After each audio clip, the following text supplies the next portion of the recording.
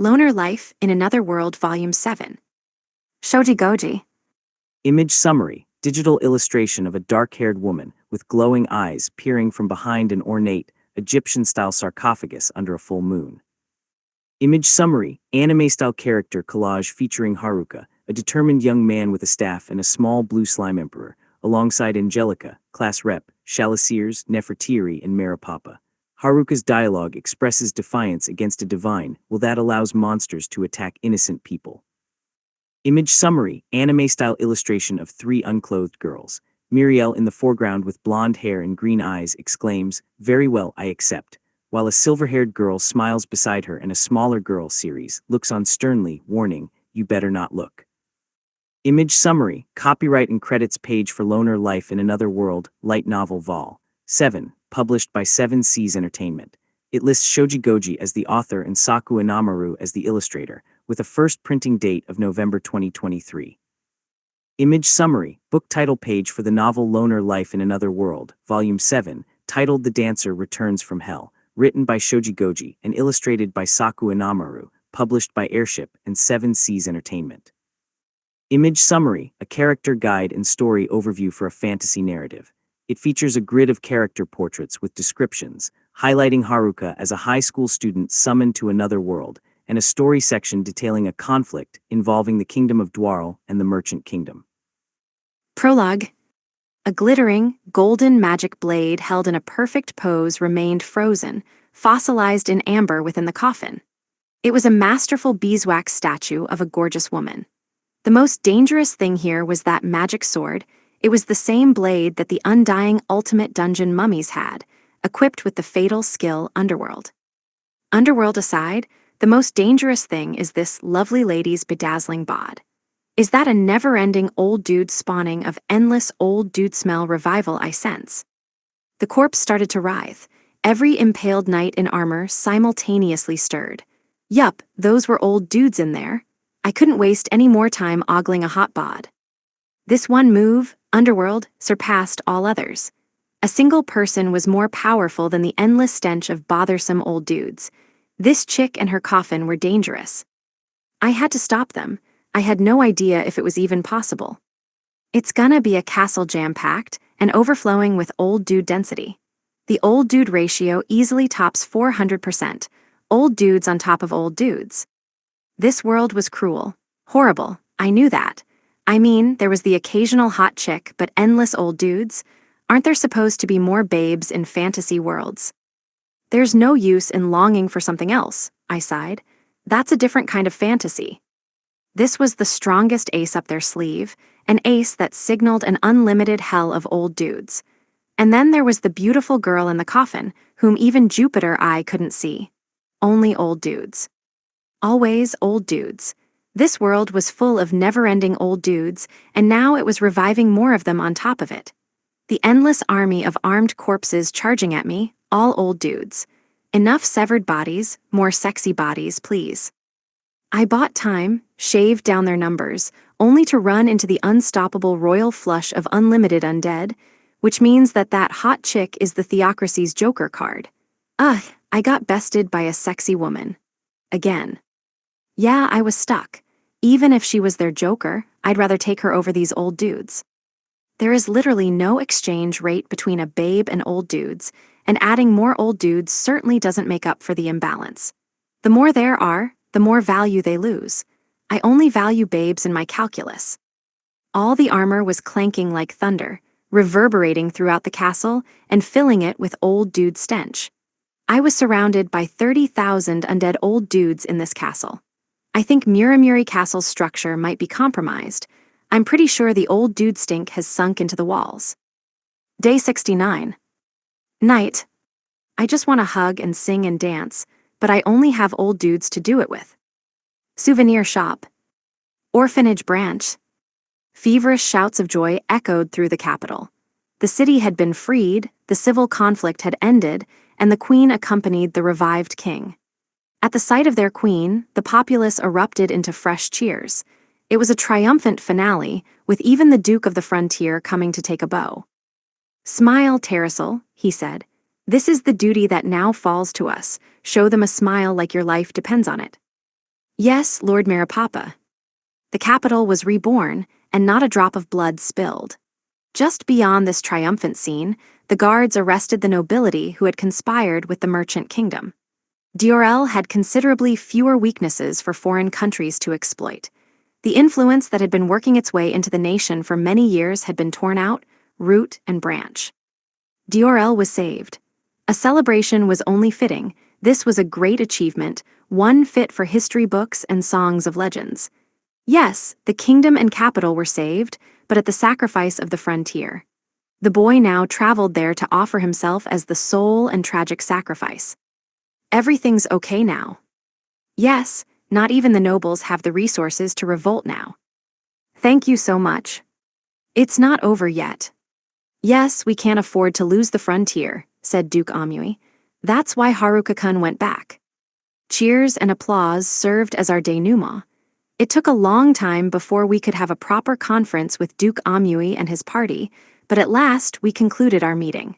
We confirmed the obvious. The capital was saved. How are the preparations? Complete, my lord. Not a drop of civilian blood spilled. No one starved. Peace had returned to the capital. The remaining merchant kingdom nobles and subordinates were powerless to interfere. Everything had concluded exactly as Haruka-kun planned. I had forgotten how populated the capital is, commented Lord Maripapa.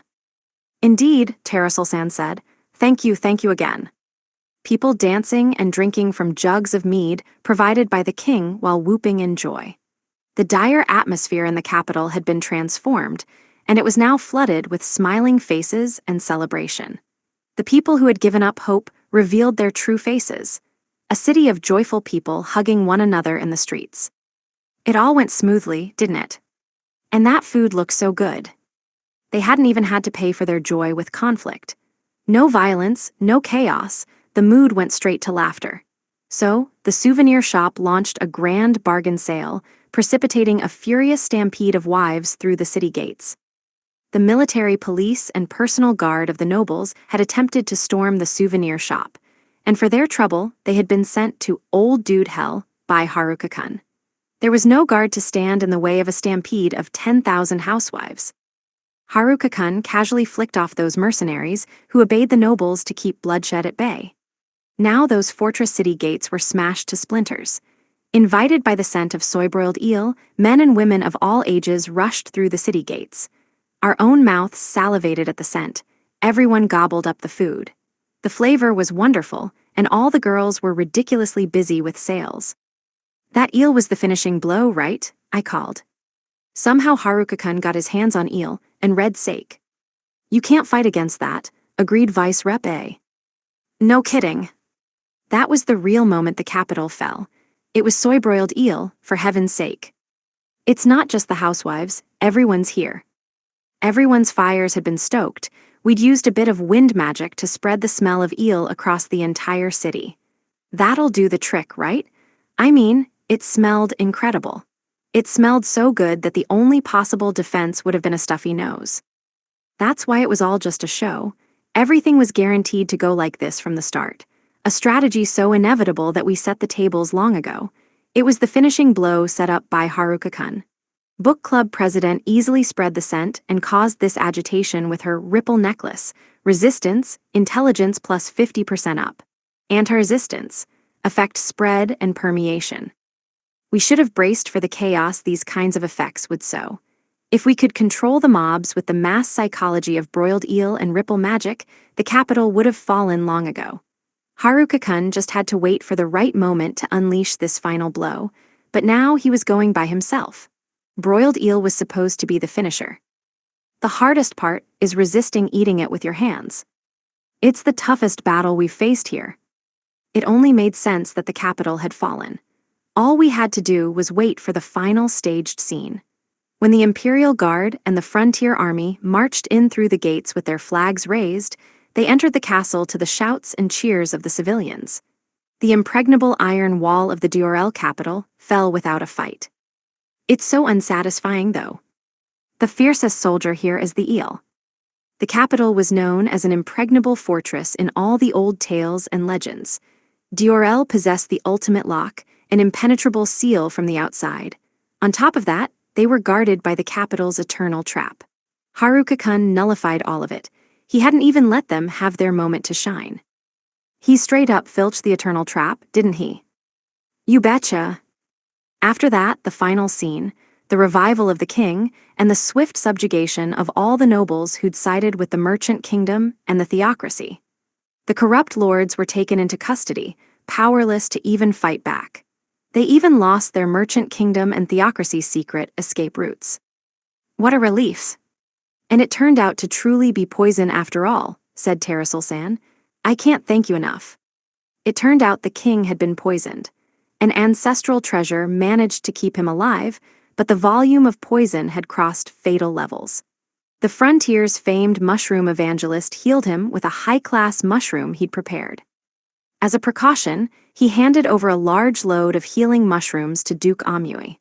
The Duke had gripped Haruka-kun's hand, tears pouring down his face as he thanked him again and again.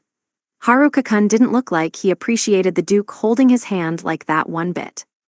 It's time for us to go now, so be careful, I said. You too, Terrasul-san responded. Stay safe. With the grandiose processions of the Imperial Guard and the Frontier's army streaming into the castle, the nobles were out of tricks to pull. We heard that even the second prince had been taken into custody. Let's go, I said to our class. Yeah. The king returned, the capital was saved. That was the end of the play. Applause swept over the whole capital, which was so full of singing and shouting civilians that I wondered where all these people had been hiding. Everyone rejoiced over this new peace. The capital was safe now. It was time for us to go. Take care of things while we're gone, I said to the orphans. Be good boys and girls, okay? We'll come back as soon as we can, said Vice Rep A. We'll be good, come back soon, the orphans shouted. Vismurig Zero-san was handling the castle guard. Haruka-kun gave him top-class equipment with Donna Donna written all over it. As in the song about the calf led to the slaughter, poor guy. His sister, Irelia-san, was getting along well with the kids and agreed to look after them while we were away. She was an elf shrine maiden and a magic wielder. She gave off the aura of a powerful fighter, so I felt reassured that they'd be safe with her. The royal family also dispatched a guard for the souvenir shop. The souvenir shop was the savior of the capital, so they had prepared an especially gaudy defense force. We didn't have to worry, the orphans were safe. It was time to go. Time to find the most dangerous person in the kingdom so we could fight by his side. Ready? Yeah. Angelica-san went ahead of us to the frontier. She was faster than the rest of us anyhow. We wanted someone to get to Haruka-kun as soon as possible. She was so impatient she could hardly wait, so we just had her charge ahead of us. Even if Haruka-kun wasn't on his game, he might already be at the pseudo-dungeon by now. Since he was by himself, he might have decided to fly too. Right, I almost forgot he could do that. I didn't know how he could fly without having discovered a landing method yet, but flying for him was absurdly fast, as in, he'd crash into wherever he was going in no time. For some reason, he was proud of that, but after, he'd whine at length to us about how badly it hurt. We need to be ready for action, I called. Does everyone have all their equipment on? Yeah, we're ready. Everyone was anxious to get going. Haruka-kun was fighting by himself, waiting for us in the frontier. All alone. No wonder everyone was distracted. Departure time. The vanguard will be the gymnastics squad. Yalla. Bye-bye, shouted the orphans. Tell our big bro we miss him. The orphans were holding hands. They were dressed to the nines in the lovely hand, tentacle, maid clothes given to them by Haruka-kun, adorable frilly dresses and prim boys' suits. We waved at them and smiled. Be back soon. Just as Haruka-kun requested, everything ended in a roaring, celebratory festival without injuries, deaths, disaster, or violence. It was time to head out. Haruka-kun was out there. We had asked Haruka-kun to save the orphans, but at the time, Haruka-kun went a little overboard. In his excitement, he'd built the palatial orphanage and transformed the slum quarter. Then again, he probably would have done it even if we hadn't asked. What excuse would he have come up with if we hadn't? Still, that day, he'd made a miscalculation. Now we had children to protect and resources we needed to devote to that end. The Merchant Kingdom's shipments had been cut off because Oda-kun's group launched an invasion deep into enemy territory. Haruka-kun sounded pleasantly surprised when he heard that Oda-kun and his friends were properly upset and that they had decided to fight of their own accord. Still, that meant that they wouldn't be back for some time. That was Haruka-kun's second mistake. Haruka-kun was recklessly trying to protect everyone and everything all by himself, fighting no matter how dangerous, risky, or insane. It was our turn to protect him. We could leave everything else in this world to him, but we definitely couldn't leave his own safety to him. We knew that if Haruka-kun ran out of options, he would use his own life to achieve what he wanted. That he would protect others, even if it meant losing his own life. So in our nightly meetings, we unanimously agreed that even if it cost us everything else we'd worked for, we had to protect him. Everyone worked every day to level up, to practice, to obtain new equipment, all to fight for Haruka-kun's sake. We agreed on that in our meetings. Vanguard Shift TM, chirped Vice Rep B, nothing unusual spotted, no signs of enemies, nothing. Got it, Servitude Squad, you're up next, I said, but don't go too far ahead. We know, we'll do the same thing as usual, said Shimazaki-san. Don't get too tired, Haruka-kun said we have to be perfect. Got it. We had to reduce the risk to him as much as possible, even if we couldn't be by his side. That might mean using a decoy to split the enemy forces, but we had to use any means necessary. Diversion tactics, simple support, anything. We all wanted to help him, no matter how small the task, so he wouldn't have to shoulder this all by himself. War was dangerous for Haruka-kun. He had no shortage of problems, starting with his level and his HP, but that was all right. What was worse was his resolve to sacrifice his life if need be, just like that time before. I couldn't bear to send him to face his death alone again. Haruka-kun would march right to his own demise if we let him, so we had to prevent him from being put in that position. We could become his tools instead. Ruthless, cheating, crushing, deceiving tools. We were all happy to make that sacrifice. That was enough for us. We couldn't allow him to die on his own. That was what we decided in our meeting, anything it took. Do you think keeping up this speed until morning will get us there? The Arts Club can pick up the pace if you want. Well, he did tell us to take our time, and he hasn't summoned us yet, so let's prioritize safety as we go, I said.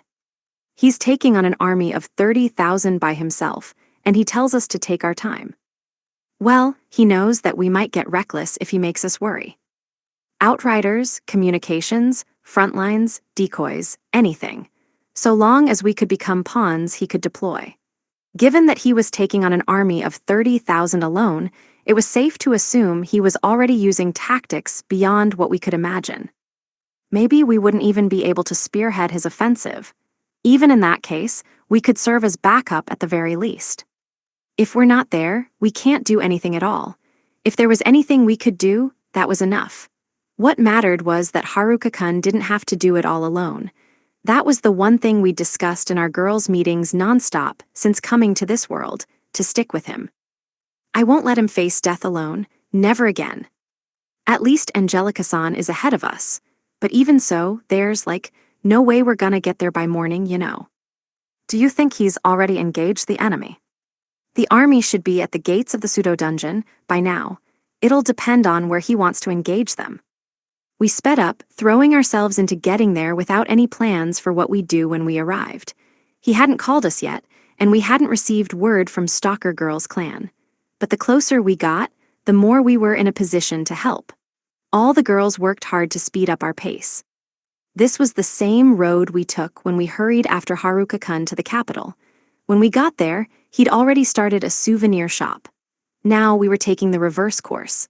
Yeah, I'm pretty concerned about what he might have started by the time we get there. What do you think he's plotting against an army of that size? Don't even think about it, I shouted. Anyone who manages to guess has definitively lost their mind. Good point. I wasn't sure what Haruka-kun was so worried about, although I could tell from his face it was bad. We all wanted to get there before whatever he was so afraid of, so we hurried on. We were used to it, eating beef bento boxes while running at high speeds, I mean. Delicious, but why is he giving us beef again? Who knows? We had a lot of girl problems, so devouring bento boxes at full speed without checking the contents hardly counted as a hardship. Oh, he added a side of miso soup. I shouldn't be surprised. His miso soup is the best. Still, there had to be something kind of odd about high school girls who could shovel beef on rice into their mouths and slurp up miso soup while sprinting at high speeds. If Haruka-kun had added a side of pickles, our humanity, our very teenage girlhood, might have gotten called into question. Let's hurry up so we can get more delicious meals, came a cheer. Let's go. Huh, was that what this was really about? Delicious meals? Ooh, will he have manju ready? Day 69. Night. These fantasy world folks ignore my joshing, so why are they jostling me? City near the pseudo-dungeon souvenir shop. The church-aligned noble army was organized in small groups. To my disgust and horror, the old dudes numbered over 30,000. A sea of ugly old dudes as far as the eye could see. This was the last place in the world I wanted to go. Fate is so cruel. I wonder if this is really gonna work, I sighed. I had never witnessed in my life such a terrifying, hideous, disgusting spectacle. I mean, a literal city of 30,000 people with a 100% old dude population. How could anywhere be worse? I guess I gotta test it out. If it doesn't work, I'll return it or exchange it and get my money back. Thing is, I won't know until time's up. It's gonna stop working when the light stops hitting the rocks and it goes pitch black, so time limit equals magic limit too. If the stone golems move a little, it's all money back in the bank. They'll start moving once I whack 'em a bit, so who's to say? But with all these old dude customers, I can throw in a mushroom pennant for every 100 products sold. I've got plenty of 'em left, after all. Why didn't they like these? Everything else sold out, you know what I mean. I managed to make it to the pseudo-dungeon branch of the souvenir shop in time for our opening hours. That was close. If I hadn't used Airwalk, I probably wouldn't have made it in time. My back hurts. I'm really gonna need a better freebie next time. Seriously, though, when was I gonna get a landing skill? I should have gotten that first. If they order food, I'm gonna need to get shipments in should have ordered in advance, jerks. I can get shipments at half price, so selling the goods at 60% of cost will be a pretty great value. That extra 10% is just a broker's charge, you know? If you do the math, it'll cause all sorts of perplexing theorems and puzzles, so don't overthink it, all right? The shipments will come. The city was completely deserted. No people, no shops. What was it called? The neighboring city? Anyway, there were no shops nearby, so I had the Monopoly rip-off opportunity of a lifetime. I had just made huge profits from the Merchant Kingdom, so if I didn't rip off the theocracy as well, that would be a clear-cut case of discrimination. We'll pay, the army officer told me. Our troops that handled our supplies lost their load, so we'd been getting uneasy. Just get those shipments in. Yup, the noble army was running low on food, 'cause on my way back from the capital, I just swung by and picked up the food from their suppliers. All of it. They didn't have any. Thanks for your business, but if you don't pay up front, I won't be able to get more shipments in. Please make your payment first. Our shipments manager will be making the trip. I'm just in charge of sales here, and while you're here, would you like a major discount on my fabulous mushroom pennants? Yup, sell the stuff, swipe it back, stock it, and sell it again. Pretty good perpetual stocking plan, huh? Thank goodness we found this shop. Our supplies were in a critical status. And those manju things are damn delicious. If these wooden passports really do stop stone golems from moving, we'll even be able to limit casualties to a minimum. They're not cheap, but I suppose that's where the value is. That's right, suckers. They were probably pretending to establish a friendly rapport with me. I bet they figured that if they could overcome the pseudo-dungeon, then they could just kill me and take back their money later. I charged them an extremely fair price for a lot of goods. I earned some solid stacks, but now I was almost sold out of manju. If the girls found out these old dudes ate them all, I'd suffer a torturous lecture under the lash of class rep. Why did class rep always have manju in both hands every time I saw her anyway? She was constantly munching on them. I wondered if her calorie consumption was in the right stratosphere. The noble army opened up a map on a newly purchased table to begin their strategy conference. It went without saying that I also charged an additional chair use fee. I even offered a service of manju and tea for a small extra-additional surcharge. I'm rich again. That dungeon is a real problem. We can't advance at all with those golems. And we can never have enough of those passes. Prioritize obtaining more cash from our supply line. Their only strategy, if you could call it one, was human wave tactics. Using their Earth Magic Battalion and Engineering Battalion, they tested the traps one at a time. The Earth Magic Battalion created mud golems, which triggered the traps and got taken out one after the next. It was an effective strategy in the long run to gradually nullify the pseudo-dungeon altogether. We don't have enough mages. Get the troops to help make golems, hurry. What a pain. The mud golems couldn't combat the stone golems, however, so they had to buy a boatload of passes from me to halt the stone golems' counterattacks. The Rafflesia was waiting for them in the back, but with the target being old dudes, that Rafflesia held off to preserve my innocence. Old dudes in a tentacle hell would be a literal hell for me. I didn't want to see that. Totally off limits for any teenage boy. What happened with the 6th Division? We should prioritize the right passageways. If we build a bridge, we should be able to pass. All right, gather the troops. Their strategy called for a mass unit of troops to advance slowly as the magic battalions slowly cleared the traps with the mud golems. Endless traps awaited them. Seriously, I was making more at this very moment. I was straight up overhearing their strategy. It was no wonder I could counter it. No matter how many traps they cleared or bridges they constructed, so long as I could hear where they were going, I could make sure they had additional traps waiting for them. It was just too easy. So, shall we pass at this point? Yes.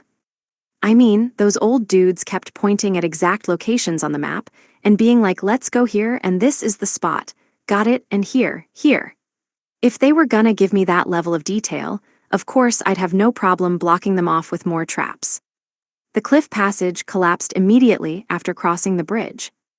There were no casualties, but we lost more supplies. Again.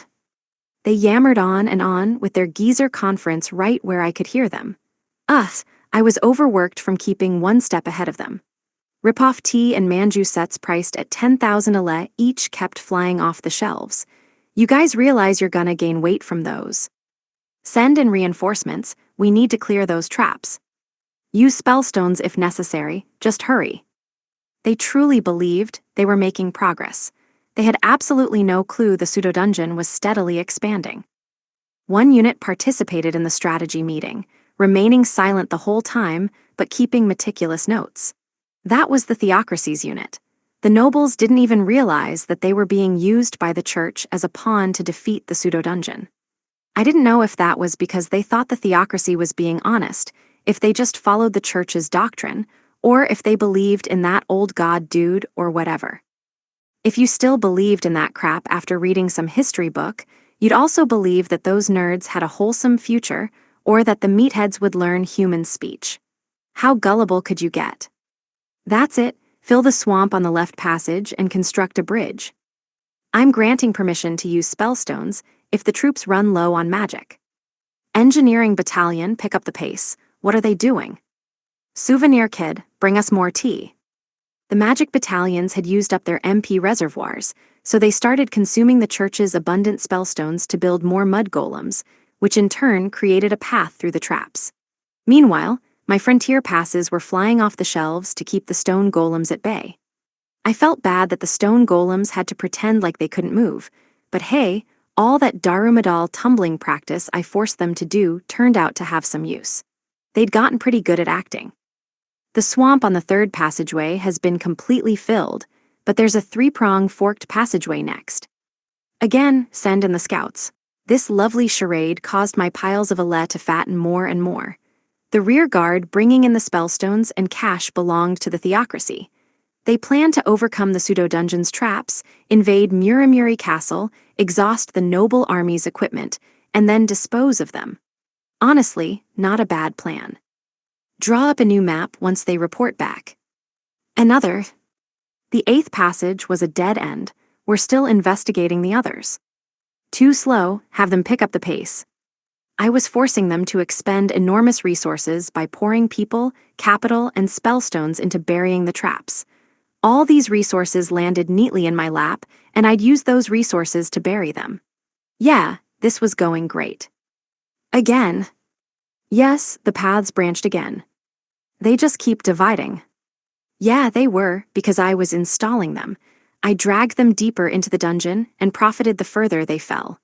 The noble army was at a complete halt. If I attacked them directly, then the theocracy might pull out its trump card. It was too soon for that, so I went for the mega sales strategy feat, Major Moolah. Even if the noble army had brought beautiful lady knights with them, that just meant it would be the Rafflesia's time to shine. Alas, no beautiful lady knights. Rafflesia and I suffered together. Whichever path is guarded by the biggest traps is obviously right. Which ones were bigger? Well, the correct choice was the left one, which looked utterly bereft of traps, but its slope was slick with oil. Good luck running up that hill. There's a giant hole in the middle of the center option. Gather soldiers for that one and advance. They chose middle. Okay, I'd just make a big tunnel to connect that one back to the exit. It was so easy to adapt to their strategies when I was standing right next to them. Glad I was around such communicative old dudes. The theocracy representatives made a copy of the map and handed it off to their subordinates. I could assume that the knights of the church were waiting outside the pseudo-dungeon. Their endless parade of carriages carted in more money to buy food and dungeon passes. They had this much cash, they seriously could have just bought spellstones from the frontier to begin with. Idiots. I profited from it ultimately, so I couldn't complain. Kid, sell us more equipment. 2 regiments had their equipment melted. This is one frustrating dungeon. Even though food, equipment, and dungeon passes flew off the shelves, the mushrooms pennants remained. Maybe I needed to come up with a product that stood out a bit more. Class rep and the girls had tried to put every last mushroom pennant into deep storage, but I couldn't figure out why. The next shipment has arrived. The old dudes from Stalker Girls clan arrived, pretending to be hauling in the next load of food and equipment. I figured I shouldn't bring in any of the women to such a sausage fest, but now that I think of it, increasing the old dude population here any further just might reach a fusing point and create one titanic old dude. Oh, maybe that giant I fought was created by old dude fusion. I could just kill it, but whatevs. Even a regular giant was just one big old dude. One of my old dude allies whispered to me, "No change," as they finished pretending to process the shipments and retreated. We somehow managed to avert old dude fusion. Phew, that was a close one. So they haven't made a move yet. I guess I'll just keep dragging this out and ripping them off. At least it's profitable. As they started to fill the giant pitfall, I made it deeper and deeper. Still, the noble army had managed to advance through about 40% of the dungeon. I had to let them advance somewhat to keep them invested, although it pained me to see how happy it made the old dudes. We finally made it through. This dungeon is ridiculous. Since it frustrated them, I made sure to connect the passageways into one another. If the noble army couldn't advance, then neither could the church army. That was an outcome I needed to nip in the bud. If they used that against the kingdom, then we'd be in for it. This had to be the final stand, between the kingdom and the frontier, at the pseudo-dungeon and Muramuri Castle. At some point, they would go to their last resort. If I stopped it but things still got out of control, I could start the whacking. If I couldn't whack hard enough, then the pseudo-dungeon and Muramuri Castle would serve as my last resort. So here I was, fighting with my back against the wall, stalling them and stretching them thin with my souvenir shop powers. Souvenir Kid, add an order for food for 5,000 people. And don't forget the water. Reinforcements? They added mercenaries and bandits and thieves, just a mass of old dudes surpassing the physical limits of old dude saturation. The old dude stench alone was enough to defeat the pseudo-dungeon at this point. Any dog-type dungeons with sensitive noses would be whimpering by now, even I wanted to make a getaway. It turns out the only way to advance is through the left flank. Come on, climb and bring more rope. They finally settled on the correct path and had started to make their way up the oil-slicked incline. The oil had dissolved imbued into it, so at least I'd sell some shoes too. Better start up the mass production techniques. If the old dudes fell over, they'd lose a lot more equipment than that, so sales were only going to get better and better from here. Oh, woe is me, surrounded by old dudes hither and thither. Night has fallen, but my only scenery is that of the pits of hell. My only option is fancy pants literary exclamations, so I figured I'd give them a try, perchance. Everyone else in the world seemed to think that the old prince dude was useless, but he was actually the best old dude in this entire world. He'd actually had an escort of sexy female knights. Meanwhile, the noble and church armies were worthless. The church should have sexy clerics, and you'd think they could have rustled up some sexy treasure-hunting mercenaries to join the army. Then at least the Rafflesia would have some ladies to entertain. But alas, old dudes only. The only person to successfully make it through the dungeon had been a princess. Know what that meant? The more old dudes there were, the less safe the dungeon got. And the percentage of old dudes right now was a perfect 100. Day 70. Morning. Self-delaying tactics with bonus information leaking functionality is granting me some pretty prosperous profits. Souvenir shop office. City near the pseudo-dungeon souvenir shop. I had the worst possible fantasy world summoning ever, miserable day after miserable day, but this was my worst morning yet. I had to greet an army of 30,000 old dudes, the ultimate tragedy a teenage boy could suffer. Kids, you're up early. Great, get us 30 breakfast orders. No, make that 40. It's not early 'cause I didn't sleep.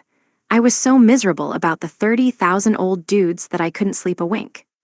And in addition to supplying the old dudes here, I was adding new traps to Muramuri Castle. I was crazy busy. The old dudes began their strategy meeting about this and that and all the rest. At least their meeting made my job easier. They told me exactly where the troops were and where they were going, allowing me to set up traps at those points. Still, 30,000 men were more than enough to clear all the dungeon traps, and if they decided to all rush through, at once, I wouldn't be able to implement my stall tactics. I'd only have my emergency stone golem measures. If they reached their breaking point and went for it, I couldn't make more money, and the theocracy could speed up their own plans. We want to invade the fortress by tonight. We nobles won't pass our days sitting in this damn hole in the ground. I understand, but please bear with us another day. Once our house becomes the one to overcome this dungeon, we'll be able to one-up that backwater, Amui. Fortunately for me, they used self-delaying tactics with bonus information leaking functionality. And on top of that, they were handing me some pretty preposterous profits too. Being a famed house is a beautiful thought, but there's no romance in our situation here. We'll refresh ourselves in the frontier. I've heard that the women of the frontier are beautiful for country wenches. HMPH, I sure could use a taste. Let us hurry up and smash our way out of this hellhole. Well, as a teenage boy, I wasn't going to disagree about the lack of romance, but if you try to taste those women, they'll bite your head off. Those mean girls had more allies than you could imagine, and these old dudes seemed kinda weak by comparison. If this gang of geezers tried to storm that wooden club city, they'd just get bonked. The end. It was a war zone over there, the terror of the frontier. The endless hordes of club-wielding housewives would bash your head in before they bite it off. Another swamp, I can't believe it. Can we fill it? A bridge should be faster. They finally made it to the central swamp equipped with falling rock hazards. It was a simple course, with an ordinary bog and then rocks falling from the ceiling, so I'd added some rotting and dissolving effects to the swamp water. Oh, but they said they were gonna go for a bridge, That was the right choice. My poor virgin eyes didn't want to see any naked old dudes. Hurry up and get the rope set. These useless bastards. I'd even drenched some of the rocks in oil, but none of the soldiers were going for it. I went to the trouble of making them colorful and everything. Y'all just gotta jump on them, don't you see? And if you do, you'll slip and fall. Why didn't they appreciate the cleverness of my construction here? At least pretend like you get it. Make me feel good about my hard work, come on. Throw in some don't try it, it's dangerous. Yells, for flavor. Make sure you cross the swamp. Finish the bridge at all costs, hurry. I could fill the swamp higher to slow them down, but I really didn't want to see naked old dudes, so I chose to let them pass. That's how much was at stake for me and my poor eyes. I worked up some stair traps to make up for it, There were multiple rows of stairs, and if you chose the wrong one, they would turn into a slide and send you back where you came from. I worked hard on those traps. And of course, when you reached the bottom, you got your equipment dissolved. Class rep worked hard on this plan. She drew a diagram and everything. She was being a pain about it, to be honest, so I just went with it. But no one had experienced the slide yet. Another trap went by without its time to shine. When I told class rep that Princess Girl's group didn't pass through here, she was pretty bummed out. Did she want the Princess Girl to lose her clothes too? The bridge is complete. The troops are heading up the stairs. Someone sprint up and send down a rope for the others. And there went all the old dudes sliding to the bottom. It took about an hour for the dissolve effect to work completely, and then another hour for them to discover how the trap worked. Until then, the old dudes just kept on falling down the slide, their equipment melting off of them. It was like a portrait of hell itself. Hang on, don't tell me this is what class rep wanted to see. Does class rep have an old dude stripping fetish? I'd get a beating if I asked her, so it would be better to leave it there. So, off I went to sell 30,000 lunch orders. I was starting to run out of stock myself. I'd have to steal it back soon. It's all delivered. You've got your orders of watery orphan vegetable scrap soup, with plenty of chunks of hard bread on the side. The orphans had managed to survive eating that every single day, and a small portion of it at that. I wouldn't allow any complaints about this menu, even at this sky-high price point. It was a waste to even give dinner to soldiers on their way to kill the people of the frontier. Everything is set up. All of the 3rd Regiment soldiers have fled. Nothing abnormal. Stalker Girl's clan provided some stealthy assistance in helping the ordinary soldiers make a getaway. There were plenty of sons of nobles in the 3rd Regiment, broken off from the king's army to shave down the power of the king. Technically, they were princes, but they were still old dudes, so I didn't mind burning them. Will we be able to get out of here by tonight? I had spent both lunch and dinner with old men. What greater humiliation and disgrace could my teenage boy self suffer? I had already resisted burning them for over 24 hours, and they were still overflowing out the pseudo-dungeon exit. This was testing the limit of my patience. I just want to burn 'em up so bad. Old dudes haven't reached their real potential until they're charcoal. The best old dude is one that was never born. Miss Armor Rep was well on her way, I bet. That would solve one problem, but it was too soon. Class Rep and the girls would get here tomorrow at the earliest. Those old dudes certainly weren't getting out of here tonight. Maybe tomorrow morning, but more likely not till the afternoon. Mr. Meridad's elite vanguard would take 2 days to arrive. As for the Nerdlords and Slimy, they weren't gonna make it.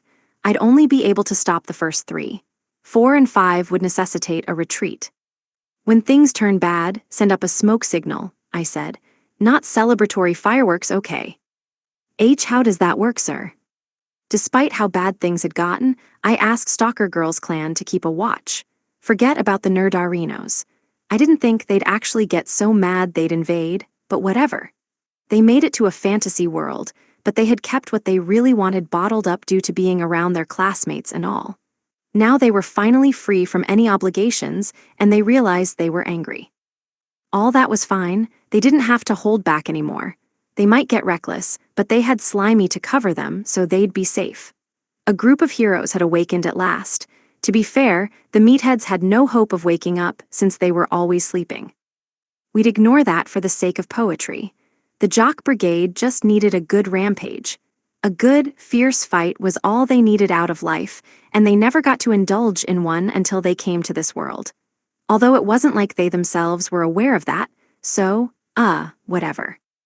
It looked like I failed yet again. It was only natural that I couldn't handle everything, but I still paid for it. The bill always comes due in the end. Paying the price wouldn't absolve me of anything, but just like the old Prince Dude, I didn't have anything else to pay with besides my own life. I had to stop every danger I could and protect everyone I could. It was all I had to give. In the end, I didn't have enough. We never did. 43 people, that was how many of us got summoned to this world. 13 of them were no longer among us, one of whom I killed with my own hands. I could be clever all I wanted, but it would never make up for that. Still, I had to pay for what I lacked. I just didn't have any cards left to play. The stupid prince was probably giving up his stupid position back to the stupid old prince dude and getting crap from everyone. That old dude lived his dumb little life, sprinting across the kingdom, always useless, always a failure, but ready to give his life to save the world. Now it was my turn. Unlike him, there was no salvation waiting for me, but, well, fine. Hey kiddo, you selling shoes? If you don't have any, get us fresh shipment, on the double. Oh, I've made plenty of shoes, but making old dude shoes has been no fun for me, I can tell you that. I'd even figured out how to mass-produce moccasin boots, and they were a smashing success. How did this tragedy befall me? Even getting so damn rich didn't make up for this drudgery. And I'm sure as hell not fitting y'all. I wasn't going to be touching any old dude feet. Hell no. Since I was getting sick of these old men, the best solution would be to let them get to the other side. The prospect of a break was enticing, but the church's preparations were underway. I had to keep stalling. They finally buried the bog and began to mobilize their resources. The sweet, beautiful swamp that my teenage boy heart poured all its longings into, I sighed. It had the power to cling to and melt away sweet maiden's equipment with the potent possibility of a plink, pop, per cup. But all I got was a bunch of old dudes blooping and blopping and crossing my sweet swamp. I weep, sob. I hadn't gotten an eyeful of naked old dude exposure, so why was I feeling so bummed out? Well, it was just impossible to be cheerful in the face of nasty old dude energy. The sun should have set by now, and at this rate, it seemed feasible to keep up the old dude ripping off through tomorrow morning. I can't stand it anymore. I can't lay my eyes on another old dude. I want to go home. I want Miss Armor Rep to get over here and be bubbly with me in the jacuzzi. I'd accidentally reach enlightenment from too much abstinence if this kept up. What if I end up standing before that old god dude? I'm gonna yank out his damn beard. I need the god of Miss freaking, armor, sexy, rep, chicks, a hell of a lot more than him. So this is a holy war, and my church is the church of freaking sexy chicks. That would guarantee a profitable and pornographic pandemonium, a devastatingly sexy, ecstatic, and problematic victory. Calm down, Lady Angelica has arrived. She's hiding outside. One of Stalker Girl's clan's old dudes grumbled an update in my ear. The goddess herself arrived. That's one down. If I don't let out my raging teenage boy soul for just an hour or something, I might go crazy. Can't I find someone to take over my shift while I go, unload myself? I mean, these geezers probably won't move much till night, so if something happens, just let me know. Leave it to us. I used dash straight into the deserted city. It goes without saying that the moment I found Miss Armor Rep, I immediately swept her to a deserted inn room and demolished that armor in a hard effort to dispel those dismal old dude vibes. The old dudes were really surpassing my burn 'em all capacity. I'm still enduring some punishment from sending a few old guys who commented on my nasty expression to the bowels of the earth, but I managed to virtuously restrain myself from burning the rest of them. I really held myself back to just the occasional burying. I mean, I worked so hard. Can you blame me for not being perfect? Her eyes were crossed out, perfect excess. I mean, my teenage boy self had revealed its true form, melting away all of its fetters and unleashing a hyperdrive energy blast beam and stuff, so, yeah, it was inevitable. And you know what it is, right? Yeah, we boned. But now, though the true crisis was just about to begin, Miss Armor Rep was completely out of action. Crap. I knew I was gonna get whacked, so I rushed to make her the hemp hat I had promised first. I couldn't escape the lecture, but I wanted her to at least be happy about the hat. It wasn't much in the grand scheme of things, but if I could make her happy with a hat, I always would. Without waking her up, I patted her head gently and wove a hat with my own hands. I may have gotten her out of the eternal darkness of the dungeon. I didn't have any guilt about that, but I couldn't help but doubt myself. Could I really make Angelica-san happy? I mean, put together, so to speak. Was the only thing I gave her freedom. She also has the girls, I thought. They're close now. The kids liked her too. Slimy would be back soon, and the nerd squad, forget about them. But still, was she happy now? That's all I want. Although, it looks like I sent her to heaven at the moment. Day 70. Midnight. I think the girls should be concerned about their beef on rice problem, but it's too scary to say it out loud. Deserted neighboring city. We finally arrived. We spotted some reinforcement units on the way and spent a bit of time plundering them, but Haruka-kun said that cutting off reinforcements was the first yippee-ki-yay. I don't think that's what Bruce Willis meant. Angelica-san, sorry we're so late. Is Haruka-kun safe? Has he done anything crazy? Angelica-san is here, the battle can't have started yet. Angelica-san was in full equipment, but she cradled a hat in her arms like a baby. I think you're supposed to wear that on your head. Oh. She handed over a letter from Haruka-kun. Or more like instructions. They were as incomprehensible as always, so why did I know exactly what he wanted? Image summary, manga illustration of a concerned young woman reading a letter, standing beside a knight in full armor who holds a hat. According to one of the women from Stalker Girls clan, Haruka-kun, whom we had been expecting to be facing off against an army of 30,000, wasn't fighting. Instead, he was actually running a Monopoly rip-off scheme against his new enemy, his current customers. The souvenir shop headquarters was flourishing inside the pseudo-dungeon. It had become a hit with the noble army, producing massive profits for Haruka-kun, and he was pretending to help those poor exploited nobles get through the dungeon. Yup, it sounded a little bit incoherent, but so did this letter. I mean, nothing that boy has done has ever made an ounce of sense. Dear whatever your names are, everyone. Today may or may not be an auspicious day. I mean, why would I be familiar with the fantasy world calendar? I dunno if I should say this 'cause I haven't summoned you guys or anything, but yeah, welcome to the shop and stuff. To get to the point or whatever and so on, I'm gonna start saying stuff, 'cause this letter is like a secret message in junk. Okay, like see the map inside? I mean, it's there. If it's not, I forgot to put it in. That'd be bad. So the excess on this map are the dungeons outside of the frontier. 1 to 3 are for sure, 4 to 5 probably for realsies. Starting at 6 it's more like maybe, possibly, and stuff. So like look at the map, please. Now I've already asked Miss Armor Rep to handle the biggest and baddest mainish thing, so don't worry about that. I don't know whether 2 or 3 is the priority here, so just prioritize the primary one and primly pummel it. If it's rough, just run away, K. The church's divine punishment is a man-made dungeon deluge. They can control it, so they're gonna direct it at the frontier. But if we don't beat the dungeons right, they could go deluge and seriously mess up the entire kingdom. It could turn into Deluge City, you know. So, Miss Armor Rep and Miss Glare Rep will take 2 dungeons, and we'll have Mr. Meridad's squad take the 3rd if they make it in time.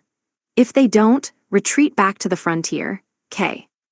I'm in the middle of showing the noble army to Muramuri Castle, but it's a complete hellscape with nothing but old dudes, so we can't make our move till the church does, and when they do, they'll do some rebuilding and refocusing and really let us have it. Probs.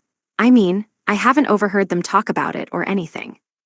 And by that I mean considering time and distance, Slimy and the nerd brains won't make it in time, so if the 4th and 5th deluges break out then you'll just need to retreat because, well, you can't get in over your heads.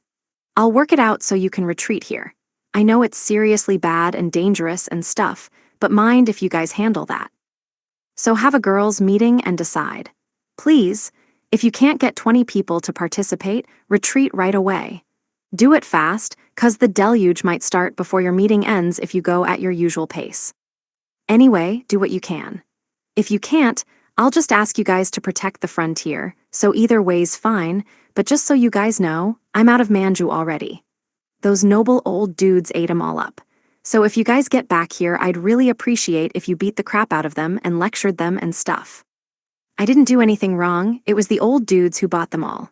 Sue, what you been up to? Making some mad stacks at the rip-off shop? Yeah. Regrets? May. What a long letter, and it's regards. Just how weird was he trying to make this letter? I mean, could you really call it a letter? And why was every other sentence a question? What I did understand was that Haruka-kun, who was supposed to be fighting an army of 30,000, was instead showing them through his dungeon and making sky-high profits as they went. Certainly, they could never get through the dungeon unless he gave them a hand, but why would he do that to begin with? Drawing them in to fleece them was certainly one answer, but that just meant his plan was more devious than we'd anticipated from the outset. He was itching to send his precious customers straight into traps. With him in business, there was no way to tell the difference between allies and enemies. Was everyone his enemy? I suppose this is what Haruka-kun was trying to scheme around this whole time. Man-made deluges, those could wipe out the whole kingdom. And from 5 different dungeons. After the kingdom finally achieved a little happiness, this is cruel beyond belief. This was intended as divine punishment, the will of God. If it was God's will for monsters to attack innocent, happy people, then I rejected it. Unforgivable. I'll do it, I said. I'll stop the deluge. Yeah, we can't let those monsters out, agreed Vice Rep A. I'll join, said book club president. I've known Haruka-kun for 11 years, and this is the first time he's asked me for anything. I'm going for sure, I'll stop it no matter what, cried Shield Girl. I can't just stay in the dungeon, said Fish Girl. Plus the orphans are in the capital, we promised we'd come back to them. If we could stop all 5 deluges, the kingdom would be saved. If we stopped 3, we'd save the frontier, but the rest of the kingdom would suffer massive damage. The capital would be okay, the kids would be okay, but countless other people would die in all those other towns and villages. More kids would be orphaned as a result. If the noble army couldn't break through the pseudo-dungeon, the church would probably decide to unleash the deluges to topple it all at once. That was why Haruka-kun drew them in to buy time. He probably wanted to do a little ripping off while he was at it, to be fair. What he lacked was time and the cards in his hand to win the game. 5 dungeons. It'll be hard without Oda-kun's group, and I doubt they'll make it in time. Why'd they have to go off and invade the merchant kingdom? We'll have to start lumping Oda-kun and his friends in with the meatheads when they get back. They just gotta get back on their ship. It didn't take us, much time to arrive here, right? Asked Vice Rep B. Something must have happened in the merchant kingdom. They wouldn't have attacked for no reason. Our best guess based on that letter was that Haruka-kun was deliberately using stall tactics to buy us time. Infiltrating the enemy army alone, operating the souvenir shop, at least he was making a ton of money while he was at it. He had sent Oda-kun's group out on a mission, and they'd turned it into their own personal cause. They'd been singled out by Haruka-kun as the strongest and had only just started to fight as if they knew it. They'd been skilled and efficient, but passive. Despite that, they hadn't been knocked out even once. I don't mean they were focused on tanking or on finding the opponent's weak point. They always chose the most efficient possible solution for handling a foe. To think that those boys had chosen to launch an attack on their own, there had to have been a good reason. Best to put it out of mind. So he's ushering the nobles through the pseudo-dungeon and ripping them off. If he's not fighting, I guess we don't need to worry. Of course we gotta worry, said Vice Rep B. He's in major danger. He's taking on the worst of it, something more dangerous than dealing with a deluge. The noble army of 30,000 men was just a decoy. The main church force was behind them, and it sounded like they had a trump card on top of that. Something that the church would unleash only if a series of deluges failed. Whatever it was had to be unimaginably destructive. Haruka-kun didn't write anything about it in his letter, which probably meant he didn't know what it was. There was no use in trying to guess if he couldn't figure it out. Despite the danger and uncertainty, he intended to clear it all by himself so we'd have a route to retreat back to the frontier. I know we already came all the way here, but if we have to keep an eye on 2 or 3 dungeons, we should get going, right? He sent us a letter, which must mean he can't get out of there yet. The war's already begun, or it's about to. Should Haruka-kun actually defeat the 30,000 soldiers, he'd have the church army to deal with next. The church had prepared itself to overcome the pseudo-dungeon, Muramuri Castle, and even the frontier army. If Haruka-kun somehow managed to defeat the church's army, they'd trigger the deluges. If we took down all the deluges, then there was the church's trump card on top of it. This was the glory and the terror of the army of God. It was rare for Haruka-kun to truly hate an enemy. This time, though, he did. He was surely mad on Angelica-san's behalf. He treated the church with a contempt reserved for a life form lower than insects. I couldn't agree with Haruka-kun more. They were the worst, lowest, meanest, vilest, most shameful creatures. Anyone who understood the madness their god demanded and still took his side was a madman themselves. Let's begin our girls' meeting. We have a vote threshold of 20. If you want to go to the dungeon, raise your hand. We're going, everyone shouted. I didn't need to ask to know the answer. Without Haruka-kun, Oda-kun's group or Kakizaki-kun's group, facing off against a deluge was too dangerous for the 20 of us.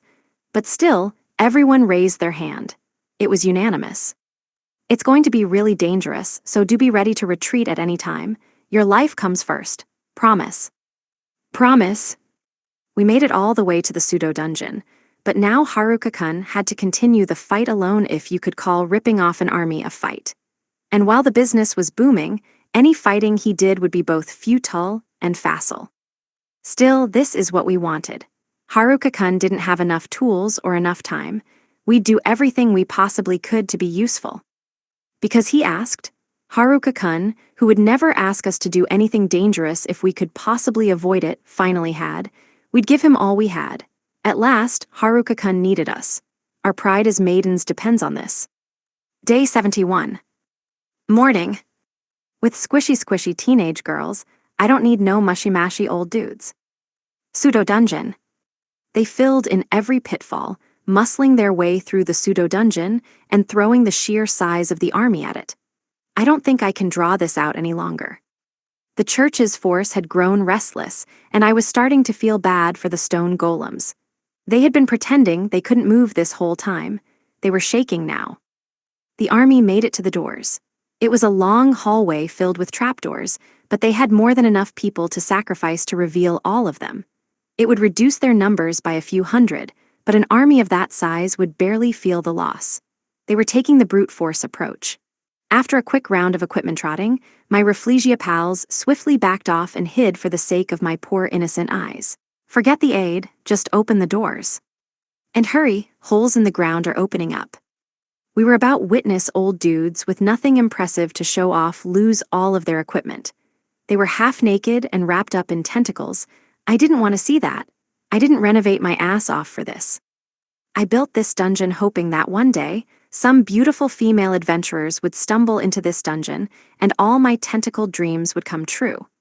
Nobody knew how I'd suffered to make that dream a reality, and now these wrinkly, ugly old dudes were squirming all over it.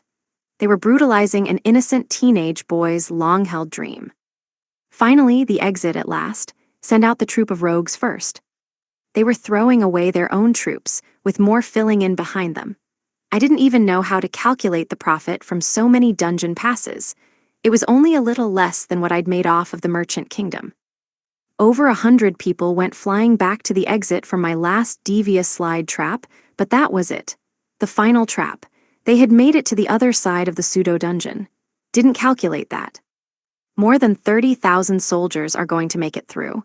I didn't prepare nearly enough commemorative congratulations bath sponges. I'll need 40,000 participation trophies, but they didn't beat the dungeon fair and square, so maybe I don't need them. Plus, do old dudes deserve trophies? Crafting those sponges would be a pain too. Even freshly scrubbed old dudes are still old dudes.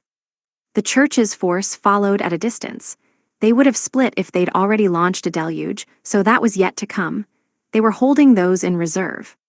We finally made it out, huh? I see, so that's the castle. It won't be easy to take it out, but they shouldn't have many soldiers. We'll overcome them with numbers. If we commence preparations, we should be able to launch our attack before nightfall. A night battle will also disrupt their vision. Kid, get us some tables and chairs, take the money from the officers, and throw in some tea and manju. Great, they'd given me their strategy again. I guess I'll eavesdrop on everything I can from them and then start the battle. I needed to start taking pieces in this chess match. I'd collate the strategies we'd prepared for this moment and begin the all-out war of attrition. The bloodshed would start now. Man, this is gonna take a while. I'd really like some more time. I still hadn't bought enough time for the frontier army to catch up, and I had 5 dungeons to clear of deluge and 3 teams to do it with. I just have to defeat all my enemies here. At a certain point, I couldn't save everyone. We have completed equipping the 3rd Royal Division.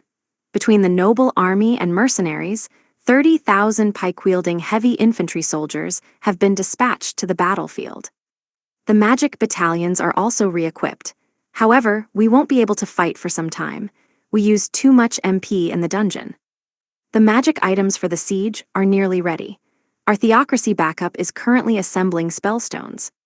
So, they would use heavy infantry for defense to assault Muramuri Castle while using their magic battalions and church items to attack from a distance.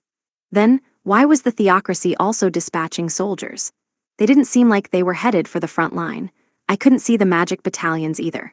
Maybe they were going to use the magic items. I was surprised they showed up before they sacrificed the noble army first, but I supposed that the overall situation hadn't changed. They must still be waiting for something. Whatever it was would be bad, that was all I knew. Top-class equipment and elite soldiers aside, these guys were mostly rank-and-file schmucks. They were scheming something, and they'd probably launch it once the battle turned chaotic for the noble army. Right now, the church seemed almost too hands-off. Only the ordinary soldiers are moving. They were low-level and poorly equipped. They weren't even well-trained, it was just a mass army of riffraff. They didn't stand a chance in a fortress siege. There had to be another plan. The small force rallied behind the noble army was the true enemy. Were the deluges really their only trump card? If so, what exactly was the point of deploying all these soldiers? I thought that the deluges were to be used in case where all else failed, an emergency measure saved for the last possible second. I would be more than happy if they went without deploying them altogether, but the longer we waited, the more the possibility persisted. I'd have liked to thin out the church's forces if I could, but making the wrong move could backfire. From everything I'd gathered about the operation they referred to as divine punishment, it seemed to indicate an artificially triggered dungeon deluge. I don't know how they'd do it, but it was essentially a deluge directed at a certain area. The legends said that every hero who went out to fight an active deluge perished. If that was the power they planned to unleash, then things were about to get very difficult. If those deluges were enough to take out whole armies and hero-class adventurers, they might be enough to even threaten Miss Armor Rep. That's why I sent her to the most dangerous, farthest dungeon. She was literally safer that way. As I strolled around the plain in front of Muramuri Castle, muttering to myself, I made my way back to the fort. The enemy would be sitting ducks from here. I won't let a single soldier into the frontier, I thought. I won't let a single person die. We'll have to kill each other here. Fantasy worlds are pretty screwed up after all, I sighed. The old world was screwed up too, with all those wars that span generations and stuff, but one teenage boy versus 40,000 old dudes? That's screwed up beyond everything I've ever heard. But I'd happily face off against 40,000 young ladies. Yes, in fact, I'd gladly take them on. Alas, they were old dudes. Across the plain, a sea of old dudes, that's where I sent my magic. I supposed no matter what I sent, only old dudes would be there to receive it. There was no good outcome here. Now that the souvenir shop's temporarily closed, I guess this makes me unemployed. A neat guarding a fortress? Unsalaried? I really am unemployed. Well, at least I'm not leveling up Shut-In anymore. What kind of Shut-In runs around a whole damn kingdom and ends up a neat because he's way too busy to even apply for a job? And as for the loner bit, well, I am a loner. Anywho, now that business is over, it's time for warfare. No complaints now, Kay. Well, there is no later, so there will be no complaints because I'm gonna kill you. Man, I guess that's just what war is. The soldiers were shrieking, holding their dungeon passes out to the implacable stone golems that leapt out of the fortress walls as they screamed. I made sure to tell them that those passes only worked for stone golems inside the pseudo-dungeon, but did they listen? No. They were only pretending like they couldn't move, but they did fulfill their promise. No returns. Spotting the stone golems, the noble army tried to reassemble themselves into formation. 40,000 soldiers crammed into the narrow plain, completely losing control. That damn brat tricked us. Lay him out, I shouted. Fire. Aeg. The air shook with the howls of 40,000 old dudes. Blek. The heavy infantry advanced, but the nobles only had the equipment from the 3rd Royal Division and didn't have a lot of battle experience. A quarter or so were lagging, others broke off, so they didn't have a unified push. Still, with that size of an army, they were enough to make the earth shake. That was all they could do, charge. Don't underestimate what an attack like that can do with so many people. 30,000 men charging all at once, enough to flatten a dungeon, much less some stone golems.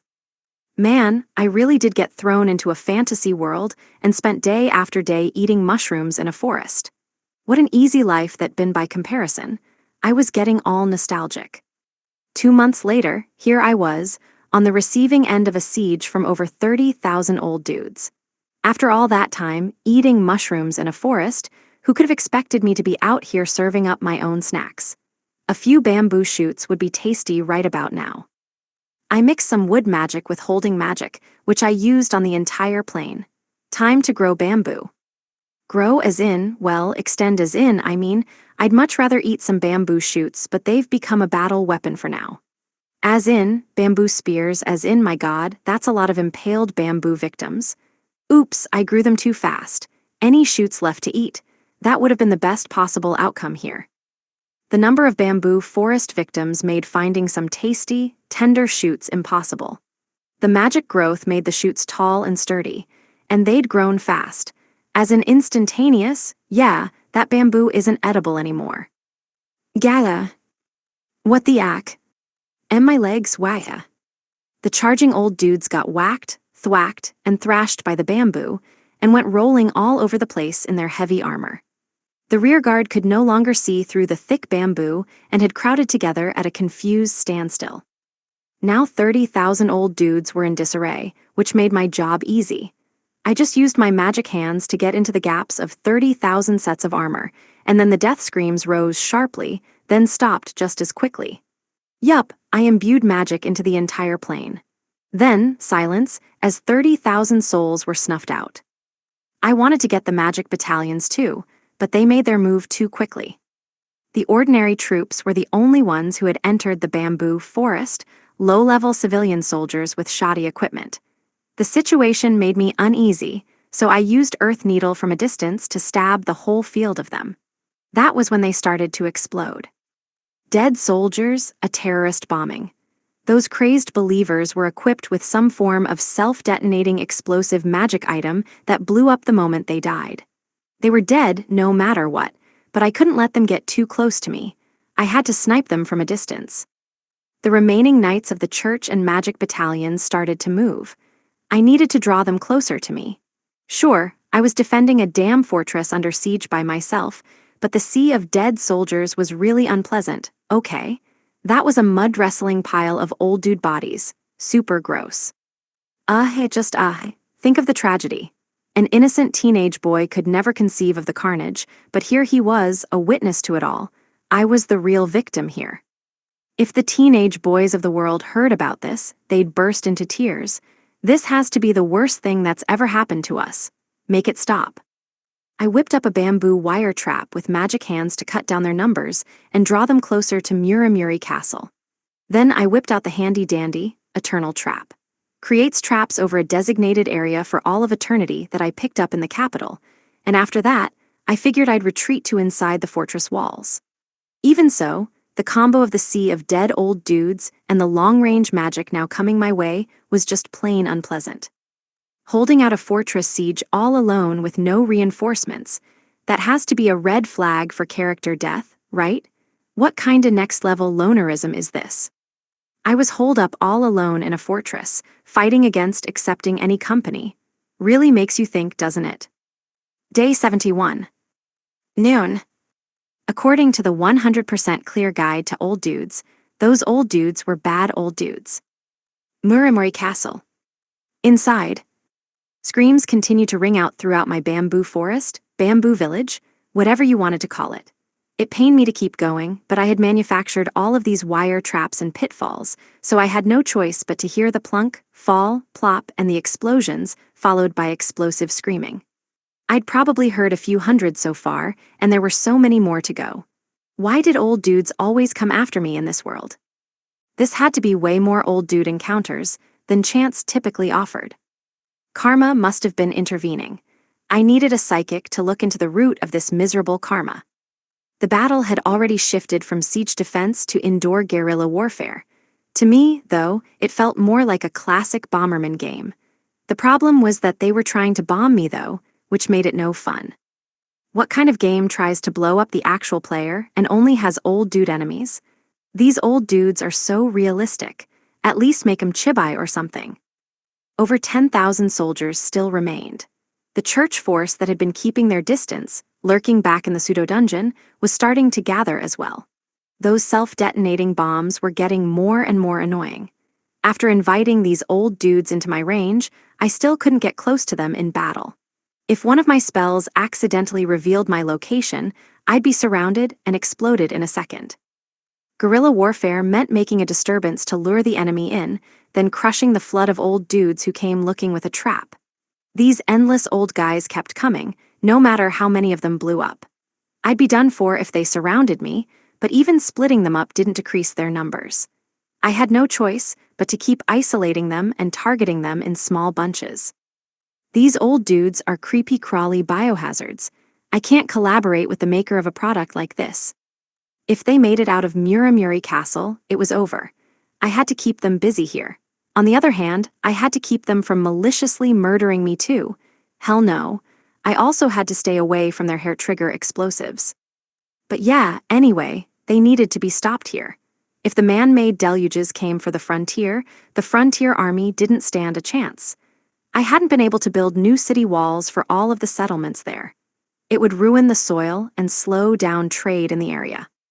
Historically speaking, those scummy theocracies loved taking hostages in warfare. There was so much at stake here. Number 3 is a no-go, I guess.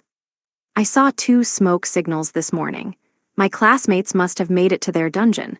They had to have delved in by now. We could prevent 2 of the deluges at least. I wanted to go on the offensive, but those theocracy soldiers were strong. They numbered at least 1,000 and had a handful of extravagantly armored troops within that well surpassed the rest. That was why I had to lure them all the way into the fortress, to prevent them from starting the artificial deluges. If they did, they would just kill their own soldiers. They couldn't turn back either, because they'd get stopped by the pseudo-dungeon. They couldn't activate the deluges until after I was dead. However, my real fear was that if they felt cornered, they might pull out their final secret trump card. For now, I just had to keep shaving their numbers down. I hadn't seen a 3rd smoke signal yet.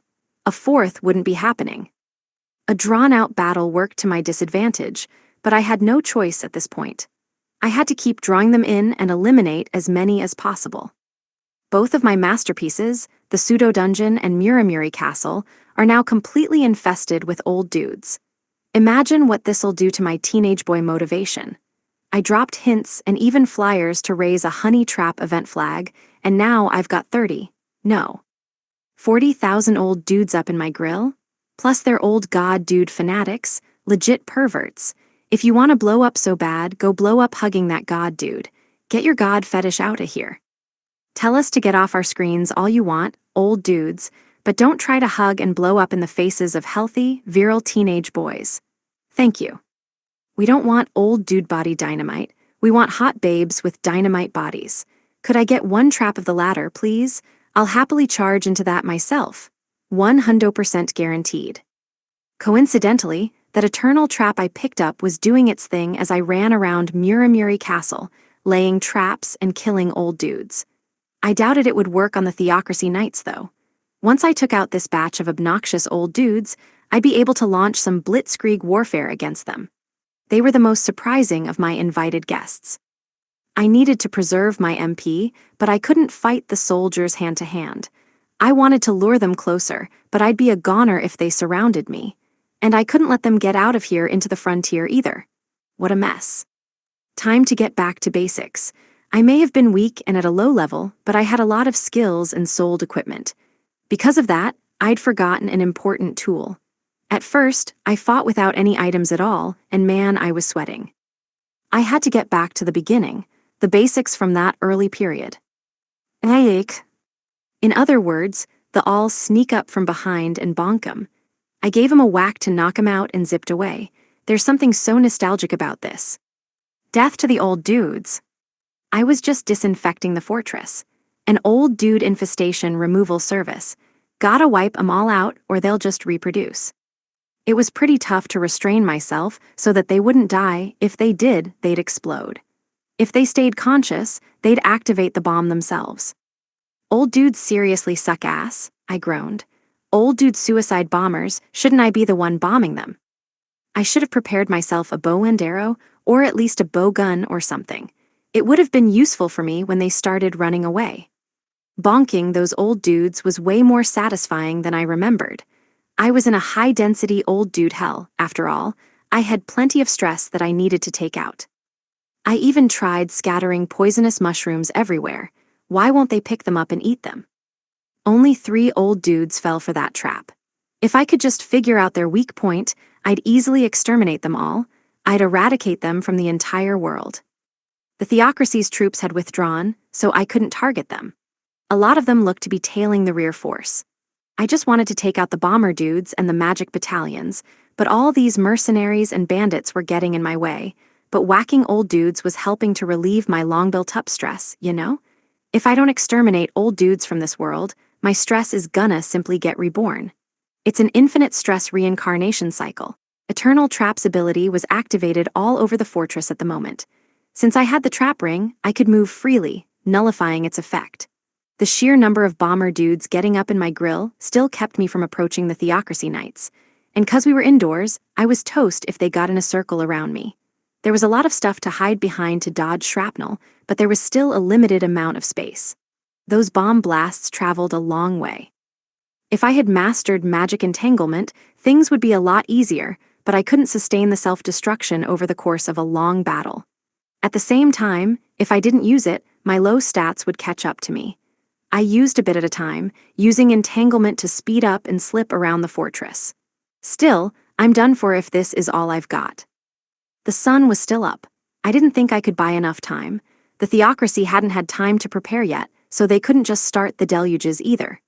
The kingdom's 1st Division protected the border, so they had to stay put. The 2nd Division protected the capital. We only had the princess's Imperial Guard and Mr. Meridad's army coming after us. That meant that if the deluges broke out in the kingdom, the defenseless nation would be overrun. I'd rather deal with these guys at the frontier. Getting chased around inside a damn fortress. I mean, I'd be cool with it if it was hot chicks, but old dudes? Seriously. I did not want to get captured and hugged by some old dude. Anything would be better than getting held and blown up by a bunch of old dudes. I had to take them out with staff mastery and then sprint away to escape from the explosion. I finally thought I found some Theocracy Knights. This could get ugly. The frontier was the remote countryside and rarely had contact with the outside world, with no information coming and going.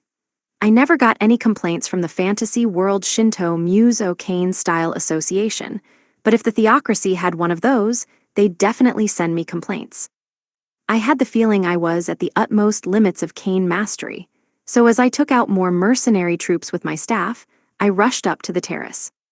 If I knew that I was getting myself into this, I would have held on to some of those spellstone hand grenades, I sighed. It was exactly the same as my days sneaking around the forest, launching surprise attacks on monsters. Even my equipment looked exactly the same. The only difference was my targets, but TBH, I couldn't really tell the difference between them and those goblins I'd clobbered, so it may as well have been exactly the same. I kept low. Once I got right up on them, I extended my staff and swept it under a bomber dude's legs. I then leapt in, stabbed the 2 old dudes, and swept over my left shoulder to get the 3rd. Then, from behind boom, I didn't have much HP or vitality, so I'd die instantly if I was in direct range of a single blast. I think my equipment could withstand 1 or 2, but I didn't want to get up in an old dude's grill like that to test it out, you feel me. With the combination of traps and surprise attacks, I probably got rid of 1,000 or 2, but those wormy-squirmy old dudes didn't stop coming. Where did they even spawn from, for heaven's sake? Don't tell me the Theocracy's trump card was a man-made old dude deluge. This world is doomed if that goes off.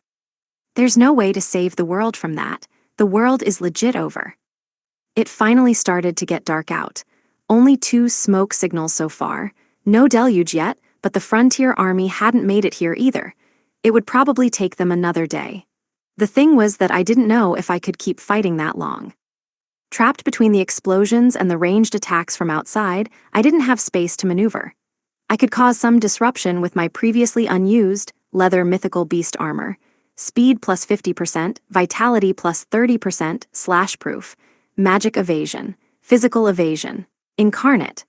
I hadn't used incarnate before, so I was just finding out what it could do. Ima be real? Charging straight in was faster than using incarnate. There was this rumor about me forgetting about it and stuff, and I did kinda remember it when I went to power it up with Mithril. I can't believe I never used it before. If I'd bothered to use incarnate before now, I could have stayed well out of the way of those damn morning stars. Mr. Incarnate here created an illusion of myself, but I could only use it when I was running away. There'd be no time to use incarnate when escaping from a lecture. I had never been targeted by so many people at once before, so I'd never considered using it until now. Normally, even if a teenage boy gets targeted for a walloping, that doesn't mean getting arrows shot at his face. Right. The modern education system left me in despair. Anyway, this was getting annoying. The knights found me even when I concealed my presence. They were tailing me with high-speed movement skills. The Theocracy troops had managed to lock onto my location somehow, and they were coming after me in droves. I escaped through a secret passage. Then I bonked a few dudes guerrilla style. They found me again, came after me, and I escaped through another secret passage. After that, I did some more sneak bonking and got found again, and escaped through another passage. What a busy day. I did make this place, after all, so I knew it inside and out. We were locked into a stalemate. This was a war of attrition. They were exhausting their soldiers. I was exhausting my teenage boy life force by being surrounded by so many old dudes. I didn't have Miss Armor Rep to replenish me, and even if she were here, she'd just get mad at me. A nice glare portion could give me the energy to deal with this old dude density, but I didn't even have that. All I could do was keep restoring my MP from my Spellstone necklace and HP via mushrooms. Is there any way I can slip over to that War City's Adventurers Guild for a dose of glares from Miss Receptionist Rep? Because I got a strong sense that the commission list still hadn't changed over there. Day 71.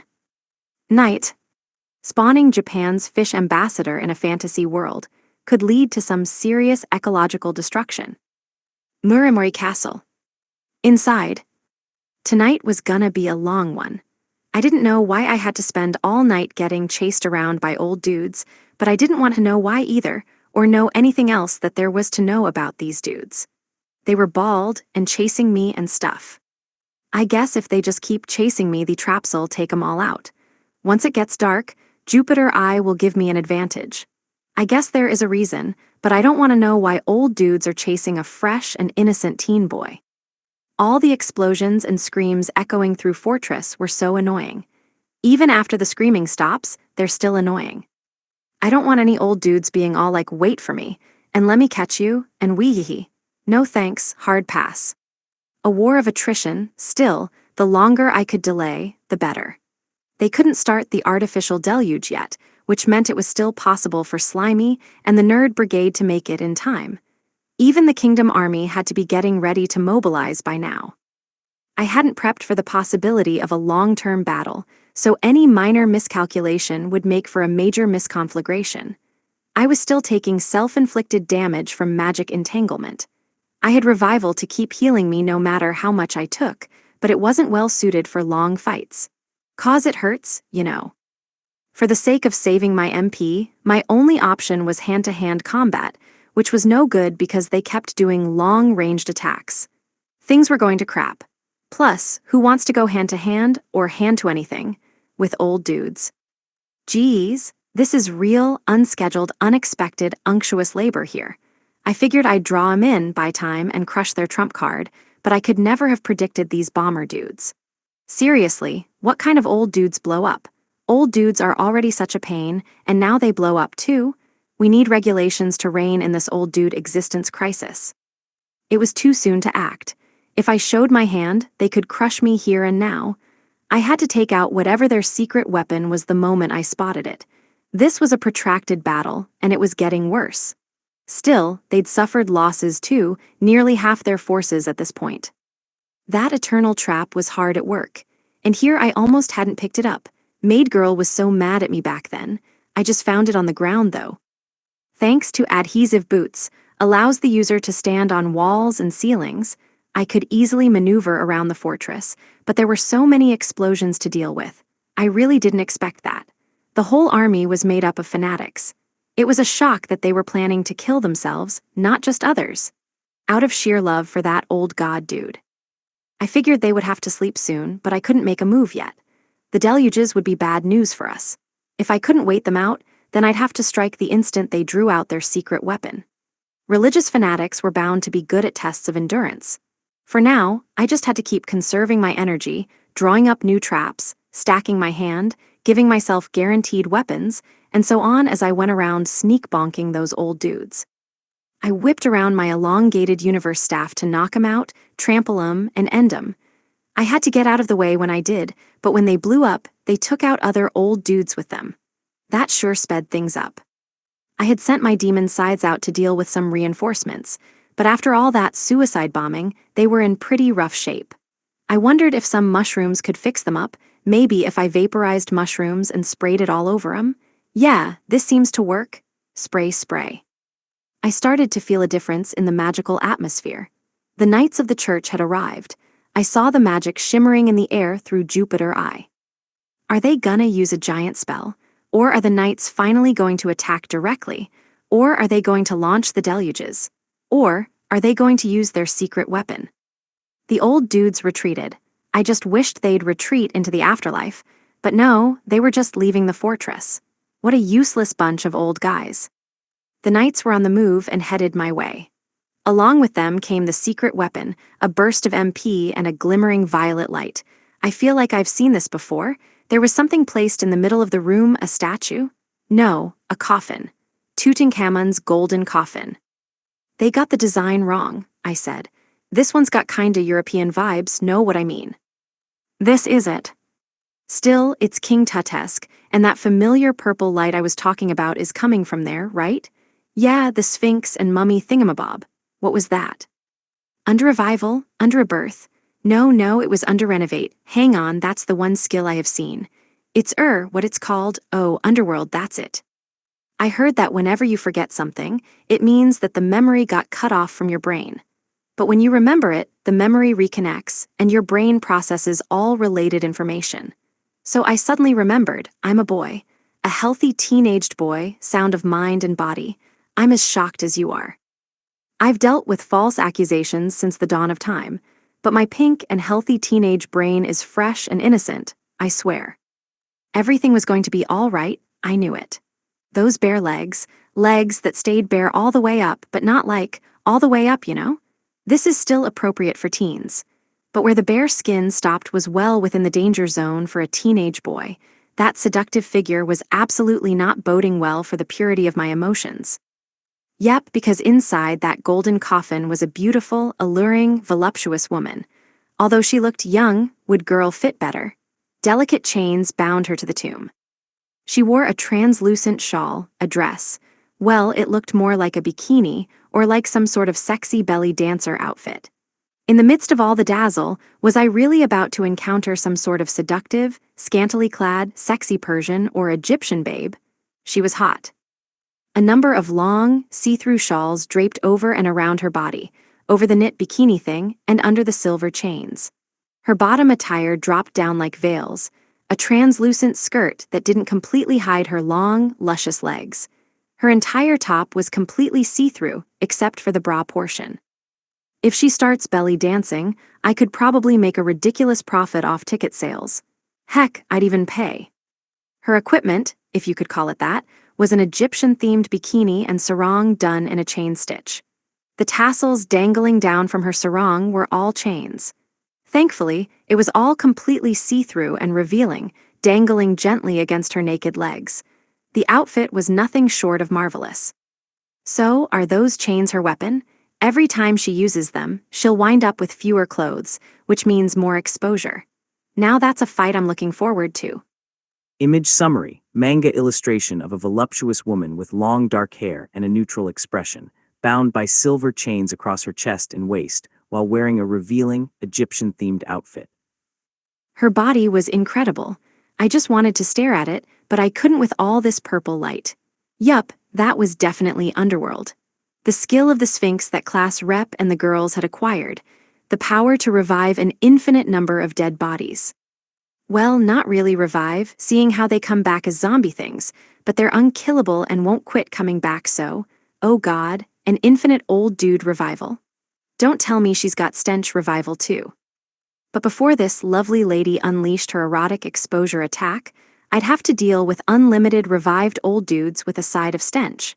That was bad. I may have made Muramuri Castle big enough for a garrison, but it was about to get stuffed with 40,000 old dude shamblers. That would make Muramuri Castle 640% old dudes in no time. I'd never get the stink out of the walls. They drew me in with a half-naked, sexy-ass Egyptian belly dancer for a night of teenage boy warfare. Just please don't let the old dudes pop back up like sea foam. I could go for a frothing, bubbly, hot spring bath with this hot chick for some hot, bubbly activities. We could do long baths and bathrobe fashion shows, no old dudes invited. I'll go simmer in a hot bath, but not a sea of old dudes. Never. The zombies moved pretty quickly. Maybe it was because they died so recently. Still, most of them were wearing heavy armor, so they weren't all that fast.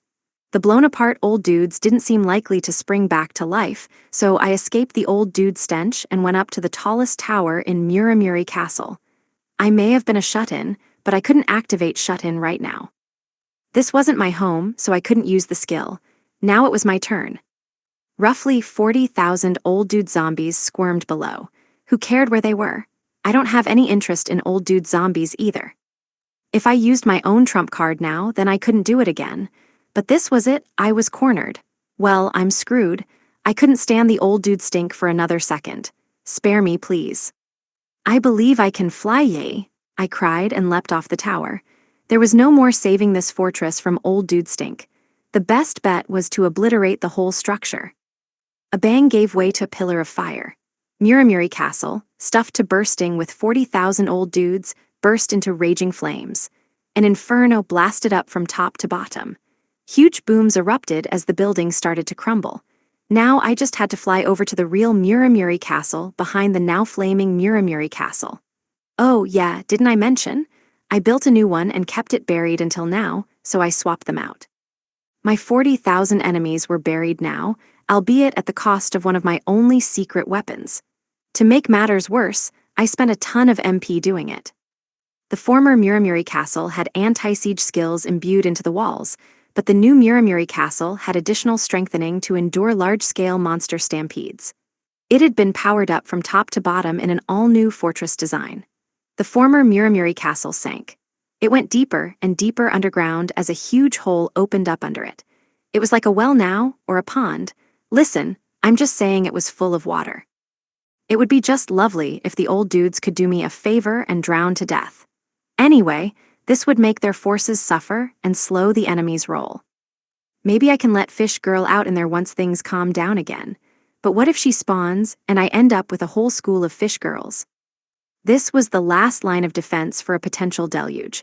The neighboring domain and city would get destroyed, yes, but now the frontier had a final stronghold to fall back to. Day 72. Before dawn. A god that doesn't take responsibility can't really be called a god. Ennio Muramuri Castle. Inside. After using so much MP, I wouldn't be able to activate my life-saving skill anymore. I had made sure to stock up on spellstones for my MP battery for this very purpose, but destroying the former Muramuri Castle had taken more juice than I'd expected. I hadn't expected the old dude revival to produce an extra 30,000 old dudes, I exclaimed. Every single one of them old. Now they wouldn't be able to move even after Underworld revived them, but now I had to create some sort of underground seal for the fort. That would cost additional MP since I didn't prepare the seal in advance. I almost couldn't seal the place in time. First up was my bamboo forest. I'd planted the bamboo in advance, so I just needed to use wood magic to make it grow.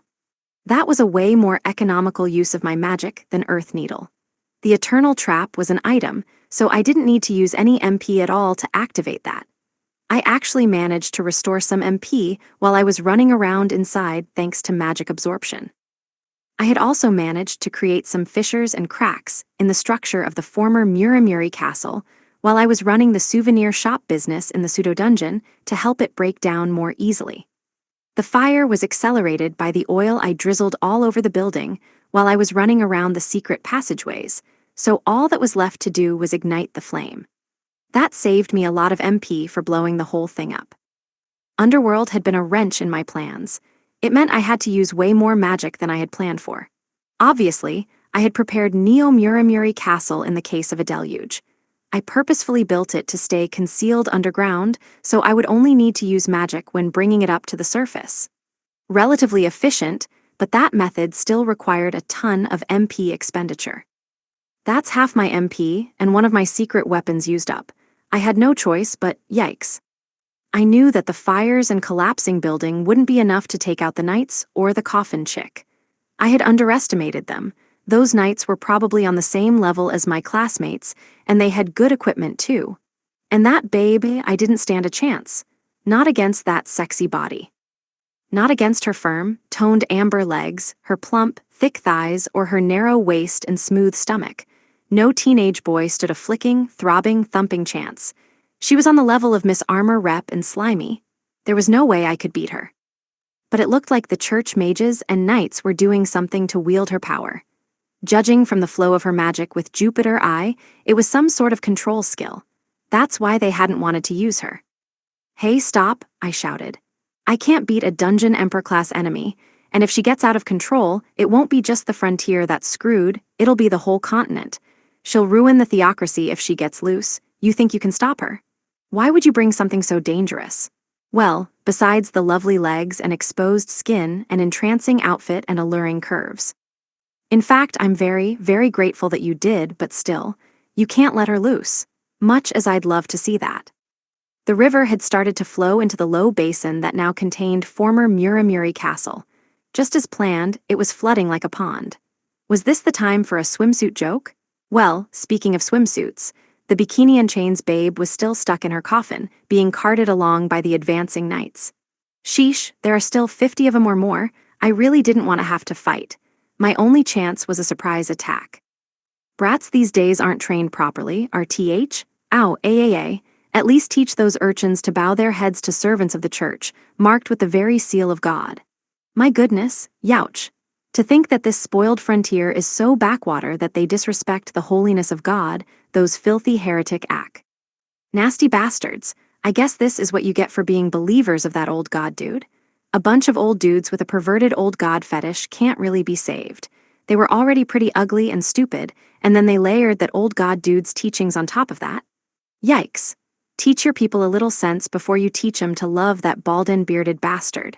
K, you worms. How can you call something God when it lets these nasty life forms infest the world? Those creatures have to be their maker's responsibility. This creator guy deserves jail time. They were a bunch of hoodlums draped in fancy armor. Some nice hoodies would have been useful, but I had no use for hoodlums. Best to wipe 'em out instead. I just need to kill them before they take the seal off that baby, then I'll get hold of her somehow and use demolish. Worst case scenario, it's like a nuclear reaction, but even that wouldn't take her out. I'm pretty great at getting hold of babes, that's my favorite activity. I'll gladly accept this task. Gwaya, he dares befoul the name of God. Graya will need to torture and reform his twisted mind before sending him to his divine punishment. Weiwei NT. Jaya. Jaya, my ass, it's pretty ballsy to blame your own choices on heaven. If you really believed in divine punishment, then you just sit there and pray, you know? Whatever happened then would have to be an act of God. When you do it yourself, it's just an atrocity. Why is it our fault that we don't believe exactly what you do? If it's written in the teachings that the old god dude committed mass atrocities, then it's his fault, I guess. Anyway, if God really did exist, then all of the tragedies in the world would be God's fault, and a God who doesn't take responsibility can't really be called a god, so God is dead. If he's alive, I'll kill him. You guys are just a bunch of old dude fetishists, mass murderers, and completely creepy perverts. So die. Seriously. I couldn't stop the dungeon deluges anymore. Not with that girl around. I wouldn't have enough MP left to even keep myself alive. All I could do was take out these knights now, and I'd figure out what to do with the girl after. Not that there seemed to be any solution, but I'd love to do things with a hot babe like her, so I'd give it my all. So first. Old dude fetishists, straight to the White Room with you. You can screw your bald god all you want there. Don't speak down to us, you infidel ah. I went full throttle and they all dropped dead, with the exception of the girl who stayed right where she was, chains and all. I activated magic entanglement to force teleport, gravity, demolish, and holding to do what I wanted, then unleashed my full strength. I didn't even try to save my MP, I released an all-out rain of blows with universe staff. Magic rippled, twisted, and thrashed out of the staff. Yup, I knew what was coming this time. Who would have thought I'd be aware of anything? Septuple slash. I only had 2 swords, the Dimension Blade and the Heavenly Sword of Gathering Clouds, but I added some stabs with the Divine Spear Mistletoe. I dashed 50 meters in one step, then cut them down with my swift strokes. I poured all of my MP into interdimensional attacks beyond control or comprehension. I cut everything in my wake, even rocks on the mountains near the pseudo-dungeon over 3 miles away. The church must have thought they were invincible with their flashy equipped effects, slash-proof, physical weakening, magic reflection, and all that. Yeah, I cut between dimensions. I cut apart space-time with God's sword. Of course I can hit through immunities. But now I had depleted my magic, and my consciousness was fading in and out. My body, muscles, and even my bones hurt. My body hadn't been spared from all the cutting. Aside from the extreme pain, at least I was awake. Wait, I don't want my consciousness. It hurts. Wait, I do. I can't faint now. Ouch. The knights were all cut in two, but the coffin was completely unscratched. Great, now I was short 2 trump cards, out of magic, and full of holes. My body was too ragged and torn to even move, so I activated Blockhead to move forward 1 step. Keeping my bones and muscles together with holding, I took another. Using general health to deceive my blood vessels into staying intact, I took another, and finally reached the coffin as my body fell apart all over again. At least Miss Armor Rep and Slimy could fight together, although even the 2 of them combined could lose to this. They might die. My classmates didn't stand a chance. They couldn't even lay a scratch on her. They all could die, so I took another step. I didn't have any MP to force my body together anymore. I had to risk it all on God's sword. So just 1 more step, please, get me 1 more step. Well, I can't make it, I won't, but My arm, which was supposed to be holding God's sword, or the universe staff, wasn't there anymore. Oh, it fell off. I'd have to body slam her. Not a bad way to go, crashing into a hot body like that. So please, just give me 1 more step. No, I can't make it. Curse you, you vile heretii. Oof, to defy us, the servants of God. Our mission is to destroy all of those who befoul the name of God. We are here to destroy you and all inhabitants of this corrupted frontier grag. I still gotta deal with these losers. Some of them were hiding behind a damn force field. I noticed the priest who was activating control over the girl. I didn't have any strength to fight left, but this bozo was choosing now to unleash the power of the chain girl. He saw me, a ragged mess, lost arms, no equipment, blood spurting out of every hole in my body, and decided it was high time he showed himself. The head priest. Then I saw it, a smoke signal, they did it. That made 3 white signals, the frontier army had made it in time, and 3 red, the church had officially started the deluges. When one man-made deluge started, the monsters would pass by any cities or towns in between us and charge straight to the frontier. This was it, our final stand. I just needed that 4th smoke signal to go up. But this was going to be trouble. If anyone tried to take on this girl, they'd die, make the wrong move, and everyone dies. And if I died here, we'd lose Muramuri Castle. This is bad. As I lay there, unable to move, my worst fear came true. There was a 4th red smoke signal. We were done for, the frontier, everybody. Oh no. The old church dude had turned the tables on me, he sure looked happy.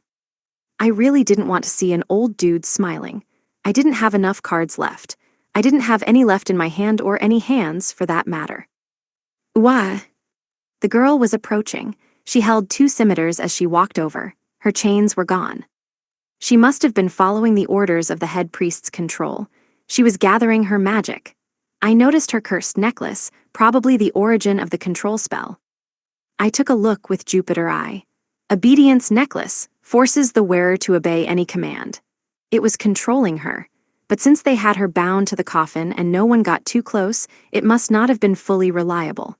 With that level of terrifying MP pouring out of her, I could see why nobody got too close.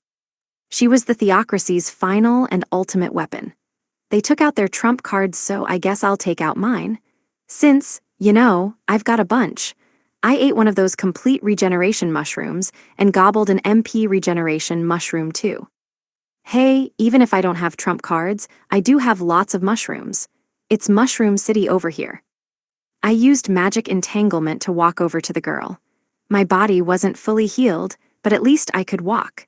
I had used all of my legitimate trump cards, which only left the illegitimate ones. I had them, not that I wanted them since they were banned for a reason and all, but I didn't have any choice. The lives of everyone in the frontier hung in the balance, so I had no other options left. The final price that I have to pay, my ultimate last resort, goodbye my sex appeal. My body had recovered by this point, but it still hurt. More specifically, my soul hurt. My spirit screamed. The agonized cries of my bloodied and abused sex appeal rang out for all to hear. It just hurts. This nightmare eye patch is straight out of a middle school boy's cringe-ass doodles. I mean, a black eye patch with a pentagram drawn on it surrounded by chains that would have been lame enough to knock me out, but no, it also has a gemstone inserted in the middle for the capital C cringe finisher. I had sealed it away and hidden it with all my might, but now I had to wear it on my own face. That was why this was a forbidden card, this nightmare eye patch. Resistance, intelligence plus 50%. Spell eye strengthening hyper. Sorcery, hypnosis. Mesmerize, puppetry, memory modification. Consciousness control. Spirit pollution. The controlled girl, the head priest, and the remaining knights all stared at me, frozen. This was a collection of church warriors. They were bound to be skilled at spirit attacks. They probably had some sort of countermeasure, and the obedience necklace on the girl was a beefy bit of equipment. I'd lose the consciousness control battle. The necklace resisted me too well on that front. In that frozen fraction of a second, I went up to the girl and tied her up with my Prometheus chains. Binding, perfect skill invincibility. Yup, a heretic item on par with the obedience necklace, that one. I'd overwrite the controls on this chick. I mean, with a girl this beautiful just abandoned on the ground, how could I not pick her up? Finders, keepers. It was pretty depressing to have to resort to that, but now I had a pretty lovely lady in my possession, Sue. Image summary, manga illustration of a man wearing a black eye patch, facing a woman bound by heavy chains. Urge. Hey, it's okay. As in, now you're getting your conscious mind controlled by a teenage boy. I nullified your control spell by overriding you with Prometheus Chain's perfect skill invincibility. So, yeah, nothing is remotely, slightly, the least bit okay, but you can't worry about it, okay? Otherwise, I'll get false accusations I'll have to fight off with a sweetass sale, so don't worry about it. I mean, in this position, even if I tell you things are okay even though they're totally, seriously, hella mega not, the worst thing is the damage this cringy outfit is doing to my sex appeal. I'll just make it so I can give you back to the old dude fetishists over there, so just sit down and wait a sec. 'Kay? Oh, here's some tea and sweets. You must be hungry, here's some lunch, so go ahead and eat up. I'll just put it there. Oh, and have another helping, but just be aware of the obesity problem around here. That's not okay either. I'll BRB, you know. Nod nod.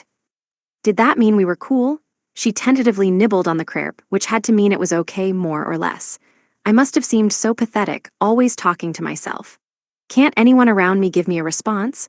I supposed her mouth was full, so she shouldn't respond.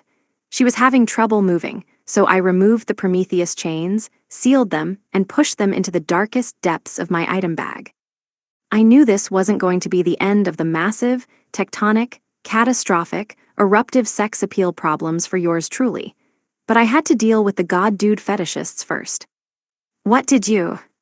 Should have expected this from top-class church items. They were managing to resist my nightmare eye patch. Maybe I'll remove their equipment? I certainly didn't want to deal with old dude nudity, but their items looked pretty nice and they might come in handy. A red smoke signal had gone up, so the deluge was due to start in about an hour. I took off all their equipment and grabbed any money that fell out in the process. I mean, it was on the ground, so that meant anyone could have it. You insolent, who do you think you are, Eric? Without their equipment to protect them, they fell into puppetry under consciousness control in an instant. Ugh, what's the point in using this on old dudes? Screw that. I didn't have much time, and I could just leave them be now that they were harmless, although given the hell they were gonna put us all through, that felt super unsatisfying. I ordered them to tear out each other's hair. Go bald and rot. If I didn't hurry, I knew I'd see a black smoke signal go up too. Those marked the start of the deluge. Everyone could retreat back to here now. We just had to defeat 4 entire dungeons in less than an hour. Body, please move properly. I just need more time. Day 72. Before dawn. I just escaped from old dude hell, so of course I'm going to ignore any old dudes. Third dungeon. Outside. The ground shook. The air vibrated with the shrieks of monsters. The deluge was here. It crashed over us, wave after wave. A mouth had opened up straight from hell to swallow the world, and it was baring its fangs at us. But we're here to stop it. Invite the monsters in, then corner and crush them. Front lines, draw them in and stay in formation. Side squads, jump in for the kill. The deluge is in a brief lull. Fourth wave counterattack. All injured, withdraw, swap positions with the front. There are still more than enough monsters. No one can afford to die. Yes, my lord. Dungeon monsters were formidable enough on their own, but in a deluge, there were too many to count. Every shape, size, and strength of monster all rushed forward at once, making it impossible to hone one unified strategy to handle all of them. All we could do was push back against the stampede. Soon the floor guardians and the dungeon boss would enter the fray, and we would be in hell. Yet we shall persist. The hopes and dreams of the frontier rested on our shoulders. Our ancestors fought against obliteration despite a painful present and a tragic past. We had no right to claim anything was impossible now. We shall achieve anything. Our present and future were filled with joy. We had put an end to the tragic frontier, and it was time to live the future of our dreams. We'll never let these monsters get to the frontier. I wanted to take out all the monsters at the dungeon entrance, if possible. The deluge seemed to be targeted at a specific destination, so I doubted the monsters would scatter. Between that entrance and the deluge's target lay villages full of innocent people. Nalogi lacked both its duke and army now. There was no one left to protect its people. Reorganization complete. Squad 2 returned to formation. We've finished healing. Healing squad is heading back. Stand by until the next lull in the battle, I commanded. Yes, my lord. My army came ready to die in a fight where we couldn't spare a single body. These deluge monsters were extraordinarily powerful, possessing enough force to cause a continent-wide calamity. But we were strong too. Our troops were intelligent and well-trained, not to mention experienced. Yes, the might of the frontier army shall prevail. We possessed skill-equipped weapons from the ancient ultimate dungeon, and defensive equipment packed with useful skills. More skills, more speed, more strength. We could easily slay hordes of monsters. The frontier army, previously poor and with no recourse beasts but to flee from these beasts, now wielded the terrifying weaponry necessary to overcome them. This was the power we had long needed to defend our people. With this might, we could hold out until the deluge was finished. And yet the reports grew worse and worse. Are you sure? I asked. Absolutely certain. Yes, it's a regiment of knights of the church numbering about 3,000. Our surveillance says they have top-class equipment, church-trained as well. That spelled our doom. It was a miracle we'd made it this far. That the monstrous destructive force pouring forth from this dungeon met its end at our hands, unbelievable. The glorious power, possessed by our weapons, could slay monster after monster, bear attack after attack without falling. House Amui had fought against deluges for generation after generation without success, but now we had the power to truly protect our people. Can we send out a squadron? Merely slowing them will be enough. Countless weapons of destructive force. The boy gave this top-class monster-slaying equipment to us in what he called bargain sales and rip-offs out of his boundless generosity. We don't have any spare soldiers, my lord. All of our offensive units are on the front lines. Our armor was so strong that it hadn't failed a single one of us in this protracted battle. Up until now, we hadn't even been able to procure proper metal, forcing us to scavenge pig metal to make weapons and armor for the domain. But now that boy had given full-body armor to our entire force, armor that might surpass all else in the entire kingdom. They were a marvel of engineering and craftsmanship. If we fall like mere monsters now, how will I ever look him in the eye? We're up against knights of the church. We won't be able to stop them even if we divided up our force. The Shino clan supported us from the rear. The boy still couldn't remember their name and called them Stalker Girls Clan.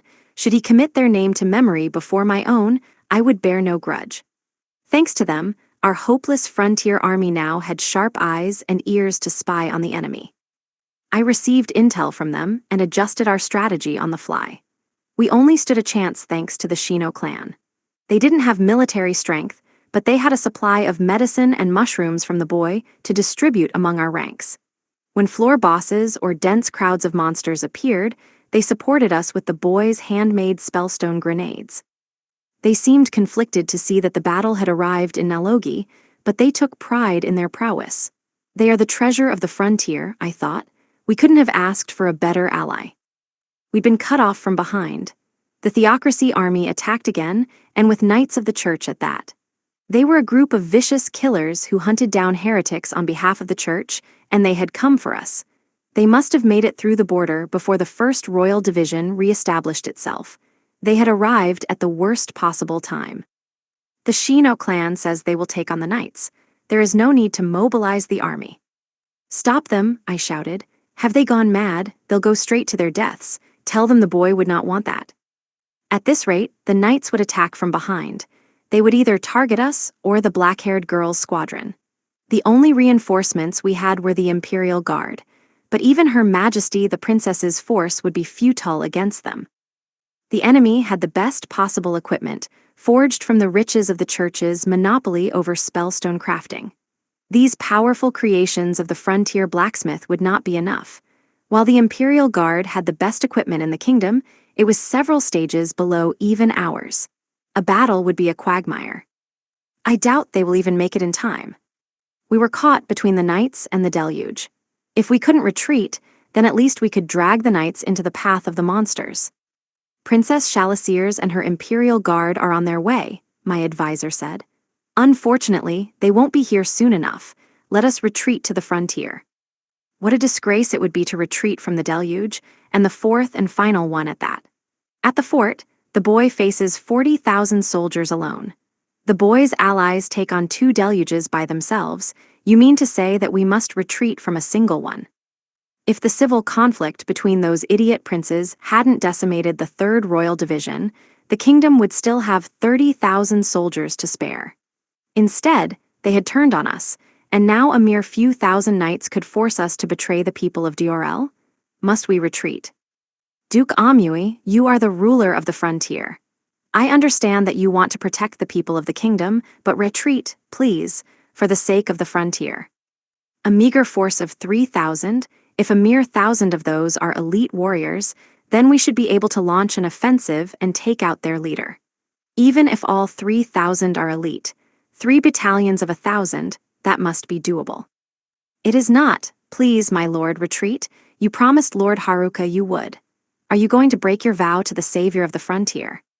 I paused. Blast, begin preparations for withdrawal, and hurry. I wanted to at least shave away at their numbers, a bit more as that would reduce the number of victims. But quitting too late could prove disastrous. We needed to begin preparations to retreat right away. Report, my lord. Princess Shalasiers is leading a rapid assault against the Knights of the Church, leaving their force in tatters. She now makes her way toward the 4th dungeon. A rapid assault. The Imperial Guard had managed to mobilize despite the short window of time. But to cover such a vast distance, the only possible explanation was that the boy had provided the princess some sort of item. If the elite Imperial Guard warriors could take the enemy on, then we could fight on their level. Normally, the higher your level rose, the less high-class equipment served to enhance you.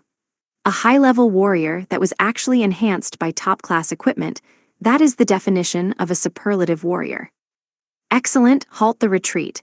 If we fall now, the Imperial Guard will laugh in our faces. Let the princess take the fourth deluge. Yes, my lord. A fifth dungeon deluge had begun. The boy predicted a minimum of 3, likely 5. 7 was a possibility. The absolute worst-case scenario was 9. The Shino family had uncovered 9 dungeons tampered with by the church, but only 5 of them had an active church presence. We lacked the forces to take on a 5th one. No, that was incorrect. Originally, the kingdom didn't have the forces to defeat even a single dungeon deluge. It was a miracle that we could even hold the line against 3, let alone 4. And yet, I wish for the ability to tackle one more. A floor boss has appeared. Here it comes, make way. At such a crucial time, I shouldered the responsibility for the lives of my troops, for the safety of my people. Life is difficult.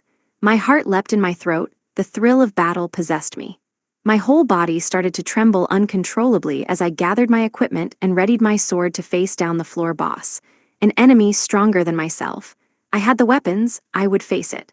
Throbbing shivers raced down my body from head to toe. Force it back towards the dungeon, I bellowed. Charge. After all those failed and hopeless battles, I finally realized something. We could never win because I was trying too hard to protect everyone. Recently, I learned a crucial lesson: to risk my life, to withstand the fear and fight back.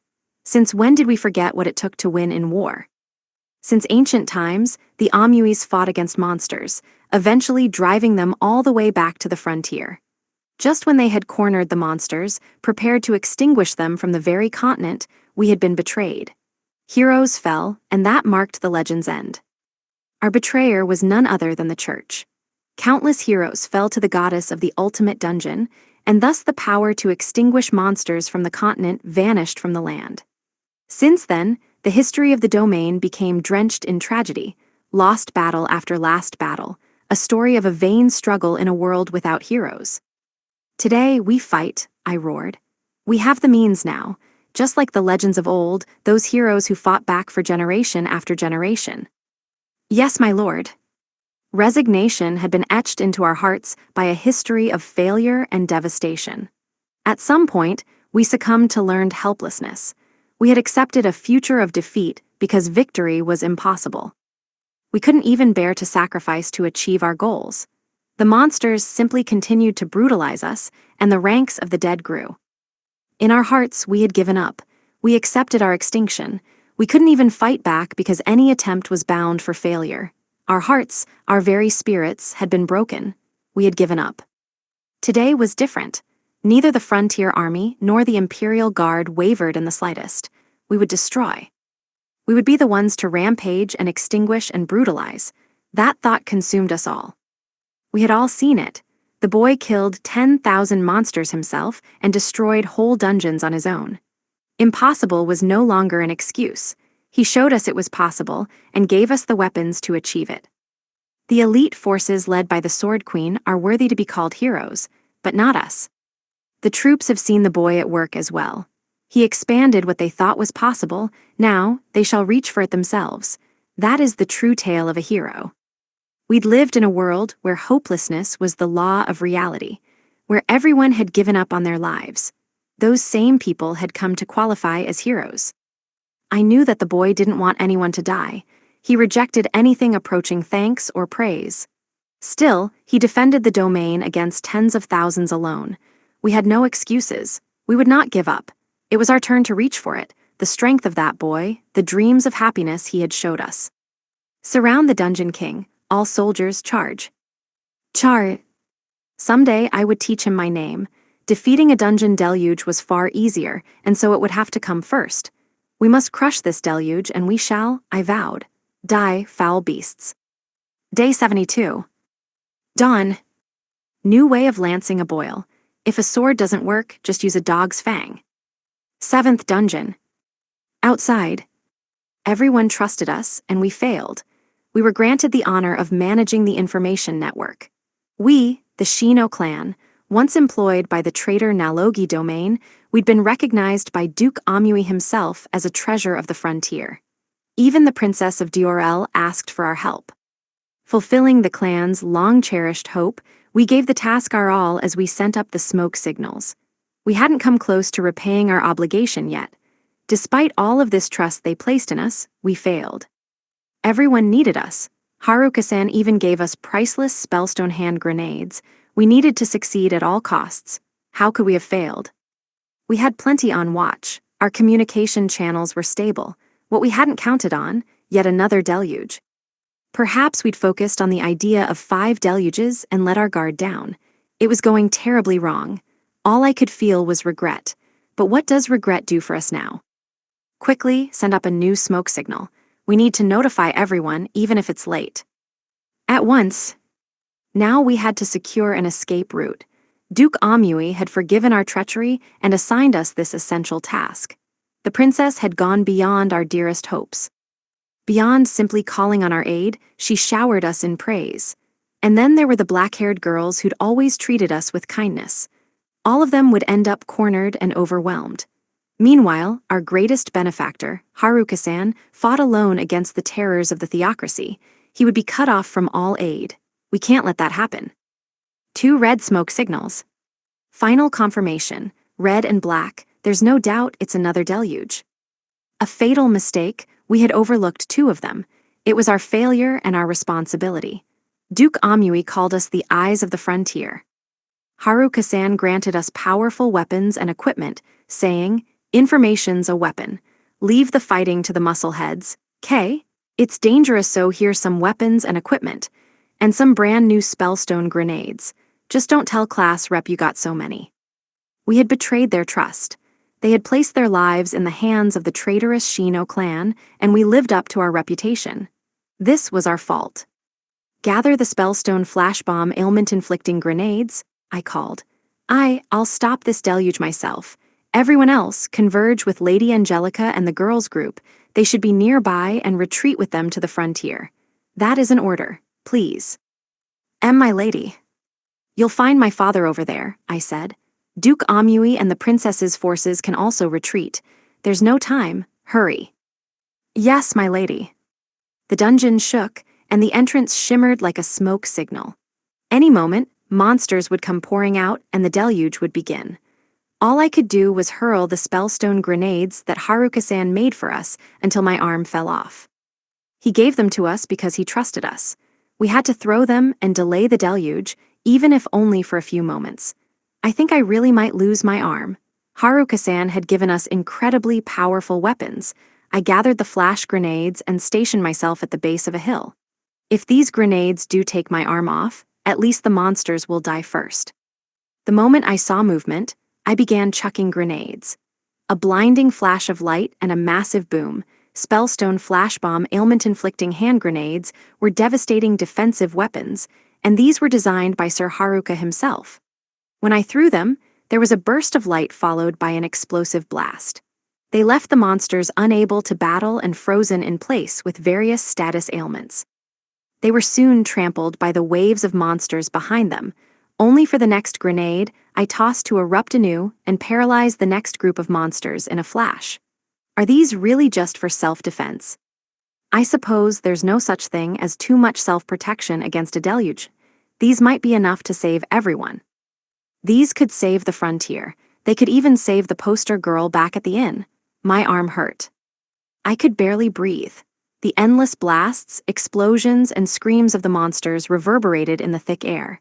The monsters never stopped coming, no matter how many grenades I threw. So this is a dungeon, I thought. This is what the frontier has been up against. I lost all sense of time along with all feeling in my arm. Soon, I lost my sense of hearing. My eyes started to glaze over. My arm grew heavy and my fingernails tore off to the quick. I'm starting to lose it. But I had to throw every last grenade. Haruka-san gave me them after all. He had given us a ton of them. More than a ton, really. We, the traitors of the domain, had received an unbelievable weapon to protect ourselves with. The people of that duchy had all placed their trust in us. And that wasn't the only thing they'd fed us. All of the delicious meals, all of the sweet desserts, all the delectable snacks, laughter, Sir Haruka had given us everything. I would never let them go to waste. I'd use every last one of these grenades to protect everyone and then perish if I had to. I knew he would forgive us for failing, but I couldn't forgive myself. After experiencing so much happiness, receiving so much care, I could never forgive myself for not being able to protect it. I could barely see and couldn't hear. I kept throwing grenades instinctually. I didn't even know if I was tossing them in the right direction anymore.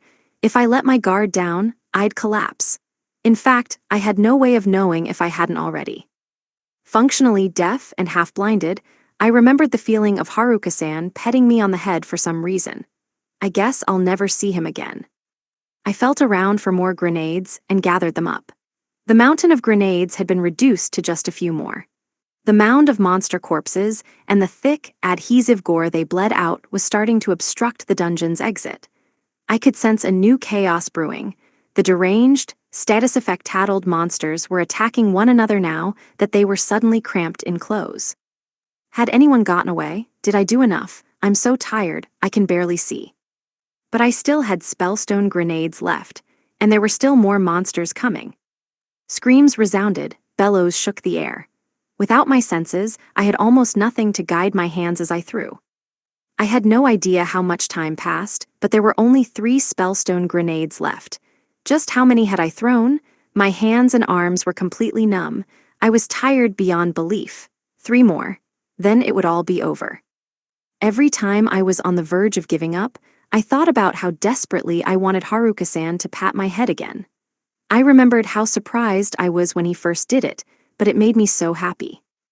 Never again, just 3 more spellstone grenades, and they were having no effect on the Dungeon King. I knew that father was holding back the 6th dungeon deluge. Had everyone escaped? Can I finally give up? I summoned the last of my strength and threw the final 3 grenades at once, but they weren't enough. I had given it my all.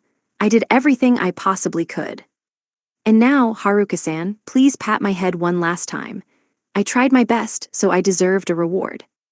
I gave everything, I muttered. So please, Haruka-san, pat my head. Goodbye, huh? I didn't get pet. Instead, the monsters got whacked. I wanted to protest the injustice. The gigantic wolf Dungeon King was cowering and whining. All the surrounded dogs and wolves started to yelp and writhe in pain. In the middle of the writhing wolves stood Haruka-san, pinching his nose. Not fair, a sour smell suffused the air. I couldn't even move my hands to pinch my own nose. But there stood Sir Haruka, holding his own. Yo, been a sec, as in centuries, since I've seen a living creature besides old dudes, so I was gonna be all hyped up to see you. Why are you on the verge of death and stuff? You get some acne or something? Tellin' ya, it's not hygienic to pop your pimples with doggy fangs. Same with orc swords. Why are you tryin' to get all bit up by doggos anyhow? Pretty doggone ridiculous if you ask me. The dog days are over, remember. Getting bit by dogs in the head, that's gonna hurt. Probably even more than getting bit by the mean girls. No, they're definitely crazier. They wouldn't start whimpering, they'd wail on you instead. Get it, like wail? The kobolds are way more terrified of them than the other way around, you know. Not that I've asked them, I'm just guessing. Give a guy a break, he said as he patted me on the head. It was Sir Haruka, it was always going to be Haruka. Now I was crying, I couldn't control myself. Eventually, he gave me a potion, and my sight came back. It was like a dance of carnage before me. The wolves fell one after another as death swayed through their midst. A bewitching dancer cut through them all, leaving murder and madness at every step. The girl sliced the enormous stampede of monsters, rushing out of the dungeon into tiny little pieces. She chopped them up, and their flesh and blood floated like tiny petals of tragedy in the wind. A beautiful goddess of death frolicked among the horde, whirling up a silver storm, a twirling sword that struck down monster after monster after monster. Hers was a deranged dance that obliterated vast numbers of monsters. Image summary, manga illustration of a determined woman with long dark hair wielding a curved sword, protecting a surprised young girl behind her. Her blade drew the arc of a helix, cutting monsters apart at every curve, scattering them to pieces as they raged at her, then fell without even touching her. She was beautiful. Her deathly dance was cold and sublime.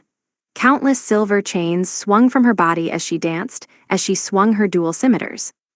The destruction of the dungeon monsters became a beautiful performance as the deluge charged at her, almost as if they welcomed their own demise. She's strong, who is she? Dancing girl. I mean dancer girl. I'm supposed to be controlling you, so why are you demanding compensation in the form of sweets? Forget all the necklaces and sexy outfits, what you really want is crepes.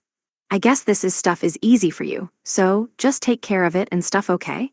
Another old dude is throwing his arm off at the other dungeon. He's probably in trouble, that bomber old dude. Oh god, not more bomber old dudes. Maybe I can set them on each other and eliminate the old dudes. I mean, the monsters. But I guess I'll go give him a hand. And stuff. No more crepes. That was the situation. He was going to go rescue my father, who was surely still holding his own at the sight of another deluge. Somehow, the two of them were massacring and cutting apart the monsters from a massive-scale dungeon deluge as they negotiated payment in crepes. I knew Sir Haruka was strong, but this girl was crazy. As she went on demanding desserts, she swung and twitched her right arm in a subtle arc, and the silver chains then hung from her shot out to slaughter the oncoming monsters. Neither of them is even looking. They eventually settled on 5 additional crepes, debating toppings and debilitating monsters. She was a dancer in a revealing, sultry outfit draped with silver chains. The outfit exposed her stomach, shoulders, and legs, calling her beautiful wouldn't do her justice. She had a glorious, womanly body beyond anything I had ever seen. And she was throwing a tantrum about crepes. I felt something grab the scruff of my neck, and next thing I knew, I was up in the sky. This cruel, savage world looked so beautiful from far above. Day 72. Morning. I'm just not allowed to have anything in this world, am I? 6th dungeon. Outside. Houston, we have an idiot. Just how many imbeciles had I seen since coming to this world? Well, I knew 5 of them since before coming here. The rest of them I met right here in this fantasy world. He lost his right hand, had a hole in his side, and his left leg was severed at the knee. The old idiot clutched onto a spear to hold himself upright as he continued throwing spellstone hand grenades. What an idiot, what an idiot. Stupid. That was the head of Stalker Girl's clan, Stalker Girl's dad, whose name was, he didn't have one. Which was fine with me, 'cause he was an old dude. You, geezer, stalker geezer? Hey, gravity is gonna pull you down to the ground and stuff, so brace yourself. 'Kay? You're gonna fall at the speed of sound, so by the time you hear it you'll already be on the ground. Kerbonked. Stalker Girl used gravity magic to erase the gravitational force, and I used holding to lessen the impact. I was pretty sure he was okay, yeah, his eyes and mouth were wide open. Fortunately, you could easily fit a mushroom in there, so he'd be fine soon enough. Catastrophe, the monsters had already gotten out of the dungeon, the one I'd just crash-landed in front of, but instead of breaking my ankles, I just whacked at the ground with the universe staff, which still made for an uncomfortable landing. Yeah, there was a giant crater where the monsters used to be. Yup, a giant hole in front of the dungeon. The monsters went tumbling down into the crater. Guess I better sprinkle some poison mushroom dust down in there just to be safe. Jayag. Yikes, they're wriggling and writhing and stuff. I really could do without old dudes and monsters writhing around in my life. Yeah, that seriously bums me out. I provided Dancer Girl Babe with her crepes, so she was happily fighting the monsters at the 7th dungeon by herself. She was on par with Miss Armor Rep and Slimy, so anyone concerned should be concerned about the other guy. The dungeons outside of the frontier were close by, but generally pretty low level. There was no way a dungeon emperor could even lay a finger on her, but if anyone so much as scratched her seductive skin, I'd have my revenge. If she does get hurt, then I'll have no choice but to rub the healing mushroom ointment into her skin. Yes, I would have no choice but to rub with both hands. I shall rub. Princess Girl was taking on the 4th dungeon, slaying the monsters alongside her loyal Imperial Guard. That was the first deluge to break loose. I do mean slaying, by the way. To protect the people and their pride, they faced off against a Dullahan holding its own head. So much of their pride was at stake that I decided not to interfere.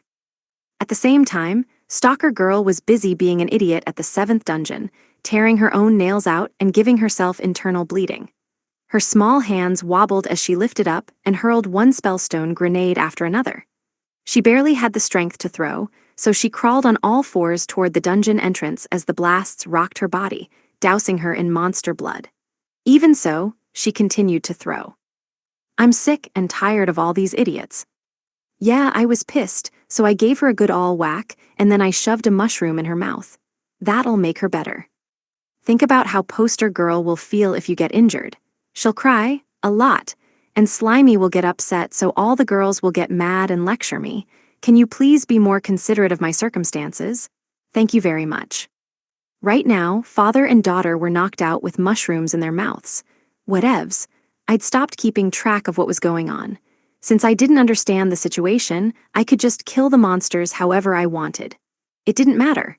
With 5 deluges already happening, we'd let our guard down for the 6th and 7th.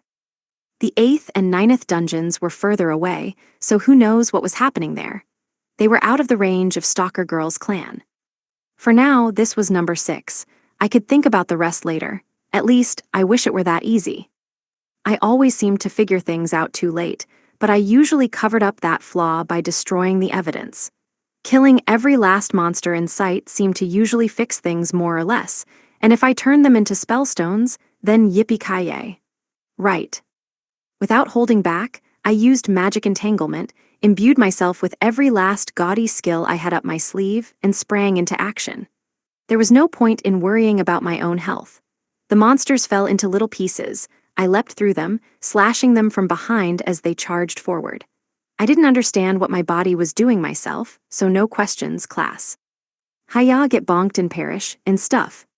Monsters kept pouring out of the ground.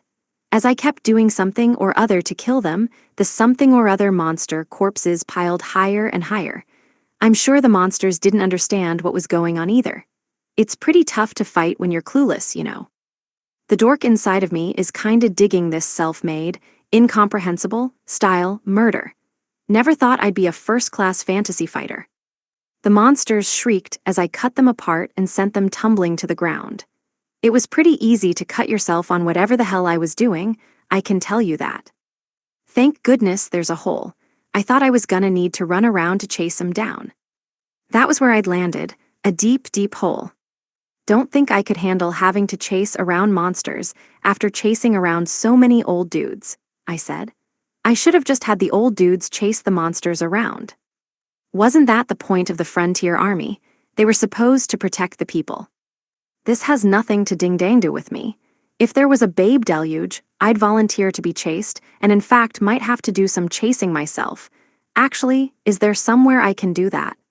This world has a serious babe shortage, babe spawning event flag please. I felt sore.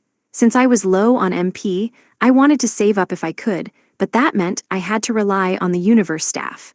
I whack-whack-womped away at the monsters as they emerged from the hole. I guess fantasy worlds are all about whacking monsters, but I've still got a ways to go before becoming a monster master. Maybe the monsters were all just waiting for the monster revolution. Too bad they'd go extinct first. Just when I thought that I was almost done here, I saw 2 red smoke signals go up. Then 2 black smoke signals. That meant more dungeon deluges. This fantasy world is going to be a pain in my ass to the very end. What's even the point, man? The nerd lords wouldn't make it in time. I suppose they did what they had to do, what they themselves decided they needed to do. But it meant they wouldn't make it today. So, that must be why they shot fireworks in our direction. Fireworks, air fiery, works. Yup, there goes a particularly round one. With clairvoyant, I saw a sea of monsters burst out of the 2 remaining dungeons. These were the 8th and 9th church-made dungeon deluges. They charged out, rampaging towards the frontier. They spread out wide, making it impossible for an army to handle their numbers. But one could simply eat them instead, apparently. Jiggle jiggle. Fireworks exploded across the sky. Individual, round, jiggly balls burst.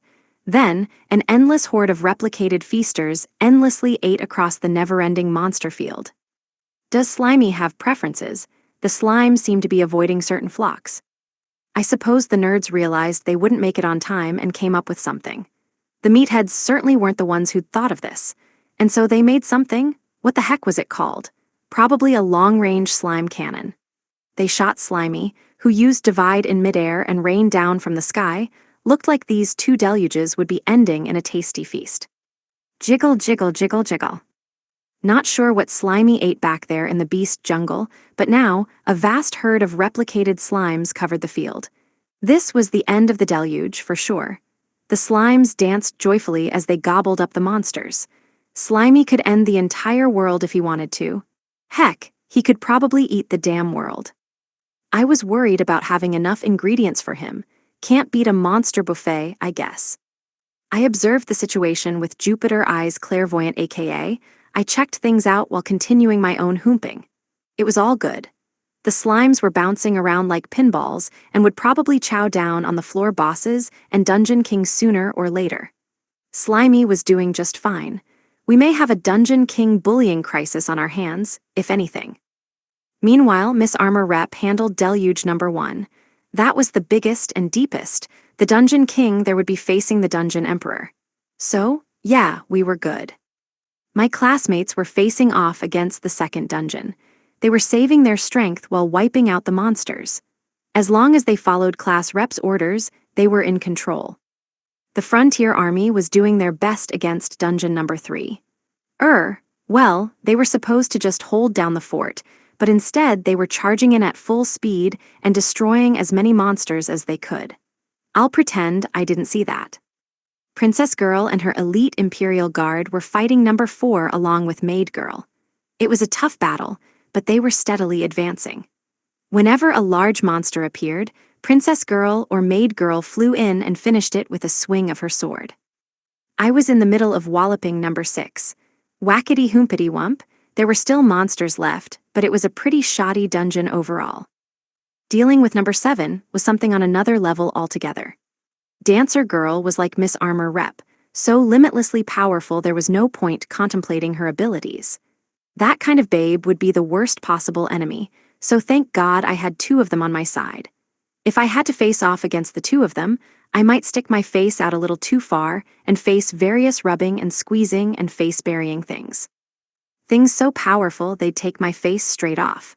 My teenage boyhood would go on an uncontrollable rampage in an unstoppable deluge of horniness. Numbers 8 and 9 were currently getting feasted on, endless jiggling and never-ending eating.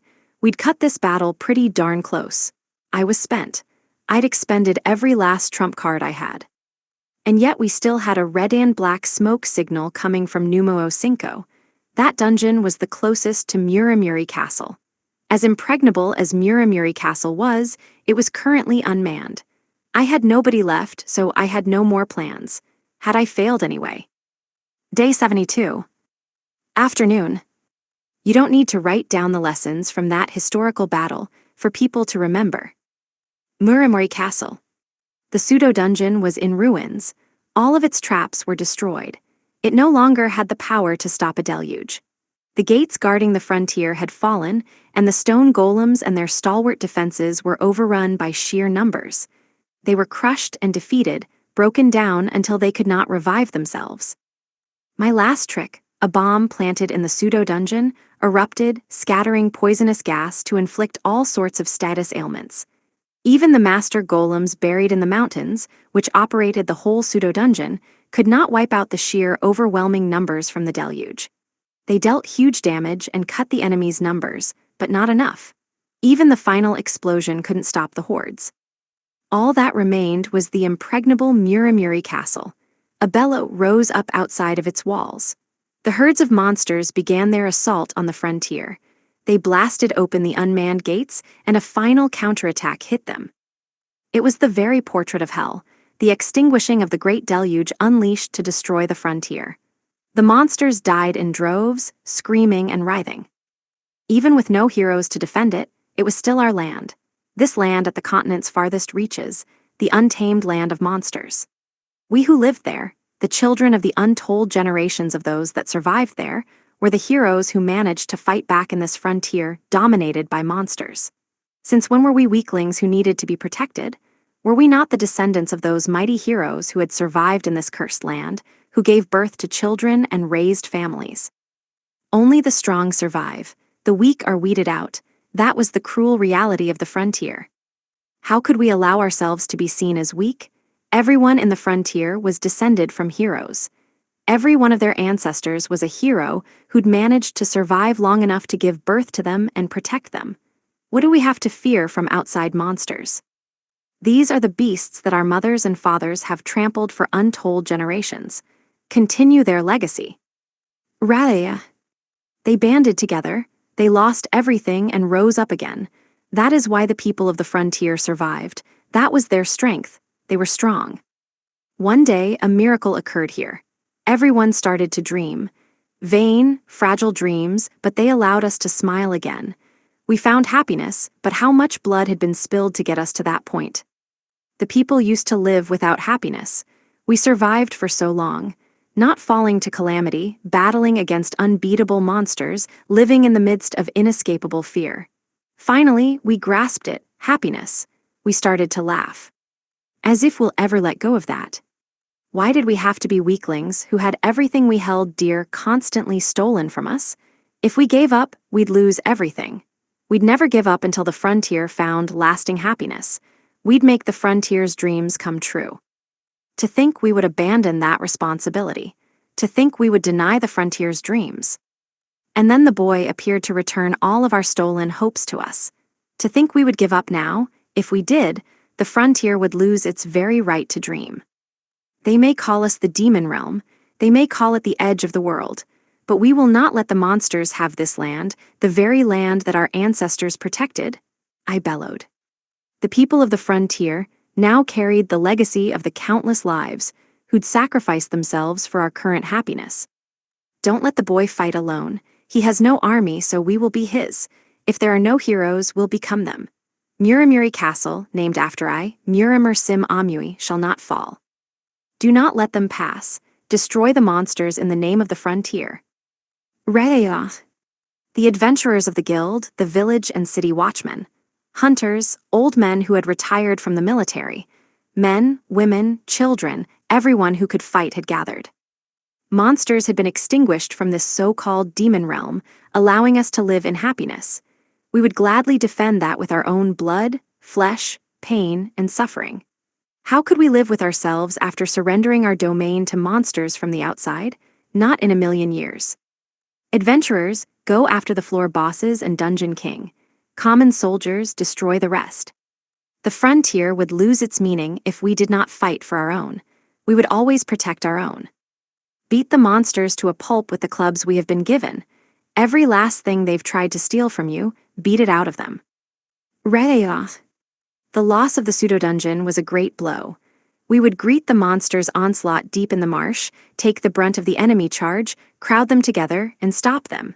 Then, all we had to do was kill them all. All units to arms, destroy them, turn those fiends into a smorgasbord of spellstones. Challenge. Who would have thought that an unstoppable stampede of fiends would be snuffed out by a mob of rampaging housewives? I, a princess knight descended from glory, Muramur the Brutal, donned armor over my dress. I carved a path of blood with my great sword from where I stood at the head of the vanguard. The housewives, swinging their clubs behind me, left a muddy bog of monsters in their wake. We stomped the monsters beneath our boots, buried them in blows, and turned them into spellstones we would use to buy heaps of treats. One day, future generations would learn the origins of their grandmother's hidden wealth. The boy once called our city a war zone. We had left a new one blazing behind us. Thanks to him, we wielded equipment fit for the task. The club-wielding housewives charged through the fiends, exterminating them and blasting them to dust. These were the champions of the frontier's fierce bargain sales, after all, valiant champions who did battle day after day. Monsters from outside of the frontier were no match for champions from within. And thus the kingdom's war drew to a close. When future generations read the history of this battle, their only reaction would be our moms sure are scary. Day 72. Night. The fortress was cursed by the evil old dude spirits. Ennio Muramuri Castle. Everyone sang and danced, the war was over, peace had come, the frontier had won, and so. Feast time, the cries arose. Woohoo! Jiggle jiggle. Drink and song, accompanied by a chorus of make more sweets. It was a feisty, frenzied frolic of a feast. More fried chicken, que meo tu ya. But no lemon juice. I nabbed a major mound of skewers. Major skewer, reporting for duty. Kabyaki, skewered eel, oh my goodness. Jiggle jiggle. We all knew the chef behind this incredible feast. Still, get us more French fries, and a healthy serving of ketchup too. This feast of feasts featured a throng of beautiful women feasting fervently as could be. The gorgeous Angelica-san, with her incomparably lovely, entrancing face, slurped up soba noodles. Next up was an otherworldly Cleopatra-esque beauty of a woman, even more beautiful than I'd imagined from her description. She was glamorous and charming, and also in the middle of viciously attacking a bowl of katsu on rice. Haruka-kun, the only non-beautiful face in their midst, was her owner. Stalker Girl, who was a witness to the affair, sighed. It was amazing. She danced like a dream, scattering monsters everywhere. All Haruka-kun could add was, it was hot. She was powerful enough to captivate Stalker Girl, who had witnessed the fight between Haruka-kun and Angelica-san. And now, she was using that unimaginable power to muscle in on the skewer war and chomp down on as many as she could get her hands on. This girl had a bob with bangs, which only enhanced her beautiful features. This incredibly enchanting character was now, for some reason, hiding her allure inside a Japanese school tracksuit and stuffing her mouth with manju. Cheers! Cheers, everyone shouted. The fifth dungeon deluge, which should have been the end of us, had made it all the way to Muramuri Castle. But it stopped there. The people of the frontier defeated it. Moms are terrifying in fantasy worlds too. They had gone completely without any information for a few days while Duke Amui was absent. Still, they fell back to the fortress. Despite all odds, they managed to seize happiness with their own hands. They protected their domain. Who could blame us for celebrating that? Delicious. This is the cuisine of the black-haired country, you know. So damn good. Wiggle wiggle. What's got Slimy looking so smug? All of the club's Haruka-kun gave them had powerful effects. They were strong enough to rank as special-class weapons in DRL.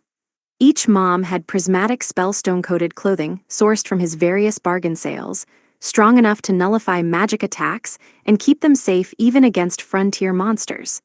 It was all extremely OP for anywhere outside of Amui, anyway. The housewives were unbeatable, naturally. The monsters may have broken through the last defenses of the pseudo-dungeon, but that didn't mean the shoddy foreign deluge stood a chance against those housewives. They were trained in way fiercer battles, bargains. They'd managed to defend the frontier in the end. And the pseudo-dungeon, which exploded in a fury to defend the frontier until its very foundation collapsed, it fulfilled its role masterfully, and now it was gone. Yup, last time I checked it's been remade into a new pseudo-dungeon. All the injuries were minor and easily healed with some mushrooms. It had been such a hopeless fight, and yet there were no casualties. Angelica-san took on the largest and most dangerous dungeon of the bunch without any issue. It was fun. I feel good, she said with a smile. Did she just treat the deluge as mere amusement? Must be the bad influence of her owner. Speaking of which, a lack of seconds and thirds and fifths from said owner were causing quite a stir. It's so good, I need more. Jiggle jiggle. Duke Amui and the princess looked exhausted but satisfied. They were finally able to relax now. They'd had to exude strength and confidence before, and they'd done so admirably. Meanwhile, Stalker Girl and her father looked despondent as everyone lectured them. It was inevitable.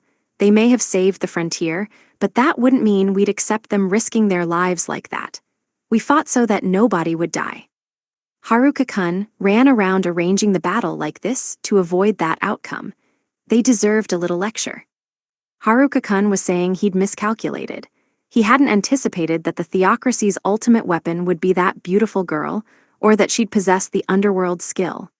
He was so assertive about it that I couldn't help but to get suspicious, but he hid his account of what happened behind such nonsense that I had no choice but to believe him. He wouldn't tell us about it if it were truly a fatal mistake anyhow. He couldn't, not in any way that made sense. So if Haruka-kun said it was fine now, I would believe him. Cheers, everyone. More food. Boink boink. The culprit himself had a perfect attendance score and no remorse for his past crimes, seeing how he'd busied himself with cooking and endlessly muttering his complaints.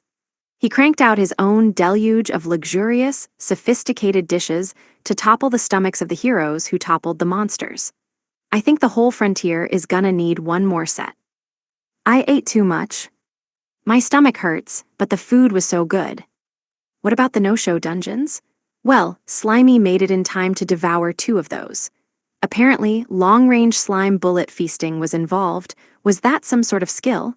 Ever since coming back, Slimy stayed right by Haruka-kun's side, jiggling around and clinging to him. Slimy really gave it his all today. Haruka-kun gave him a ton of healing mushrooms, but he still hasn't totally recovered. Wow, great job, Slimy. It took us a long time to beat our dungeon, but we managed to finish it off with no damage and energy to spare. We bonked some fleeing nobles and took them captive on our way back. Time to crack down on Manju monopolies around here. It was tough to let them go without a punishment, but they would get their proper judgment in the capital, so we just bonked them and left it at that. They better hope that Manju-fueled resentment doesn't get the better of us. Fiyu, it's finally over. Thanks, everyone. We really did it. Haruka-kun had apparently entered his typical whack-a-mole mania to deal with any monsters that crossed his path. With a completely disinterested expression, he explained what happened. He had always been like that, to be fair. I could tell that he would be fine. It had taken me until now to accept that, though. After spending 2 straight months together, I finally understood him. He was a mess. His body was battered and his nerves were frayed. His muscles and bones were barely hanging together. Here he was, throwing together a mountain of food for us and acting like nothing happened when he had been on the verge of death. He pretended he was totally fine when he was the furthest possible thing from that in reality. Haruka-kun didn't want us to worry by saying how much it hurt. He didn't want to make us sad by saying how much he suffered. He smiled and complained as he pretended things were fine. So, I smiled too. We all did, for his sake. Our smiles were why he nearly sacrificed himself after all. We smiled for his sake. That was incredible. I ate way too much. Sob. Same. Weep. If he did all that just so that we could smile, then we'd happily give him his reward. We all tried our best to get hyped up and have a good time. We'd prove our happiness to him. Well, I guess we're a little sad from overeating, but nothing one more circuit can't fix. No, you don't get it. I tried shutting myself in, but the old dudes overran the place with their old dude stench, so I had to move my shut-in location 'cause they smelled so bad. Of course, I wasn't gonna use shut-in there. Man, 40,000 undead old dudes forever. I had to move. That place is gettin' burned and buried for the rest of eternity. What exactly happened in this fight?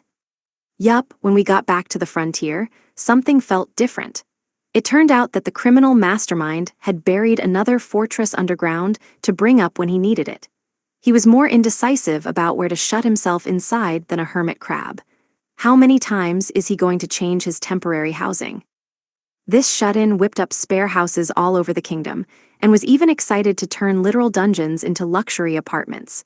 He was a brand new type of traveling, cosmopolitan shut-in, a very rare, globe-trotting shut-in and completely self-unaware. He just can't sit still, huh? And since when was there a bamboo forest? He made Neo Muramuri Castle to win a battle, so why did he install a gaudy recreation room, salon, and countless massage chairs?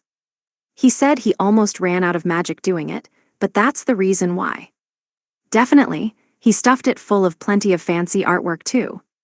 It went without saying, considering who made it, but the new fort had a bath that eclipsed our wildest imaginations. He made this while fighting 40,000 soldiers. Cheers to Amui, everyone shouted.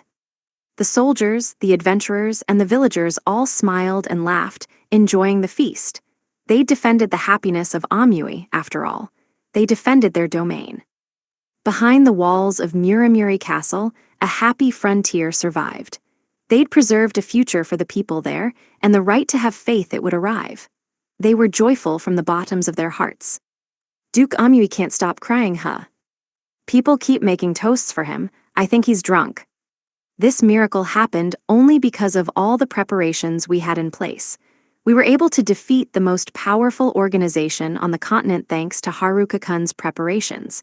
He had worked so hard for everyone's happiness and future. And fancy baths. We only got away with no casualties because of the mushrooms Haruka-kun has been selling throughout the domain. Haruka-kun waged a mushroom war, didn't he? Everyone could truly relax because everyone had survived. The Amuis were having a lover's quarrel at the moment, but they were on the verge of tears of joy, nevertheless. When the Duke found out that Lady Murimer had come to the front lines to fight, he criticized her for being reckless. Then Haruka-kun let slip that Duke Amui had led a charge right into the heart of the monsters, so yup, now they were yelling at each other. Cheers to the Shino clan. Praise to the frontier army. Jiggle jiggle. Everyone celebrated, singing one another's praises, holding each other tight and weeping. Haruka-kun was running around with Incarnate to escape the embraces of the elderly men and women. It's pretty bad manners to leave your footprints on the walls and ceilings, though. He was in pretty good shape for having wounds all over his body. He really toyed with us, Vice Rep A sighed. He's been toying with this whole banquet. Don't resent him, all of this was only possible because of him, the other girls shouted. Haruka-kun was the only one stewing in regret now. The results were perfect, but he was upset about how his plans fell short.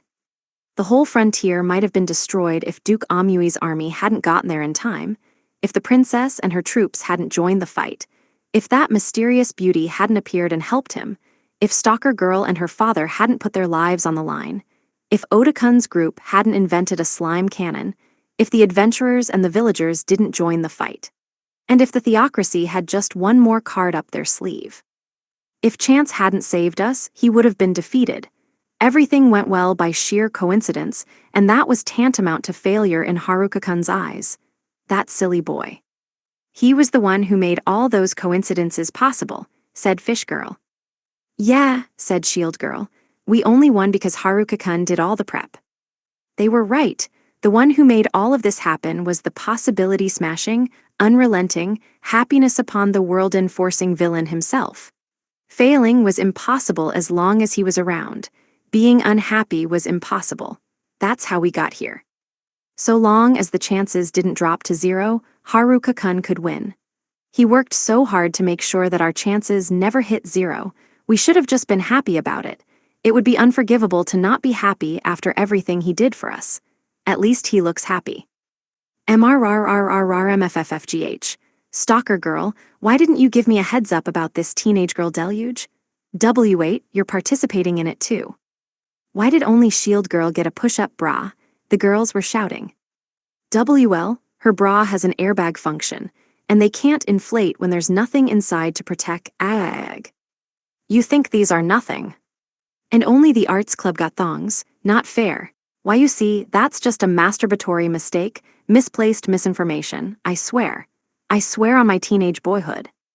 Even with the world at the brink of destruction, he couldn't do anything to stop the final outbreak of a teenage girl stampede. Looks like he has a 0% chance of rescuing himself from this one. He schemed a way to defeat 9 dungeon deluges at once, but now he was happy to die in the throng of a teenage girl deluge. His face looked happy, so I supposed he was happy. And I'm joining the stampede myself, huh? We had taken our armor off, so now we were swarming him in a mass of lightly clothed bodies. Time to rest, Haruka-kun. He was a happy corpse now. We were all so worried about him. After that, we all went to the bath for a girls' sesh. Oh my god, she's so gorgeous, I'm jealous. Yup, the mystery girl followed us to the bath. She was hitting it off with Angelica-san, or I guess it was more like she was a fan of Angelica-san. For some reason, she was excited to shake her hand. Yummy food and sweet servitude, she said. Oh no, she's begging to be enslaved. Even though her arms were long and slender, she had thick amber thighs that glistened in the bath's water. Had Haruka-kun already managed to win over this calm, mysterious beauty? Yeah, she was ready to join the Crepe fan squad and everything. Hang on, could the Manju fan squad be outnumbered now? What toned, soft, smooth, graceful, muscular might? Cooed Shalasir-san. Shalasir-san is already washing her, the girls cried. After spending all day, acting the gallant Princess General too. That beautiful girl with a face resembling Queen Cleopatra was named Nefertiri. Nefertiri-san had illustrious titles: Immortal Mummy, Dancer, Divine Warrior, Holy Knight, Archsage, and Heretic Saint. She was happily letting Shalasir-san wash and rub her back. Her body. She's rivaling Angelica-san's one more set charms. How is her waist so narrow? Nefertiri-san was already getting a flood of requests for personal training. I think I need to join. Her narrow waist emphasizes her perky butt. She manages to balance muscle and grace so elegantly. Her body is just out of this world.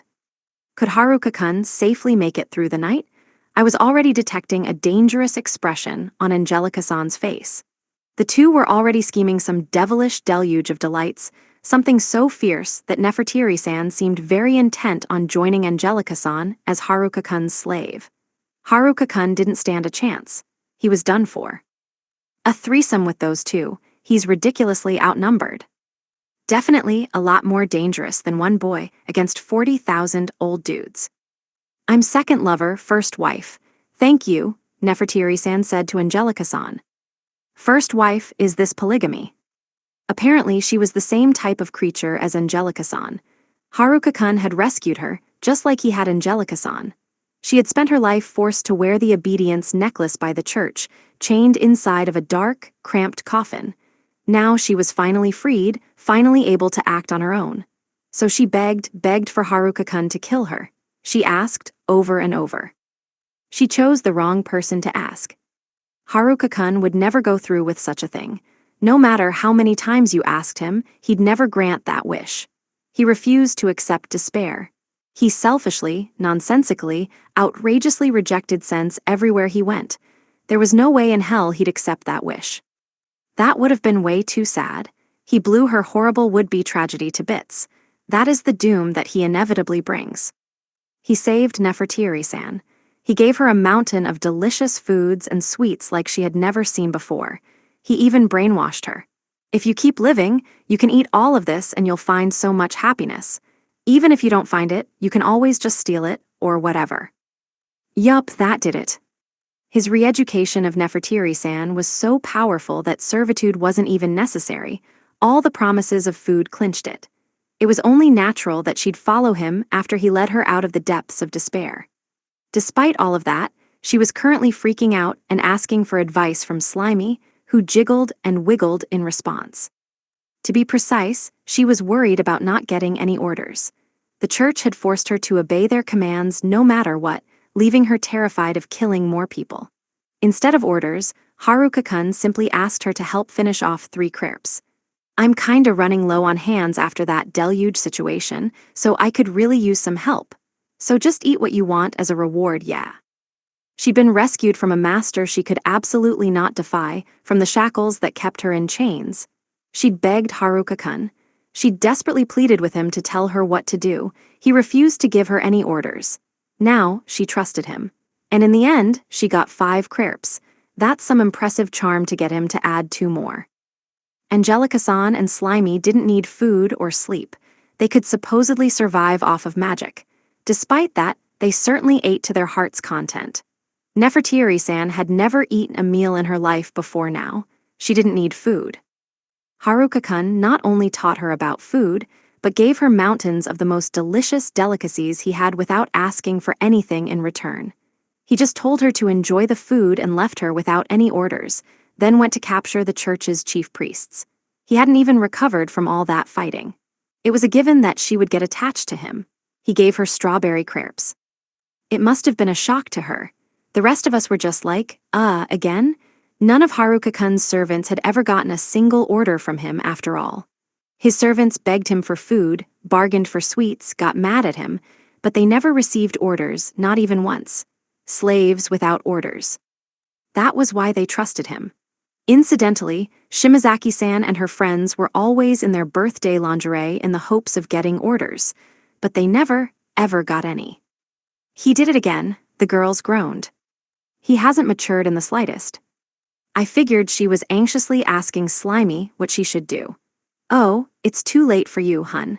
Haruka-kun spread like an epidemic from the frontier to all over the kingdom. No one was ever going to give up once he infected them. So yeah, too late, we all followed him. He taught us to never give up, so we would all follow him forever. Day 72. Night.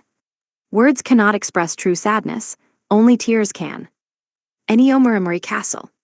I had a jiggling, juicy petting sesh in the bath for the first time in ages. With Slimy, of course. Wiggle wiggle. Slimy was thrilled to finally take bath again. Slimy and I were debating what to do with that amber-legged sex goddess babe. I hadn't actually used servitude on her, so she didn't get her level reset. She was still level 100. Now that Slimy was back along with Miss Armor Rep, it was impossible for me to lose. Even with a level disadvantage, Miss Armor Rep had crazy cheat gear. She was tired, but Slimy was refreshed and stronger than ever. What's more, he had a buttload of new skills after his latest feeding sesh. Yeah, that new babe was dangerous, but I can't kill her. Yeah, she wanted to die, but I kinda just brought her along. I mean, she's so hot. Jiggle jiggle. She had her free will snatched away and was forced to suffer under the church's commands her whole life. It would be wrong to end that without letting her experience anything nice first. They say that pleasure and pain are two sides of the same coin, but she's only ever landed on tails. Putting aside the fact that I'd be more than thrilled to participate in giving her heavenly pleasure, don't you think she ought to experience some freedom? Jiggle jiggle. She was just like Miss Armor Rep. Her whole body had been restrained with powerful magic. She struggled against it. They put on that necklace, which they used to even control her mind, but she still fought back. Anyone else would have lost their mind from the pain. Believe me, I know all about getting entangled in magic. Yet she fought back. I understood why she wanted her torment to end. After bearing such a painful burden, all alone in the world. Even though she was trapped in a coffin in eternal solitude, she survived it, even resisted it. She was just like Miss Armor Rep. I didn't want her to die. Now she was free. Yes, she was so ridiculously powerful that you'd have to at least wonder if setting her loose was a good idea. I mean, I tried to take an objective look at her personality to make sure it was safe to free her, but for some reason, Slimy was opposed. Wiggle wiggle. I can't use servitude on an ally, I protested.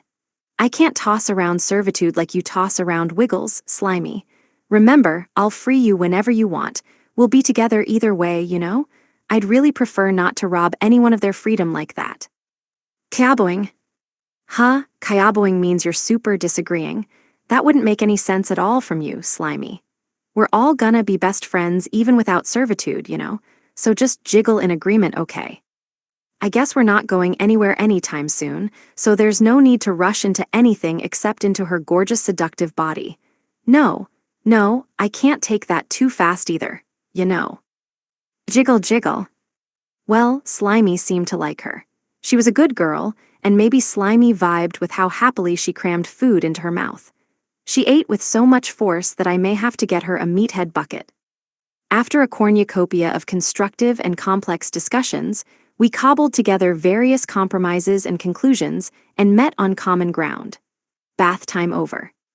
At least we tackled the biggest challenge in the world. Now our sense of conclusion had finally concluded.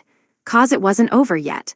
Well, it was over, for sure, but a new and terrible challenge awaited me. How dare you stop production as a bra manufacturer? This is discrimination. Blatant discrimination against the modest girls. Jiggle jiggle. Yup, fantasy world problems of various bra sizes still remained. Vice Rep A and C were totally pissed. They blew their tops off at me. You made bras for every single girl except us, Vice Rep A shouted. Well, you don't need them, right? Yes, we do, cried Vice Rep C. We seriously do. Boink boink. I didn't think protesting anymore would get me anywhere, but their boobs definitely hadn't caused them any problems in battle. There wasn't anything to cause problems. In fact, you could say that they were safer this way because there was less volume to target. No, well, you could not say that. Nothing. They'd borrowed some morning stars. They're so prepared, just how many morning stars do they have in stock? The kingdom should be terrified. Just from a pure physics perspective, it's not possible to cover something with no surface area or suspend something that has no weight. Maybe you'd be better off asking a philosopher. There is very much a surface area and a weight. I have boobs, they exist, I swear. Even if they did exist in theory, I can't use a curved surface to cover a flat object. MMMMRRFGH. They're not flat. They're just delicate and modest, you know. Wiggle wiggle. I doubt that delicate, modest individuals would swing at me with morning stars. Fortunately, I had put on full equipment when I got out of the bath, so they couldn't injure me. But sheesh, that still hurt. Those dole out fierce physical attacks. I know that you're putting yourself out there just to make sure that we're all safe, said Vice Rep A, but we just want beautiful bras like all the other girls. I know they won't be as practical for us, but we were so excited to wait our turn. And you did make us go last. So I guess I was the bad guy here? They did see everyone else's bras, starting with Miss Armor Rep. They must have been sad about being left out, with the other girls showing off their ornate underthings. All the clothing in this world sure was miraculous. I should have realized. I've been so childish. It made sense. They had been wounded by this constant, nagging difference between them and the other girls. I was impressed they hadn't gone full mean girl and tried to bite me. Okay, I get it and stuff, I said. Well, not the physics, but I do understand how you feel. Not the non-existent boobs part, but the part about the increasing speed and rotation of those morning stars coming in my direction. I'll try making the bras, so please put those things away, okay? And don't stuff them down your shirts either. No fake protrusions today, and they're spiky as hell, so that'll hurt if you try. Neither of us are doing that. Thank you. And cut it with the non-existent, they wailed. Jiggle jiggle. All of a sudden, I had to make 2 bras, but due to the spur-of-the-moment circumstances, Miss Blindfold Rep wasn't around. Why do I feel more comfortable that my supposed blindfold isn't here this time? I mean, that so-called blindfold is more likely to force my eyes open than to employ any blindfolding ability at all. I didn't trust her in the slightest. You'd think that the girls would have issued some complaints on the so-called blindfold for being out of order, but no, they stuck it out, even though that blindfold deserved a complete and total recall for consumer safety.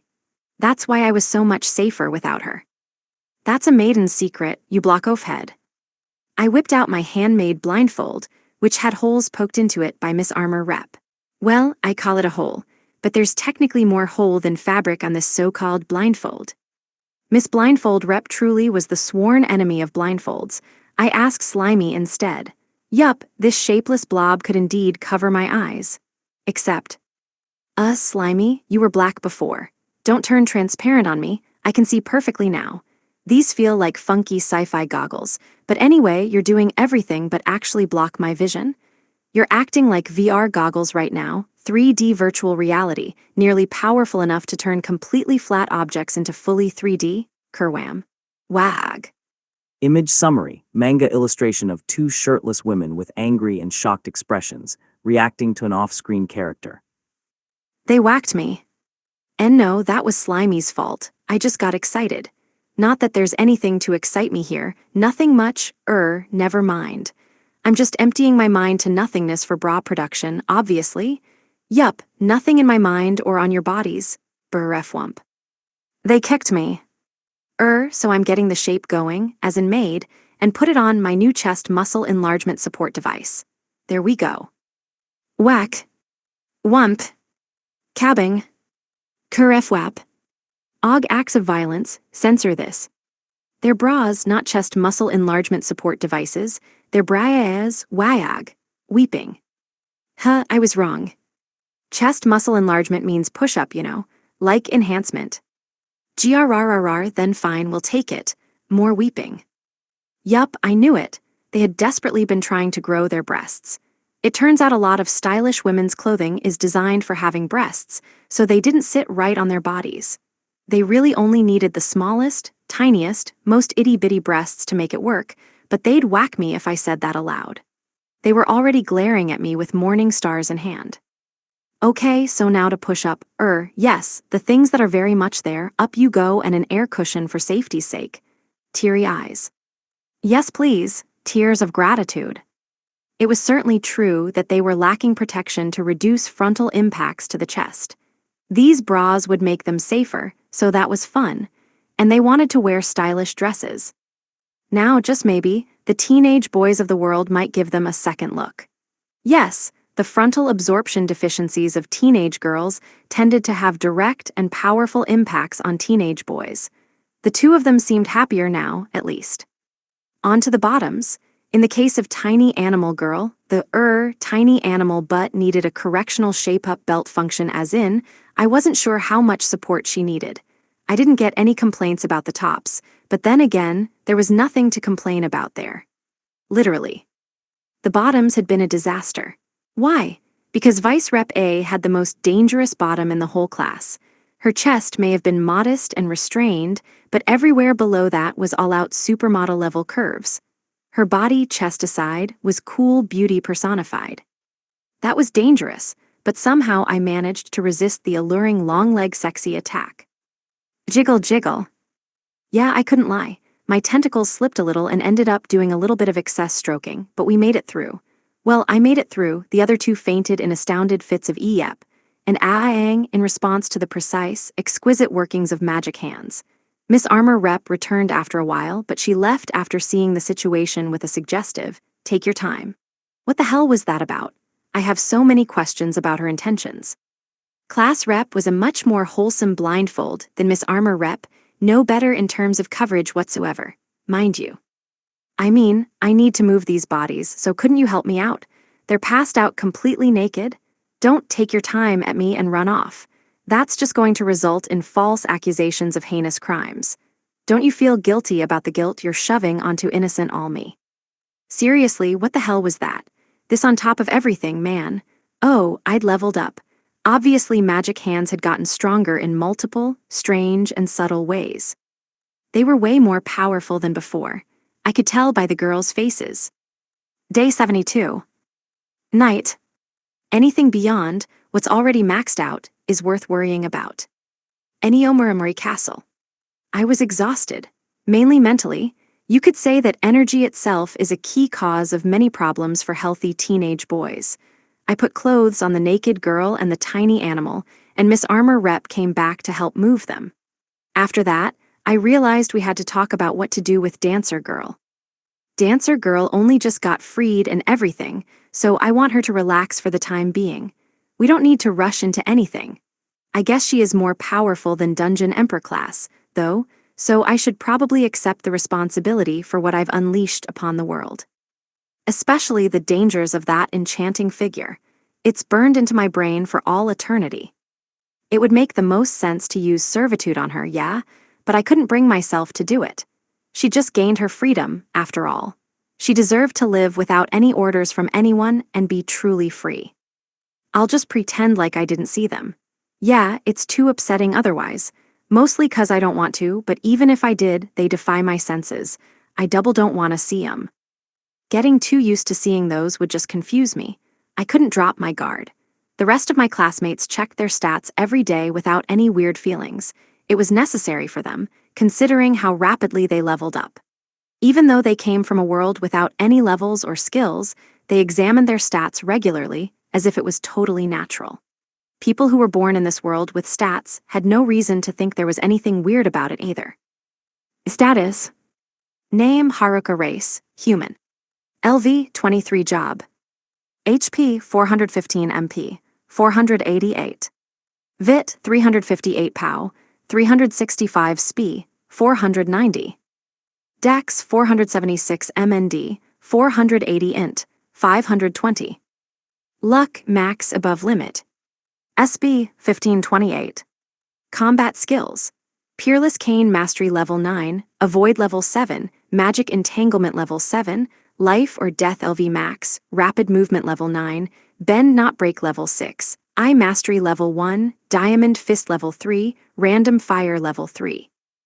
Magic, Demolish level 2, Teleport level 7, Gravity level 7, Holding level 7, 4 Element Sorcery level 7, Wood level 9, Lightning level 9, Ice level 9, Alchemy level 6, Void level 4. Skills. General Health LV max, Sensitivity level 9, Body Manipulation level 9, Walking Mastery level 8, Servitude level 9, Presence Sensing level 6, Magic Control level 9, Presence Concealment level 9, Stealth level 9, Hiding LV max, Insentience level 8, Physical proof level 4, MP absorption level 6, Revival level 6, Supreme thinking level 7, Dash level 8, Airwalk level 9, Overclock level 9, Jupiter Eye level 5.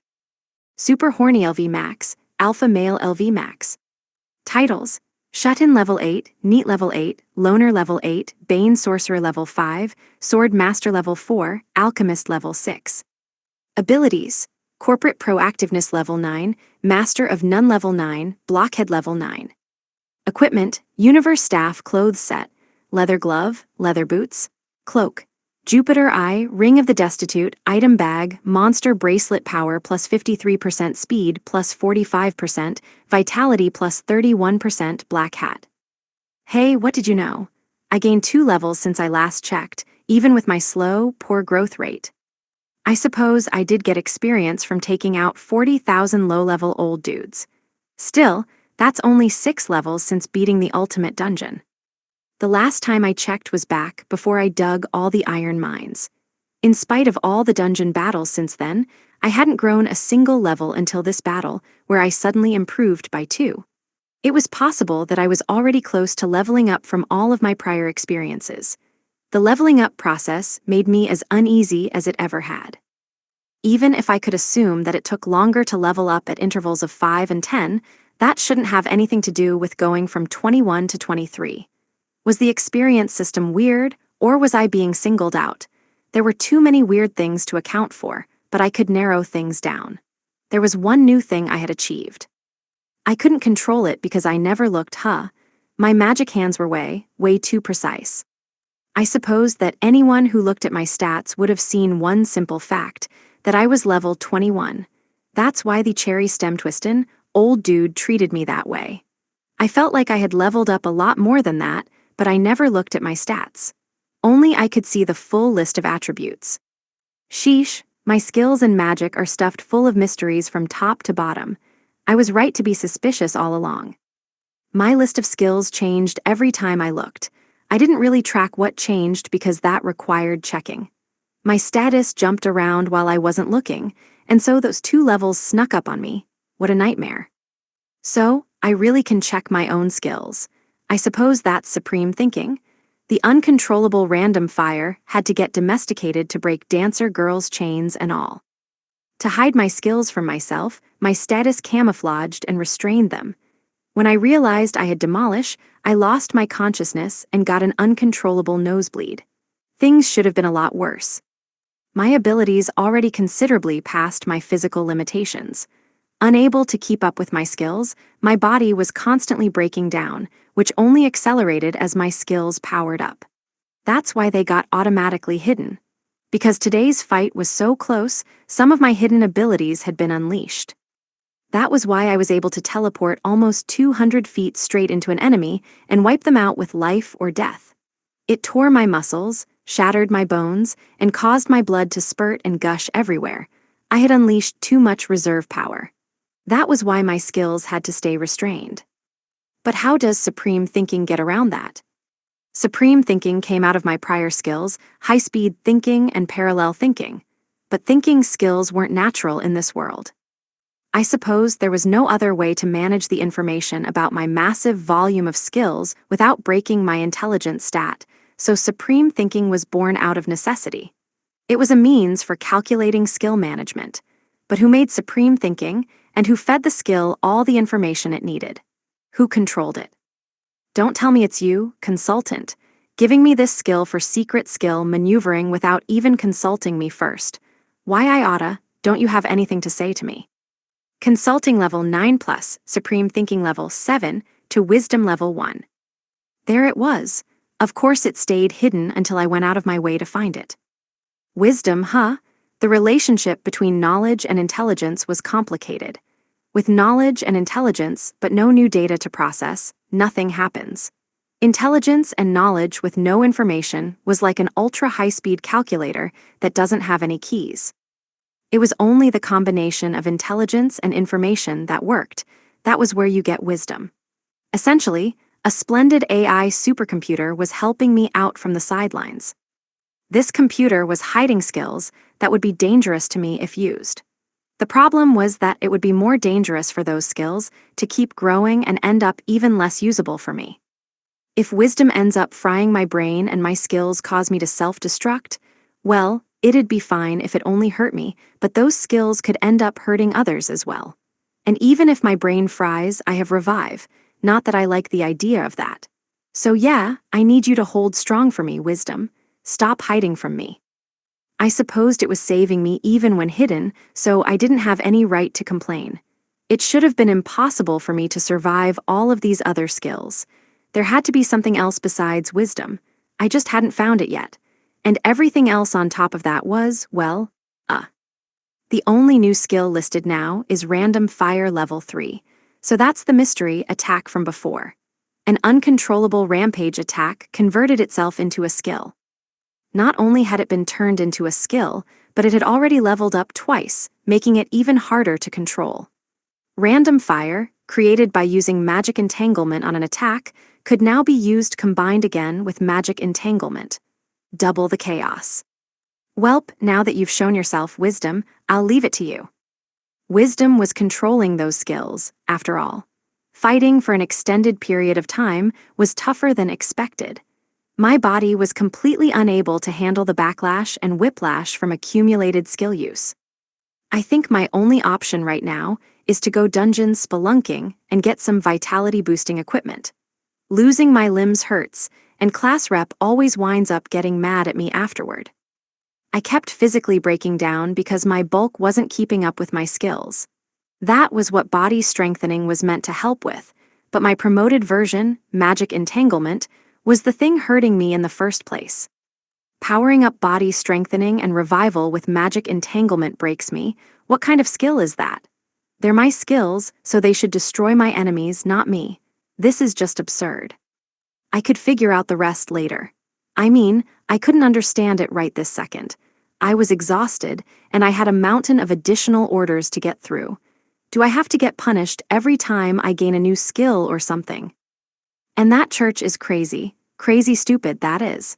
They were ugly and obnoxious on top of being super old. They had to be screwed up in the head, trying to use Dancer Girl, even though they couldn't even control her. Their faces were plenty screwy too, so I guess their whole heads were screwed on wrong. Did they think they'd just be able to handle it if Dancer Girl turned on them? Does that mean they still have another weapon? Just judging by their faces, they're incredibly stupid, though. If they could cause artificial deluges again, then we had to crush the rest of the frontier dungeons ASAP, but since the dungeons spawned naturally in the frontier, that power was a permanent threat. The church hasn't caused every deluge ever, though. It wasn't fully under their control. If the Nerdlords came and met up with us, my classmates could probably take on 2 dungeons. The Frontier Army could make it about halfway down one dungeon. If Miss Armor Rep, Slimy, and I did one each, we could take out 6 more. The Frontier dungeons are nasty, though. We could easily take down 6 Kingdom dungeons, but if those had been from the Frontier, the Army would have been in bad shape. Even with all of my defensive measures and the massive explosion I rigged in the pseudo-dungeon, they were able to defeat the Master Golems and make it all the way to Muramuri Castle. I did invite them in, so it was inevitable to a certain extent, but those suicide bomber dudes and the sexy babe were completely unexpected. I did make a killing by letting them in after already getting stacks on stacks from the Merchant Kingdom. I increased our goods and equipment stock by a lot. It was all crap quality though, so I guess I just gotta sell it. I had sold eel in the capital, and I also managed to sell the entire Akazake stock. Oil came in handy as usual, but I couldn't use that oil in cooking. The frontier was already more developed than the rest of the kingdom. The kingdom's clothing, furniture, and equipment were low quality and in low supply by comparison. I was at a loss about how many morning stars we flooded with market with, but they stopped being available, which was good. There were more than enough. The girls bought them all, I cried. Why do they need to have their own personal morning stars? What are they after here? Even if wisdom activated automatically, I needed to test it out to understand its limits. So I tried activating Wisdoma ND, what WHATIS, HAPPENING. Day 72. Midnight. In the magical triangle between 2 sloping mountains, Nirvana itself is an erupting volcano. Eniomuramori Castle. When I opened my eyes, I saw beautiful faces on both sides of me. My mind felt blank. What's happening? Hang on. A perfectly sculpted model-worthy face rested on my shoulder, her snow-white arms folded over her chest. Over her stomach lay two thick, bulging amber thighs. This was the most dangerous possible position for a teenage boy, witnessing two pairs of entrancing legs cross and caress one another. I was sandwiched in a stimulating, numbing, nubile, stark-naked sandwich of an obscene dream. Oh, they're still asleep. Yes, I mean, this sight could only exist in an impossible dream, so I must be asleep too. That's the only possible explanation. Why am I so turned on? Image summary: manga panels depicting two naked women sleeping peacefully on their sides. My right arm was wrapped in between two marvelous mountains, and my hand was trapped under a bubblicious booty. I was stuck, immobile, trapped in heaven itself.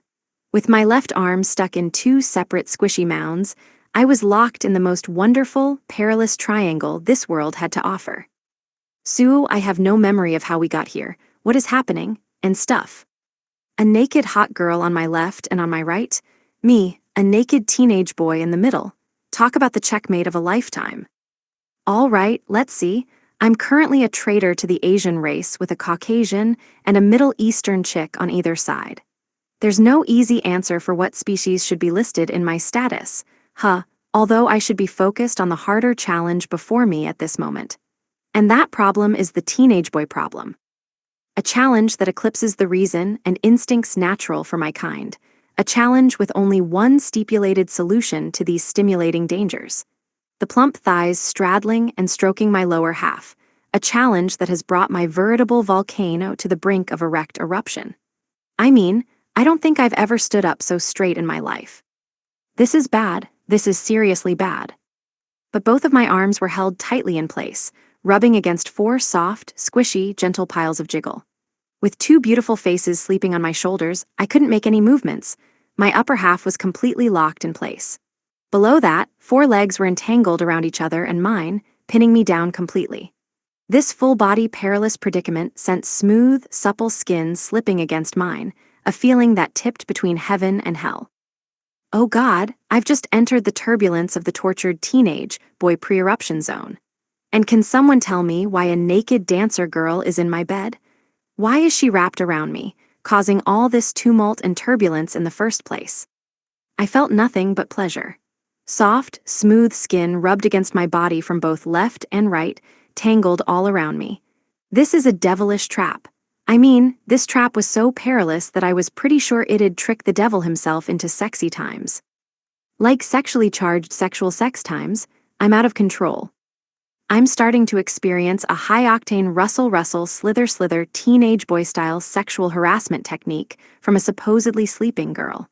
This morning is way beyond good. It has to stoop. There's no way those movements are accidental. I mean, they were moving in calculated unison to land a maximum sexual stimulation combo attack. They had me held in place. I couldn't dodge as waves of pleasurable attacks struck from the left and right, an attack that ended my brain function once and for all. They've completely beaten me. You must ensnare me, enslave me. But I promised myself I wouldn't touch you, dancer girl, and instead, you're the one touching me, og. These attacks, the battle that a teenage boy couldn't afford to lose had begun there. As in there, as in yes, as in there. That rodeo cowgirl ride melee warfare was a glorious 2-on-1 battle, but haven't super horny and alpha male hit max level? Even Revival has gotten all the way to level 6, making non-stop, extended warfare totally possible. Like this. Arog Ediak awesome aseg. Thrusting, throbbing victory. I definitely would have been destroyed if super horny and alpha male hadn't been maxed out. Revival at level 6 was barely enough for them. The solution was stored in my nearby cloak. With their 4 arms and legs locked around me in a continuous series of attacks, I just barely managed to snatch a potion from my cloak, turning the tables on them and readying my counterattack. With my cloak in reach, now I could no longer be defeated. I had 2 enemies to face off against, so it was time to unleash the might of magic hands. I already had vibration magic, but my new wisdom's control over my tentacles was astounding. I could now easily grow 100 and control them at will, sending hundreds of marvelous sensations straight up my arms. Yup, I should have known 100 was overboard. I looked down at their blissful, unconscious faces. They'll probs be fine once I pop some mushrooms in their mouths. Dancer girl seemed to get a little pained, so I'll give her a mushroom just in case. Her mouth is already conveniently wide open. There you go. Next up, lecture time. After being thrown into such an entrancing, confounding battle, after being pressed and pushed and rubbed and rolled by those busty bodies, a disastrous defeated deadlock of doom I was being treated like a delinquent. Blame my dewy-eyed innocent charm, why don't ya? I mean, there has to be a lecture. There is an order and procedure to these events. At least there usually is, so why couldn't they at least issue a teenage boy warning for this war? I mean, in teenage boy terms I'm a teenage boy, and don't attack me, but thank you very much. Twitch twitch. I guess that counted as their response. Maybe I ought to tell them more sternly. I was getting a very strong sense that it was already way too late for me. I got to experience the most marvelous, magical miracle, sure, but there's gotta be a lecture coming. Why did you do this? I loved. Well, I didn't dislike it, you know. I loved it as in I couldn't necessarily deny the eventual events that preceded, which culminated in the utmost pinnacle of delight. But I swear I'm mad. Dancer girl is newly free, so we should slowly figure out what she wants to do. Why attack me like that? I cannot thank you or anything like that, no. We need to be having a serious conversation about what you want to do, without any ear-nibbling interruptions. Hey, why are you wrapping your legs around me again? And no, I'm supposed to be scolding you right now, a scolding by the name of lecture, so properly listen to what and no, don't lick me, listen. I'm lecturing you now, pointing my finger, you see? No, don't start sucking my finger like that. Whoa, hey, what is this judo wag? Dungeon Empress rematch. It surely went without saying, but they had vitality out of some different dimension. No matter how many times I knocked them out, they just came back. Hang on, she's got underworld, I've got revival. Does that mean she can always restore herself? Hang on, if we're equal in an extended matchup, then force of numbers will win in the end. That means I'm going to get totally mushed and tit smashed and ass smushed and brushed and hushied. What triangle combo madness is this? Fait accompli, delicious food, contract guarantee. So tasty, alone I hate it. I'm supposed to be a loner. 2-on-1 is unfair. Since when did antiloners entwine teenage boys like this? I was trapped on the bed, caught in a triangle of legs, tanned, bulging thighs, and long, slender, pale legs, a triangle so fine you might call it 69. This position is nuts. As for what is nuts, let's just say my nuts are going nuts, as in, never mind, 69. Libido League Championship, rematch. This is ridiculous. 69 is the finest way to wine and dine in my mind, so I've got a tongue vibration magic technique to show you. 7 never ate 9, 6 did all along. Ag uwag uwu. Our wrestling match went straight up Texas cloverleaf, with tentacles and vibration magic working in dreamlike combination to crush my opponents. Ladies and gentlemen, could this be an inverse figure 4? Stay with me, servitude, I want happy, Dancer girl shouted. Okay, well, things aren't perfectly peachy over here either, I cried, specifically my blood pressure. Top half and bottom half entanglement was bad news, and bottom half entanglement was especially so for teenage boys. My God, Dancer girl's stretching ability was absolutely unprecedented, but this is exactly why wisdom at last awakened. More tentacles, double 'em, 200 or bust. It goes to show how powerful their 4 legs are. Magic power turn off magic hands. Oh, then how about I try out a magic hands Boston Crab move on you, huh? W8 from behind. Being outnumbered here is such a disadvantage. I kept their hands restrained and monitored their legs, but somehow, her mooeth. This was a battle royale. It had gotten bright outside, but this wasn't your average morning cartoon, kiddos. At this rate, this body warfare was gonna give me new body vocabulary. Heck, forget that, I'd wind up with whole new body skills. The exhaustion was far outpacing my revival rate. This battle was testing the sheer limits of my teenage boyhood. I couldn't let my persistence fade yet. I thought this was merely a full-fledged positional war that fully elaborated upon our transcendental mastery of flexibility, but these girls' sheer energy was on a different plane. Those are the eyes of a demon. She's just starting to get serious. Holy God, that position was insane. Together, servitude. Forever, Dancer Girl said. Oh, okay, fine. I give up, I surrender. But my teenage boyhood had no regrets. This was going to use up every single last remaining ounce of my virile soul, you know. Hang on, I said I give up. You win? Okay, servitude. Now please, you're enslaved now. Now you have me forever. Look, as a teenage boy, I couldn't necessarily deny the upside, but still, that was humiliating. I mean, teenage boys love looking at this sort of thing being done, but having it done to me? I couldn't take it. I gave up. Smooch. Day 73. Morning. I love ripping off, and I hate getting ripped off, except at a suspicious store. Don't you think having teenage girls there is a serious crime? Eniomurumuri Castle. Nefertiri-san couldn't stop boasting about how she won, how she got officially enslaved. The defeated Haruka-kun looked haggard but relieved that it was over with. Did she maim him? Hey, at least he gave in. I mean, she begged him with all her heart, entwining him with that terrifying dynamite, demonic body, no wonder he couldn't refuse. I can certainly understand that Haruka-kun didn't stand much of a chance against 2-on-1 in hardcore body combat. He had certainly tried his best, all night in fact, which was why he looked dead tired this morning. Besides the all-night extreme body combat, it was a peaceful morning. Could you really call this peaceful? Maybe not, but we crushed all our enemies, you know? So it checks out that we don't have to fight anymore, said Vice Rep B. Yup, it's technically peace, but it's not peaceful at all, everyone agreed.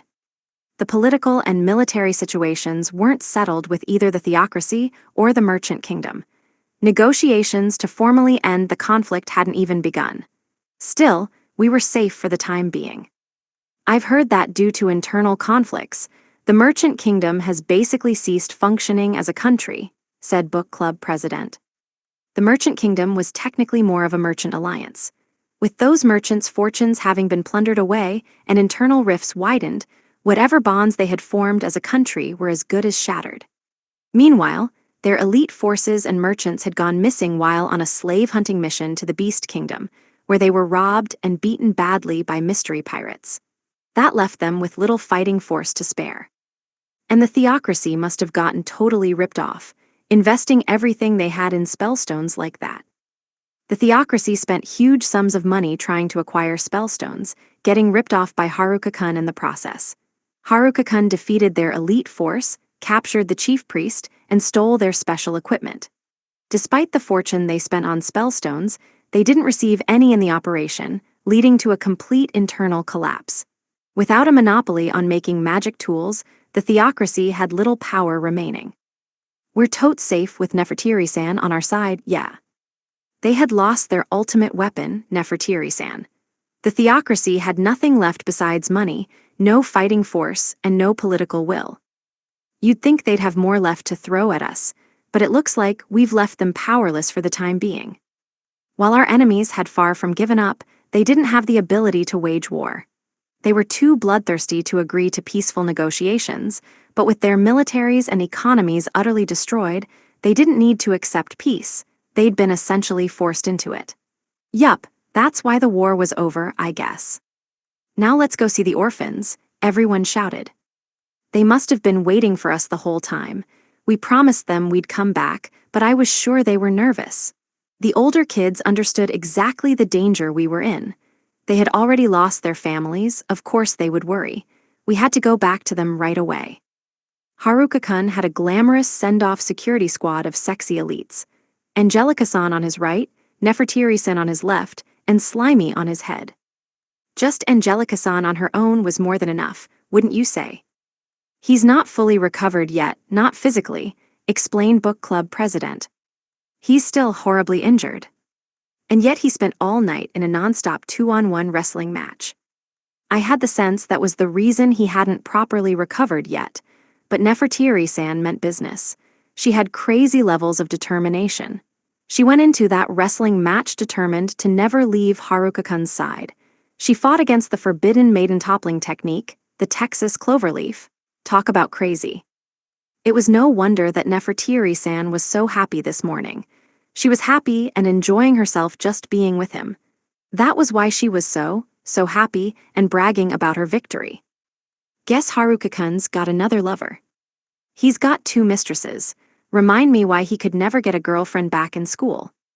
It had to do with what Angelica-san told us, the sadness and loneliness of life as a so-called monster.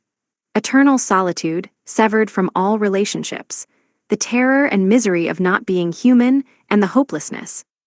Being alone forever with no one coming to save you. Things didn't end up that way, however.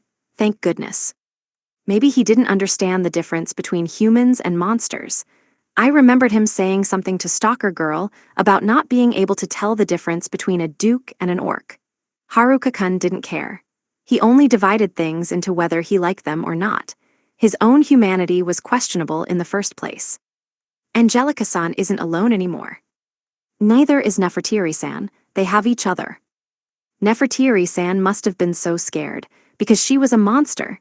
She wasn't human, she had nowhere to go, all that uncertainty must have been terrifying. Nothing you could tell her would reassure her. Haruka-kun didn't try. He didn't care about those anxieties, he wasn't even thinking about them. I doubted he even understood her worries. That was why she felt safe, and that was why she fought so hard for him. She found a place where she could rest, where she could smile. I understood why she was so happy by his side. Now she had friends, now she had a place. In preparation for our reunion with the orphans, Haruka-kun had prepared something, a certain ridiculously decadent objet d'art. Didn't Lady Murimer's forces already go back to the frontier? These horse-drawn carriages I acquired from the theocracy. Just did some minor remodeling for the orphans romping about pleasure, and to romp to their sides at high speed, coincidentally.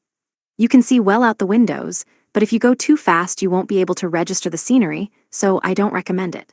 So long as you don't try to turn, you've got top-class destructive charging force. It's a guaranteed unbeatable vehicle, so I think the orphans are gonna dig it. I've rigged it so that just boarding it gives you an experience share, so it's prime for power leveling and stuff. Just make a normal safe carriage, damn it. You don't need to teach the kids this level of speed. Before us stood an orphan mindset warping monstrosity of an over-the-top, luxuriant king's carriage.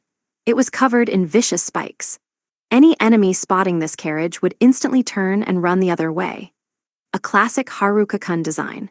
We just freed the capital from invaders, and now the 2nd Army Division was going to be tricked into thinking another wave was incoming, this one more terrifying than the last. Guys, it's fast, Haruka-kun said. I thought we wanted to go meet them quickly, so why are you criticizing my heavy artillery bullet train carriage design? Was the drill a bit too much? It's just for the aerodynamics, guys, come on. And the spikes are adorable. A carriage that can generate so much aerodynamic force that it can literally get off the ground and fly is no longer a carriage. Throwing fluid dynamics out the window is one thing, but how about starting with maintaining common sense? Yeah, because next thing you know, you'll be setting fluid dynamics on fire and making them fly across the room. The room, which you should have read better, remember common sense. It deserves its time to shine too, you know. I don't think common sense has gotten a single chance to thrive the entire time we've been here. He powered up the horses with all sorts of fancy extras, too. Leg speed-up plate, high-speed horse armor, speed-up helmet, speed-up saddle, speed-up bridle, speed-up hooves, speed-up ribbons. He tied the speed-up ribbons on to the horses' tails, completing the dreadful, spiny horse armor with adorable little ribbons. I think we might need to place some additional orders for those. Wow, the inside is so spacious and pretty. And the outside is murderous and horrifying. If we had this carriage, we could have eaten our beef on rice while sitting down. It's not like it's necessary to eat lunch while on the move. We took off in the carriage and, my lord, it was fast. So fast. How is this faster than high-speed movement? Did you teach ground shrink to the horses, too? I guess this is what happens when you layer on speed-up equipment like that, but we definitely can't turn right. It's not the horses' fault, they've gotten so aerodynamic. Sat aboard the ultra-luxurious sexy female Night Passion Greeter DX model, we double-checked with Haruka-kun. There was, in fact, no known issue with the ultra-high-speed movement. But why did the name of the vehicle change every time, and why was it getting longer? The horse equipment was even more extravagant than the interior. Haruka-kun always went full throttle on the wow factor. The only issue was that the sexy female knights the carriage was designed for weren't actually here. At least he could take a rest now. After all the fighting, it was finally over. The enemy-crushing, happiness-preserving ripoff master could finally rest. We really don't need to rush so much. But we don't want to keep the kids waiting. Yeah, Haruka-kun was so worried about making the kids worry that he went and built this thing. We all looked at one another. Do we really have to arrive in the capital in this terrifying contraption? Haruka-kun brought peace so we could go see the kids again, and so those same kids could grow up in happiness. He must have finally drifted off to sleep by now. I would have hoped so, after a non-stop night of 2-on-1 wrestling. We won't be able to go straight back to the frontier, right? Yeah, Duke Amui and Princess Girl are coming to the capital too. Oh, by the way, said Vice Rep B, Haruka-kun asked if we had dresses. I said yes and stuff. What? Everyone gasped. We're gonna get summoned for another official dress sesh. Is he gonna put on a ball or something?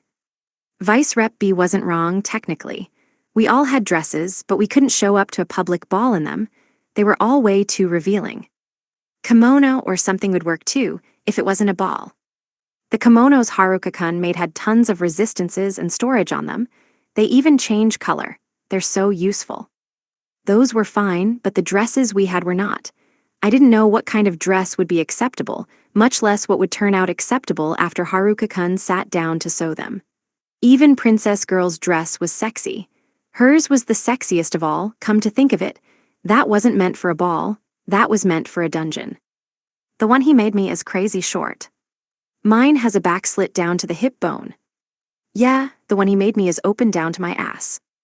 Every single one of them is ridiculously sexy. Ladies, what exactly did you order? Although my dress also had slits that exposed my back and shoulders. Maybe since we needed full-body protective armor for everyday life here, everyone wanted more revealing clothes as an act of rebellion. Even our armor was starting to get sexy now. The Vanguard in particular had some wild gear. Those kinda clothes were too avant-garde for this world, given how much you could, see. Thankfully, they hadn't gotten their time to shine yet. Those dresses, they weren't for parties, no. We would come across as vendors for an especially suspicious brand of store dressed in those things. And somehow, Haruka-kun would make a profit off of it. Day 73. Noon. I think the winner of the best prisoner of all time deserves to get captured first, doesn't he? The road. We headed back to the capital in 3 carriages. Miss Armor Rep, Slimy, Dancer Girl, and myself went in the first carriage.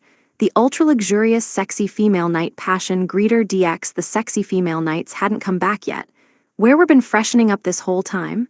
I knew that girls took a while to get ready, but I was getting suspicious. So he stole his own prisoner escort, huh? Well, I heard the original owners got so scared of their own horses that they couldn't approach them. Wow, he really deserves some sort of Best Prisoner of All Time award. Meanwhile, baseless critiques piled on us from the passengers of the Highway Orphan liner. I decided to let those rude comments go out of my boundless generosity. With Jiggly Jiggly on my right, Wobble Wobble on my left, and Boinko Boinko on my head, it was a happy journey. Thank God I loosened the suspension before we set out, I thought. All of the beds on board shook gently along with the carriage, causing slippery slippage and juicy jiggling, a marvelous contraption. A wonderful trip. Since we'd be bringing the orphans back with us, the sexy stuff had to be limited to the one-way journey, so I had to get my fill now. Nodding off gently and jiggling generously all the while, we advanced towards the capital. Even with these carriages, the journey took a full day, much longer than flying. It was nice to have a relaxed journey, though. I was exhausted. Let's be friends, Dancer Girl said to Slimy. Jiggle jiggle. I also brought my demon scythes with me, so we had sound protection too. I took a peek at the dungeons where the deluges occurred on the way, but they were really weak. All of them were about 30-floor affairs, They didn't even have any hidden rooms. Come on, the kingdom should have easily been able to take care of these. We stopped at a former dungeon to have lunch. It was a rare rainy day, for once. I ate so much yesterday that one more set isn't enough. But Nefertiri-san's dance revolution sesh will totes be enough exercise. I let my guard down. I never expected pasta carbonara to show up here. Today was supposed to be a day off from big meals. Supposed to. The girls were in an uproar. Carbonara has arrived. What are you guys doing, worshipping spaghetti? After I gave it a try, making carbonara was actually pretty easy. It wasn't the real thing, but it tasted great. Still, just the flavor was more than enough to take us all back. Everyone had lost too much, and that was a problem. It was going to be impossible to bring everything back. I definitely can't make smartphones. I never had one myself. I only had a flip phone, and one of those wasn't on the table either. I mean, there was no reception here. Forget it. Well, it's not so much carbonara as a carbonara-esque pasta thing with pan-cooked pork and mushrooms and mystery animal milk and unknown bird egg wheat noodles, all flavored generously with black pepper-esque spice. Kinda. It's fine, it looks like carbonara to me. I still hadn't gotten any cheese or cream. I was able to confirm that they existed, however. When pizza arrived, the girls would probably get down on their knees. Soda was impossible, though. I'd glanced at the list of ingredients on a soda can before. How could I possibly remember all that? Bon appetit, the girls shouted. Wiggle wiggle. They piled heaps of pasta onto giant plates, even though I had prepared 22 small plates and one bucket for them. S-sauce is flying everywhere. Don't try to stretch the noodles. Why are you stealing enough pasta to wind it around your fork into a ball? Pure chaos. We even had dual fork wielders in the arena. Servitude had reset Dancer Girl to her base level, but she was still powerful. She whirled the pasta around her fork like a twirling ballet dancer and danced away on her fleet feet. She was stealing and wheeling pasta all over the place. Pasta enhances girl power to its deadliest extreme. Carbonara, be afraid. Well, she looked like she was having fun, so whatever. I might just need to get a mosaic done of these girls with white fluids dripping out of their mouths, dribbling off their tongues, and splashed around their lips. So yummy, so yummy. Tastes like home. There was lip-licking going on left and right. Both manners and diets were done for. Then, when we got back on the highway, the shaking continued. As in the stimulated shaking, as in, well, basically, we shook the carriage, got it. The highway orphan liner horses were still full of energy, running so fast with all of their speed-up boosts that it was almost as if they had ground shrink skills of their own. This is why that carriage can't turn. There's no way those horses could turn at this speed. Jiggle, jiggle. Still, the carriages were faster than expected. I'd give the horses restoration mushrooms as a reward later. Meanwhile, a new question, as in challenge, as in dangerously criminal deed, had emerged from the dangerous mouth of none other than Dancer Girl. Royal study mastered sex positions, she said. She was quite the technician. She had studied sex techniques under an ancient imperial princess, positions that were even hard for Miss Armor Rep to pull off. My God. And that included the study of the Frankensteiner. What exactly was the culture of that empire? I'd love to move there and find out, but it had been vanquished long ago. Now these dark secrets had been passed on to Miss Armor Rep as well, reviving a neoclassical era of ancient techniques. That sex mastery is almost too masterful. It's enough to master a masochist teenage boy, but I managed to overcome their might with a double knockout of my own and force them into a little nap. Yup, hearts for eyes. Let's keep the contents of this carriage our little secret. The contested contest had been so contentious that Diamond Fist leveled up twice. Yeah, it was no joke messing around with 2 Dungeon Empress-level fighters. Stats alone decided the matches at this point. As I continued with my various side jobs, the carriage wobbled. More orders clobbered. An order for matching Horsetail ribbons. I suppose class rep used to tie her hair with a ribbon. What? She wants to match the horses. We weren't in a hurry. I think we'll be plenty relaxed in the capital too, I thought. Even if we get there quickly, we'll still have to wait for Princess Girl and Mr. Meridad. And that blood-headed Baldy, the newly bald-headed chief priest. Class rep really made a mess of him when she took him captive. She beat him so bald that he may as well be a goblin. Does that make the nobles kobolds? Wiggle wiggle. Manju sure is terrifying. Fortunately, the local girls who worked at the souvenir shop for me on the frontier agreed to go work in the capital branch, even bringing their families with them. As I did my side jobs, I still had some spare time. I made some improvements to the capital road to speed up our return. Those improvements only further showcased the power of the highway orphan liner. The orphans would be thrilled, I was sure. It was comeback time. For leotards, that is. I've gotten a boatload of orders for the highly popular Dancer Girl aerobics class for alluring body sexifying sessions. Hang on, why does Dancer Girl need a leotard too? Miss Armor Rep's got plenty, sure, but wearing one of those in front of other people. That can only be for a chosen few. I mean, Miss Armor Rep wore her black leotard and then her white leotard only to shift over to Team Blue, and then Team Gray, and all in all, it was an all-out alluring display, yep. She was very busy putting them on and taking them off. All colors, please, with extras. She also needed the extra leg warmers, hairbands, and ballet shoes. By the way, there also seems to be a rush of belly dancing outfit orders from the girls. The Mean Girls and the Arts Club are both busy making their designs, but either is going to be worrying, wonderful to witness, you know. Now that I had enslaved Dancer Girl, I had to make her clothes. After a furious extended battle, Mr. Magic Hands determined her shape and measurements, and Jupiter Eye seared them into my mind. Making them was difficult given her gymnastics girl levels of pure flexibility, so we needed to do 16 consecutive rounds of fitting sessions that involved much putting on and taking off. Taking them on 2-on-1 was unfair but twice as fun, even with double the ass and boobs and thighs entwining my teenage form. The moment any hole opened, it required some sort of invasion revival was already up to level 7 now. An endless battle in the narrow carriage, a war of attrition, adding in my side jobs, and it was a busy trip. I certainly couldn't show this side of myself to the orphans, so it was better to get it out of my system now. I hoped all this fun wouldn't kill me. I want to work on equipment, but I really should stay away from Dancer Girl's sealed item, right? Mythological coffin, weaponization, perfect invincibility, auto defense, auto repair, total strengthening, magic sword flurry, attack plus defense and all. No response. Yeah, there was a double XS4 eyes situation over here. This equipment was on the level of Miss Armor Rep's platinum armor, so just putting it on would give Dancer Girl huge boosts. Can't beat the rush you get when you fuse good stuff with good stuff. An electrifying collab between her bangin' body and sexiness and allure, and wait, who was playing dead inside it the whole time. Of course I brought that item, it was on the ground, practically up for grabs. Even Dimension Blade couldn't cut through that coffin, anyone who hid inside was definitely safe in there.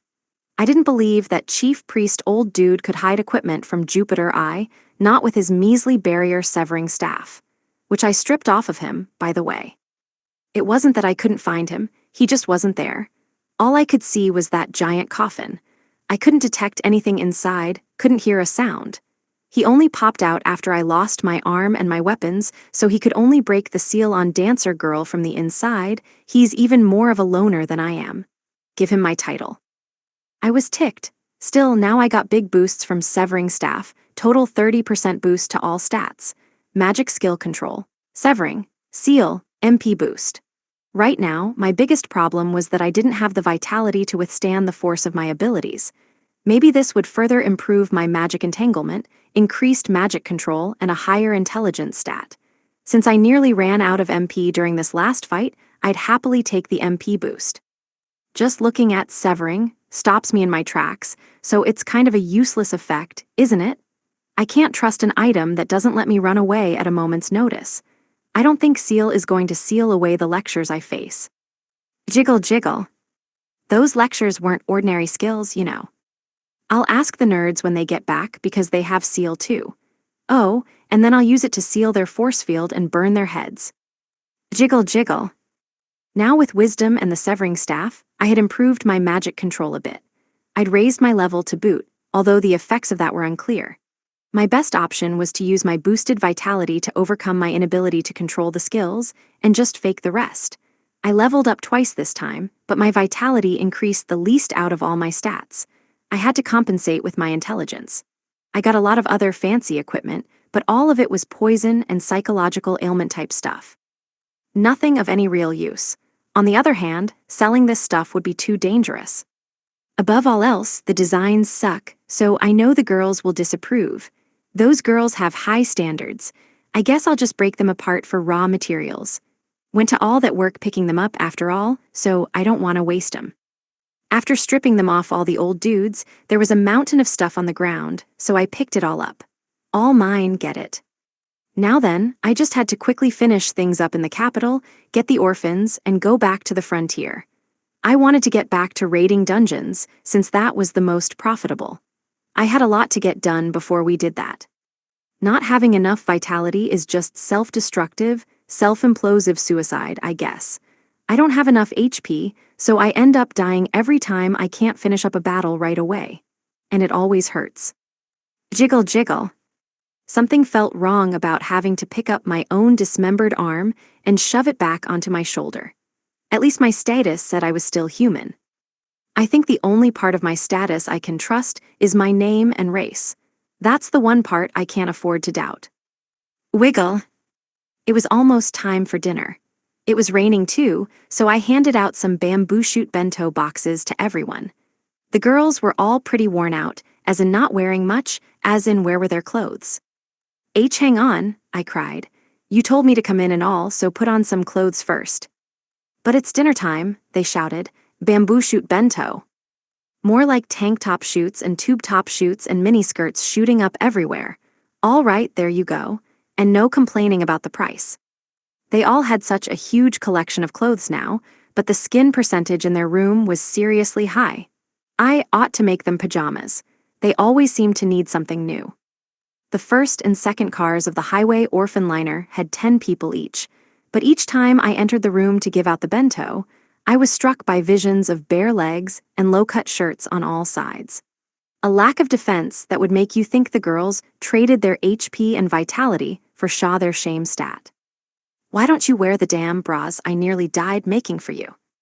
The leggings were even more dangerous than I could have imagined, especially for a Jupiter eye-wielding teenage boy whose eyes had no place to rest. To make matters worse, Wisdom took a picture of each and every angle I encountered as I tried to find a place to aim my gaze. But you know something? The girls deserved time to relax and be as casual as they wanted. That awful, stupid war was finally over, and without anyone dying too. Day 74. Morning. If double or nothing yields next to nothing, maybe the double was nothing all along. Diuril Capital. The city gates opened, and the horse-drawn carriages proceeded into the capital. It had only been a few days, but the capital already felt so familiar. The capital didn't seem to feel the same way about us, though. They looked like they expected us to rob them, but they eventually let us pass. When we entered the slum quarters and arrived at the orphanage, the orphans all ran out of the souvenir shop to greet us. Yaeze. They flew at us, hugging everyone and especially piling on to Haruka-kun, making a small mound of children on top of him. A human pyramid? Nefertiri-san nodded in approval. Did she agree with their technique or something? We're back. Haruka-kun escaped from the human pyramid and taunted them. I never back down. And stuff, he said, only to get swarmed and buried in children anew. He was a popular orphan landing destination. The elf girl Irelia-san also came to meet us. Her sickly body had regained its strength, and she looked beautiful now. You'd think that elves would be a bit more modest in the chess department, but damn. Vice Rep A and C were quaking with fear as they beheld her bosom. Even after getting push-up bras, they still lost to her. I'll console them later. Welcome back to Diuril, she said. Everything is going well at the orphanage and the shop. All of the people here treat us wonderfully. Image summary, manga illustration of two girls, a tall, elegant elf with long hair and ornate clothing standing beside a shorter, smiling human girl with a bob cut. The commander from the 2nd Army Division also stuck with them and posted soldiers to patrol the slum quarter. They defended the orphanage and the slum quarter perfectly.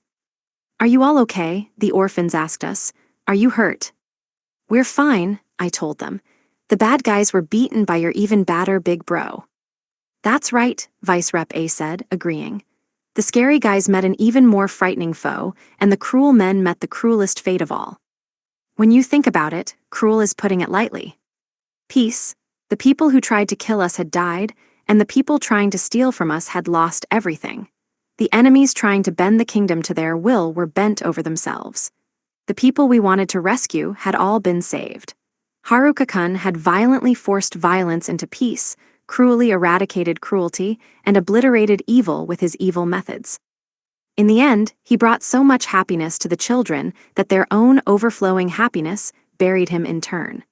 The ripoff artist used force and violence and cruelty to bring pure peace to the world. "I can't breathe, get off me, where are you all even coming from? What is this Patriot missile barrage of orphans? I'm gonna need an iron dome for these, and where is my opening for a counterstrike?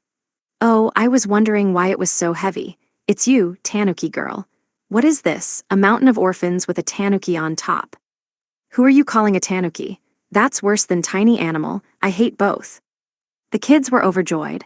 I saw some tears too, but they were tears of relief. They all loved Haruka-kun. He complained and acted like he hated it, but that didn't stop them. The kids could tell based on their instincts. They knew he was not a good person, not a kind person either, he was certainly a lewd person. Leaving all that aside, they understood they owed their safety and happiness to him. I bet Nefertiri-san felt the same way. Haruka-kun didn't feel bad for those poor, lonely orphans. He didn't pity them or look down on them.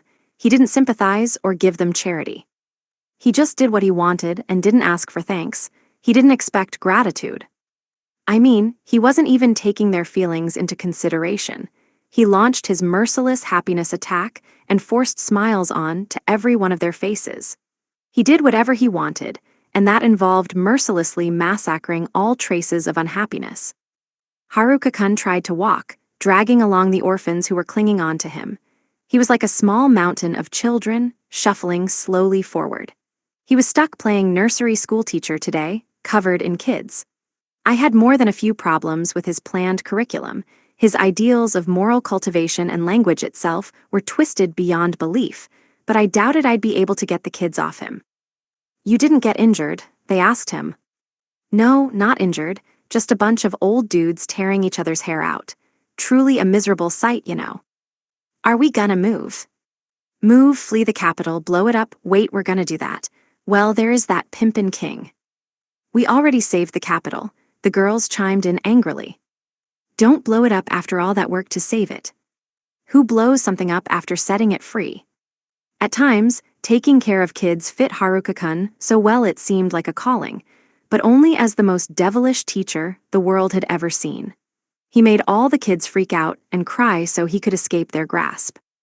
The souvenir shop had just run out of its clothing for sale as well as manju, so sales were way down.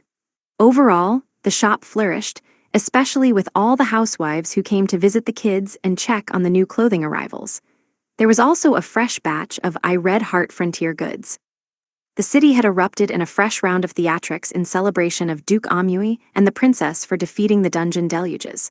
They also lavished attention on Lady Muriel, who was pretty popular herself.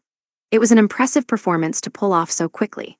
But we black-haired maidens were shy, and wait a second, no one fought in those crazy revealing outfits? Why were we in bikini armor in the posters put up all over the city? We looked hot, but seriously.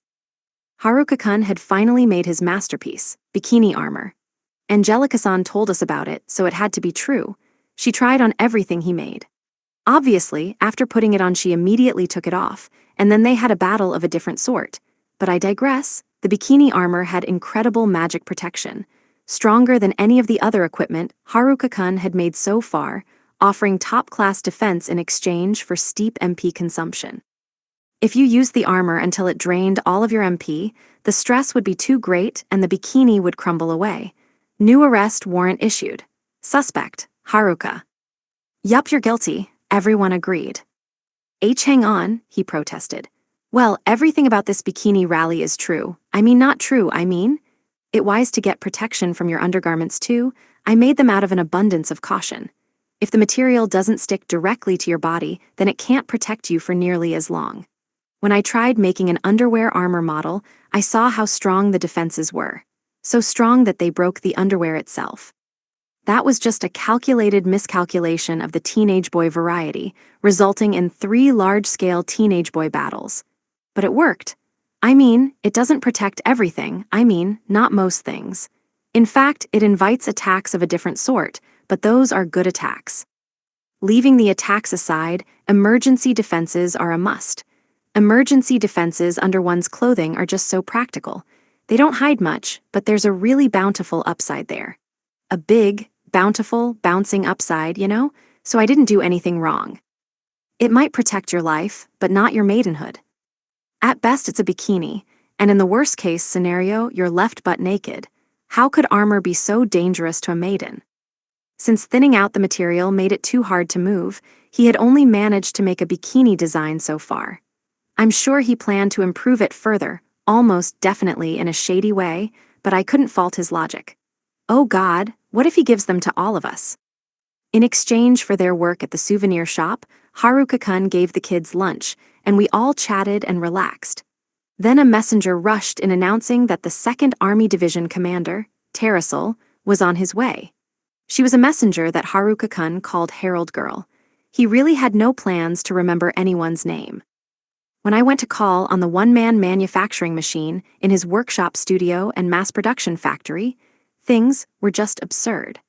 I was over level 100 with true sight, and even I couldn't figure out what was going on back there. He was working on several types of clothes and daily necessities while simultaneously making manju across the room. This wasn't manufacturing, this was magic. A huge volume of products appeared in piles.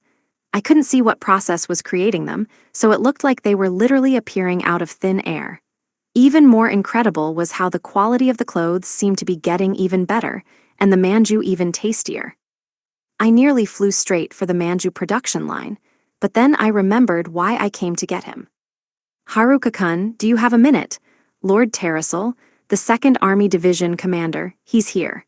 He says he wants to talk to you if you can take your hands off of all of this for a second. Oh, my hands are totally free, magic hands are taking care of everything. I certainly won't be putting my hands on that 2nd Division commander dude, or talking to his hands for that matter. How does my hands' current activity impact my ability to have a chat with that commander dude?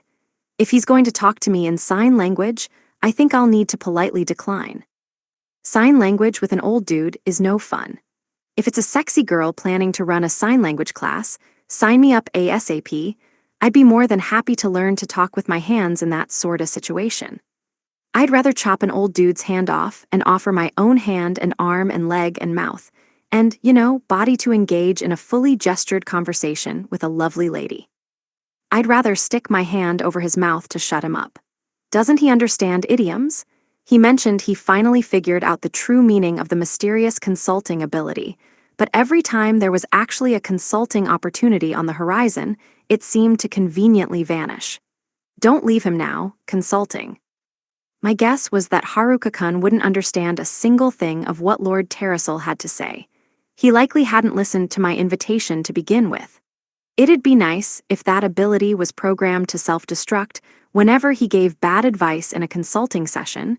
Consulting was an amazing skill, so long as Haruka-kun didn't use it. I said take your hands off your work, not talk with your hands, I hissed. Why are you talking in circles like this? What exactly is inside that head of yours? I had made the crucial mistake of trying to have a normal conversation with Haruka-kun. Long monologues were a problem for Haruka-kun. If he couldn't get his point across, he just talked around himself and in circles until the conversation completely collapsed. Customer here, and manju. Nefertiri-san has the right approach. Dancer girl, where did you come from? He seemed to understand her. I guess talking to him in as few words as possible was the most effective. Manju, she said, more manju. That's just a demand for manju? Haruka-kun exclaimed. And you didn't even mention the part about the 2nd Division commander dude the second time. This girl is terrifying, class rep. Listen, once that hot, freshly steamed manju, gets stuck in your brain, slimy, continued to gobble up snacks in the background. I gave up. Manju, give us manju, only manju, got it. Give me manju. Day 74. Noon. The official request from the teenage boy manager is to not invite goblins and kobolds to the lace sesh. Souvenir shop. Orphanage branch. It was my first time seeing the 2nd Division Commander dude in a while, that guy guarding the capital. The commander dude had brought me a message from the Pimpin' King. Wow, a pimp making a big shot commander deliver a message. Classic pimp behavior. Was he all like, hit me oop, and stuff? I shouldn't have cured a womanizing pimp with 5 wives like that. Maybe I should use my newly acquired seal to seal away the Pimpin' King's pimpin' abilities, but then all that would be left was an old dude. May as well just bury him, right? So basically, to put it simply and directly, to get straight to the point, to basically ground shrink and gravitate the point directly to our point, the royals were like, dance, dance you high schoolers. Show me hell itself. And forbid discriminating between the pimpin' and the simpin', so I should just get down to business and bonk 'em. How did we just get from ground shrunk to a long dialogue on a dance party? What is with your grudge against the king for having 5 wives? Going to the balcony and announcing, ladies and gentlemen, I like sex, would have been briefer than this interrogation. In a few days, the princess and Duke Amui will arrive in the city, said the commander. When they do, we would like to greet them with the utmost gratitude possible, and in keeping with the royal schedules. The king would have liked to travel incognito to thank you in person himself, but Lord Vismurg Zero captured him on his attempt. I will have to extend his gracious thanks to you in his stead. That Kingshore is as wild as a pimp. Oh, so there's a workout craze breaking out all over the kingdom. We'd better have Miss Armor Rep set up a boot camp city and flood the market with leotards. It's time to open our 7 senses, comprehend the profound mystery of the universe and all that jazz. You feel. He wants to hold a ball, the girls shouted. How did that turn into a workout sesh? Well, it just seems necessary, right? I mean, the fresh order of manju that I made are already almost all gone, so with all those calories, we gotta talk boot camp, right? Huh, why were all of the girls looking away from me now? Class rep even used ground shrink and super speed to avoid eye contact. I'm pretty sure our hijacker is gonna hijack the rest of the manju at this rate. That skill makes you super round, so how about one more set? I'm not getting round. Jiggle jiggle. Anyways, the girls needed dresses now. Did I need a tuxedo? I put up a giant nerd gang, get back to the capital, idiocy has arrived. Ya vibe, sign in the port, so hopefully they'd be back soon. Maybe I'd make the meatheads, tracksuit tuxedos. I suppose the girls can wear whatever besides dresses. Don't you all already have dresses? Why order more? Haruka-kun in a tuxedo. I want a white one. I want to be a shining mermaid. Hey, that's what I wanted. I'll be a shining princess then. How about a long-sleeve kimono, a white one? Make my skirt long and floaty. Hat, said Angelica-san. I want hat. Matching dress, said Dancer Girl. Boink boink. Slimy was gonna wear a dress too, and why did everyone want white? I always made color-changing stuff with defensive effects and ailment resistances. Okay, let's say I make some dresses. Do you all really need the accessory support? The dresses and the shoes will only get you to the mid-floors of a frontier dungeon. What if I add some metal plates, or coil on some chains? Oh, and because the skirts will be long, I could also throw in storage in there. I mean, surely you want to add some accessories and small pieces. A veil and gloves, all the girls shouted. Forget the metal and the chains, but don't forget corsages. We're going to the royal palace, not the king's dungeon. We're not going to a ball in full armor. He probably doesn't know the difference between a ball and a battle, or the difference between a castle and a dungeon. Oh, he probably wants to turn the ball into a battle and take out the king out of jealousy. They were so riled up, but damn, 2 outfits for each and so many accessories. What is a corsage anyhow? Got it, I said. I'll graft status ailment resistance to the bouquets, illusion onto the veils, defense and attack boosts to the gloves, and evasion and speed up on the shoes. But that leaves you guys a bit weak in the magic department, so how about some necklaces? Oh, and rings, Although you've already got a bunch of those, so just bring your own. Ooh, rings, brilliant cut, please. Spellstones cut like diamonds, now that was an idea.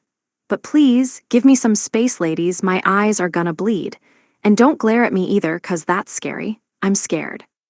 And now, I've been thrown back into my workshop.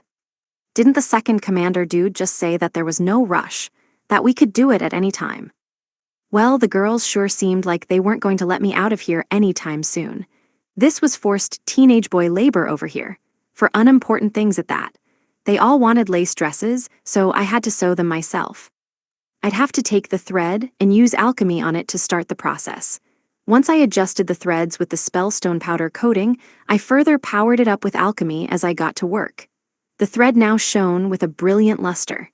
Yeah, I wove in some iron threads too. Now you get a defense boost and some physical resistance, something to defend from the corsages, right? I wove the lace into fabric, and if I didn't let the girls choose their fabrics, a new maiden battle would break out, so I had to do each dress completely customized to their specifications. Fortunately, the weave made it easy to imbue magic into the fabrics, resulting in physical resistance buffs. The crafting advice from Let's Go Magic Items came in handy there. Up until now, weaving fabrics myself took an incredible amount of time, so it was a pain to do. Now I could produce fabrics instantaneously, mostly via controlling magic hands with wisdom to set a recursive pattern. Heck, may as well turn some spellstones into Art Deco rhinestone and pea battery necklaces while I'm at it. Wow, I kinda accidentally made these better than their regular equipment. Power this up with mithril and you could tackle dungeons in them, no problem. I wove defensive boosts and resistances into the fabric lining for good measure. Previously, doing that was too complicated for mass production, but now my magic hands could work many times more precisely than before and tens of times faster. The technological revolution of wisdom was astounding. I'll definitely be able to make the best equipment yet now. To put it simply, it's time for me to make all new outfits and equipment as part of my side job, and after that, it's inevitably underwear's turn. How many side jobs does one dude need? Still, it was necessary. Things got dangerous when they weren't wearing equipment. Other people were the real danger. Monsters couldn't lie or deceive. But the church had equipment perfect for deception, super sneaky weapons with poison and nullifiers, and the rest of the works. Reworking our equipment for facing this different kind of danger had to be a top priority. Of course, that's all part of our class's path to becoming a sexy sorority. Yeah, this is gonna be nuts. Even better defenses than the Vanguard's armor. I powered up the iron thread that I stitched into the fabrics with mithril, which caused all of the attributes to shoot up. With so much fabric surface area crowded with additions, I was on my way to all-powerful dresses overflowing with defensive attributes and endowed effects.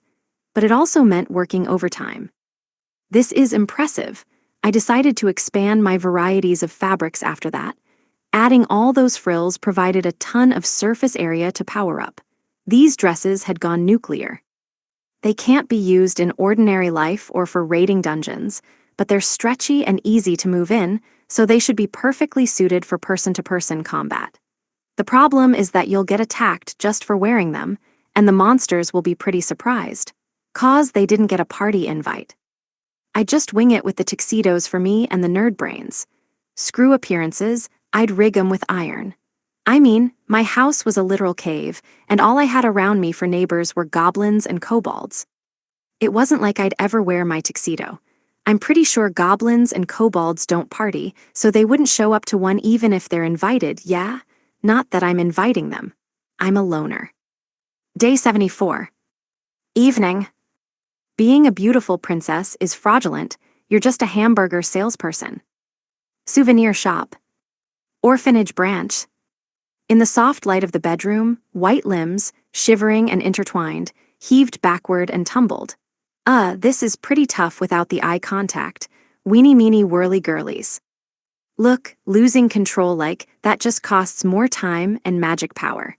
When you move like that, the tentacles just end up crawling all over you, you know. Org eek. Wah ugh ek Wah no, not there. Sinstawawup. You guys are getting the character totally wrong. Not sure what kind of accent you're going for with Stawop, but it's just kinda cringe. And anyways, no local accents involve biting. We're not biting, we're just ah. The mean girls finally came out of the girls' meeting with their dress designs, so I went ahead and sewed them according to those patterns. Wisdom handled magic hands for a custom intensive measurement. Skin-tight precision via means of heavy petting. It was making the mean girls totally break out of character. What is this? It's even more intense than before, this is insane. Yeah, see, I've got 5 times the amount of magic hands as before, and they're slimmer and more meticulous. They can move more deliberately, and each of their tentacles has gotten more precise and fastidious too, resulting in rave reviews. This is not normal. No, this is so much worse. When I started to release magic power, it chained together and expanded, causing waves of increasingly effective power-ups to manifest. Haruka-kun called Vice Rep B, it's night now and the kids are still up, so you can't do naughty things to Shimazaki-san and her friends. K, if they lose their virginity, it's your responsibility, got it? I'm only responsible for my slaves. Just be quieter, have a bagel. This was standard dress fitting, nothing more. When the mean girls turned into steam girls with their sexual moans, how was it my fault? I'm only making dresses over here, seriously. Don't make things unnecessarily steamy. Vice Rep B, who went with your design? Bring it over here now, 'cause I can probably make about 10 at once. Well, I could do 20, but the room's too small for that. The fabric stockpile dropped drastically as I stitched the test products together. Pannier skirts required a lot more fabric than I expected. Hey ladies, the mean girls will bite you if you cut in front of them, so just wait patiently. K. As in, I'm not even opening my eyes, and I can tell that my so-called blindfold is opening her hands wide open. It's pretty suspicious from a teenage boy's perspective that despite clearly being in violation of your job description, you haven't been dismissed yet. Can you please let up on the eye pressure? You're gonna gouge my eyes out. That was a rough false accusation from Vice Rep B, who was cuddling Slimy. And now 3 round objects were jiggling around here. What is with this chorus of jiggling? Jiggle jiggle. Who are you calling steam girls? This isn't our fault, these TTT tentacles. And we're not mean girls in the first place. I didn't need to rush these dresses, but the frills were a real pain. The steam girls had ordered some hot and steamy white frilly garter belts, which meant a lot of dangerous touching in dangerous places and dangerous deeds for which I was definitely not responsible. I had already declared myself innocent over 10,000 times in this capital, so why did no one seem to understand? There's that story about the cat with 10,000 lives, so how about the boy with 10 million lectures? All of which derived from false accusations, and none of which could be resolved without sweets. Now we're on round 10,000,008 over here. I've got so many troubles, you know. They've requested cathedral trains and tiered skirts and gathered skirts and balloon skirts and draped skirts. The works. They want to do bustle lines and a straight-up wedding dress style. A sheer dress. A dress with a giant bow. What are they gonna want next? A ballista. Bow and arrow on a dress. What is this, a siege? For girls who claimed they didn't want sexy dresses, they ordered a lot of sheer, see-through fabric with low-cut sweetheart necklines, bared shoulders, and tube-top cuts. Were those designs trendy in fantasy worlds nowadays? With this and that, I was almost done with the extensive measurements and adjustments, and already sewing the mean girls' designs. I was making improvements, additions, and adjustments to the deficiencies while fixing the balance. The mean girls had all calmed down at last, or rather, they were silently quivering. So long as they didn't complain, that was fine with me. Twitch twitch. When I finally finished, their bodies toppled over one after another, and then continued to twitch in silence on the floor. I did a great job with these. My precision and calculating abilities had definitely improved. The jobs had gotten crazier, for sure. Why was I mastering the art of the side job in a freakin' fantasy world? I don't think I came here for the purpose of making bras and garter belts, but that's what's ended up happening. Oh my gosh, they're so beautiful. After the mean girls finally woke up and showed off their dresses, they received a chorus of praise from the rest of the girls, who were still fretting over their designs. They struck poses, all calm and composed now, but I hoped everyone realized they were twitching unconscious with their legs spread wide open just a few minutes ago. They're playing the ever-mature models now, but don't be fooled. I guess I've gotta get some frills for myself. I thought the princess line style would be too basic, but it's so beautiful when you see it for yourself. The lace shoulder straps are so gorgeous, and the ribbon in the back is adorable. You're so beautiful, the orphans piped in. You're like princesses. The mean girls blushed, and rightfully so. They're mean girls, not princesses. They'll bite you. Besides, they just finished selling hamburgers all day. Since when have you heard of Princess Burger saleswomen? Wait, what? I prepared dinner and the bath next. This was a non-stop day of work if there ever was one. Meanwhile, the girls were holding their designs and their heads. I sighed at the sight of this gaggle of 10 designs per girl hopefuls in sheer hope that they stopped appearing. You only get 2, even 1 is more than enough. But we can't decide, the girls protested. We want to wear all of them. They kept waffling between their designs and the all-lace dress I had mass-produced. No one seemed to care about all of the defensive potential and endowed effects I put into it. I worked so hard. Weeps. At this rate, they wouldn't be deciding today anyhow. The mean girls were having a hard time deciding on their second dresses, and they looked ready to start biting at any moment. Don't tell me they'd bite the dresses too. Let's have dinner. If this goes on for much longer, the seasons are gonna change. Jiggle jiggle. On the orphans' requests, I set up a buffet with rice balls, carrage, Hamburg steak, omelets, and stew instead of unlimited soup. Yup, it was a buffet with the emphasis on buff. You'd have to be a meaty maniac to muscle in on these dishes. I dressed up the orphans in horned helmets and animal skin vests so they'd be prepared to pillage all the plates they pleased. Let's dig in. Rice balls. Rice is so yummy. Big bro, make me a garter belt too. This pumpkin pie is the best. I want air in my chest like Big Sis has. More stew, please. Big bro, where are the chestnut manju? I gotta get more carrage. It was a lovely scene of lively orphans. Grow up strong, kiddos. They massacred meal after meal, down to the last manju, and some of the girls peppered in requests for underwear too. You might be growing up too, but that's not my problem. It sounded like some of them were going to join the dance boot camp that was starting today. It'd be beneficial for the girls' bodies for multiple reasons. I made a killing off the leotards, although with how much y'all ate, I think you might need to do some additional belly dancing too. Nope, done talking. Eat as much as you want. There are plenty of seconds, but no chestnut manju yet 'cause I haven't found chestnuts yet. Don't threaten me with your fork, please. Oh God, that one is for battle, not eating. What is this, trick or trident? If I didn't make the girls eat enough, how would they have the energy to tease me? Besides, a triangle attack from 3 girls would be even more dangerous than a trident for a teenage boy. That trident made its debut in the Great Carbonara Clash, but it was way too big for tonight's buffet. It'll damage the plates. I better power those up with mithril. Yum. It's all so good. HMMPH. The girls were all collapsed outside of the bath after their one more set sesh, so I supposed I would take my turn in the beatdown known as a training sesh. I'd have to take my turns with both dancer girl and slimy. I sent magic flowing into the universe staff, activated magic entanglement from head to toe, and injected all of my magic power and skills throughout my body.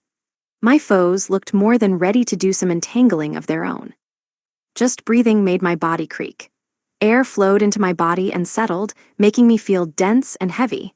That was an illusion. I wasn't actually slower or heavier. My distorted sense of time simply made it feel that way. Up until now, it had felt like being in slow motion. When I activated the skills this time, I felt time physically pass me by like slow, heavy ticks on a clock. Wisdom slowed time down even further for me. Then the armored dancer started to move, unleashing a refined, gentle, super speed flash attack. Here I come. A purposeful, instantaneous strike, like life or death. Godspeed felt so painfully slow precisely because it was so fast. It came from fundamental skills, not some special power or erudite secret. She had simply mastered every last one of the fundamentals. I had finally caught up to her time scale, at least a little bit, So now I understood just how terrifying she was, and in the end she beat the crap out of me. Urge. A storm of skills and a mangled mess of me. I left it to my subconscious to use random fire. If I tried to use it on purpose, then I'd be punching at thin air. Controlling random fire, in theory, should be connected with mastering life or death. Random fire had appeared out of an irregular strike I happened to land. That meant I wasn't getting all my attacks to line up properly yet. As a result, I couldn't even lay a finger on Dancer Girl. Not that I wouldn't have minded laying a finger on you, especially if that finger happened to slip. Grrrrag. And no, this is sword training, put that morning star away. That was another flash attack, wasn't it? You've already mastered that thing. She had a second morning star now. Dual morning stars? She'd be starting up a terrifying new martial arts school at this rate. That's unbroken ground. Don't shake your heads like that, Dancer Girl and Slimy, I didn't do anything. Why don't you try to help me? Huh. Shake, shake, and jiggle, jiggle. They weren't going to save me today. A beating ensues. Whack, whack. Jiggle. I managed to block some of her attacks while hemorrhaging HP. I had achieved unbelievable power.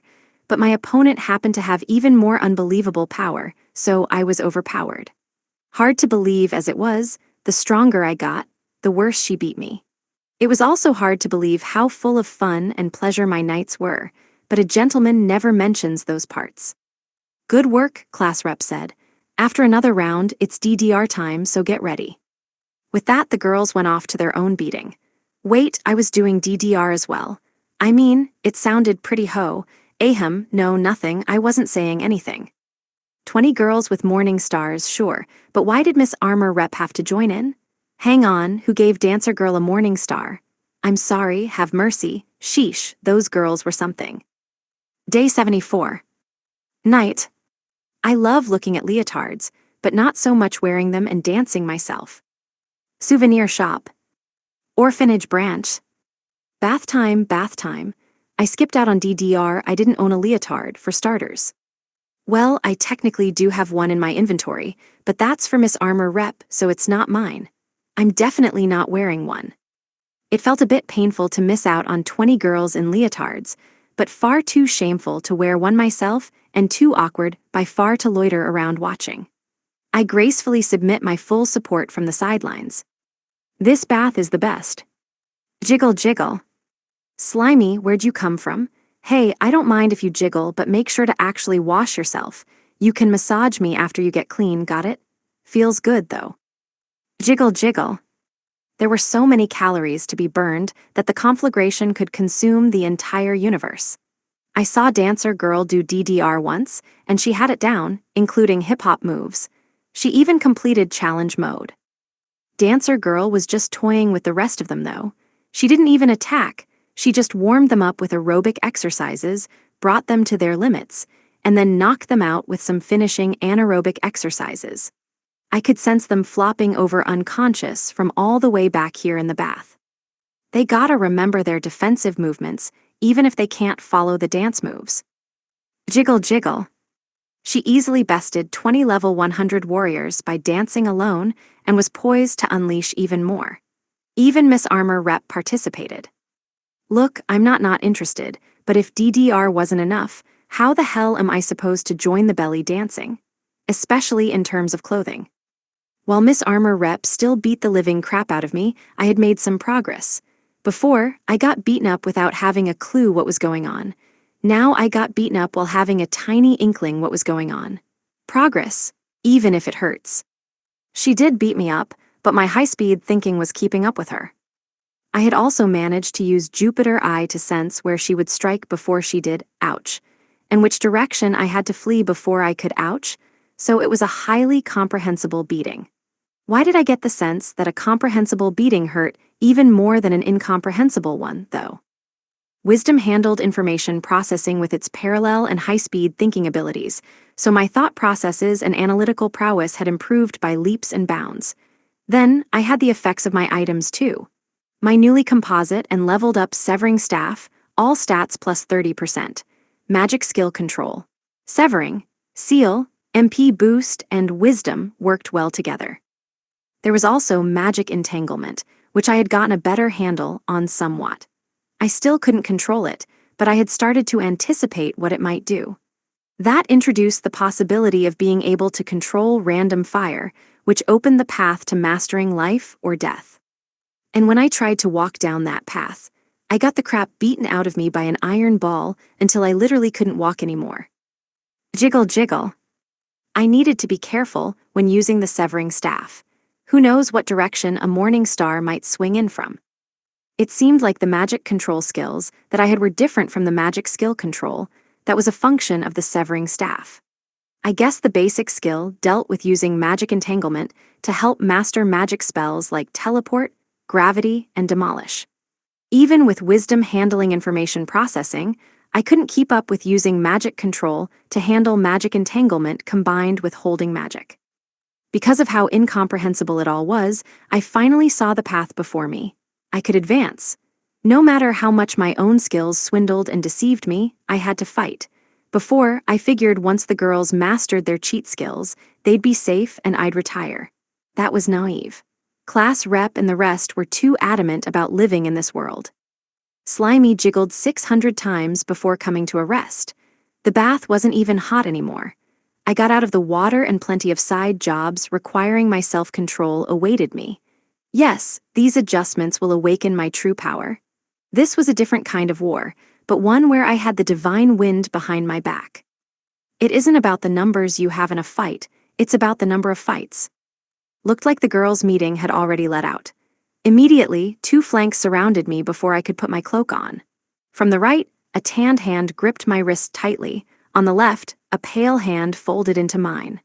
As they seized me, I unleashed my tentacles to encircle their vulnerable legs. Magic hands don't have many tricks up their sleeves, but they do have plenty of tentacles. They thought they had defeated me because I wasn't wearing my cloak, and true, I didn't have unlimited tentacles without it.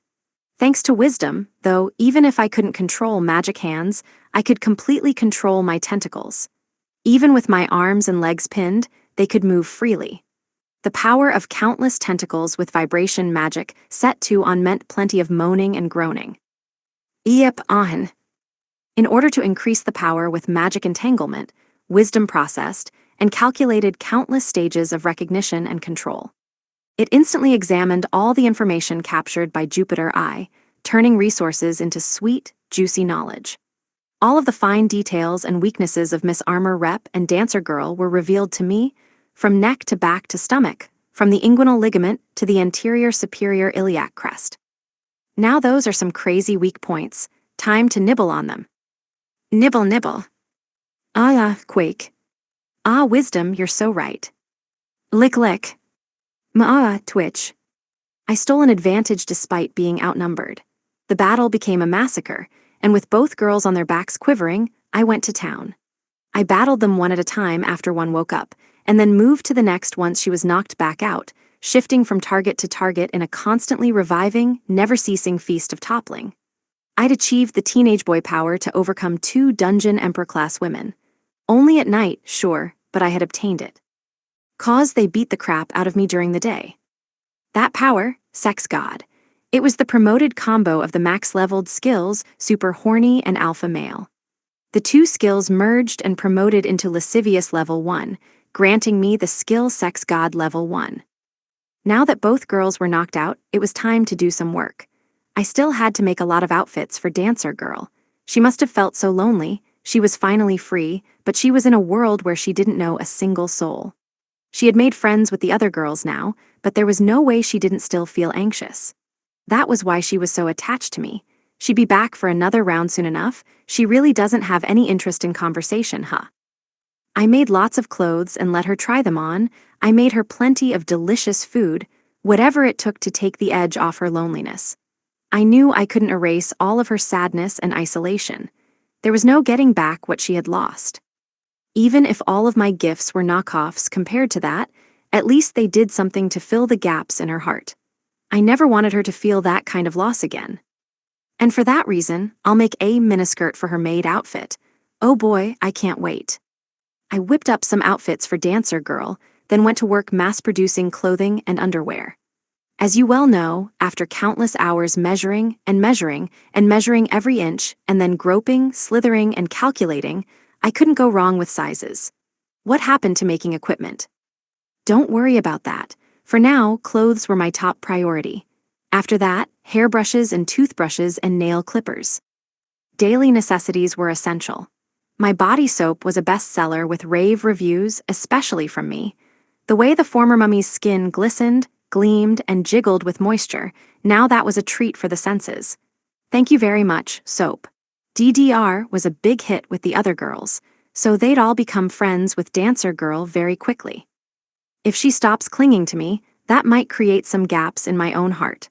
But I gotta prioritize Dancer Girl's happiness, 'cause even if she takes a little distance, well, that just opens up some new avenues for play. Teenage boys like to do it that way too, you know. Since I brought her back, I wanted her to be happy. I mean, with a body like that, of course I was happy she was clinging to me, but it was more important for her to get along with Miss Armor Rep and everyone else. Friends can always make you feel a little less lonely. Speaking of which, something to make me feel less lonely was stirring under the curtains. Once my clinging and pushing over sesh with Miss Armor Rep was over, more side jobs awaited me. Then came some twisting and submission with Dancer Girl, more side jobs, then a furious battle with a revived Miss Armor Rep, more side jobs, then a clash between a newly awake Dancer Girl and an overwhelmed teenage boy. Then more side jobs. I mean, 4 long legs sticking out of the covers was just too much temptation. I was staring at them the whole time, like the whole time. Okay, now she has about as many clothes as Miss Armor Rep, I said. She doesn't need as many hats, but I can ask her what she likes and make more later. Yup, I had done an excellent job at preparing her a wardrobe of my favorite outfits. This white cheongsam would match her tan legs perfectly. And of course it was Minnie. Do you even know me? I could whip up some accessories for her once I knew her preferences. I tried making a load of Egyptian-style accessories. If she didn't want all of them, I could sell them to the other girls to wear with their belly dancing outfits.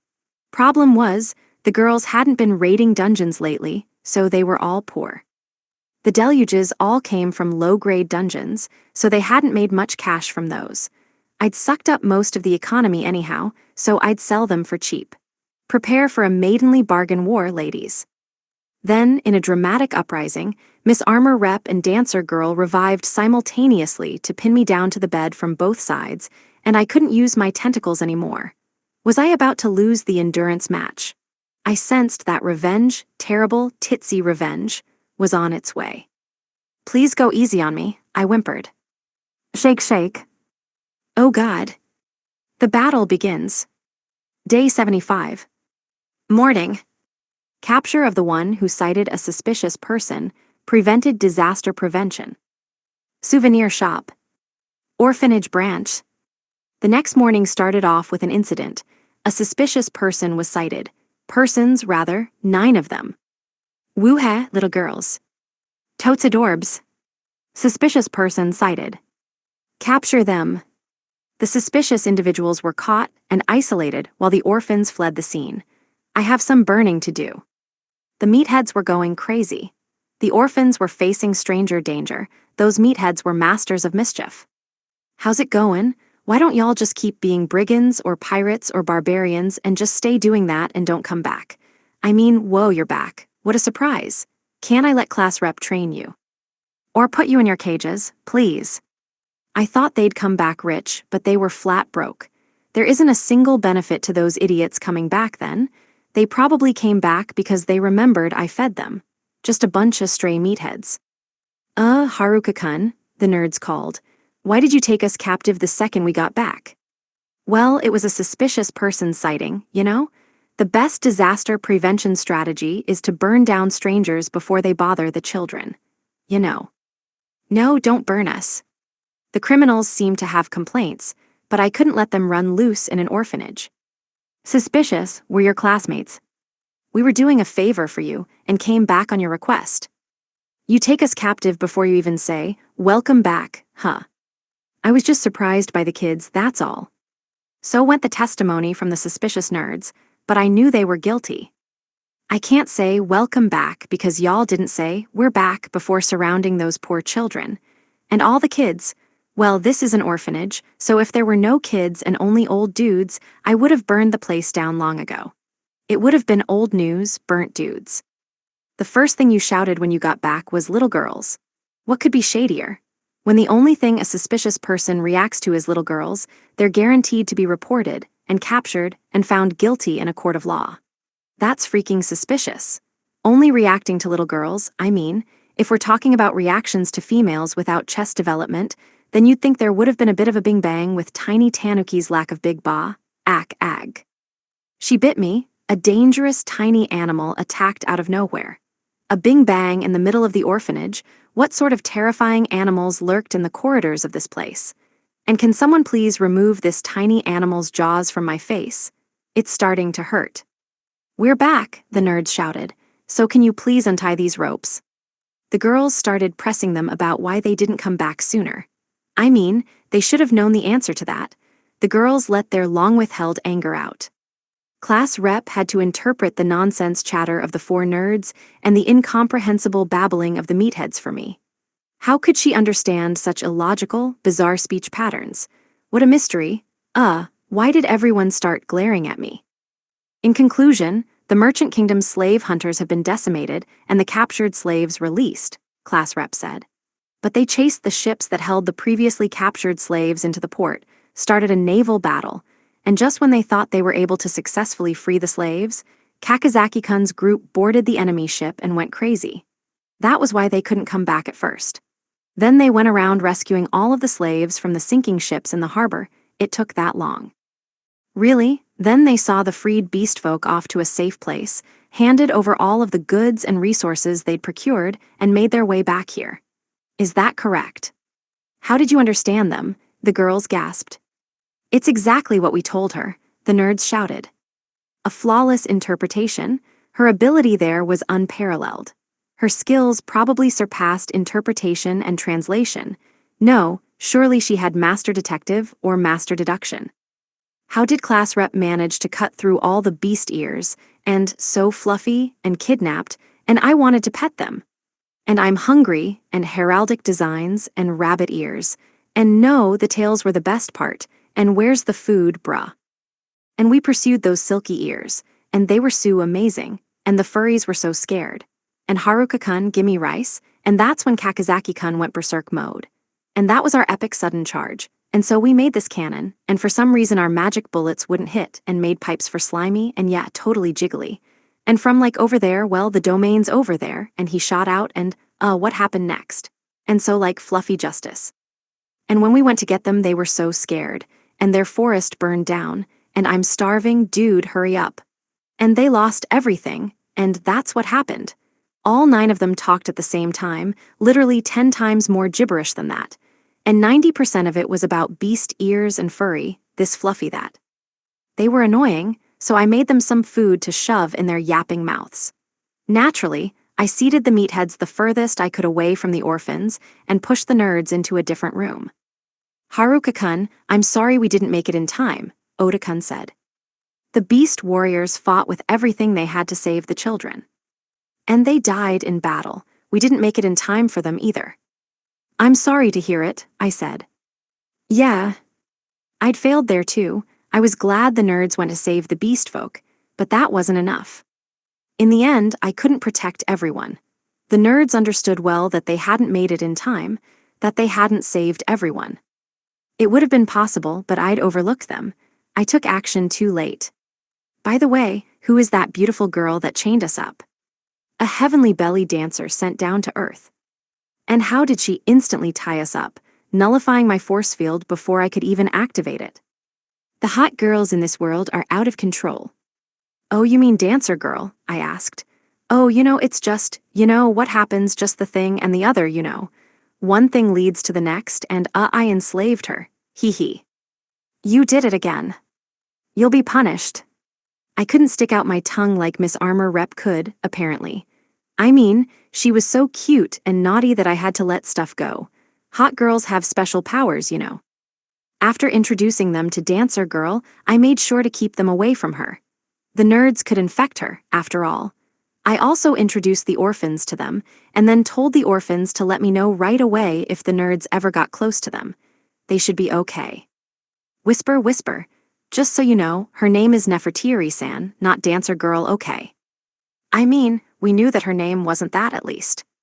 She seems incredibly strong. Well, I guess he saved the day. More than just saved the day. He saved her and the orphans, and all of us.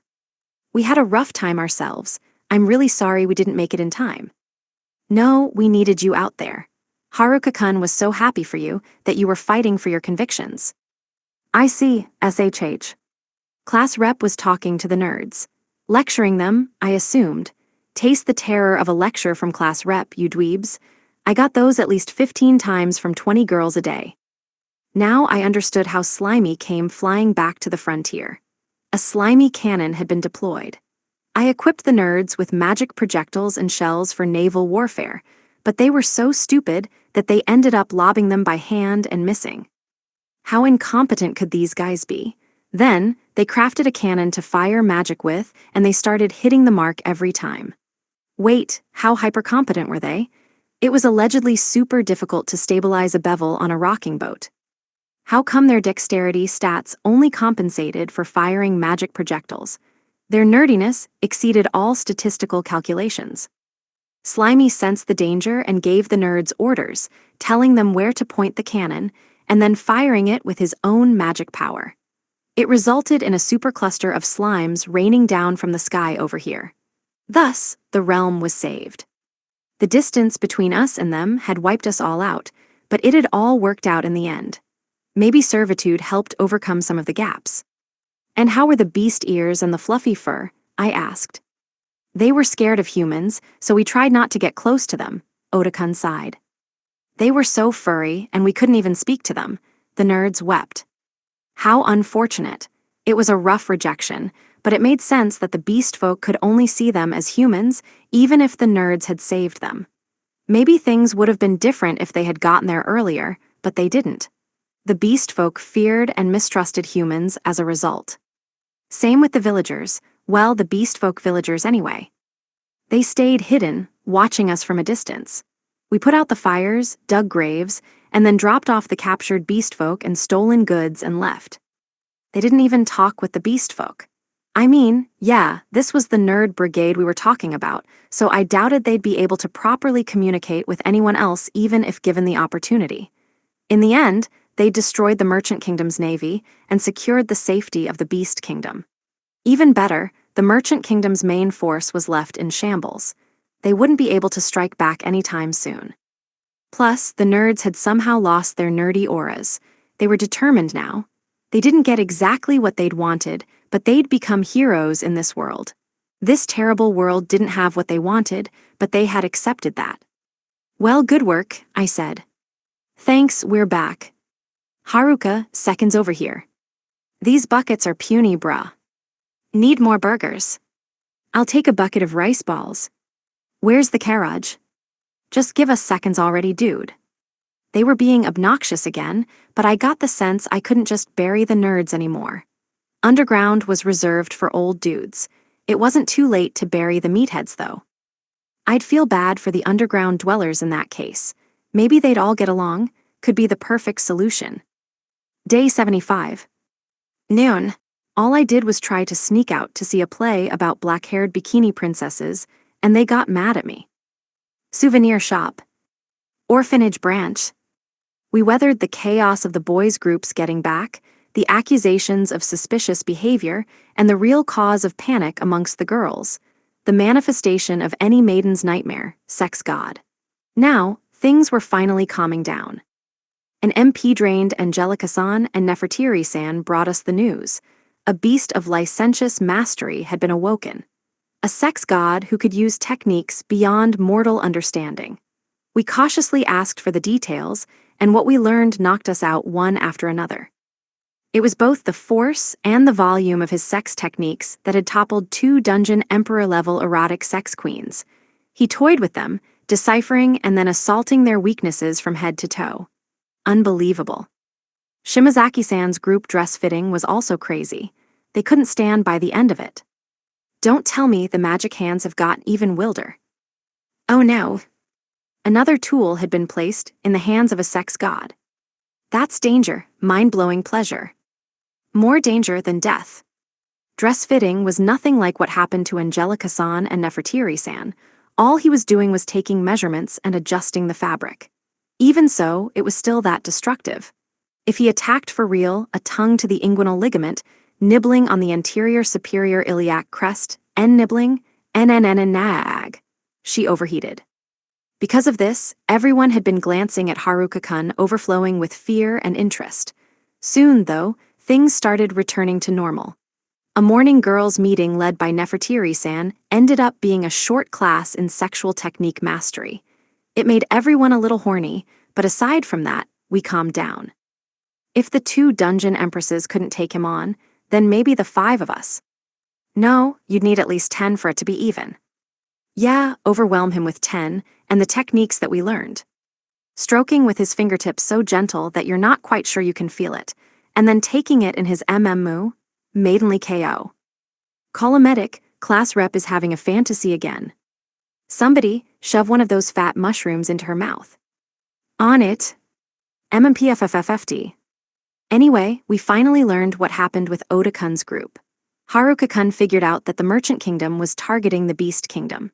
The Theocracy and Diorel were both trying to get a monopoly on spellstones and mushroom production so they could raise prices and make massive profits.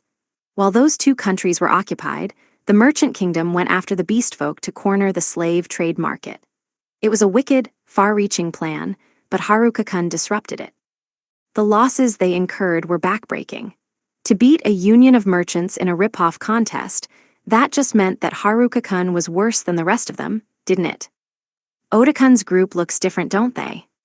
It's because they killed for a purpose, to protect others.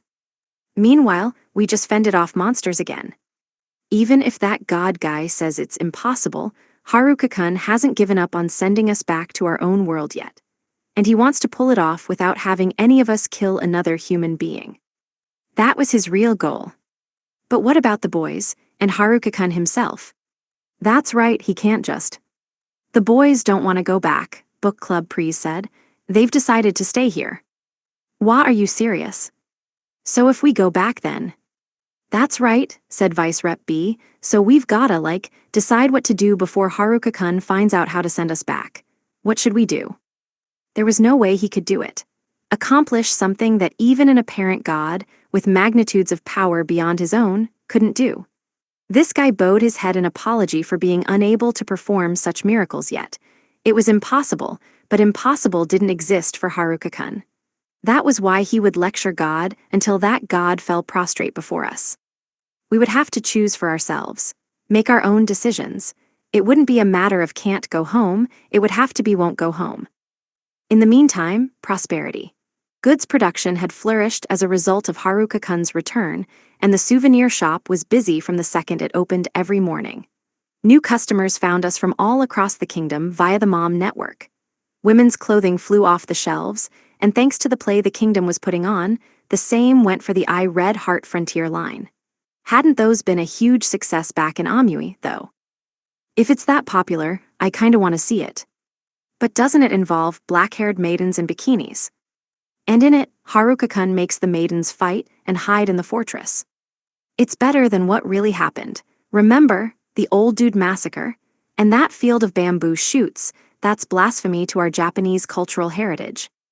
Miss Muriel fought in the Imperial Guard, but in the play, she takes on the entire legion of Theocracy Knights by herself. Judging from what we could pick up from customers, the play didn't have much to do with what actually happened. It was just a loose series of events starring some of the same people. In the play, a mysterious strategist sent the warrior maidens off to battle while capturing the enemies in a trap from the fortress. In reality, that strategist was on the front lines, brutalizing enemies in close combat. In the play, Lady Murimer saves him from the fortress and helps him escape after the enemy infiltrates it. Nope, he just ran around the fortress murdering everyone in sight. That strategist is way too dangerous to interfere with when he's on a roll. Didn't he say he was trying to escape the old man stink? Did he really need saving from that? We can never know what really happens anytime any of them fight. Haruka-kun, Angelica-san, Slimy, or Nefertiri-san. We didn't understand anything about that most dangerous foursome. They were the ones who deserved acclaim, but their stories barely came through in the play. The play hid the truth of who the kingdom's savior really was. In fact, he was turned into the clown for the audience's amusement. There was hardly any entertainment in this world, so we all wanted to go see it. The bikinis were kind of embarrassing, but we could just hide our distinctive hair and go see it incognito. Still, we'd probably just get annoyed if we watched it. Dior finally found happiness, they deserved a play, but we'd end up screaming in shame. Yes, peace had arrived. But I couldn't stand that Haruka Kun, the one who actually brought peace to the kingdom, wasn't going to get any credit. I couldn't go see it. I didn't need to see it to know I'd end up feeling bitter. We couldn't stand it, but we had to accept it. No one would end up knowing the truth. Haruka Kun himself never even brought it up. But why make people sneer at him? Now the world would be full of people who looked at Haruka Kun and laughed. He tried so hard to make everyone happy, so why did he have to become the fool? We couldn't see that play. We couldn't. We'd end up burning the theater to the ground. Even now, Haruka Kun was making us ballroom gowns as if there was no danger, suffering through trial and error. He twisted himself in any shape necessary to protect anyone he could, and he acted as though nothing was wrong. Maybe that made him a fool, maybe it even made him crazy. But that clown was the person who saved this world. People who didn't save anyone don't have the right to laugh at the one person who suffered and scraped to save every last person he could. I knew it wasn't just fiction, I knew it was just a play, but if I saw it, I'd lose my mind. No battle armor on my dress, please, no chains at the very least, and take off the thorns and shoulder pads. I definitely didn't need a drill.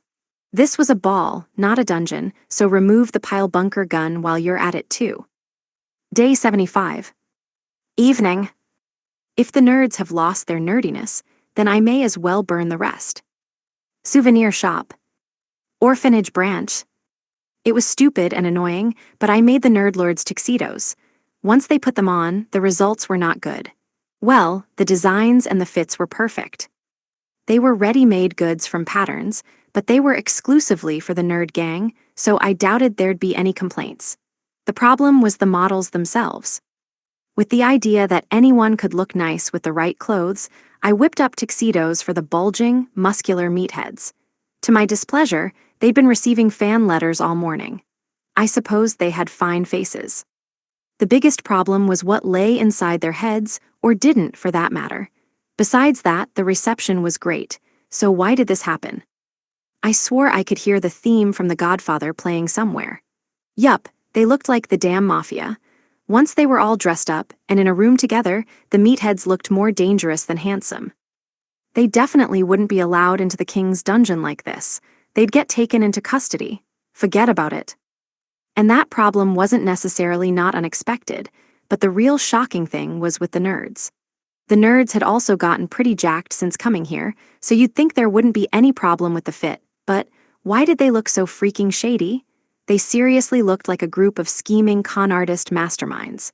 Their hair had all grown out, so the combo made them look downright suspicious. I don't think this feels right. Well, I made them their tuxedos, so screw it. The moment they tried to enter the king's dungeon, the guards would capture them. That was fine with me. In fact, that may very well be the right call. Meanwhile, the girls were still undecided about their dresses, so they hadn't put in their orders. Looking at the status of their designs, they were still a long way off. Were they all scared of magic hands or something? Yikes. This was sheer speculation, but since magic hands were a magical substance, did their proximity to magic entanglement end up imbuing my other skills into them? If that was the case, there was a chance that sex god and lascivious had merged into them. I couldn't turn any of my skills off, so there was nothing to be done about it. They shouldn't need any more bottoms, at least. I could whip up any new orders based on their previous sizes. I had to adopt that as a policy, 'cause measuring bottoms was way too dangerous. The girls losing their cool that was going to result in all sorts of percolating problems of a penetrative nature. Measurements for a dress and a matching garter belt should be fine, but judging from Miss Armor Reps and Dancer Girl's reactions yesterday, the excessive reaction of erogenous ecstasy means that it is in fact not fine. It felt amazing on my end to touch and rub so many places at the same time, but apparently it felt out of control if you were on the receiving end. Their expressions and body movements flew out of control into an uncontrollable roly-poly gurgling. None of them had the necessary defenses for such attacks. They couldn't block a relentless parade of fully powered sexual techniques launched from a teenage boy who was lost in the thrilling thrall of it all. Was I losing control too? Oops. Lectures every morning, Miss Armour rep telling me she thought she was gonna die? Well, the only danger for me is going to heaven. I almost lost all my HP myself. Yesterday, I drained every last drop of MP getting this, and that from this side to that side, resulting in a loop-rippling rampage of relentless attacks that sent me straight to heaven. I was pinned against a two-headed front of voluptuous heaven and hell. I literally almost ran out of HP. Okay, forget that. What's up with the nerdarinos? You guys look so bummed out with that long, messy hair, I said. I'm just trying to do you guys a solid and burn it off. When you resist out of resentment, you just end up with this mess of a do, you know? Here, let me burn it. No burning, how about a haircut instead? By the way, your hair hasn't grown at all, Haruka-kun. Actually, your hairstyle looks a little different. Yeah, 'cause I cut it, like a normal person. I hated going for haircuts, so I got used to doing my own hair. I was good with scissors and a razor. I like my hair shaggy. Please, one nerd begged me. Just give me a normal haircut. Do you even have scissors? Yes, I'll slash your hair in a single stroke. I needed to aspire towards Miss Armour rep's single-stroke flash attack. For their hair, it wasn't realistic, but maybe for their throats? Ack. Wait a second. This is not the haircut I was expecting. What, an instantaneous force field? These nerds sure had improved their skills. They taught me how to seal skills, but they wouldn't let me seal away force field. Bunch of cheapskates. Didn't you just say slash, not cut? In a single stroke. Don't use Angelica-san's famous finishing skill to cut our hair, please. Why are you crouched that low anyway? Hey, your razor wasn't at hair height, it was at neck height. Can you leave my sideburns on? I groaned. You're telling me I have to give each of you a haircut one at a time. If it was your heads, I could chop them all off at once. It wasn't much fun to give guys a haircut, so I decided to have a good innocent time and go for the necks. But now that was off the table. We'll pay you, so just give us normal haircuts. Business, you say? Well then, let's get these haircuts going. Now that I was getting compensated, this was work, and that meant I had to give them legitimate haircuts. Damn. Oh well, I think mohawks would look nice on them. Hiya. I launched some balls of water at their heads. I held myself back and cut only their hair and thinned it out. After restoring some balance, I started to shorten and style it with scissors. Magic hands were busy handling 12 combs each, 16 razors, and 8 scissors. Y'all are nerds and stuff, so I figure this is fine, huh?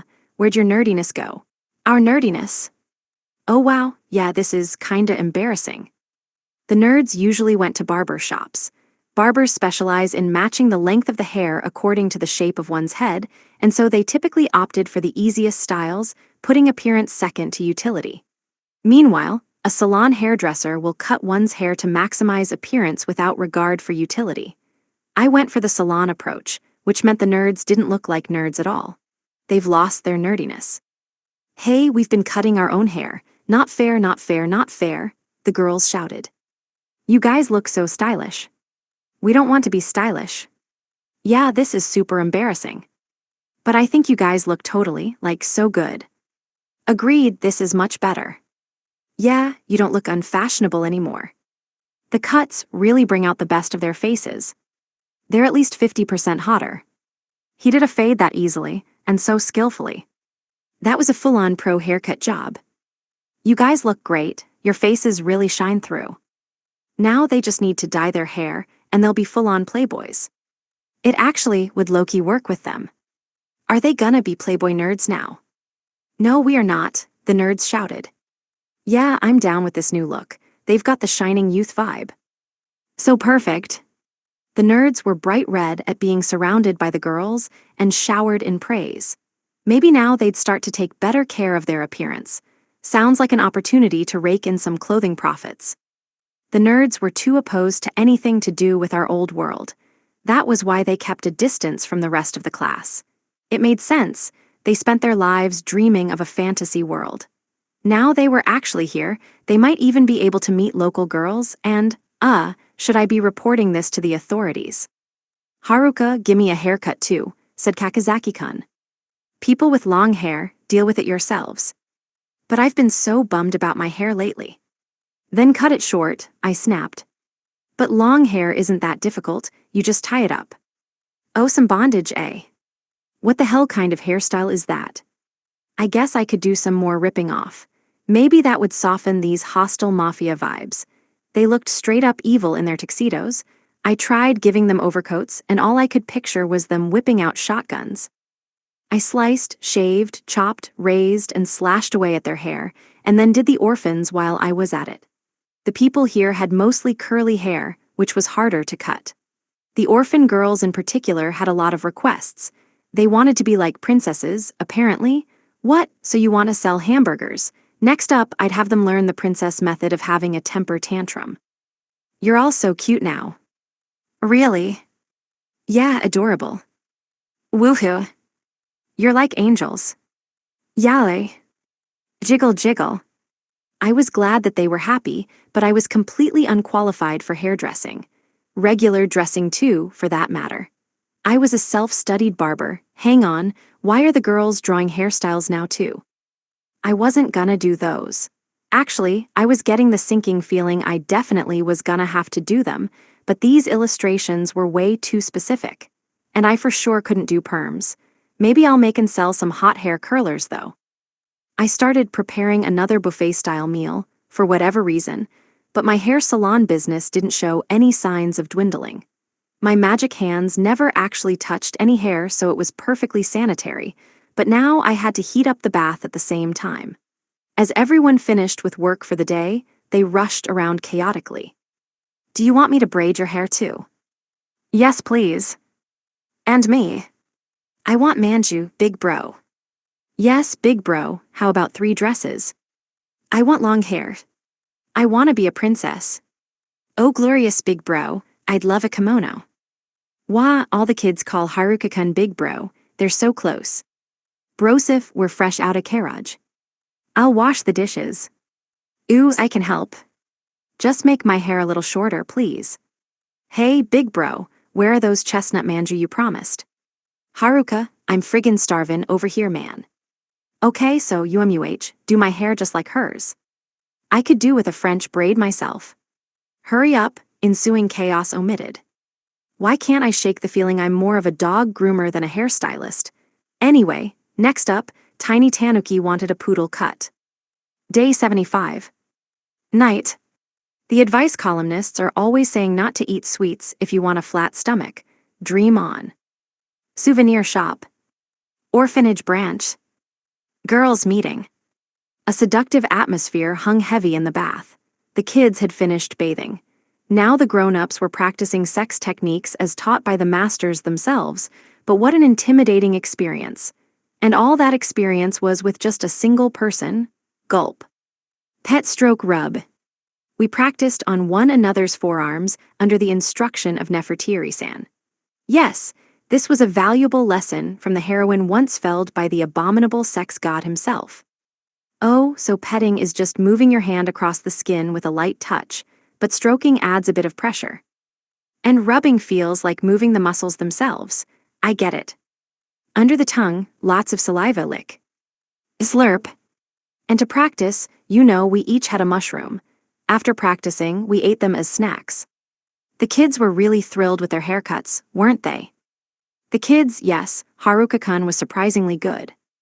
Haruka-kun cut all the kids' hair, and they'd been in very high spirits after. The kids only had each other before, so they were overjoyed to have others to rely on. They had people to take care of them and to spoil them. They looked so happy they could cry. Delicious food was happiness. Nice clothes were happiness. A warm, clean house was happiness too. We could give them a happy place. Not a home, but a place that fulfilled all of their physiological needs. A place where they could just be. Wherever Haruka-kun was, the kids went. Also impressive were Oda-kun and his friends' haircut transformations. Just how deep did Haruka-kun's knowledge go? Apparently, he had always cut his own hair, but that shouldn't have resulted in sudden expertise in styling hair for other people. Kakizaki-kun's group also got haircuts, but since they wanted to keep it long, Haruka-kun just thinned it out and did some styling. Just that small change turned them from raggedy to fashionable. We girls had been cutting each other's hair, but Haruka-kun was on another level.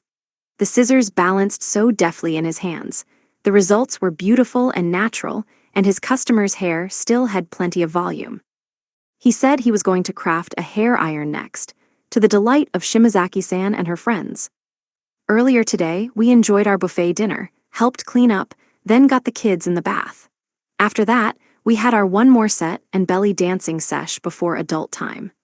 Yesterday's DDR session worked out our legs, and belly dancing really did wonders for our abs. It used muscles we wouldn't normally use, so we saw results faster. Supposedly, it narrows the waist and lifts up the butt.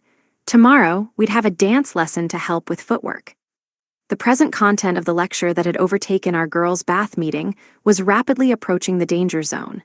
Angelica-san was describing in detail the effects. The effects of, well, when this happens or that happens, as in licking or lip tracing, and the ensuing reaction in gripping, mimetic detail. I'm sinking. Must defeat first, if not this, she said. What is that, dying, losing your mind? Right away swoon. Yep, frothing. There was no way to defend yourself from such attacks. Going on an overwhelming offensive was the only option. If you didn't, you would die. Well, you would lose your mind and faint, apparently. What a terrifying sex god. Consciousness memory blank. Eek, burbling. The maidens were drowning in the bath, so it was time to retreat to our rooms. Irelia-san joined the meeting after putting the kids to sleep, but couldn't handle the hands-on aspect of the lessons, it being her first time and all. She keeled over in the bath, her cheeks bright red. She soon popped back up, cheeks as red as ever, but listening attentively to every detail. Desperate to hear what happened next, we spent ages combing our hair. Haruka-kun gave us haircuts and brushes, after all, and they were expensive. Might as well enjoy them. Next, we put on the leotards and hairbands that he sold to us as sets and moved to the bedroom. It was time for a practical demonstration. Pinned down and starting by kissing at the toes. Wah wah, finding every weak point and nibbling it. But being pinned down by tentacles must feel all squirmy. They're vibrating and moving around, too. Being pinned down must have meant that their whole bodies were shaking. A new monster had spawned in this fantasy world. Its skills were incomprehensible. This monster beat the biggest bosses of them all, even when outnumbered. It felt like that just getting touched with his fingertips. Lascivious is insane. All the tentacles have special effects, too, so the sex god is a tentacled demon king. They have adhesion. If you don't attack first, you'd be pinned down, vibrating all over. And revival level 7 means nonstop, regrowth. Why did I get the sense that this regrowing eggplant wasn't edible? Still, instant revival was intense. That meant you couldn't win an endurance battle. You'd slowly get overwhelmed. Combining infinite endurance with the intensity of those attacks equaled an unbeatable machine. So that's a sex god. Boo what? Grinned Vice Rep B. Speaking of revival, don't you also have that, Class Rep? She does, everyone shouted. So Class Rep takes the attacks, while the rest of us go on the offensive. You have to, Class Rep. Just keep using revival and let it pour into you. So she'd lose her mind, but without the fainting. Her body would be in tentacle hell. She'd melt away. Why am I the only defense? Don't lay me at his feet like an offering. I never agreed to fight in the first place. Melting. Me, T taking all the attacks. Lascivious-imbued tentacles vibrating all over my body. I won, I no way. P plus his TT tongue would be, licking. And nibbling, uruf. Medic, get the mushrooms. F-wump. Poor Class Rep. This is gonna be a tough battle. No kidding. We all thought the play that portrayed Haruka-kun as a clown was ridiculous. That didn't get rid of my frustration. Haruka-kun, on the other hand, went to see the play without any sort of remorse. And not because he was a champion of the arts, it was for the bikini babes. With their spirits renewed and their hearts determined from watching the play, Angelica-san and Nefertiri-san went off to Haruka-kun's bedroom in their matching skin-tight mini-dresses. The battle could start at any moment. If they wanted to show their gratitude to him so badly, why were they preparing to fight him? They were just trying to prove their appreciation, but instead they ended up losing every night in furious, no-holds-barred pro wrestling matches. Tonight the battlefield would be ablaze, a boiling furnace of roiling lust, a never-ending war. It was one thing to have sex with a partner whom you respected and loved with all your heart. Why hold these vicious two-on-one sex wars, aside from them being really hot, of course? Day 75. Night. Since when did Jupiter I turn into naked body? Souvenir shop. Orphanage branch. I manufactured some new anklets to test out. I designed them so they could be used for belly dancing. They had lots of dangling charms and 3 effects: speed up, evasion, and blinding step. Up until now, I was limited to the number of effects I could graft into items based on the type of spellstone. But now that all of my abilities had shot up, I could do more. The side jobs never end, huh? There's really such a big difference in maturity when you go from the teens into the 20s, and so on, but I think this is unprecedented. Jiggle jiggle. There was a new industrial revolution of wisdom. Combined with the prowess of magic hands, my precision, speed, and control had all improved. Most importantly, I could control things more easily. These were transcendental skills. It was no wonder they had naturally stayed hidden. Now that I'd unleashed them, they could kill me if I didn't control them properly. It turned out that'd been the case for a while. Whatever. All this meant that it was time to update my classmates' equipment. Time for some serious upgrades. My goal was to help them survive, after all. Which means I have to make more bras. After all that struggle, with all of these changes to my manufacturing, I should really take new measurements and start from scratch. Can the girls survive these tentacles? Jiggle jiggle. I would have to stick to tops, no bottoms or garter belts. Equipment took the first priority anyhow. Normally, nothing would be better than the big dungeon items powered up with mithril, but the dresses I was making now were stronger than most dungeon equipment at this point. I needed to rethink my entire approach to equipment. Combine that with the more difficult techniques in Let's Go magic items that I had been too scared to explore. I'm never going to run out of work, am I? I've also got the blacksmith's alchemy manual, so maybe I can make some proper equipment for once. Even though my production speed had increased, more difficult procedures meant more overtime. I thought I was finally out of the woods. But first things first, rings. I wanted to improve their status ailment resistance. Why did it seem like improving the brilliance of the spellstone's cuts wasn't going to help with that? I could just approach it as practice, I supposed. It seemed like a waste of high-rank spellstones, but the girls really wanted the jewelry. They could never wear jewelry back in school, and they said they needed them now. That was good enough reason to do it. I had extra spellstones anyhow. It is kind of a waste, though, since we could always use more MP batteries, I sighed. Wiggle wiggle. At least fighting dungeons was a lot more profitable than war. The spellstones and equipment we could find there were valuable. Make a ring with a spellstone and polish it white. What do I do with the raw rock? I could try to make diamonds, but those have limited uses. They have strong defense against sudden attacks and can maintain sustained blows. I suppose keeping the basic effects from the raw spellstones should be more than enough. Still, this feels so wasteful. I decided to go with diamonds per the girls' requests. I had over 100, so 22 diamond rings weren't a huge deal. It was better than using high-rank spellstones, though I did have a mountain of those. If I could go dungeon raiding every day, then there would be no such thing as scarcity. In fact, I'd probably have too much of everything. Having to consume all my resources on this felt wrong, though, I had to admit. At present, I had an incredible sum of money, stacks on stacks on stacks, but not much use for it. I still needed money, but raw materials were more valuable. I had already bought all the most valuable goods in the capital, including diamonds. You'd think with all of my improved abilities I'd go to work making something like sniper rifles, but nope, just rings. After everything I bought, the girls just wanted diamonds. Oh, and they wanted imbued status ailment resistance and explosive power on them too. I could make the band larger, but I want to make the diamonds stand out. The girls are going to be wearing dresses and gloves. If they're wearing rings on their gloves, then I need something a bit tougher, right? Jiggle jiggle.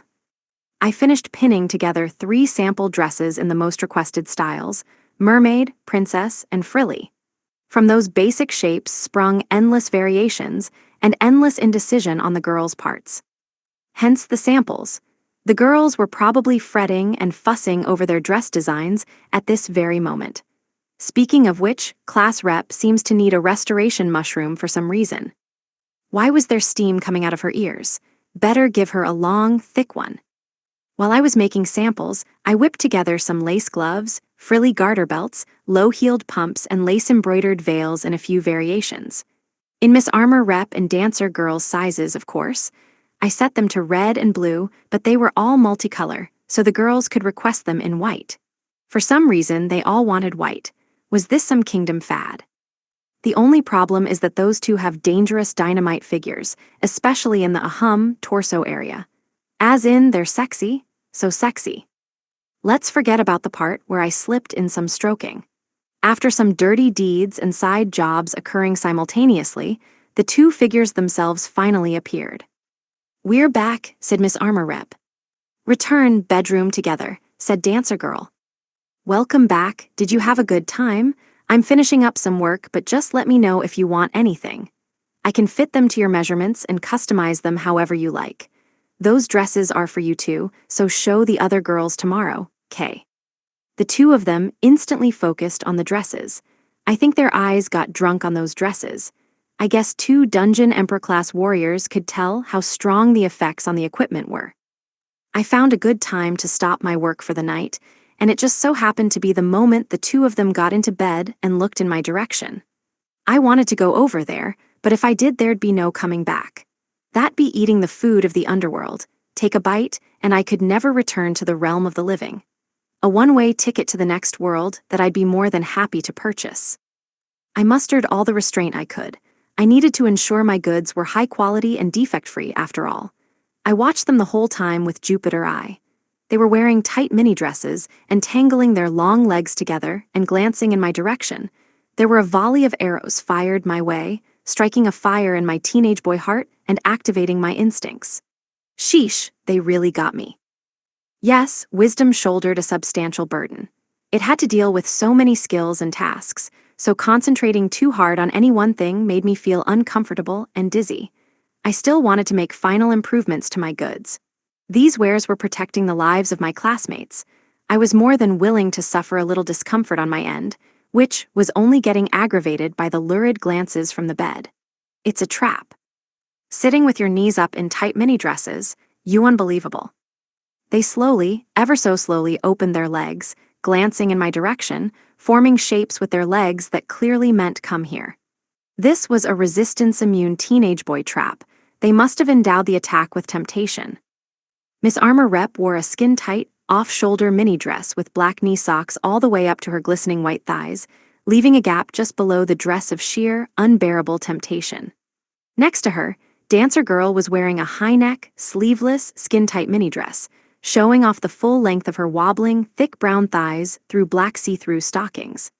The stimulating, seductive steaminess was storming my way. It's the seduction magic of monotone. My resistances were nullified. What a scandalous design.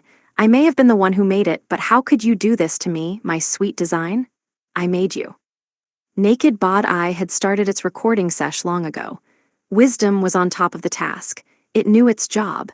Hang on, since when did Jupiter Eye get renamed as Naked Bod Eye? It's Jupiter Eye, right? The new name might be accurate for now, but I did use it for other things.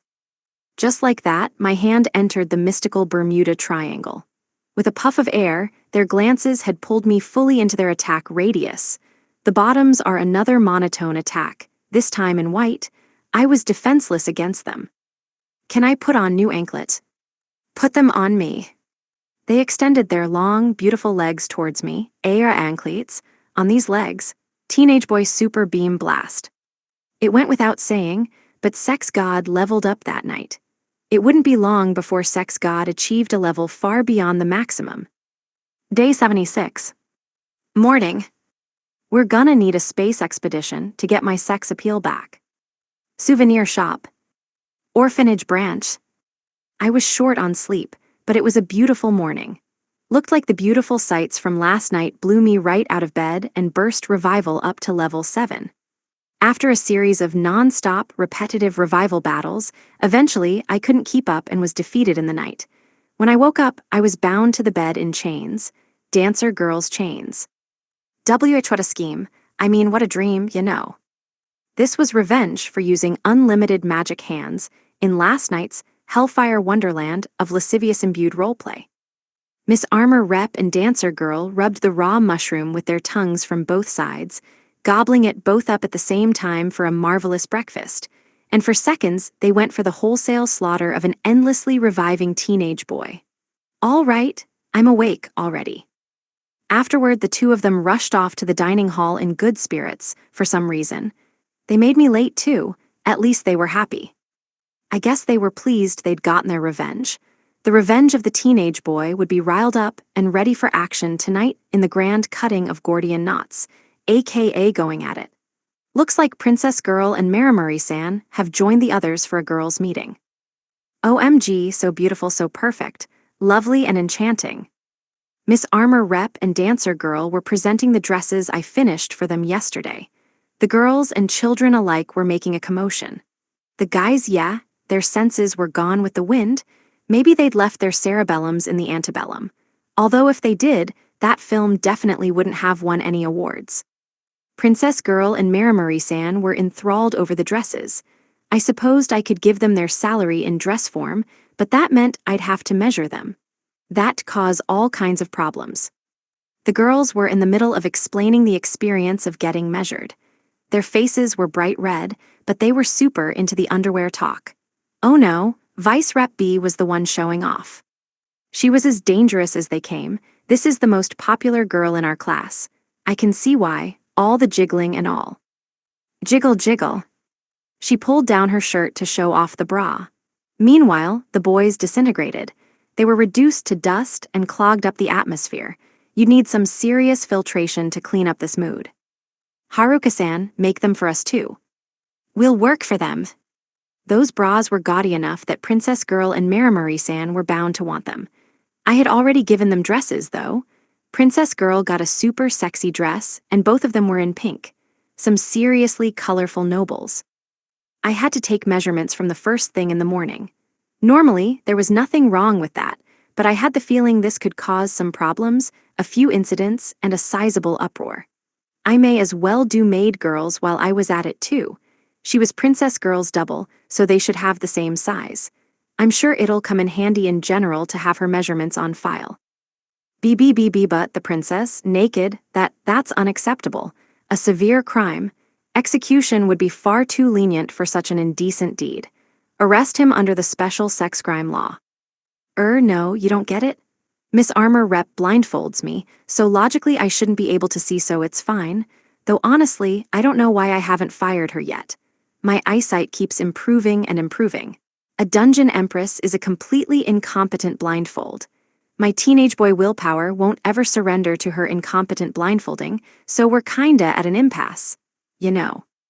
How exactly I ended up employing a blindfolder who let the blindfold slip down to my mouth, one whose fingers literally tried to pull my eyes open, and hadn't fired her yet? Those were mysteries. The power of the Dungeon Emperor must have just overwhelmed me. I should have fired her a long time ago. Very well, I accept, the two of them shouted. You better not look, hissed Maid Girl. The second you open your eyes, I'll gouge them out. I was more worried about my eyelids getting pulled off than my eyeballs getting gouged out. Wait, would Miss Armor Rep holding my eyelids open make it easier to pluck out my eyeballs? Please tell that to my blindfold, I said to her. More like, why is she grabbing my head and forcing me to look forward when I can do the job perfectly facing the wall? And why do I still employ her as my blindfold in spite of her suspicious incompetence? She's more of an exhibitionist assistant than a blindfolder, so seriously, ask her. Then magic hands. Activate. Oh, screams of terror? Those were screams straight out of Buddhism's 8 cold hells. Although maybe agonized screams of terror fit the 4 hot hells better, whatever, unbearable agonized screaming arose from the squirming screechers. In short, it was crazy. In an enjigerug, og gereg, kaplank. Ipzik yergno ak ieg, kafwump. Werug no wait ak irifim, kahump.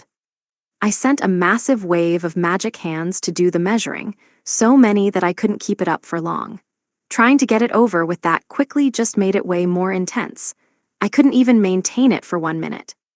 Problem was, now that the girls were knocked out, it was hard to finish up. I guess I was used it by now, since it happened every time. Yeah, I had to hang them up. Dancer Girl came up with a good solution and bound their hands with chains to hold their arms up. She even stood them up for me. Thanks, Dancer Girl. Something felt really, really wrong about this, but at least it was easy to finish measurements. They'd probably flip out when they woke up, so I quickly made the remaining measurements and adjustments. The only problem was, well, now I had a sex appeal problem that was visible from space. How could this be? The stinging physical temptation of Princess Girl and her doubles busty bodies was already a serious distraction.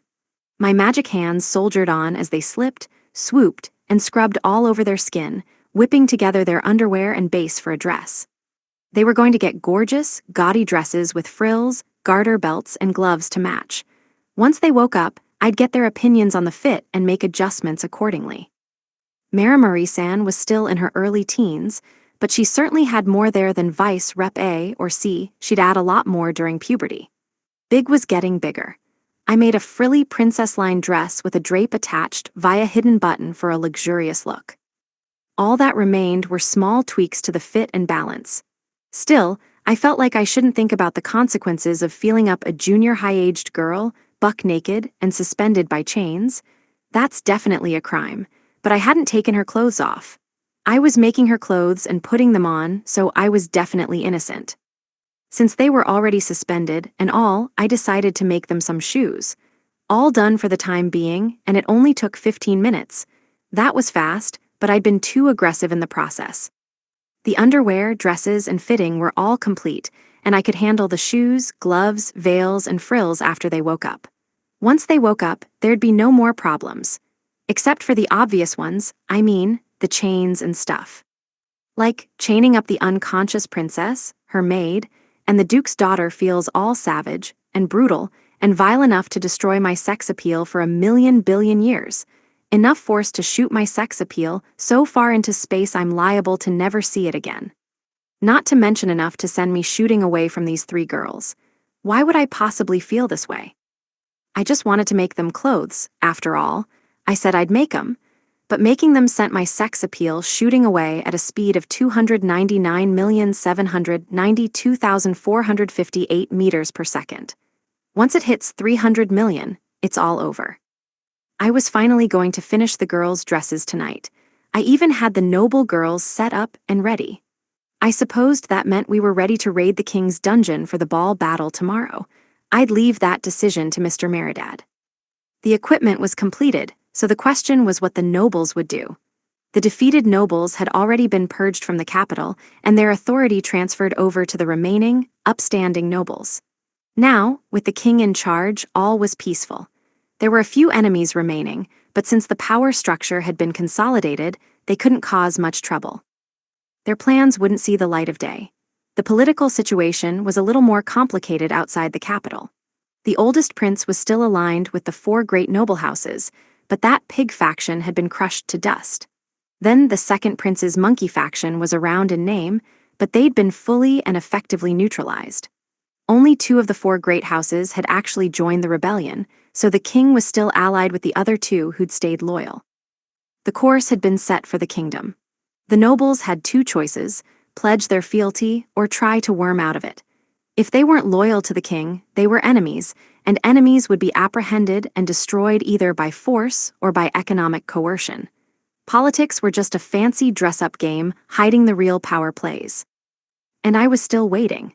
Despite putting up posters all over the souvenir shop, I still hadn't gotten my sexy female assassin. I was still waiting for her to show up and try to kill me in my sleep. I feel so bad for the princess girls. Maybe if I stuff some mushrooms in their mouths, it'll perk them up. Is that better? That looked even shadier for some reason. It was an intense look, and maybe one that wasn't fit for a demure maiden. I hope you girls can still get married after this. Haruka-kun, called class rep, you'd better start making some maternity clothes next. WH, what are you doing to those girls? You're guilty, apprehended. I didn't blame her for her suspicion this time. I got the sense the girls were going to get mad at me, and boy, did they. I got hauled off, caught red-handed. What do you have to say for yourself? The girls demanded. Not this again. Why did I have to influence them to see my innocence when my guilt was obviously expelled from my teenage boy body on a nightly basis? I'm telling you guys, I groaned. They asked me to make them clothes, so I did. Fitting is hard when you're on the ground, right? So good old dancer girl over here lent me a hand and suspended them with chains, and since there was nothing to do to fix the gratuitous situation, I figured I might as well finish 'em off with a nice pair of shoes and stuff. But then they didn't wake up, so after clothing 'em, I stuffed some fat medical mushrooms into their mouths. See, I'm not the bad guy here. I made them clothes and gave them medicine. I have done nothing creepy or freaky except when I did, like, when I looked at their suspended bodies. Ya vibe. Guilty, the girls shouted. Why have you left them chained up like that? Well, if I put them down, then their brand new dresses would get dirty and they'd get mad at me. And if I took off their clothes to avoid the wrinkles, then the other girls would get mad at me. No matter what, I'd be beset by false accusations. Pretty unfair, huh? Day 76. Noon. The pimpin' guy behind the pimpin' king was actually a normie. Diurl Capital. Royal Palace. From the top floor of the royal castle, behind several layers of impenetrable defenses, I came across a boy in a black cloak sitting in the window eating lunch from a box. HRMF, the food looks good. Here you are, he said. Okay, so after tomorrow any time is good, but I'm done with the clothes. Everyone's got perfect defenses now, so we could definitely try to take on the palace, but do you really have to invite us one by one? I mean, I was kind of a regular back in the day, you know? Back in my stocking days. I could escort everyone around the lower warehouses and the hidden passages at the very least, which means we could head over whenever we wanted. Anywho, that's what I came to tell you. That was his message. There was no doubt. He had entered a noble's quarters in the royal castle, defended by the ultimate lock and right under the nose of the Imperial Guard. Now, he was eating lunch. I supposed it was faster for him to come himself than to send a messenger. He could easily conquer the royal capital and the castle on his own. He could kill Prince Cusalius Veli whenever he pleased and destroy the castle at any moment. The boy spoke lazily, as if bored. He'd acted the same even before the king of the frontier, Marapapa Sim Amui. These were distinctive quirks of the foreign warrior with jet black hair called Haruka. I was in his debt. He was the savior of the kingdom. He was the miracle worker behind the rise of the frontier. Apologies for the delay, said Marapapa. The nobles and servants have gathered, so tomorrow should be just about right. Let me just ask the king. Okay, it's fine. Tomorrow night it is. I'll send an envoy to greet you, so don't sneak in if you please. Well, you may if you insist, but since you are invited guests, I'd like you to arrive formally. Perhaps do not invade the castle. Oh, Haruka-kun, there aren't any massage chairs here, so can you please set up at least one? My back always hurts after a long journey, and there's nothing worse than back pain. I'd come to speak with Marapapa one-on-one, and the boy was already there. The mightiest guardian in all the land, the wondrous magic swordsman Lord Vismir Xero, sat and laughed from the side. How improper. I had seen this sort of cheek few times in my life. The boy really was ignoring me. The king himself. Defeater of dungeons, champion of the frontier, master of mushrooms, manager of the monster forest, monster on the battlefield, monster slaughterer, owner of the souvenir shops, savior of the slum quarter, liberator of the capital, wielder of death scythes, teleporting nightmare. Every person gave the boy a different epithet. The war god Marapapa Sim Amui called him the benefactor of the frontier. The royal-born Lady Knight Murimer called him the destroyer of tragedies. Lady Muriel called him the boy who rejects the impossible. That boy defeated the 9 dungeon deluges that would have destroyed both Diorel and Amui alike, and bested a noble army of 40 to 50,000 men. I suppose this is our first time meeting, Haruka, I said. Thank you for saving me. My name is Dialeses du Diorel, and I am king of this realm. I am but a figurehead, however. A king only in name. Thank you once more for everything you have done for both this kingdom and the frontier. Thanks hardly suffice. I heard you rescued my daughter, and my sons caused you grief. Allow me to thank you on behalf of my whole family, and to apologize for the endless upsets my foolish sons have troubled you with. It was a good thing this meeting was in private. Many would be offended that the king would bow his head to someone. A true fool was a man who refused to bow his head to the worthy. Of course he was worthy. No thanks would be enough for this boy. Few knew of his deeds, of how many dungeons he defeated. Many in the city didn't even know what he did for the slum quarter. But every rumor about this boy was right and true, so it was only natural for me to bow my head to him. Tears came to Maripapa's eyes as he spoke. His wife Murimer looked up to the boy. The princess of the realm, Muriel, turned to him in times of need. They overflowed with gratitude for him. The kingdom killed the frontier, strangled by want and tragedy, by turning its back on it in its time of crisis. The Amui family had shouldered the burden of that tragedy alone, protecting the frontier with all their might. They'd been through so much suffering. The boy had transformed that site of misery into a happy place, a place where people smiled, something so simple, yet so impossible. I recognized the same miracle here in the slum quarter. They'd started to smile. It should have been impossible, unachievable, pointless, futile. No one had even thought of a viable plan to solve these issues. They had been abandoned to a hopeless, tragic destiny. I heard that one of the black-haired lady warriors called the boy the tragedy murderer, and another young lady dubbed him the impossibility smasher. Another used the moniker mortal enemy of common sense. Indeed, the misfortune of the frontier was destroyed. Indestructible despair was destroyed. Common sense overcome. That was why Maripapasan called him the benefactor of the Amui line. He made their impossible dream come true. And this boy was. He's not pimpin'. Hang on, is he a fake? If the pimpin' king ain't pimpin', that means get rid of the pimpin', and who is this guy? He's the king, Maripapa said, so please address him that way. I suppose we had better put up some instructional posters to clarify.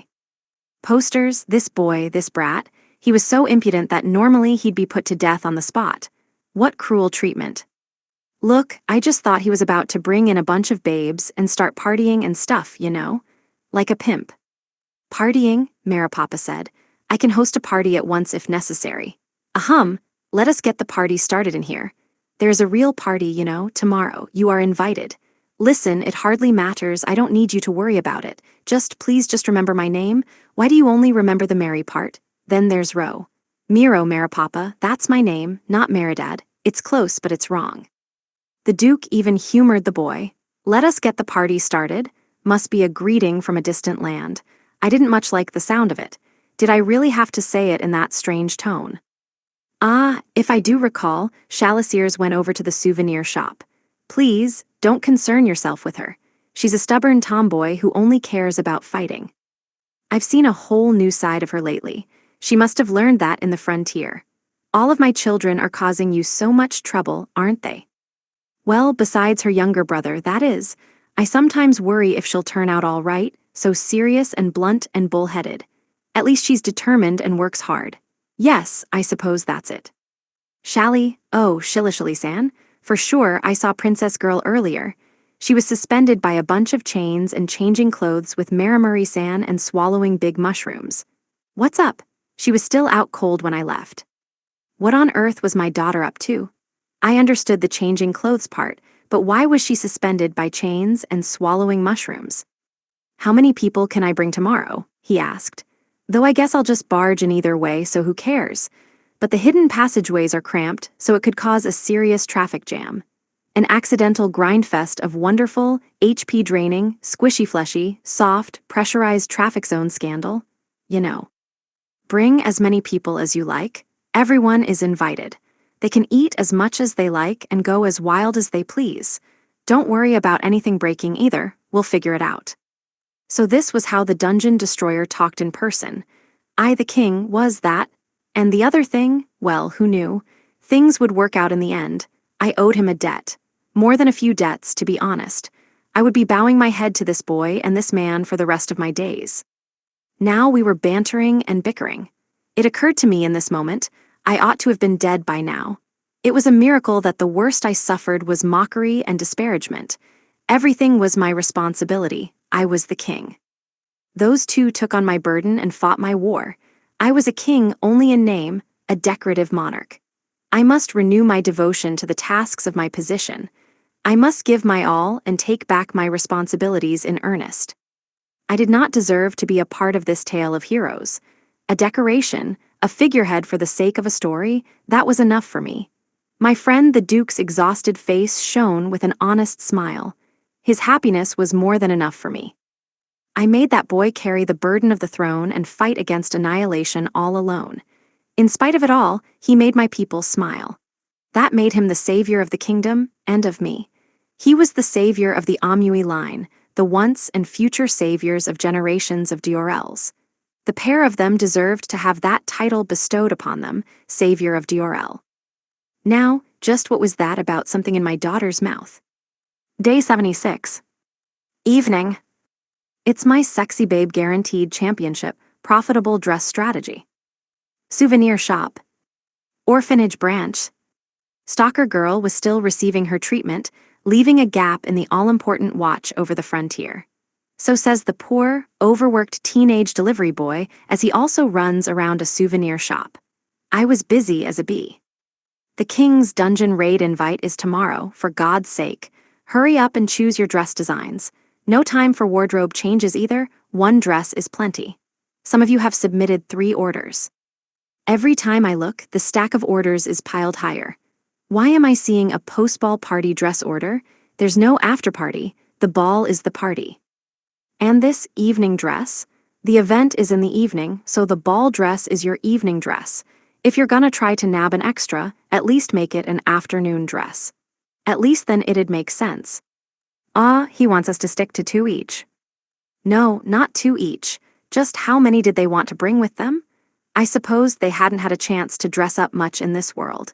Any evening invitation from the nobles would inevitably turn irritating to me. Now 90% of my workload was manufacturing new massage chairs. Okay, fine. We'll have 1 dress for now and get the other 2 later. Yeah, we won't be able to decide in time for tomorrow. I'm down to have the other 2 dresses later. Such a hard decision. I guess I'll have to settle for 2 for now and 2 for later. Good idea. No, bad idea. That's more dresses than before. I told you 1, how does that become 2, much less 3? Now you're saying 4 like it makes all the sense in the world. Why are you ignoring me like I'm some drywall? The kind of thing you pry off the wall to whack me with? Alas, I have no friends. Exactly how my suggestion to stick to 1 dress turned into demands for 4 was one of the 7 great mysteries of the world. Trying to solve it would probably double the number of dresses I needed to make, so I had to drop it. This trend pointed towards an exponential rise in dresses, an upward trend so viciously steep that I was starting to get worried about altitude sickness. By contrast, teenage boys didn't ask for much. In fact, the less dressed up the better. I have to agree there, tuxedos and neckties were so annoying. Don't think you brats are getting away without dressing up. Do you want to die, oat nerd? I'd be happy to throw the meatheads into that pile of bodies. I'd do it at a discount. Haruka-kun, we decided. Please make this design. We can handle the garter belt and underwear. I can handle it. And please enhance the defenses if you can. I want to still be able to protect everyone in this dress. Shield Rep presented her design to me, a long draped dress with a swelling skirt. The dress had a lot of volume, but if you took a look at the backside, you'd see that it was a sleeveless halter neck dress with an exposed back. This'll only protect your legs. I suppose I could still apply magic defense, especially if they wore the bikini armor, but for some reason, the girls didn't want to show up to the ball in only that. It's so trendy nowadays, though. The real-life inspirations behind the Bikini Warrior babes didn't like bikinis, for whatever reason. They also submitted orders for belly dancing outfits along with their dresses. Doing everything at once should minimize the damage. I really didn't understand why, after forcing me to embarrass myself making their equipment, they were criticizing me. Their faces were flushed too. Why didn't they understand that it wasn't me? It was magic hands. Me, I was disagreeable, no doubt about it, but my magic hands were friendly little feelers. Haruka-san, are you sure you can make one for me as well? My silly brother is causing you so much trouble, and all, you provided priceless mushrooms for my recovery, and have given me such a wonderful life on top of everything else. Now, address. What was her name? Liar Liar-san? She'd decided on a dress of her own. She'd really had a hard time deciding, but now she was putting on an award-winning dress decision performance aided by her innocent cuteness, combined with her lovely elf face and banger boobs. Nah, this is just my payment for all your work. Those mushrooms are low-key everywhere. It was hard to tell because her skin was so pale, but her face, previously parched and gaunt from her illness, was looking a bit more hale. She was getting healthier with the restoration mushrooms and meat as a part of the daily menus. A dress would certainly suit her sumptuous elven figure. Besides, she looked after the orphans when I was away, so a dress was just a part of her salary. I was rich from selling mushrooms to her cherry stem twisting meathead brother. Wow, the fact that an old dude was valuable was a sign of the apocalypse. The end of this world. The girls had finally gathered, and so the room was squirming with teenage girl bodies strapped down with chains. I had my blindfold on, but this room sure did feel crowded. With 21 people already in here, why did 4 mean girls have to push their way in? I didn't want to say anything in case they bit me. All right, I know it's a bit tight in here, but I'm going to get it all over with at once. I'm not sure why there's a naked girl festival going on, but I'll certainly sell some tickets. I'll have to go for front row seats too. We can set up a ticketry sale booth and make stacks from the old dudes who inevitably come flocking. Now those are sights I want to see. You won't be seeing anything, or selling any tickets, and this isn't a festival. Looked like we wouldn't be selling ticks to old dudes, sadly. I supposed I didn't want the old dude ratio to increase in here, but if it was for the purpose of a shy naked girl festival, then I'd steel myself for the worst and seal my fate. I'd actually rather seal the nerds so I could burn their heads off, but I guess they'd already gotten haircuts, so it wasn't necessary. What a shame. Okay, I'm gonna start. Aren't you guys a little close together? It's cramped in here. Making clothes in this packed room, all I can envision is crowded train creep levels of morbid tentacles. Are you guys sure about this? None of y'all are gropers, right? We're not gropers, hurry up and get it over with. The room was sardine-packed with naked girl bodies, plus 1 elf body. A bit of a prickly situation for a teenage boy. They wanted it, though. Measuring them one at a time would probably make them too anxious to volunteer after hearing each other squeal and faint, one by one. Doing it all at once would at least disguise whose screams were whose. Wisdom could probably distinguish the simultaneous screaming voices of 100 people at once with parallel thinking, but I decided to keep that my own personal secret. They were packed in so damn close to me that I was low-key scared. Even though I was blindfolded, I got enough of a sense from my surroundings that I inevitably visualized them. The panorama of 21 sardine-packed teenage girls and 1 elf fully, gloriously, splendidly nude, and me just sitting in the middle of them. What is my purpose in life, anyway? I hope the answer to that question wasn't making underwear. All we'd been through would be a little bit much if all I were here for was to make underwear. Marie Antoinette would never forgive me. Oh my God, was this going to be an, if you're surrounded by female bodies, why don't you just get one yourself, situation? Would this world swap story get turned into a sex swap story? I'm going to do this all at once, so try to open up some space. Stay standing as long as you can, judging from what I've seen from past experiences, which is barely anything, because I'm not looking. You should try your best even though I think you'll fail. We've got the chains rigged up, but I get an itty-bitty inkling you'll get mad at me about that. So try your best. Just ease up on the lecture that comes after, please. Anyhow, magic entanglement. Magic hands. Lassive. Wait, I don't need to use that. They'll get mad at me. Using it would result in a great view of a 360-degree tragedy. Oh God, this is rough. My nerves, they were melting. Detailed data on 21 bodies flooding my consciousness, 3D full-color VR with stimulated sense of touch too. Opening my eyes as well would make things a little too real. The simulation felt real enough. Plus, the girls were so close that I could actually sense their body heat and sense. Uh-oh, eggplant emoji. Eek, erg, plunk. Hang 'em up, keep 'em in the same order. See, I wasn't the bad guy here. There were just too many of them, so when a few of the girls couldn't stand it, they collided with each other and started knocking more girls over like dominoes. Their most dangerous parts sent dangerous stimulation into magic hands. It was a chain reaction of girls and magic hands tangling and tumbling, bringing the full force of sex god and lascivious down onto their lovely bodies. The ensuing uproar eliminated them in a titillating, tumbling sesh. By which I mean they passed out. One day, this shall be known as the tragedy of the teens. I was a teenage boy, buried beneath them all, buried in squishy squish and twitchity witch. When I started to move, it caused a frantic parade of pleasure up and down my body. I seriously gotta get out of here. I was undergoing a male metamorphosis into a masochist. Now that the girls were suspended with chains, I could finish the job. It was a lot easier to make the clothes now, even though they'd probably lecture me later. I was happy that at least most of the designs were sleeveless. Yippee-ki-yay. Eventually, everyone woke up. I didn't need to search the globe for paradise. It was right under my nose the whole time. Yes, I was surrounded by a paradise of freshly dressed, dazzlingly gorgeous teenage girls, featuring a bonus elf, all shooting glare fire my way. Dancer girl, can you release them from the chains already?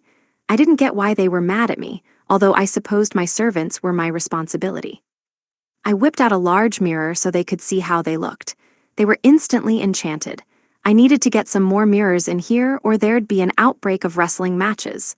Don't push, you'll break the mirror. I made some trial mirrors to rip off the girls with, but I wasn't fully pleased with the results. The glass was smooth and I didn't see any noticeable warping. My magic hands had put them together with wisdom, so I hadn't expected there to be any issues, but the reflections weren't perfect. It must have been the composition of the glass and the metal boards I'd used. I had improved the luster of the glass through trial and error, and the girls said they didn't mind imperfections. Anything made with wisdom handling the holding magic should have ended up perfect. The problem had to have been the metal base. I had it polished, but there were small gaps in between it and the layer of glass. That must have been causing the distortion. My materials weren't good enough. The typical mirror plating process is a surface treatment that coats the glass with a thin metal imitation.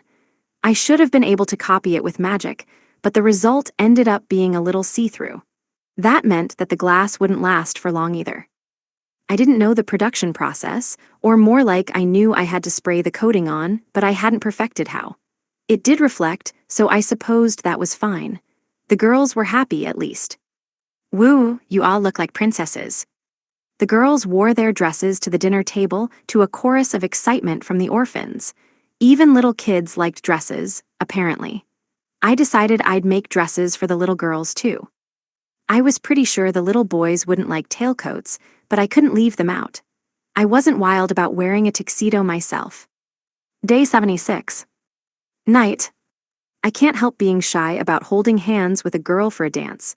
Why can't I use my tentacles instead? Souvenir shop. Orphanage branch. We took a break from our workout sessions to practice for the ball. Princess Shalasirs and Miriel Sama taught us the basics. Nefertiri-san mastered everything after watching the moves just once and was now helping to teach the rest of us. The boys all ran away. Haruka-kun was the only one who tried for a few minutes before immediately dashing for the bath. On the orders of Nefertiri-san, who said that we ought to learn both the men's and women's parts, we were now locked in an intense ballroom dancing lesson. Learning the men's part did make remembering the women's a lot easier. When a freshly bathed Haruka-kun spotted Vice Rep A doing the men's part for me, his quip of "Wow, you would look even better in a waistcoat. I'll make you one if you want," resulted in him getting chased around by morning stars. That was an off-limits diss. Vice Rep A received a constant stream of love letters and fan letters back at school. "No, but you don't have," comments allowed. "The dresses are so beautiful, aren't they?" And he said they have steel wire inside, powered up with mithril. A level 50 sword wouldn't just fail to cut the dress, it wouldn't even leave a scratch. I never thought I'd experience a heavenly dress like this in my life. Yeah, they're not just fancy dresses, they're decked out in defenses and endowed with effects. This dress is better than my armor. We didn't know what the two remaining great houses would do. They were already defeated, but we couldn't let our guard down. Still, was this too much? Our dresses were stronger than our dungeon equipment. The accessories on top of that made them sufficient for war or hand-to-hand combat. On top of that, even, they had storage for keeping our weapons on us, and plenty of other hidden features. Just to look at them, they were gorgeous. They'd eclipsed all of our imaginations in their sheer beauty. But the gloves had metal stakes poking out. They were convertible gauntlets. The splendid corsages exploded when you threw them. If you unfurled the lace from the frills, they became whips, and the heels of our pumps were switchblades. The dresses themselves had needles built into them, so we could curl up in a defensive position like hedgehogs. We could even shoot the needles. This wasn't practical protection against assassins, this was protection against the strongest assassin the world had ever seen. We could take on entire armies by ourselves with these dresses. They were powerful enough to annihilate anybody. Yep, the dresses were luxurious, elegant, and powerful, good enough for dungeons. We were off to the king's dungeon after all. They're prismatic too, so it's practically a bargain. I'm in more debt than ever though. So pretty, I gotta make more money back in the frontier. And the fabric is imbued with magic, so it can change sizes, maybe even in the stomach area. What should I get for the second one? After I hit up a dungeon, of course. We were drowning in debt. We were working a lot, but we were still losing money. We received enormous salaries, but what came in lagged far behind what was going out. Haruka-kun's wisdom skill brought in so many new, amazing creations that he inevitably ripped us off. The deluge had a lot of monsters, but they were all low-level, so we didn't make much compared to the frontier. We hadn't found any good equipment either. Haruka-kun checked out the remains of the dungeons, but they didn't have any hidden rooms. Buying too many manju was the finishing blow. At this rate, we'll have to sell ourselves into servitude. Pray for us. Oh God, debt slaves, I mean, it's totally possible. We gotta get back to the frontier. The frontier was the best way to make money. Now that we were all stronger, we had to fight.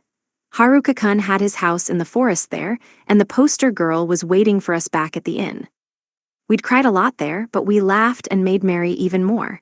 I missed the frontier so much, even though we'd only been away for 2 weeks. It wasn't a place to go to.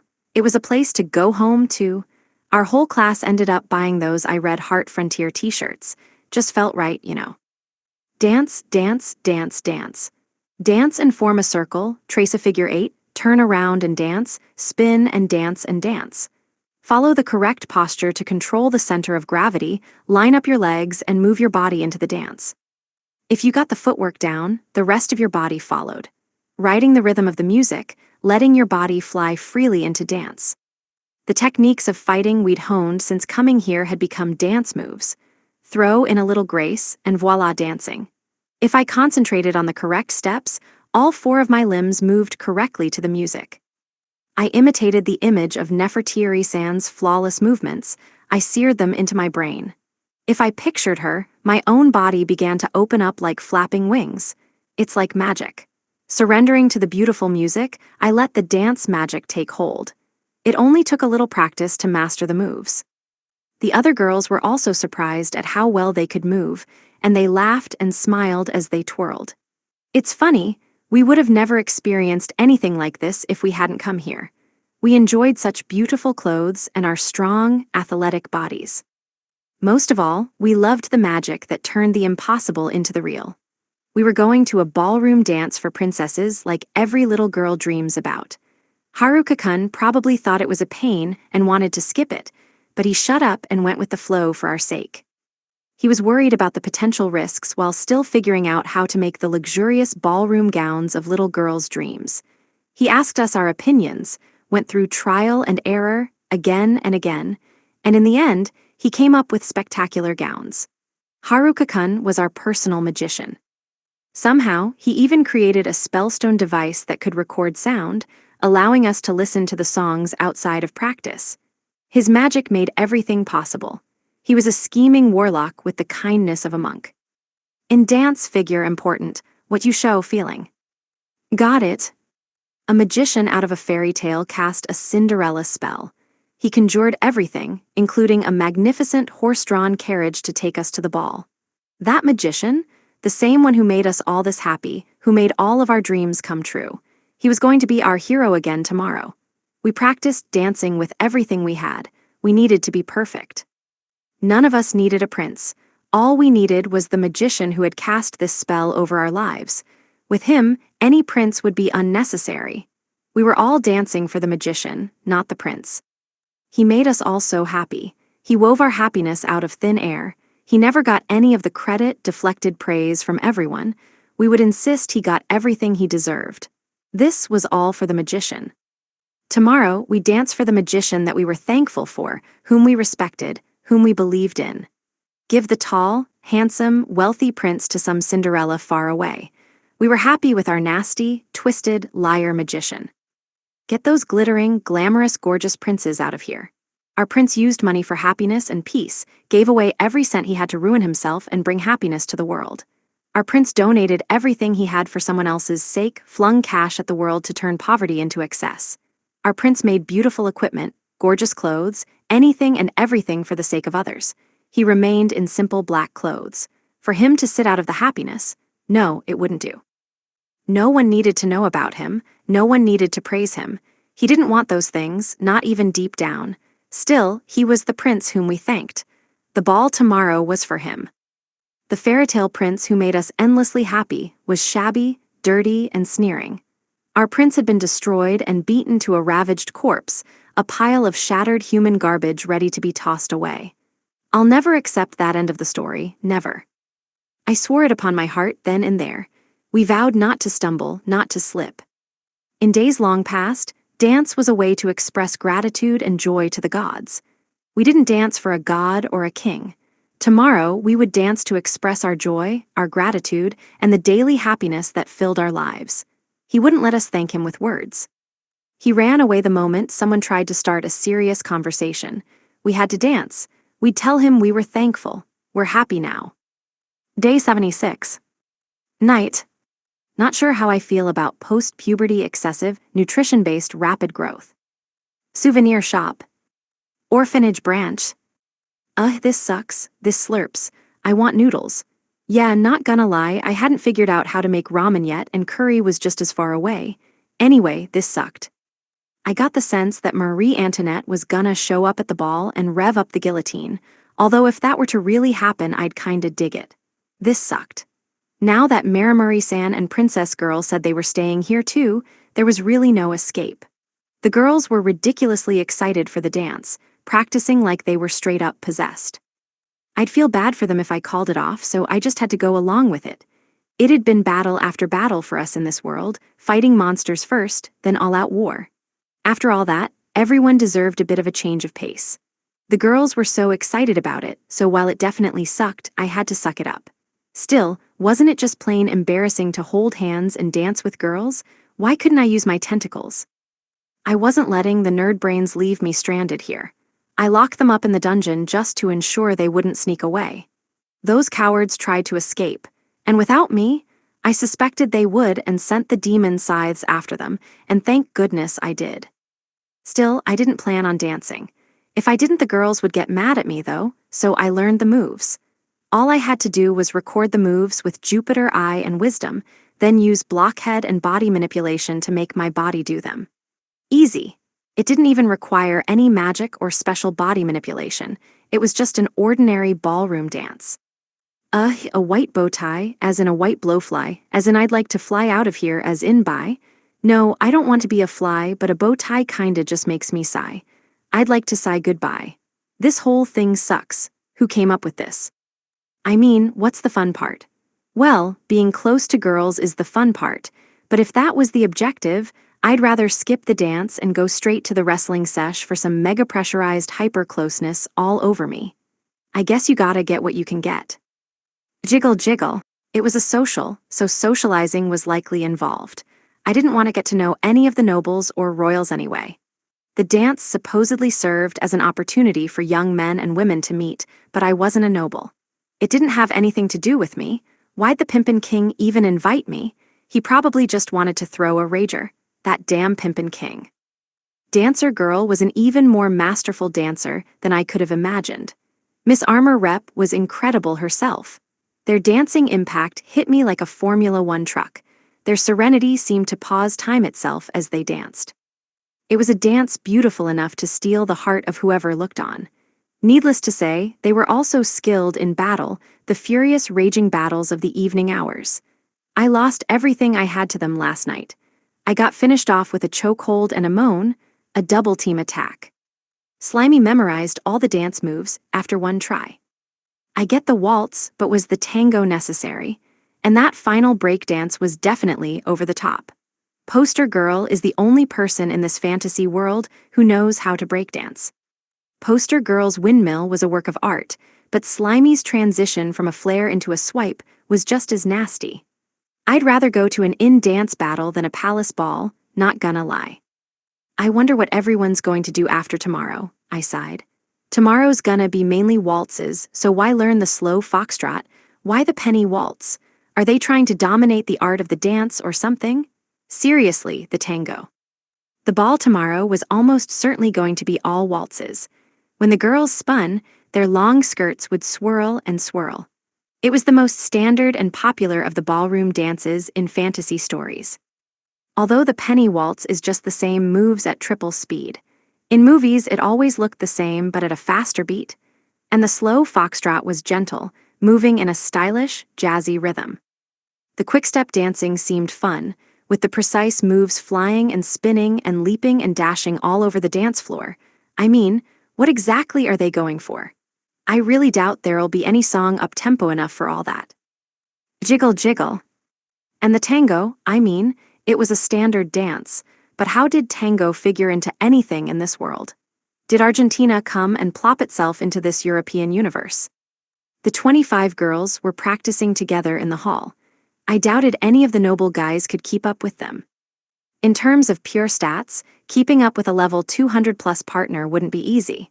You'd probably lose your arm trying. They were going to learn 5 more Latin dances next.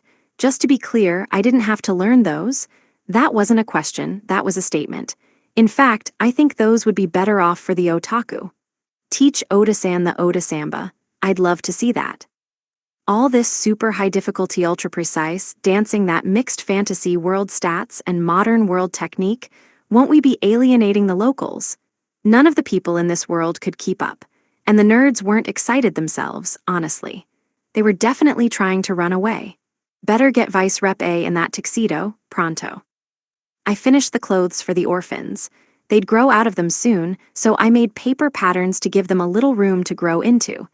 They could try them on and wear them after a bit of fine-tuning. They'd suffered from nutrition deficits for a long time, so they were growing quickly. This was the right solution, I assumed. Meanwhile, those in my class experiencing excessive nutrition-caused rapid growth had finished burning off today's dinner with dance practice. A bit of presence sensing unveiled a twirling, tittering scene.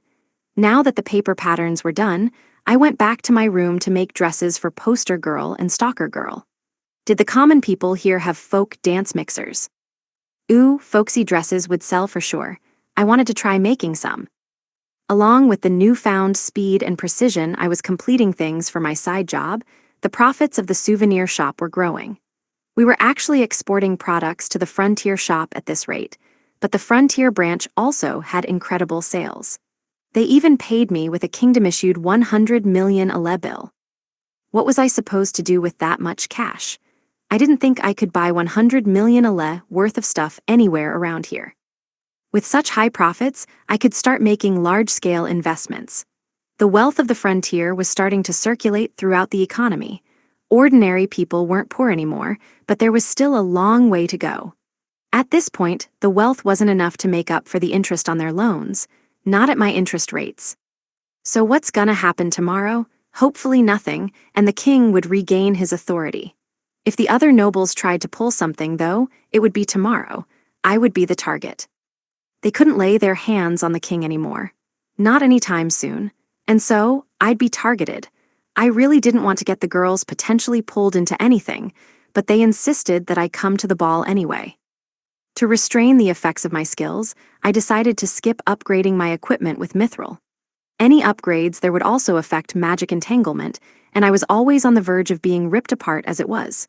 Still, I couldn't let anything go wrong tomorrow. Most likely, I'd only have my staff on me. The universe staff could shift its size and shape, so I could make it a cane or a bracelet to conceal it. I decided to keep the mithril power-ups to only the Void Staff, super effective for wielders of void magic. Elder Ent Staff increases magic power and magic control. MP plus 50%. Attribute boost large. Severing Staff plus 30% to all stats. Magic skill control. Severing, seal, MP boost. I could use the Void Staff for finding enemies, the Elder Ent Staff to increase my magic control, and then the Severing Staff to boost my detection with magic control and have Sever on hand for emergencies. Even with such extreme boosts to my detection skill, Wisdom should be able to control it. I was pretty sure I had raised Wisdom's basic control enough to handle increased magic outputs sufficiently. The skills destroying my body will be inevitable, but I'll just get better at revival. No big. That means the inevitable entangling that results from getting better at sex god, yeah, someone's gonna call the cops on me. The Void Staff, super effective for wielders of void magic. Elder Ent Staff, increases magic power and magic control. MP plus 50%. Attribute boost large and Severing Staff plus 30% to all stats. Magic skill control. Severing, seal, MP boost combine to become the Sacred Severing Staff plus 50% to all stats. Severing, seal, magic control boost ultra, MP boost ultra. It seemed rather robustly ridiculous in my rote estimation. Dimensional void magic? I can't even imagine activating that with Dimension Blade. It was already hard enough to control. Now even the control is gonna be uncontrollable. Still, my control was up across the board, so now that I had a massive MP boost I needed to practice handling. Oh yeah. First I should deal with the stripped and unconscious problem before me. This was a bit dangerous. I guess they all merge into the Universe Staff in the end. Oh, is the Septuple Sword one of the 7 in there? When I split them up, I can see the mistletoe sprig is still in there, plus the original tree branch. That meant there were more than 21 items combined. Hang on, just how many things can fit in here? Are my items gluttonous beasts? Magic entanglement would kill me with all of that. I would explode beyond the point of revival. If you could gather together my strewn body parts and shove them together, you'd end up with not revival, but rebirth of a new human altogether. I'd rather not try that out. Still, Sever should be able to decipher this. I should be able to foresee all of the dangers and difficulties. So long as I stuck to surprise attacks, I'd stay safe, and if the enemy found me first, I could always escape with teleport. To be brought into this world and murdered and destroyed, what a horrendous deed of disastrous dimensions it would be. I've decided not to die. I tried sending some magic into the new version of the Universe Staff. It pulsed. Oh God, what, it sucked up my MP? Hang on, the devils were on their way back. I'd have to resist the succubi without MP. I don't have enough time. I'm crazy hungry too. I'm crazy hurried. I'll just quickly gobble up this MP Restoration Mushroom Secret Soy Sauce Red Vinegar Stir Fry. It certainly doesn't look pretty, but I've got no time. Ack. We're back, grinning. We're finished dancing, smirking. Perhaps they'd perceived my MP deficit. Yup, they took me by the arms and dragged me straight into bed. Please be gentle, it doesn't hurt to try, right? Shake, shake. Pout, pout. They were shaking their heads with all their might. Guess that makes sense. Getting pinned on both sides by beauties who had mastered the art and science of sex, neither of whom I was capable of overpowering with my stats, meant I was in for a deadly, devastating delight. My staff would be gloriously gobbling up my staff. If I only had my tentacles, then I'd take care of the rest. I mean BRR breast? No, it was all over. The sex god was sunk. Looked like I couldn't get the skill unsinkable, but at least I could get limit breaker. Or at least they broke my limits. Oh God, it was meant for battle all along. On this battlefield, gurgle gurgle, glub glub, guaag, sex god sank again. Day 77. Morning. They say that the early bird gets the worm, but I say the bird's secret skill is what matters most. Souvenir shop. Orphanage branch.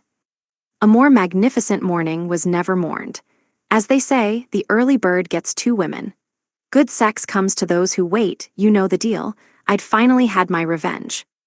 A melodious morning flushed the cheeks of 2 gorgeous ladies, faces dripping with drool out of wide-open mouths and tears out of wide-open eyes. The only complication was that those eyes looked a little dead.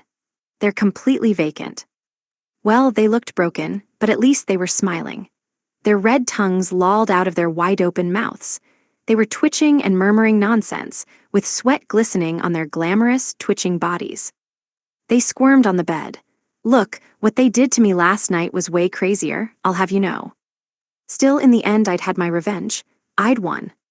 What a magnificent, miraculous morning, except for these dead pupils, those cross-eyed eyeballs. Those gazes looking straight to heaven. Leaving that aside, it's time for a miraculously healthy breakfast for a happy awakening. First, we're gonna need some mushrooms, so eat up. Kapumph gabth. I was sure that they would unleash some terrifying payback on me later, but for now, victory was mine. I wouldn't be able to escape with my dignity forever, but the battle never ends for a teenage boy.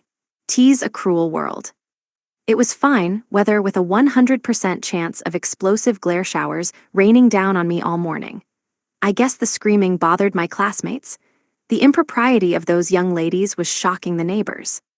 So, a good night and morning, huh? The power-ups to the universe staff were pretty impressive.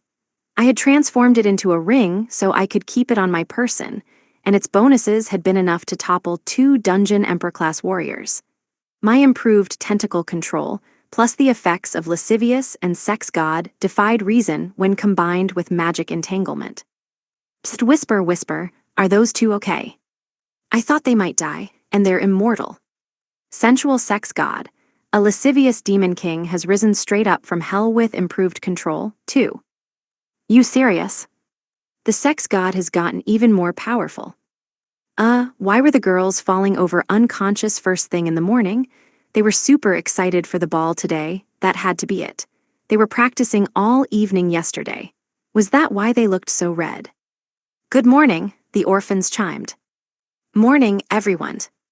The orphans washed their faces and joined us in the dining room, waiting for breakfast. Time to show off my new side job prowess.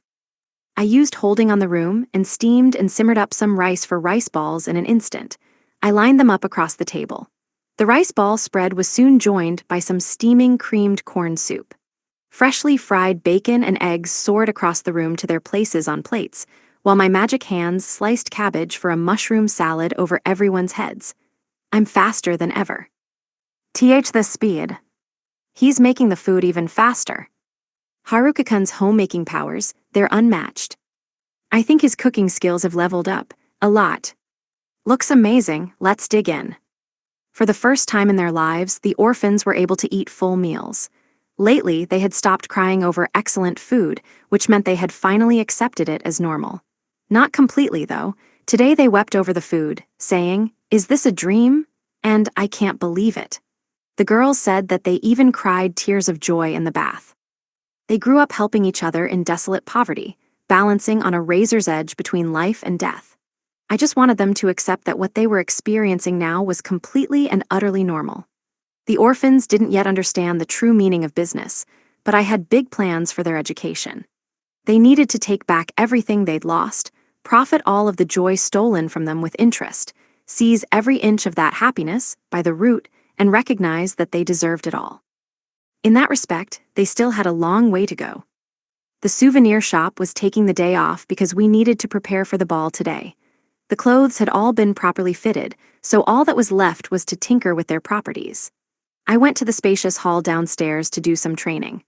A suspiciously joyful Miss Armor rep and dancer girl followed me. Yeah, they're gonna bonk me. They were going to help get me train revenge.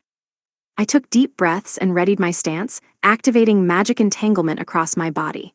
For the first time, I could feel the effects precisely, perceive the power of the skill, and how to wield it.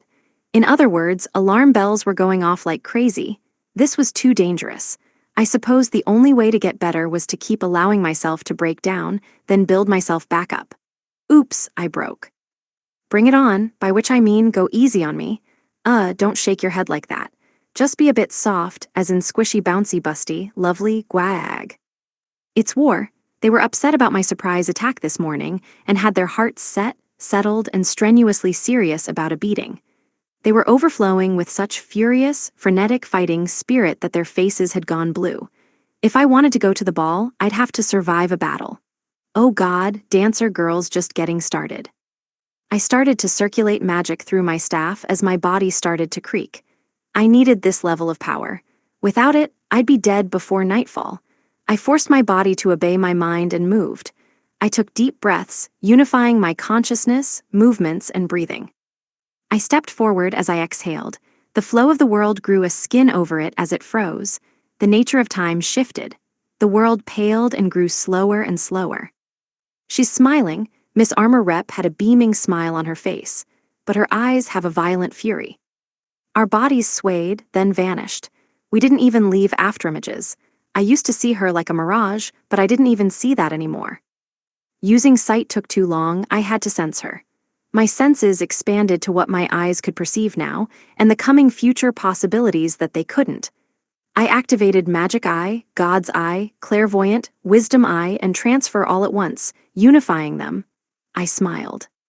I manipulated my body precisely, as if I were swimming through dense water, stringing together exact, precise motions. I needed to surpass speed, sight, sound, and senses. Everything. I revved up my acceleration to full throttle. I removed the cap on my skills, letting them break their limits, jumble together, and collapse my body as it revived itself. We all burst forward, kept together by a thread of magic control. They whipped around me like a violent merry-go-round, all of my skills jumbling together and merging. Slice, slash, stab, unified into a single smooth motion. She drew an arc with my blade, spun in a circle, tracing a perfect sphere via dance. Now I understood why Miss Armor Rep's waltz had been so perfect. She'd done the same thing as she did now, just without her sword. A clean spin for a blow bonk. Her sword swirled, showered sparks, and gracefully plunged in a perfect plume. Her lightning-quick attack faded into a slow-motion dance, combining smooth strikes as if she were moving through clear water. This dance of death continued. Demise swayed at the end of her blade. I kinda needed to go with the flow or else I'd get bonked, you know? Clairvoyant fed me an endless stream of bonking visions. Possible outcomes whirled like a dazzling kaleidoscope, expanding in limitless colors, shapes, and sizes of bonking. Every single possible outcome was a bonking. Kabonk. Urik. Jiggle jiggle. I lost all track of time. It felt like the single bonk lasted for all eternity, while at the same time lasting only for a fraction of an instant. Ugh, I'll have my revenge tonight. Now I fight. Dancer Girl was still level 5. If she got hit by my attack, her life would be at risk, so she activated her mythological coffin, making her a heavy-armored infantry knight. For some reason she seemed upset about it, so she went over to Miss Armor Rep and examined her platinum armor while making a few tweaks, and now her figure was showing straight through the armor. Her armor stretched to skin-tight levels. I could see every curve of her figure. Damn, she's so hot. I'm ready, come. Image summary, manga illustration of a figure in skin-tight, ornate platinum plate armor and a full helmet, holding a sword and a massive decorative shield. She hid her body behind a large shield as she attacked with her sword from left, right, above, and below. It was a distinctive pattern. Her curved scimitar traced the rounded outline of the shield, flashing out like a talon to snatch away my own weapons. That's a nasty sword right there. She had an infinite variety of high-speed footwork patterns, leading to a dizzying array of attacks. Her high-speed, irregular movements made her a surprisingly effective and evasive guardian. She rotated the great shield. Well, I wasn't sure if it was the shield that was spinning or Dancer Girl who was flipping around it. In the midst of some sort of rotation, her scimitar came rocketing right at me from a completely unexpected angle. 2 more attacks in quick succession, another sword, and then her chains. She had kept them hidden behind her shield, and with her irregular, rapid-fire movements, unleashed a strike like a fully armored, thousand-armed cannon. There was no way to interrupt the attack. I had to use airwalk to drift out of range, but her shield caught up with me, cornering me. With her shield so close I could barely see around me, forcing me to rely on images from Clairvoyant. Her dancing disguised the true intentions of her movements, and the shield kept her body hidden. Well, I guess it's about time. Okay, I'm coming and no complaints. K. Cause this skill is as nonsensical as it is invincible. I mean, it's random fire. I instantly closed the gap between us and slashed straight forward with my staff. Time froze, Dancer Girl whirled around, swung her shield through the air, and launched dozens of chains towards me. What a sight, but using random fire while teleporting sent me straight through her attack safely. Yeah, random fire is low-key OP. Coward, cheater, traitor, liar. Dancer Girl was upset. I mean, what I did had made zero sense. Still, she managed to defend herself from an instantaneous teleportation attack despite having her level reset all the way down. My speed should have been quadruple hers, and it was the first time I'd used teleport to attack her. I guess random fire won't work on her after all. It's not enough to defeat a level 5 dungeon emperor. She was such a big fat cheater herself that her mythological coffin armor took a dimension blade blow without even a scratch. It's lunchtime, and after lunch we gotta get changed and go into the city. After doing some wandering around, we're gonna go raid the castle, right? Still wondering why they invited us to do that. Happy to oblige, though. Let's go. I supposed we'd come back home after the ball. The capital road seemed a bit cramped for 32 people at once. Maybe we could just leave the nerd brigade behind. Day. Not like I could remember so many names at once anyhow, but I'm definitely erasing them from my memory. Kingdom of Diorl. Diorl Keep. Lord's Parlor. The noble houses of ancient legends. 2 of the 4 great houses had been crushed, destroying the equilibrium that had existed since Diorl's founding. The fall of one house meant opportunity for another. At the same time, it would be ill fortune for the king to gain too much power. If the royals had too much power, they could easily dispense with the rest of the nobility. In all likelihood, the king would attempt to do to us what we did to him. If I were forced to retire, it would be impossible for the twin candidates who might succeed me to overcome this predicament. We had poured funding into their education, trained them in academics and martial arts. Everything we could muster we had given to them. But in the end, they were playboys, only interested in messing around with women and up to nothing but mischief and sexual conquests. I'd been left to clean up their numerous messes. I really couldn't understand them. The king is untouchable now. Should we target the princess instead? Then we can install our lord as the future king. They had intellect, they had skills with the blade, so why wouldn't they just stop playing around? Still, there was one last chance for our salvation. Could she succumb, that obstinate princess? Women can be persuaded, father. Princess Chaliceers had a low position in the succession, but the first and second princes had vanished along with their followers. The remaining princes were but children. Meanwhile, heroic tales of Princess Chaliceers' renown had spread through the capital. A play that showed the princess battling dungeon deluges along with House Amui had amassed wild popularity in the capital of late. This plan wouldn't merely get us out of our present pinch, it would send our house straight to the throne. The ball would serve as the site of this gambit. Because our house hadn't participated in the war, we received a lowly seat at the table. We couldn't send soldiers. You won't have a seat near the head of the table, I said. You won't be permitted to get anywhere close to such a hero. The land of our noble house of Caskill was not on the border. There were several merchant cities in Diorl, one of which, the southern domain of Rondinul, led the alliance with the merchants. They aimed to install the second prince, a part of their family, as king. Our house had only sons, so we never had a candidate for queen. We'd lost all of our trading business to the merchant kingdom. We'd turned to the eastern domain of Giesdeck's alliance with the church, but in the end, had no choice but to fall back on the house of Rondinul. We've been stuck frozen, as outsiders throughout this entire conflict. House Shukabasis of the North could not move either. The Duke was ill and bedridden, and the lone daughter was a captain of the First Division. She was unable to take action. They, like our house, refused to send troops to the other house's causes, suffering reprobation as a consequence. Our houses were allies, but the situation was perilous. Rondinul and Giesdeck would fall soon.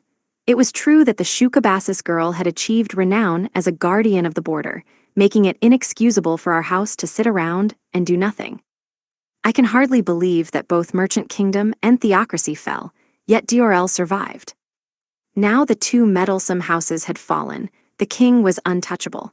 But if we could get our hands on the princess, no, even if we couldn't, Lady Muriel, whose star had risen along with the princesses, would be more than enough. I heard reports that the frontier had stabilized and grown into a prosperous land with a powerful army. Most importantly, they had secured a spellstone monopoly that had turned them into a powerful trading partner. You suggest targeting Princess Chaliceers and Lady Muriel? Either of them would be a great boon to our house, but how will you approach them? Trust us, we'll find a way, Father. Yes, if we can find the black-haired beauties from the play, we'll be able to get to them. What a cunning scheme. Both ladies were rumored to frequent the shop run by the black-haired foreigners. Indeed, there was a connection.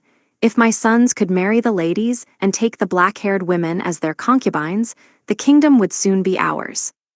My sons may have little skill beyond sensual pleasures, but they certainly knew their way around a woman.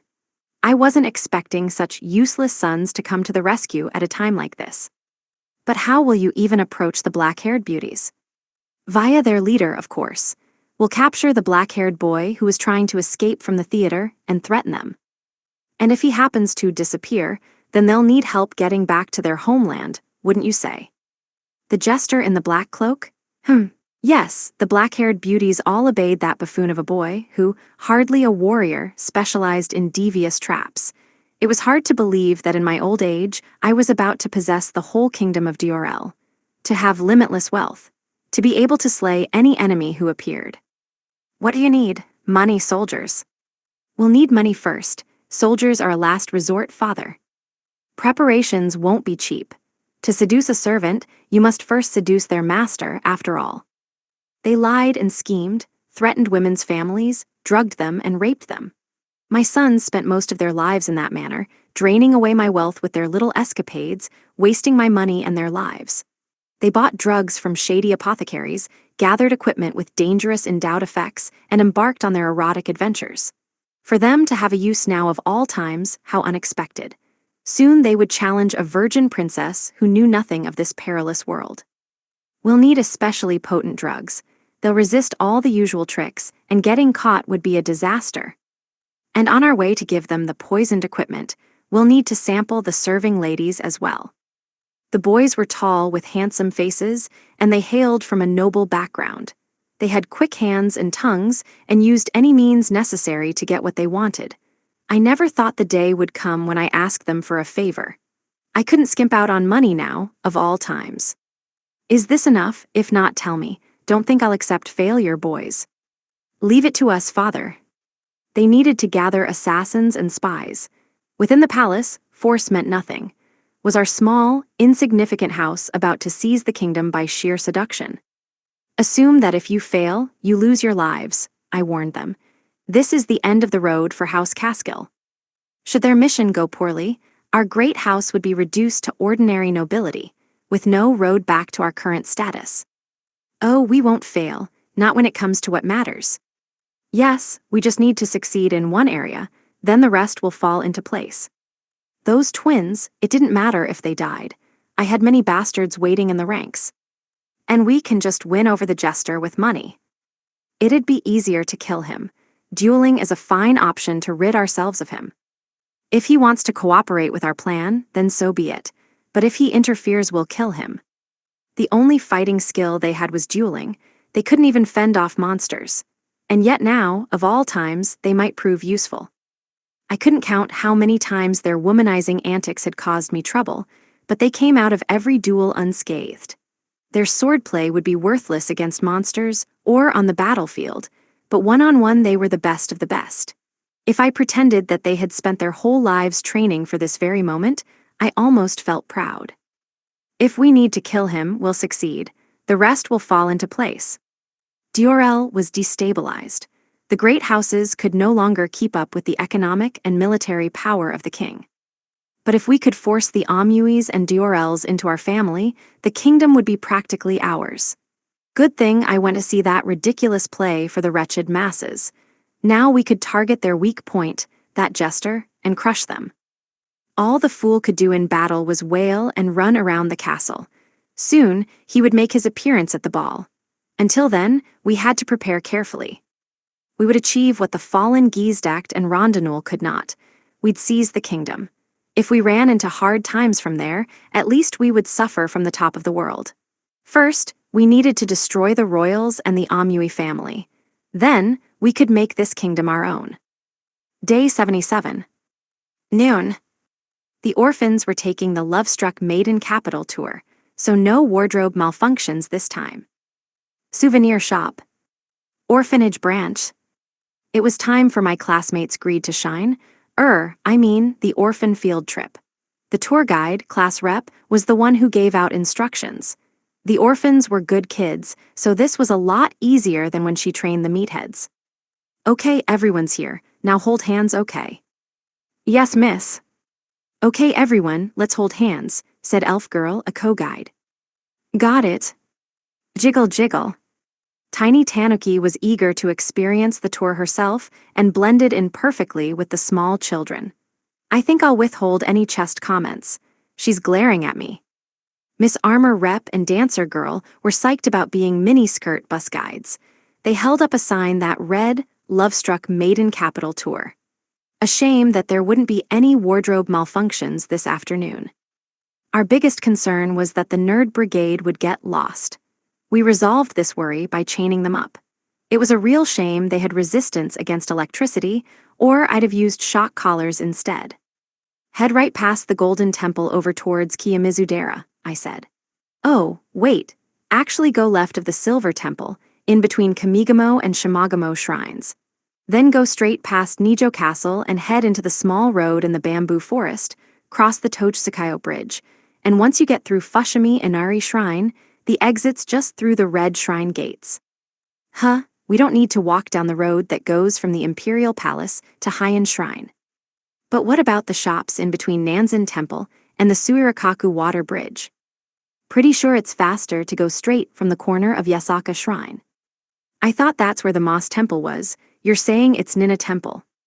Haruka-kun keeps building new landmarks. It's impossible to keep track. Once we left the orphanage, modeled after the Phoenix Temple, there was Seimei Shrine across the street, and then Tanukadani-san Fudoin Temple out back. Daiyunin Temple was on that corner, after which we just had to go a bit past the Renjiin Sanjusen Gendo Hall of 1,000 cannons.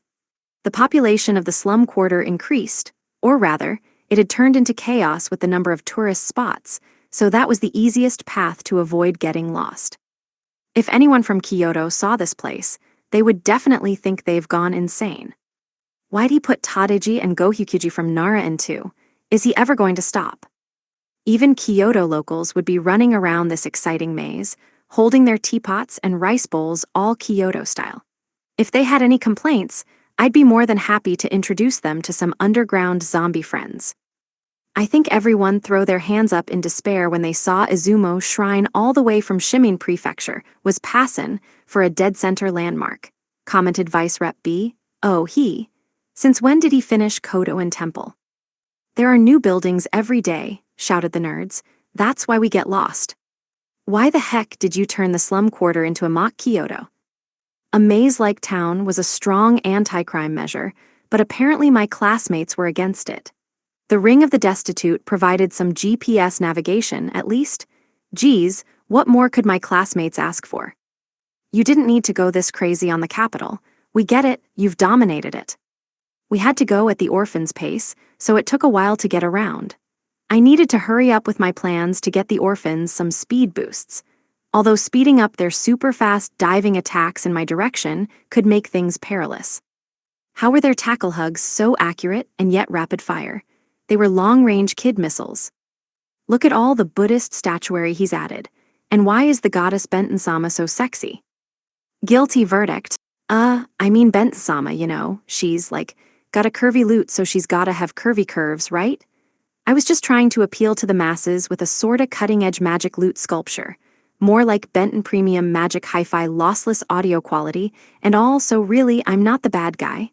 Look, the nerds like her, When I said I was gonna make her, the nerds showed up and gave me some drawings, which we stared at for a long while and then carefully constructed. Was that a giant school locker pinup shaped like Benten-sama descending from the heavens? That's definitely the nerds, so I'm definitely innocent. I mean, she was covered up, barely, so we were all safe to begin with. The girls were pissed. We went through the 10,000 shrine gates and made it to the castle town. About 70% of the noble quarter had modeled itself after the slum quarter, so we had to somehow navigate our way through there too. Meanwhile, there was a huge waiting list for prospective slum quarter residents who'd all built upscale housing as soon as they made it there. With all the tourists and celebrities, this really had turned into one fancy slum. "Are you all wearing your orphan bracelets?" I called out. "If you get lost, remember to just raise your hand and concentrate.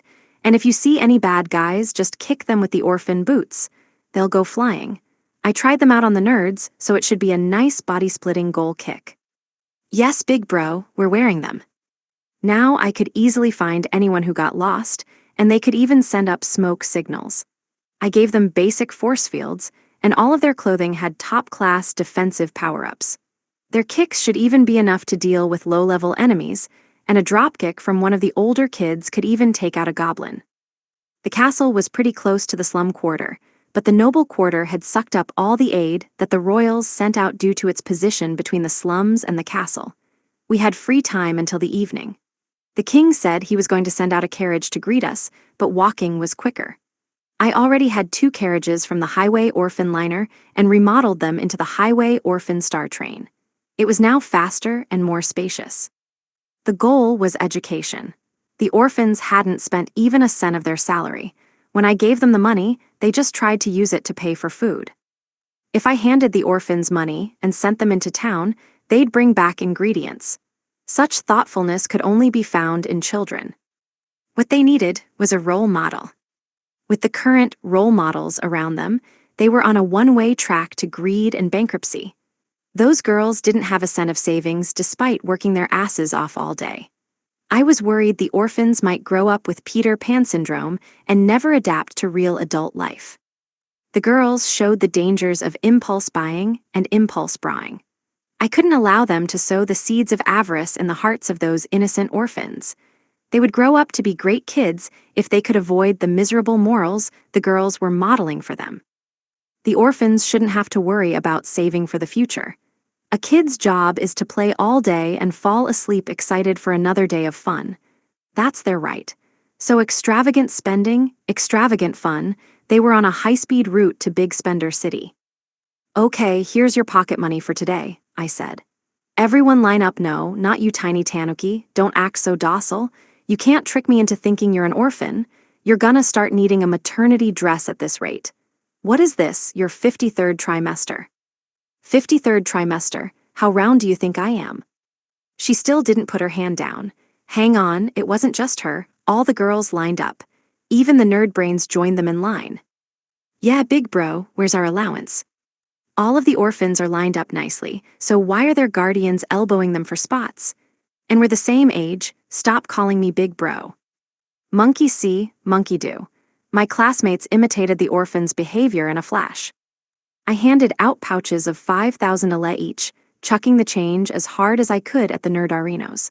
I knew that the meatheads would be able to stop my blazing fastball fury attack, but even the nerds had somehow managed to hang on with force field. That ticks me off. I guess that's what they got for being level 100 plus cheat skill wielders. Even without the athletic reflexes, their skills were enough to fend me off. The girls, whose mischievous grins sharply contrasted the confused look on the orphans' faces, escorted the kids into the stores. Oh man, they're going to infect those kids, aren't they? The capital's toys and sweets were nothing to write home about. The souvenir shop had more options, and certainly higher quality ones. It was fun to just splurge. That was the most important thing, wasn't it? To do something stupid and still know that everything was going to be okay. I mean, the girls were on the brink of disaster with their crazy debt, but still. The orphans were fidgeting and nervous about shopping at first, but eventually they lightened up. They started smiling. They started to show off what they bought to one another. Those are normal kids, I thought. They don't need to grow up too soon. They did need to beware of debt, though. Don't become like the ladies, okay? Those ladies were hopeless, and starting to glance in my direction in hopes of more pocket change. Day 77. Evening. It's never the right call to ask the elderly to speak. They always take so damn long. Kingdom of Diorl. Royal Palace. At my advanced age, just as I considered stepping down, everything changed. The king fell ill, the kingdom fell into chaos, and the princes started a civil war. Everything had resolved itself in the end, or so I'd heard. This would be my last duty as chancellor, the victory ball. I'd served this kingdom for many years, saw countless sights I'd sooner forget. If a celebration of this kingdom's savior was my final duty, I'd have no complaints. The maids and butlers hurried quietly around the grand hall while the first few minor nobles arrived. Tonight would determine the fate of the kingdom. It would be a swordless battle between the nobles and the new, emerging order. We servants of the royal family must do our duty to defend the heroes of the frontier. The only sound in the grand hall was the tuning of the instruments. The king had several suitable locations to host a ball within the castle, but this was the grandest of them all. This ball needed not just space but formality. This was a site worthy to praise the heroes of Diorl, historically only used to celebrate the founding of our nation, and spacious enough for a battle, if need be. We prepared as best we could. The king wished to express his heartfelt gratitude, so everything had to be perfect. I put every servant in the castle to work. The result would be enough to freeze every guest in place when they arrived. This wasn't merely a hall for dancing. It was the site of awarding immortal acclaim and gratitude, a place that spoke to the king's authority, a place to forge deep bonds, a grand ballroom that would shame treachery with its glory and wash away every seed of doubt and distrust. A glittering ballroom full of elaborately dressed nobles, a place for lively conversation. A place without pretense, swathed in music, fit for the melody of true friendship. Tonight's ball was hosted by the king himself. Only the most important figures in the realm earned an invitation. Of those invited, few would dare refuse. Nobles arrived in droves, as expected. They were called in ascending order according to their rank and importance. Once inside, they scanned the room for their fellows, grouping themselves according to faction. In normal circumstances, a ball would also allow these disparate factions to confer with one another and establish relations. But two of the former great houses had fallen, and the position of the remaining two remained uncertain. The long-lasting power structure of the nobility had completely collapsed, leaving all of the nobles uncertain of their allegiances. The nobles hid their uncertainty beneath forced smiles, forming groups only after much pondering. This wasn't one of those ugly balls of the past, bound for unhappy endings.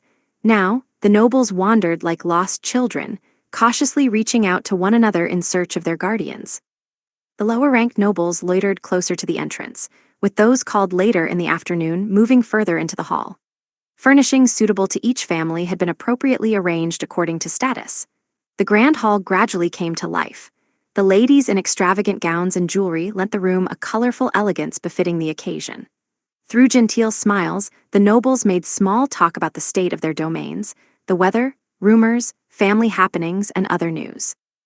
Manners were of the utmost importance for the cream of society, and with those manners, they hid an endless stream of deception.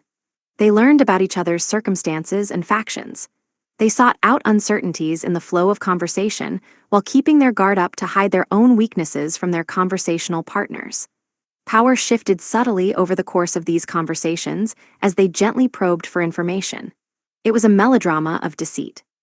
Lies and music blended together as the grand hall grew louder and boisterous. The wives, sons, and daughters of the lords also greeted one another. They chattered about hairstyles and clothing as a proxy for discussing their finances and status. This was reconnaissance. Discerning who was friend and who was foe, their flowery language masked the malice behind every word. The topics of conversation shifted from the news to rumors, and they subtly let their hidden intentions surface. They cowered as they mimicked strength, sought allies as they demonstrated hostility. The ballroom had become a microcosm of the newly disrupted noble society. As the empty conversation shifted over to more substantial recent developments, and as they began to discuss the news of the great houses, they determined who had allied with whom. They wanted information. That was the true topic of conversation here. The discussion shifted to the frontier and its duke. Everyone in Diorl knew who he was a living legend, and they all feared that he would seek revenge against them. He was known as the King of the Frontier. He turned away from the frivolities of the nobles as he fought his endless war against the horrors of the frontier. He led the strongest military in the kingdom. None of them knew, or even had allies who knew, his disposition. Slowly, they realized he would remain a mystery to them. They soon began to allude to the war, but no one directly brought up the subject. They were too scared to bring it up, and so the conversation hurried on to the theatrical performance that had gained great popularity in the capital of late. However, since the true purpose of the ball was to put a formal end to the war, it was a topic that was difficult to avoid for long. Noble society was based on power and relationship to power, but now this society had lost half of its might. They glanced anxiously at one another, desperate for allies, and wondered desperately if they would be the next to fall. There was hardly any time to enjoy the luxurious food and drink, which they praised even as they failed to taste them, as they were so preoccupied with the business at hand. The waiting staff served the food, delivering bottles of wine swiftly to each table. The orchestra played a soft tune, matching melody to atmosphere, singing a gentle song as the hall filled. The grandeur of the arriving nobles increased, and the orchestra raised the volume to announce their arrival. The nobles shifted in response to the change in mood. They made fleeting eye contact, and their eyes widened as they recognized a powerful figure with whom they wanted to connect. The wives praised one another's clothing as they scanned the room for someone more powerful to ensnare. The grand hall overflowed with filthy greed. The ooze of their ambitions leaked out of their avaricious eyes and mudded the elegant carpets. Flowery words spilled out over the slimy hall, thick with hypocrisy, mistrust, and greed. This was the nobility. The servants called out the names of the new arrivals. Not many remained, only the top-ranked nobles and the heroes of the evening. Duke Casgill, Marquis of the Great Western House. The order was everything to the nobles, the ultimate determinant of hierarchy. The later you were called to the ball, the higher your position. Anything to make your name called just a little later in the order was worth any cost. The king hosted this ball, so the order was his decision. The balance of power was being decided now. Some would rise while others fell. The king's ranking meant everything. Getting promoted above your status was the only thing that mattered, because for a lord, that was life or death. The two remaining great houses were called. A hush fell over the grand hall, leaving only urgent whispers. House Shukabasis, previously the lowest of the four great houses, now stood at the top. Every noble in the building was shocked. Duke Shukabasis, Marquis of the Great Northern House. Voices venomous with resentment mixed with shouts of acclaim.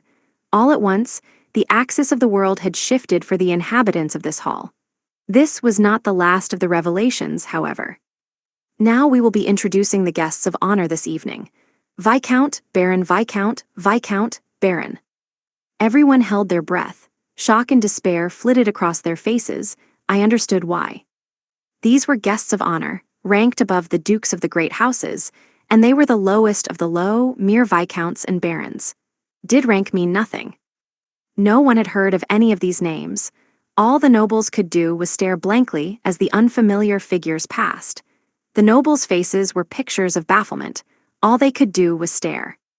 Suffice to say, more than a few people in the audience weren't bright enough to realize the disastrous consequences of attempting any scene or assassination at this ball. Their greed had consumed them long ago.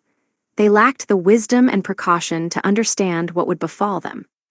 Captain of the 1st Army Division, Lord Barbarella, and Captain of the 2nd Army Division, Baron Terrasil. Some faces went blue with fear, others red with rage. Others went white as sheets and swayed, nearly falling unconscious at the sight. The commanders of the royal forces walked gracefully into the hall. Captain of the Imperial Guard, Princess Chalasiers du Diorel. Calm and composed, clad in a splendid dress, the newly crowned hero Princess Chalasiers walked about halfway down the hallway before stopping and waiting. Duke Maripapa Sim Amui, Duchess Murimer Sim Amui, and Lady Miriel Sim Amui. The room gasped at the significance of the Amuis arriving after a royal princess. I could see the terror in their eyes. The atmosphere of the room changed. The world changed. The nobles took a step back without even thinking of why, craning their necks as if physically struck by the news. The Duke of the Frontier, Lord Maripapa, and the former Princess Knight Lady Murimer, the Blade Princess and their daughter Lady Muriel. Just the presence of these three peerless heroes, destroyers of dungeon deluges, caused everyone to rock back on their heels. It was the family of legends renowned throughout the kingdom. They were nobles not only by name, but by deed. The three of them reached Princess Chaliceers and then stood by at the opposite end of the hall, without yet joining the rest of the nobles. Lastly, our guest and benefactor from a foreign land, Lord Haruka and his comrades. Nobody could breathe. At some point, the orchestra and its music fell out of their perception. Even the butlers and maids had stopped in their tracks, entranced. The whole hall was held in a thrall. This was the black-haired commander. These were the black-haired warrior maidens. Seeing them walk down the hall was like witnessing the very light of heaven. Their unmatched beauty lit the grand hall. Everyone froze in place, breathless, watching. They seemed to be wrapped in an otherworldly light, angels from another world. The ladies, who by now had become legends in Diorel, wore fine, radiant dresses of purest white, faces hidden by veils, as they calmly processed into the hall, as if sure they were protected by the strongest guardians in the land. In the middle walked a black-haired boy with an unpleasant expression. He seemed annoyed. A mere 20-something of these peerless beauties were rumored to have defeated 3 dungeons. They followed the boy walking among them. He was as nonchalant as if he owned the entire castle. Once they reached the hall center, Princess Chaliceers and the Amui family joined their convoy. And as they proceeded through it, the grand hall slowly began to look shabby in comparison to their presence. These were heroes. These were legends. The nobles gasped for air like fish now that the otherworldly beings had left their eyeline. It was as if they had been reminded of their place in the world. The nobles couldn't even look those beings in the eye. The foreigners hadn't even deigned to give the important people in the kingdom slightest hint of interest or reverence. The black-haired boy approached the king, without even kneeling, without even giving a greeting. They simply turned around and called back across the room. "Hey, I almost forgot. Come on out. I dunno if we're about to have an all-you-can-eat unlimited gourmet gobbling food fight festival or what, but this party ain't getting started without the main characters. So get out here." Coming. Beautiful children clad in gorgeous dresses and fine tuxedos ran out joyfully into the hall. The room stirred at the sight of the little angels. Behind the dashing children, tuxedo and tailcoat-clad young men strolled in. Every fighter in the room immediately took a step back in fear. 30 young men and women and a few dozen children were the highest-ranking individuals in the entire kingdom. This angelic, miraculous procession stood before the king. "Ah, Haruka-kun, those kids," called Duke Amui with a pinched smile. "Oh, it's fine, never mind." "Yo, nice to meet you. These are the kids who the kingdom bled dry and discarded. They have the right above everyone else to feast at this banquet, so I brought them. You feel." The room froze. Everyone sucked in their breath. The words were directed at the crowd of nobles who had diverted aid away from those penniless children. The boy spoke the words with a sheepish grin, as if it were an insignificant but incontrovertibly true fact. The grand hall buckled under the tension. They feared his smiling face. They listened to him talk, unable to even collapse unconscious out of terror. Nobody moved, nobody spoke, nobody breathed, nobody dared. Duke Amui stopped smiling and shifted his expression and posture. He became the avatar of rage itself. Visions of eternal death danced across the noble's vision. At last, the king broke the silence. What would a reprimand, even a punishment, do to correct this boy's insolence? "I'm sorry, children," the king said. "It is my failure as king to have not protected the weakest of my own citizens. It is my sin for not reaching out my hand to you while you suffered. I'm sorry." The king descended from the throne before the orphans and lowered his head into a deep bow. The other royals bowed next, and the newly top-ranked nobility followed suit. Everyone lowered their heads to the terrified, frozen orphans. What other reason could they have been brought here? They represented the kingdom's deepest rot. They were the children of the nobility's corruption. For the weakest children in the land, those who had lost their families, to be hurt even more by the kingdom's evils was unforgivable. Draped as they were in beautiful clothing and with smiles as bright as angels, they had nevertheless suffered through years dressed in rags. They'd been racked with hunger day and night. They'd met with death, smeared in dirt and mud, where they dwelled in the ruined shacks of the slum quarter. The sin of this kingdom was burned into the minds of all present. In an instant, the refined grand hall had transformed into a death row. Death resounded. Sumptuous, piping hot dishes lined the table. But now, the true meaning of Diorel's indisputable sin lit up the eyes of the nobility. A flame of terrible knowledge illuminated their faces. From the castle, you could see the noble quarter. Behind it lay the capital's shadow, the slum quarter. Just beyond this quarter's walls, children had starved. Here, nobles dined and feasted day after day. There, children suffered without aid. It was a miracle that they were still alive. Thousands, tens of thousands of meaningless noble rituals and squabbles had taken place within these halls. They only mattered to the people in this castle. Yes, we all ought to lower our heads to these children. It broke all of the etiquette and rights of the nobility, indeed. If I had a problem with lowering our heads to these children now, then I would be no different from the despicable garbage who were glaring at the children from among the crowd of nobles.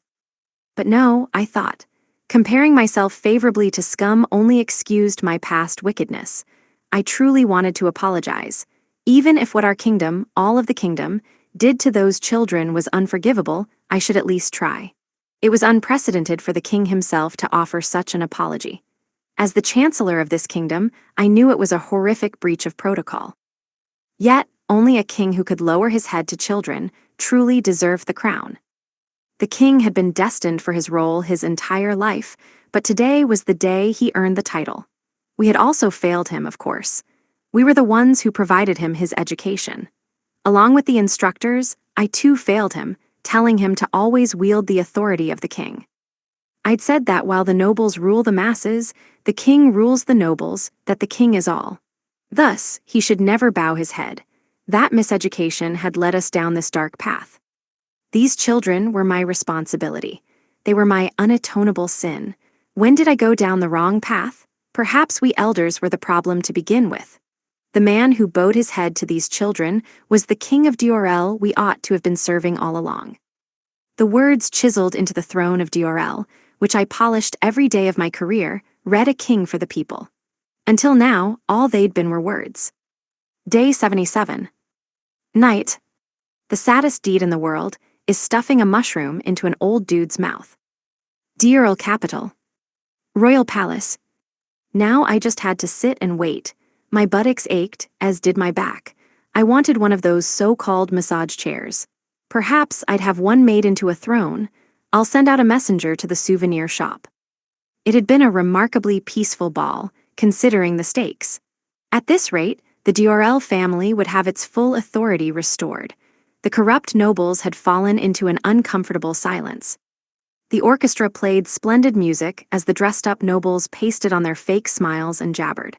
As always, a ball was an occasion for plots and intrigue. In the midst of it, dashing, playing children injected life and joy into the scene. This was only in the private salon, reserved for the most esteemed guests, however. The rest of the grand hall had fallen into disorder. The rest of the nobles scrambled about in confusion, gathering and discussing the events of the evening in fearful tones, glaring with anger and resentment. Only a small few had any traces of a genuine smile. The ladies glared at the laughing children in sheer jealousy, not hiding their anger at sharing a room with lowly orphans, and that mere orphans had better clothing and a higher rank than themselves. They were angry that the personal embodiments of their misdeeds were attending this ball. The Amuis played freely with the children, but I had to confront this unaddressed sin, the unspeakable, unseemly disgrace that was Diorel. The nobility follow the king, the nobility protect the people. Every noble uttered those words upon receiving their title, but did they protect the people? No, they had disdained them. Your Majesty, Lord Shukabasis would like to offer his greetings, my chancellor said. Despite his illness, very well. I turned to the fellow. What do you think of all this? The Chancellor had looked after me ever since I was a child, and now in his old age, he was on the verge of retirement. I wanted to hear his wisdom. It far outstripped mine. I was a fool. I must offer an apology, as worthless as one is coming from me. What I taught you was nothing but the desiccated old bones of worthless legends. Forget all of the customs and ceremonies I have taught you. All you need to know is what is inscribed on your throne, a king for the people. That is the only thing you must never forget. The children's smiles today have taught me that much. The old fellow looked over at the playing children and then lowered his head to the black-haired boy. I went over to meet Duke Shukabasis, glancing back at my chancellor. Since when could the stiff man smile like that? I'd never seen it before.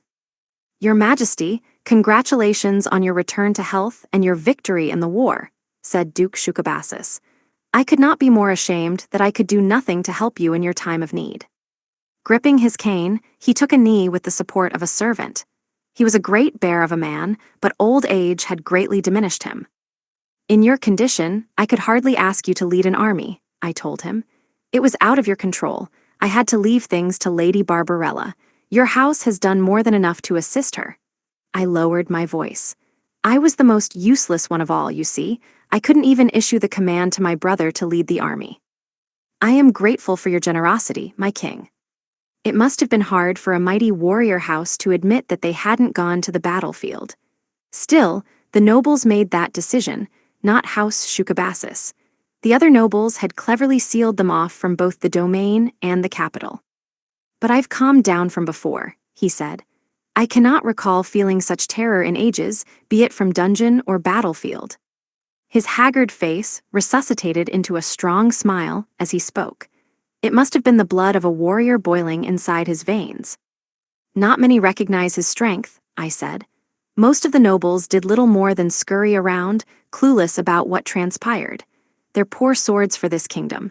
How can they protect anybody if they don't even recognize danger?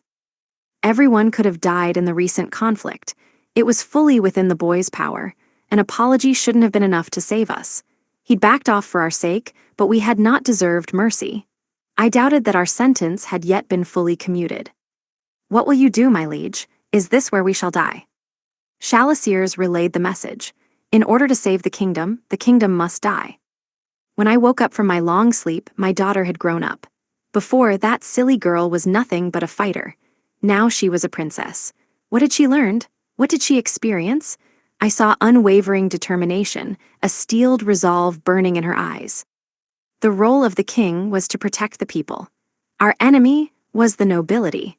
We were descendants of those who lent their strength to build the might of the kingdom, forging alliances under the common oath to protect the people. That oath had been broken. Where did DRL go wrong? The kingdom did no wrong, my king. They betrayed the pact forged by our ancestors. That is all. All was peaceful here in the salon with the few men and women I could trust. When the dancing began, the barriers dividing the upper salon and the lower rooms would be removed, and everyone would intermingle as one. Is this going to end without incident? Be assured, my liege, I am old, but my children can protect themselves. There is but one path to a peaceful amends. That applies equally to the black-haired foreigners. I do not think we need to worry about them. This ball would determine the course of our kingdom's future. If the nobles relented, then this kingdom would be on a path towards peaceful reform. If they disagreed, then it would be war. Erga, this old dude is looking sick. Everything about sick old dudes sucks. They're so sucky they achieve the platonic form of suction on a theoretical plane of abstraction. Sick old dudes will sickify young orphans with their suckiness. The suckiest deed in the world is having to shove mushrooms into old dude mouths. What a waste. Hey, open your mouth, eat my mushroom. The black-haired boy appeared out of nowhere, uttering incomprehensible nonsense as he stuffed a mushroom into Lord Shukabasis's mouth, forcing it down his throat. From the side, I saw Lord Marapapa and Lady Murimer laughing. Was this how the boy had healed me? I see, I chuckled. Yes, mushrooms from their original birthplace are singular. I remember barely being able to swallow a mushroom of that size. Do you have a knack for squeezing them into people's mouths? No, hell no, he shouted. Having to stick mushrooms into old dudes' mouths has already caused me a crapton of psychic damage. Why would I have a knack for producing ungodly sights I never want to see in my life? Ugh, old dudes need to disappear already. Old dude, he had a point. It wasn't a pleasant scene to witness. I didn't see what the problem with normal medicine was, but since the technique had saved my life, I had no right to criticize. Lord Shukabasis has gone into convulsions, I observed. Will he be all right? His eyes had gone white and his whole body was twitching. I thought I saw some color return to his flesh, but it could have been that he was choking. Oh, no biggie, the boy said. If he suffocates to death, then we'll have one fewer old dude in his world. If he doesn't, he'll be a fit and fighting old dude with his old dude stink and old dude attitude. Ah, what a nuisance. Lord Shukabasis got up. I had to admit, it was impressive of the boy to shove a fat mushroom into the mighty warrior's mouth, as ill as he may have been. I can't believe it, he gasped. Was that one of the legendary healing mushrooms that I've heard of? Lord Haruka, I must thank you for bestowing one of your priceless mushrooms upon me. You may call me Shukabasis the old dude if you wish. All the pain is gone from my body. Thank you. He bowed repeatedly.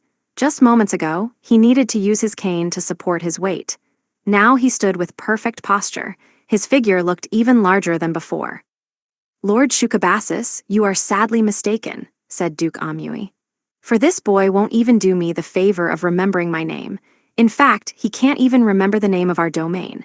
When he delivered plans for the frontier, they were labeled with Project Whatever City, the place with all the clubs. All of the bureaucrats were quite flummoxed. He didn't even remember Maripapa's name. He didn't even remember the name of the kingdom he saved. He was that disinterested in us and our affairs. Perhaps I could be the first he remembered. But no, I couldn't let myself be charmed by it. He must have the closest feelings for Lady Muramur, as his nickname for her seemed very familiar. Mrs. Muramuri was clearly a rank in closeness and affection above the more distant Mr. Meridad. I heard he didn't even call my own daughter by her name. I never expected this kingdom, with all the doom that had befallen it, to be graced again by the laughter of children. The boy himself was known by many names, and if I was not mistaken, one of them was the archenemy of common sense.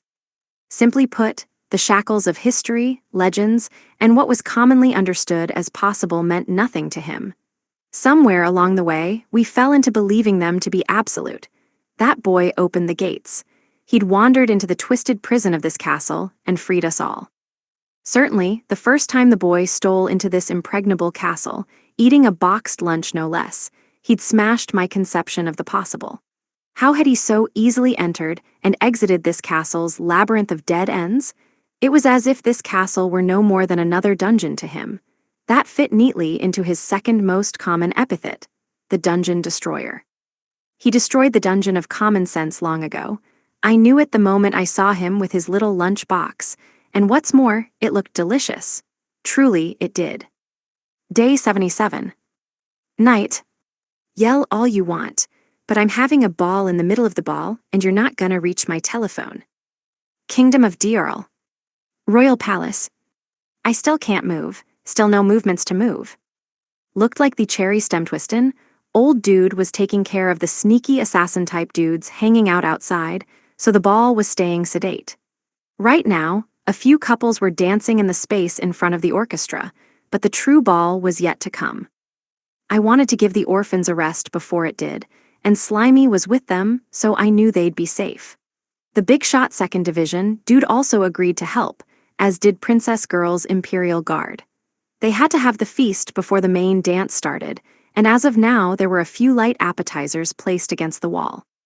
Slimy had split up into mini-Slimies and was hanging out with the orphans. I'm sure they were all playing together now. A portable Slimy for each orphan would pretty much guarantee their safety. Any assassin, or kidnapper, or dungeon king, or demon king would get gobbled right up. It'd also reduce food costs, which would be a huge help. It was socializing time. When the real ball began, the tables would get cleared, the whole hall would turn into a dance floor, the dividers would get removed, and all the nobles would intermix. Even the servants would get in on it eventually. At the same time, that elf girl had a rare skill emotion sensing. She told me she could sense anger and worse. The nobles who filled the lower hall were seething with foul emotions. bloodlust and malice and resentment and bitterness and jealousy and prejudice. They were afraid. At the moment, she was doing me the favor of searching out individuals with especially strong malice. She searched for any notion of poison, drugs, and magic. I had finally met some real maids, but in a truly tragic development, there were no sexy female assassins in sight. I didn't think I'd get any responses by shouting in the middle of the hall, "Hey, are there any sexy female assassins in here?" But it had been worth a shot. I tried probing some suspicious maids with presence sensing, but the only maid in the room with any bloodlust was Maid Girl herself. Yeah, Princess Girl's shadow was glaring at me. Did she still resent me for the dress-measuring incident, over which I held no responsibility whatsoever? True, she stayed in the shadows, so she didn't technically need a dress. That meant dragging her into the crazed hellscape of tentacle measuring had been a little bit unnecessary. Perhaps she could have gotten one of those 75 days in advance appointment cancellation plans, although I had barely been in this world for 75 days, so it clearly wasn't my fault. All of this was that old god dude's fault to begin with, so just burn the church, okay? I've got plenty of oil. A lot of the nobles kept glancing over in my direction. Wisdom was keeping track of them, but there were so many. Actually, only a tiny percentage of them weren't staring, so what was the point of being coy about it to begin with? True, Miss Armor Rep and Dancer Girl were such beautiful babes that they blew the minds of everyone who bumbled by. Class Rep Squad was a bevy of similarly leggy beauties, plus one tiny tanuki. They didn't need the dresses to be more beautiful than everyone else in the room. Yet they had mastered the art of modeling those dresses and were lovely enough to stand alongside Miss Armor Rep and Dancer Girl.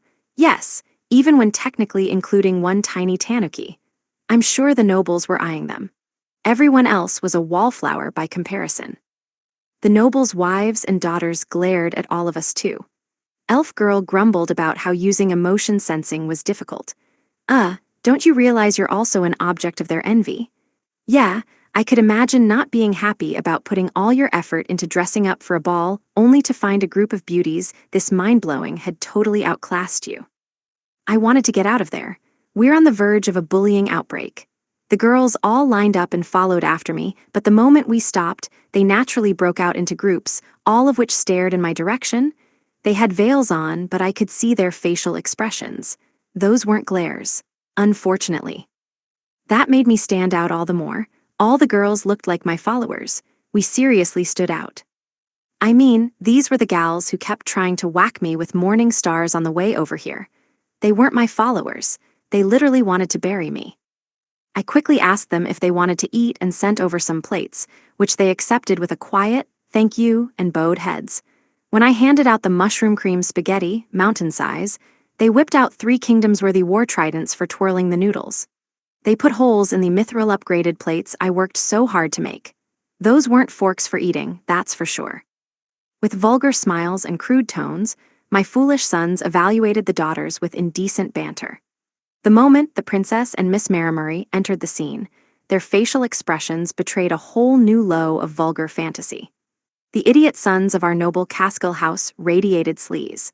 If they managed to succeed in stealing the girl's virginity tonight despite their transparently ill intent, we would undoubtedly rise to the top of DRL in a flash. Were they to fail, our entire house would be at risk of destruction. The reward of success was equally great. If they managed it, the kingdom would be mine. Witnessing the astounding beauty of the Amui girl and the princess, I could see something change in their eyes. The girls were legends within the kingdom, but they rarely showed their faces at social occasions. Seeing them without armor and in elegant, pristine dresses only multiplied their beauty. They were magnificent flowers in full bloom. The atmosphere of the hall changed upon their arrival.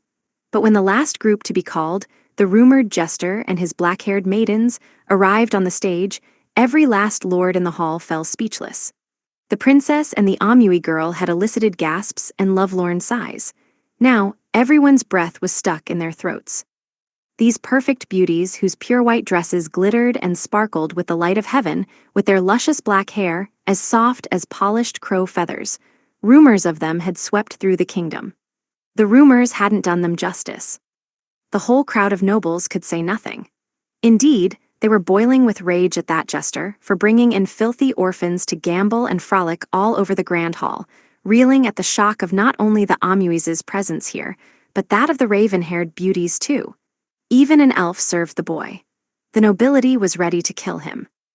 "Father, I've changed my mind. He's dead." "Yes, kill him, then take his women." Certainly not just my sons, but countless nobles in the room were overtaken by lust and greed. They must be hatching plots to make those maidens their own. How many of us had failed to consider them as spoils until laying eyes on them? No one, not a single person, had ever won a prize as enviable as those women. Seizing the kingdom would be a trifle compared to taking and enjoying those girls. We could not hesitate. There were many factions of nobles gathered here in the hall. Elegance would win this fight, not weaponry. We could not afford to fear Amui or Shukabasis here. I had considered feigning illness and leaving the task to my sons as recently as this morning, but now I was glad that I came. These priceless jewels were within my grasp, and I would take them. There would be no retreat. Even after his formal introduction to society, I could not discern the black-haired boy's social rank. I supposed it was none of my concern. He may have been the savior of the capital, but he had rejected all acclaim and reward, setting out immediately to the frontier to devastate an army of 40,000 alone. Part of me wanted to serve him, but realizing I'd only be disliked after our personal introduction, I kept our interaction at just that. Ultimately, to him, I was merely another target of derision alongside Lord Amui. He existed in a world apart from ours altogether. The Duke of the Great House of Shukabasis himself had lowered his head in gratitude to the boy. He was a warrior known as the Fierce Tiger, the lord of one of the 4 great houses of Diorel. For him to lower his head to the boy caused quite a commotion. That ridiculous play was the cause of all this misapprehension. That play was the reason nobody in the kingdom knew the true reason that the capital survived the war without bloodshed. The hero who defended the frontier alone, who led his comrades to defeat the dungeon deluges, had been turned into comedic relief.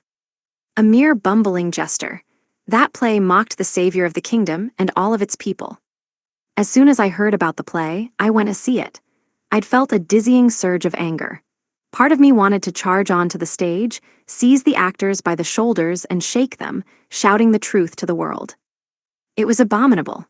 How could I accept that the boy who fought solely for the people, all alone, would be mocked and scorned? Contemplating how the miracles he'd gifted this kingdom went unrewarded, unattributed, I wanted to hang the theater troupe at the gates of the capital for all to see. In the play, an actor wearing a black wig and black cloak gave orders to the beautiful warrior maidens and then hid behind them with ostentatious arrogance. He hysterically screamed as he fled his enemies, who chased him around the castle. The audience around me burst into cruel laughter and taunts. The savior of all of us, the guardian of the kingdom, the reason that everyone in the capital was standing alive and well today, they pointed at him and laughed. What could be more terrible? Where would you ever witness a scene so unbearable? I kept my feelings to myself for those painful hours. As soon as the audience left their seats, I stormed straight to the stage. As the commander of the 2nd Royal Division, I'd had good seats. I was prepared to kill every last one of them, but not until I wrung apologies out of their miserable necks, until I encountered the playwright himself. Immediately, I approved the script with my own seal. Why wouldn't I? The boy handed it to me himself. We would stay close by his side. Our class, the Princess, Miriel Sama, and her father were all lionized as heroes. Meanwhile, the hoity-toity nobles sneered and laughed at our black-haired commander. They'd showered him in booze as he left the playhouse, berating him to the point of stoking their own bloodlust. When he tried to run away, they hooted and jeered all the more. This is unforgivable. Mere words wouldn't help. Everyone thought that we were lowly subordinates just following orders. So the princess and Miriel Sama helped us out. We wouldn't let the jeering and heckling reach Haruka-kun at any cost. We wouldn't allow anyone to bother him. For those few hours, we were happy to be his subordinates. What was wrong with protecting our leader? We all wanted that duty, even though we were too weak to really achieve it. He was our leader. Whether we were his subordinates or servants or classmates, his partners, friends, or slaves, we deliberately walked into the most dangerous place in the world for him. I knew he didn't care about getting heckled. He'd protected everything that he wanted to protect, so he was probably content as could be. But to us, this derision was unacceptable. Why did he have to get taunted and scorned by the people whose lives he saved? Why was the world so cruel? All of the nobles saw the play too. We needed to protect him so that no one could approach him or taunt him. I'll never let these nobles, who never even tried to protect their own people, be mean to Haruka-kun. He saved everyone in this whole city. Today was business. We came steeled, ready to be his followers, ready to become his shield. We'd gladly be his servants or slaves if it meant keeping him safe. Haruka-kun had given us all we had: our happiness, our joy, our freedom.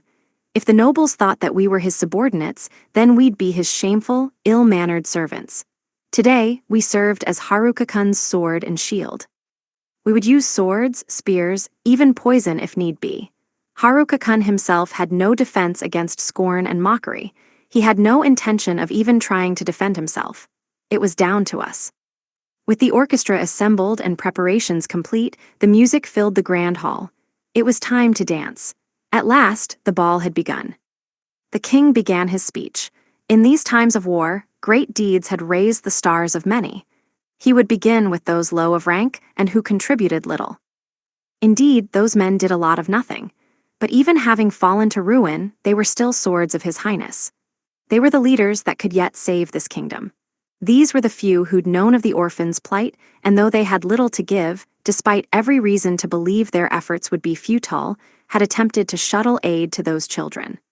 They had rebelled against corruption, and, as a consequence, were expelled from the noble quarter. They lost their bureaucratic positions, remaining nobles only in name, but still gave what little money and resources they had to the royal family in their time of need. When the king fell ill, and as a consequence, control had been wrested from his grasp, they rushed not to one of his sons, but to the king's side. They knew they would lose the war, but still, they did not turn their backs on him. True, they did very little, those nobles. The fact that they had tried to help the orphans meant that this kingdom still had a soul. If no one had, we would all be truly, truly done for. The king gave out rewards to all the various divisions, but this man announced he was abdicating, that he could not accept any reward. The chancellor had always been an unskilled child, but still did everything he could to obey our teachings. They called him the Prince of Fools, but that merely meant we teachers had failed him. Matters of royals, nobles, and civilians are separate, so do not intervene, and a wise king listens closely to the opinions of the nobility. We subjected him to the abuse of these lessons. It was our responsibility. Abused, disparaged, and spit upon in the city, the chancellor had no choice but to abdicate, totally convinced that it was all his own fault. The only reason he had cheered up, no doubt, was because of the stage play. He fell prey to the deception, trickery, and villainous nature of that black-haired commander. He'd been made a prince of fools, dancing according to that boy's whim. And yet, that prince of fools, upon hearing that the black-haired commander and warrior maidens risked their lives to fulfill their oath unto him and fight against the dungeons, began a mad struggle of his own to contribute. In the end, they couldn't let him leave. They'd allowed him to fight alongside them. It was a tale of redemption. Even a fool could contribute to the kingdom's salvation. All the blame had been shifted on to the black-haired commander. People forgave the king for that reason alone. The royals regained the trust of the people with the accomplishments of the princess. All the failures were placed on one clown of a commander. In public opinion, all acclaim belonged not to the black-haired boy, but to the warrior maidens and the young men who journeyed to save the beast kingdom. It was framed that the king had ordered them to do so. When the people sang praises of their heroes, they praised their king by proxy. Meanwhile, in the palace, not a single person knew of the terror that was befalling the beast folk. Without anyone knowing those foreigners went to save them, they'd solved the crisis. Now that it was widely known, the credit was given strategically. By claiming the king ordered the dispatch, Diorel could now stand on even ground with the beast kingdom, laying the groundwork for future relations. It was the best possible outcome for Diorel from a strategic perspective.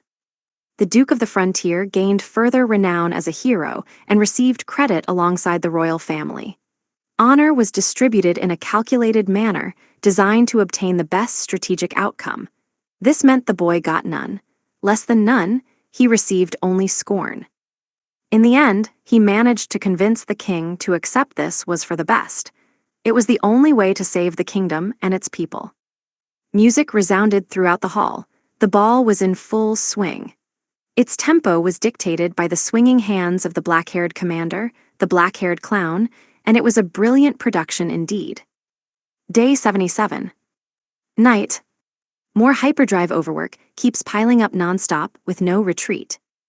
Diurl Capital. Royal Palace. This ball would mark the end of my time as Chancellor, the end of my service. Hence I would not allow any more impudence from the nobles. I would not allow more shame to befall that black-haired boy or danger to assault this kingdom. A foreign guest saved the frontier, saved the kingdom, and did not receive his due acclaim, all for the sake of the royal family. It was my meager consolation to offer him this feast. The fate of this kingdom revolved around the reception of the orphans. The very history of this kingdom, all its legends, hung in the balance. The nobles at this ball sneered at that very boy, spat upon him, reviled him. Bad intentions radiated from every corner of the hall.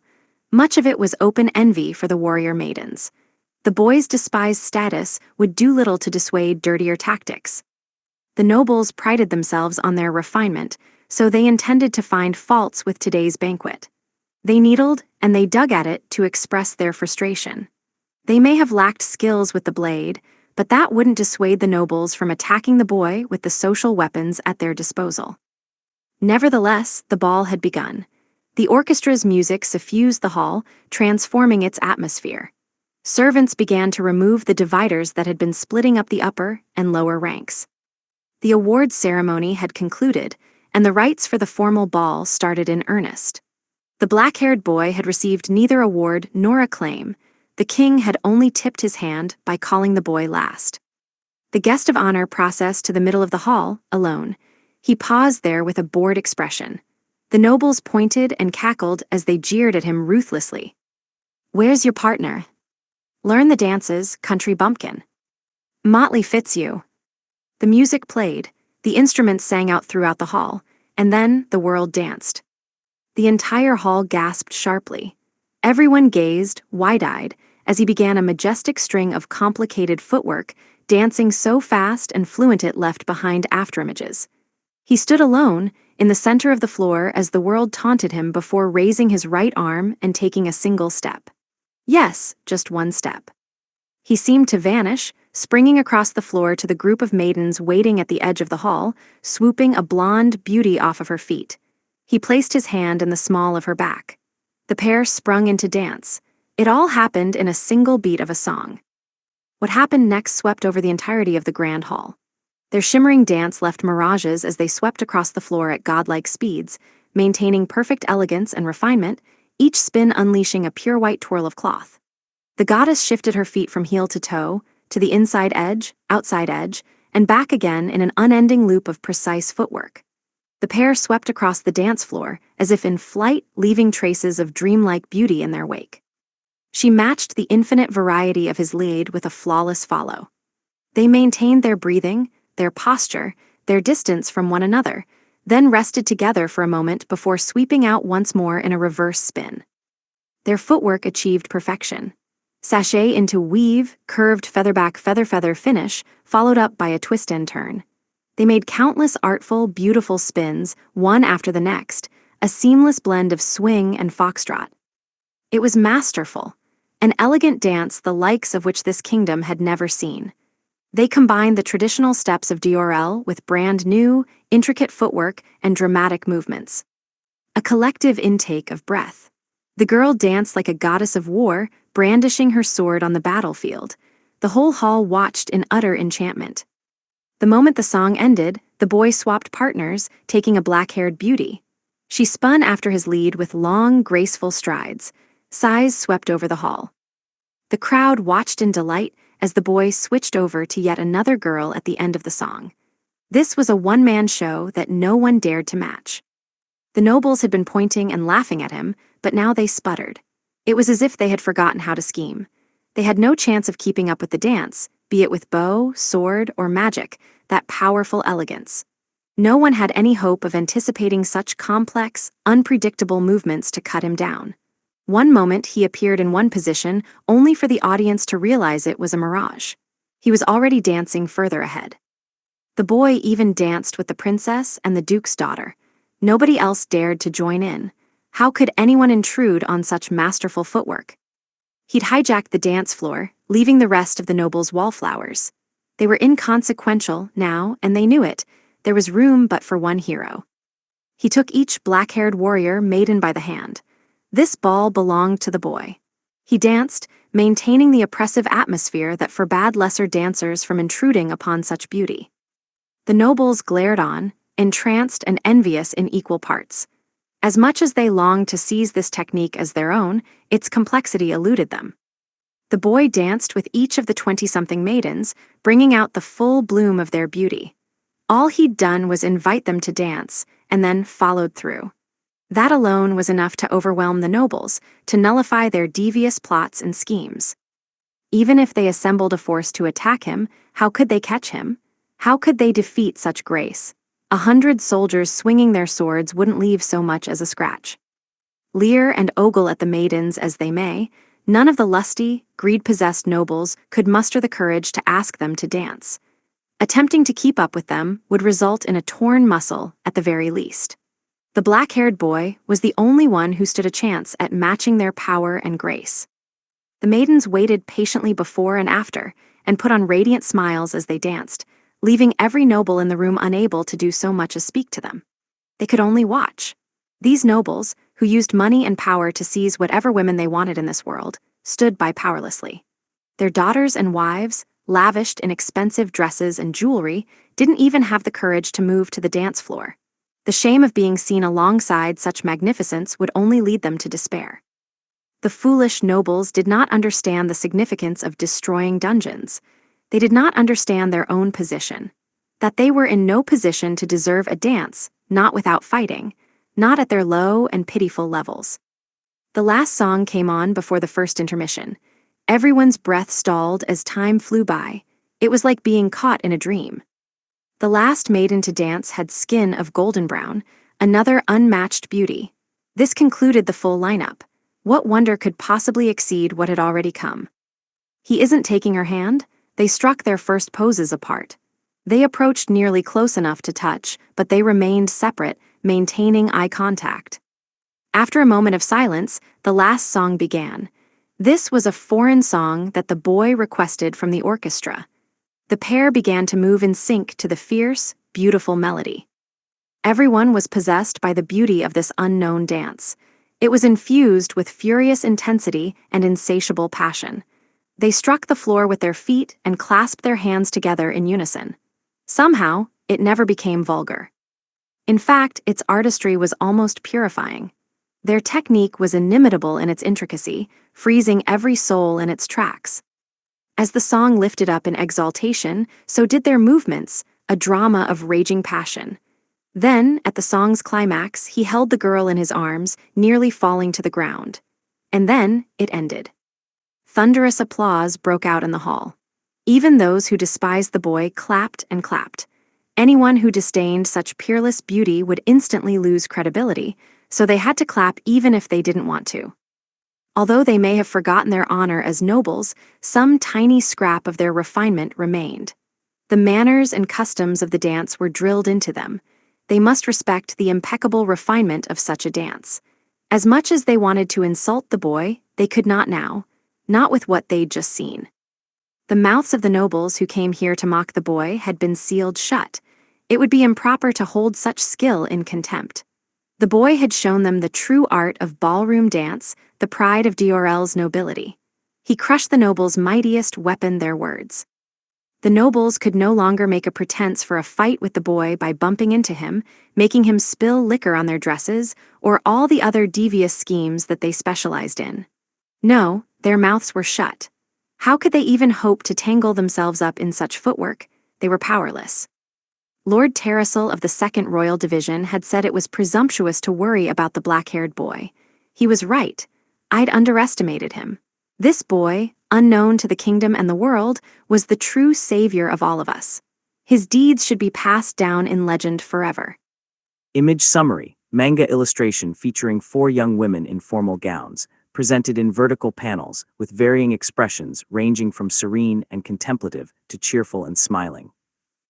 Day 77. Night. I don't think damsels in distress should be attacking me with morning stars every day. Dear Capital. Royal Palace. Haruka-kun wouldn't stop grumbling about how tired he was, but Angelica-san taught me that his ears go a little bit pink when he gets shy. It turned out he felt shy to just hold hands and put his hands on my back while we were dancing. What did it mean that a sex god was shy about dancing with girls, though? I'm so tired, so friggin' tired, you know? Why do I have to be everyone's partner? Is this a battle royale and y'all are just gonna start killing each other? And how did the nerds manage to escape? They're definitely dancing. We'll have 10 guys with the 9 of them if we put Vice Rep A in a tux. Never mind.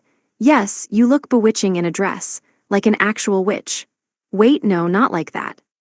The other girls quickly stepped in to calm down Vice Rep A's boiling wrath. Restrain yourself, okay? You can wring him like a towel later. Yeah, you can't take out the morning star here, so hold back. You can do it. Today's a day for Haruka-kun, so bear it for his sake. The nobles didn't seem like they had given up yet. Our state assailment nullification stayed constantly activated. Someone was trying to get at us.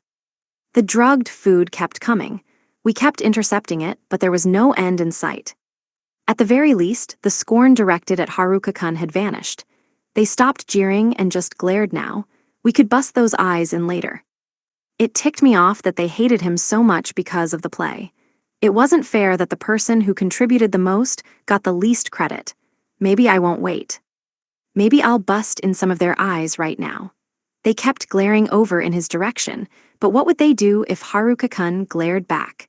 Monsters from the lower levels of the ultimate dungeon couldn't resist his glare. He'd even made a demon burst into tears. The nobles would probably die of shock if they witnessed it. So why were they still glaring? They had some serious guts, glaring at the person with a more deadly glance than the instant-killing evil eye monster. Our diamond rings kept glittering and changing colors, from red to blue and back to transparent again. That signified they were warding off a constant rain of mental attacks, from seduction to hypnosis to entice. People kept flinging poisoned needles and shooting darts at us. We held them all off just fine. The bigger problem was that using psychological ailments on maidens like us was absolutely unacceptable. We would not allow them to defile our bodies. Most of us were pissed. We wanted to kill the perpetrators. For Haruka-kun's sake, we held back. We'd be fine. Entice, hypnosis, seduction, sure, but they were all low-level, so they couldn't get past the powerful allure and legendary charm Haruka-kun had endowed our clothes with. The spells simply ended up replenishing our MP in a nice recycling process. The needles and darts wouldn't stop coming. A full-fledged ballista couldn't pierce these dresses. The Imperial Guard that was on watch also had full protection. These dresses had the defensive capabilities of legendary class armor. No matter how dangerous it was here, I didn't think we'd be getting a giant ballista-wielding assassin shooting at us. That assassin would have a hard time staying undercover, for one. What a drag. They just won't stop, so annoying. Haruka-kun was waiting for something. I doubted he'd let things end like this. For now, we needed to hold back. Once the king's authority was properly reestablished, we could go after the nobles. If I were them, I'd aim for Haruka-kun. He was the guest of honor and had direct connections to the princess and Lady Miriel, for one.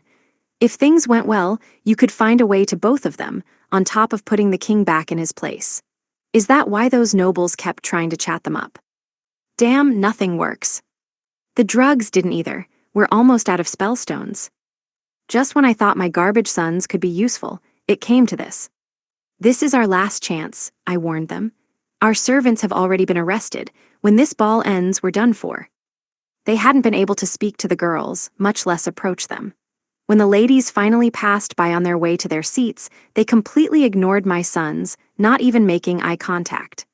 Those fools prided themselves on seduction, but that just meant using money, coercion, drugs, and skills.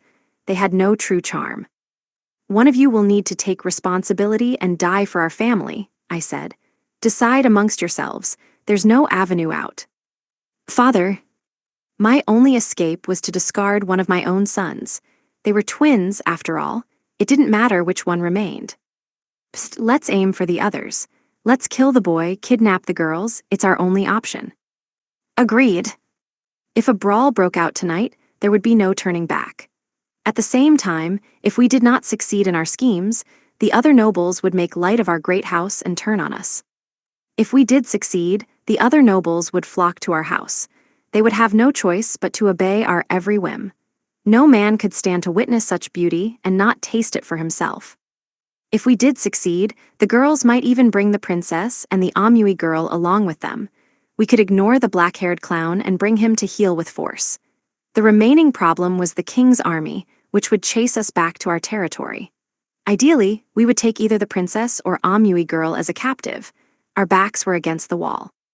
Our fate was sealed whether or not we took this risk. We had to gamble and win. Would my sons' deaths be in vain, or would they achieve glory? They had only one way to survive now. The third-rate play had started, but how much could I charge for a third-rate play?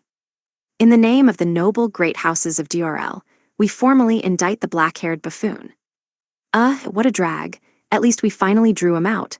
Why not before the dance, though, seriously? That black-haired buffoon has forced women into slavery with black magic. For the sake of their honor, we must save them. I propose a duel with this so-called commander. Though the coward is fit only to flee, he must be able to hold a sword. So this was what we were doing? I was sure they were going to try to burst in on me in the dead of night. But a duel? That was so medieval. I guess this world was literally medieval, to be fair. They also had a point. I did use a forbidden, mega illegal skill servitude on more than a few people, but could you really call them slaves? I doubted that enslaved people usually went around attacking their masters with morning stars. What kind of slavery would that be? Who are you? Well, you don't need to answer, 'cause I'm not gonna remember. If you want to wager on a duel, I'm down. What do I get if I win? If you're going to indict me, then I'm pretty sure you need at least 5 nobles co-sponsoring the indictment. What are you doing hollering by yourself? Get some co-sponsors first, decide the conditions of the duel, and then start yelling at me. K. People really gotta get their shit together. I knew the nobles didn't intend to meekly obey the king and stop their wickedness. Even if they pulled something and wiped out the king, that'd cause a lot of damage along the way. Until I found out what they were scheming, I wouldn't know severe the situation was. Most honorable lord, this individual saved those women in their hour of need and only endeavors to protect them in all that he does. Of course, if other nobles sponsor the indictment, then I have no basis for complaint. I leave this judgment to my honorable court. Our house sponsors, as does ours, will contribute 3 million 4 million. I too. And blah blah blah. If they were gonna gamble cash, I'd gladly play along. As expected, the nobles didn't walk around with more than a couple million in their pockets, but the cumulative sum was already over 80 million and still rising. The trick in the aristocratic duel system: if you couldn't match your opponent's wager, it was an automatic loss. Which meant that if they bet enough, they'd be able to take the girls without needing to win the duel. The nobles were piling in on their golden chance. Nasty, right? Just barbaric. We of House Caskill will contribute an additional 10 million bringing the total to 100 million. That is our wager. I glanced over at Dancer Girl to have her tie up Mr. Meridad and the fancy commander dude. The king looked like he was about to attack someone, so she tied him up too. If you cannot wager 100 million you lose the contest. We'll have no choice but to take all the money you have in addition to the girls. Soldiers, seize them. The nobles had jumped the gun a little. Big bucks for me. Okay, 100 million. Here's a bill, genuine issue. Should we bet some more? What? Thank God. Where else was I gonna get to use my 100 million bill? I thought it'd bring me a big bucks lifestyle, but none of the stores would give me change. I still had the damn thing. It's true, it's a real bill. Shit. Hey, they were the ones who wanted to bet 100 million. I matched the bet they started, and now they got all pissy. If you hate dollar bills so much, don't issue them. How stupid can you get? Maybe this was like the 2,000 yen bill in Japan. Everyone hated it. Yeah, me too. The nobles sighed and seemed to lose all their strength. Then the guy just came charging at me with his sword. It was a high-speed attack with a poison-coated sword. He'd be going for a surprise attack and slash combo. You coward, DDRRF. Mr. Meridad was losing his mind trying to charge the scene, so Dancer Girl tightened the ropes and gagged him with a handkerchief, which he was chewing on. Was it tasty or something? I'd personally never heard of a duel that involved surprise attacking an unarmed opponent, much less with a poisoned blade.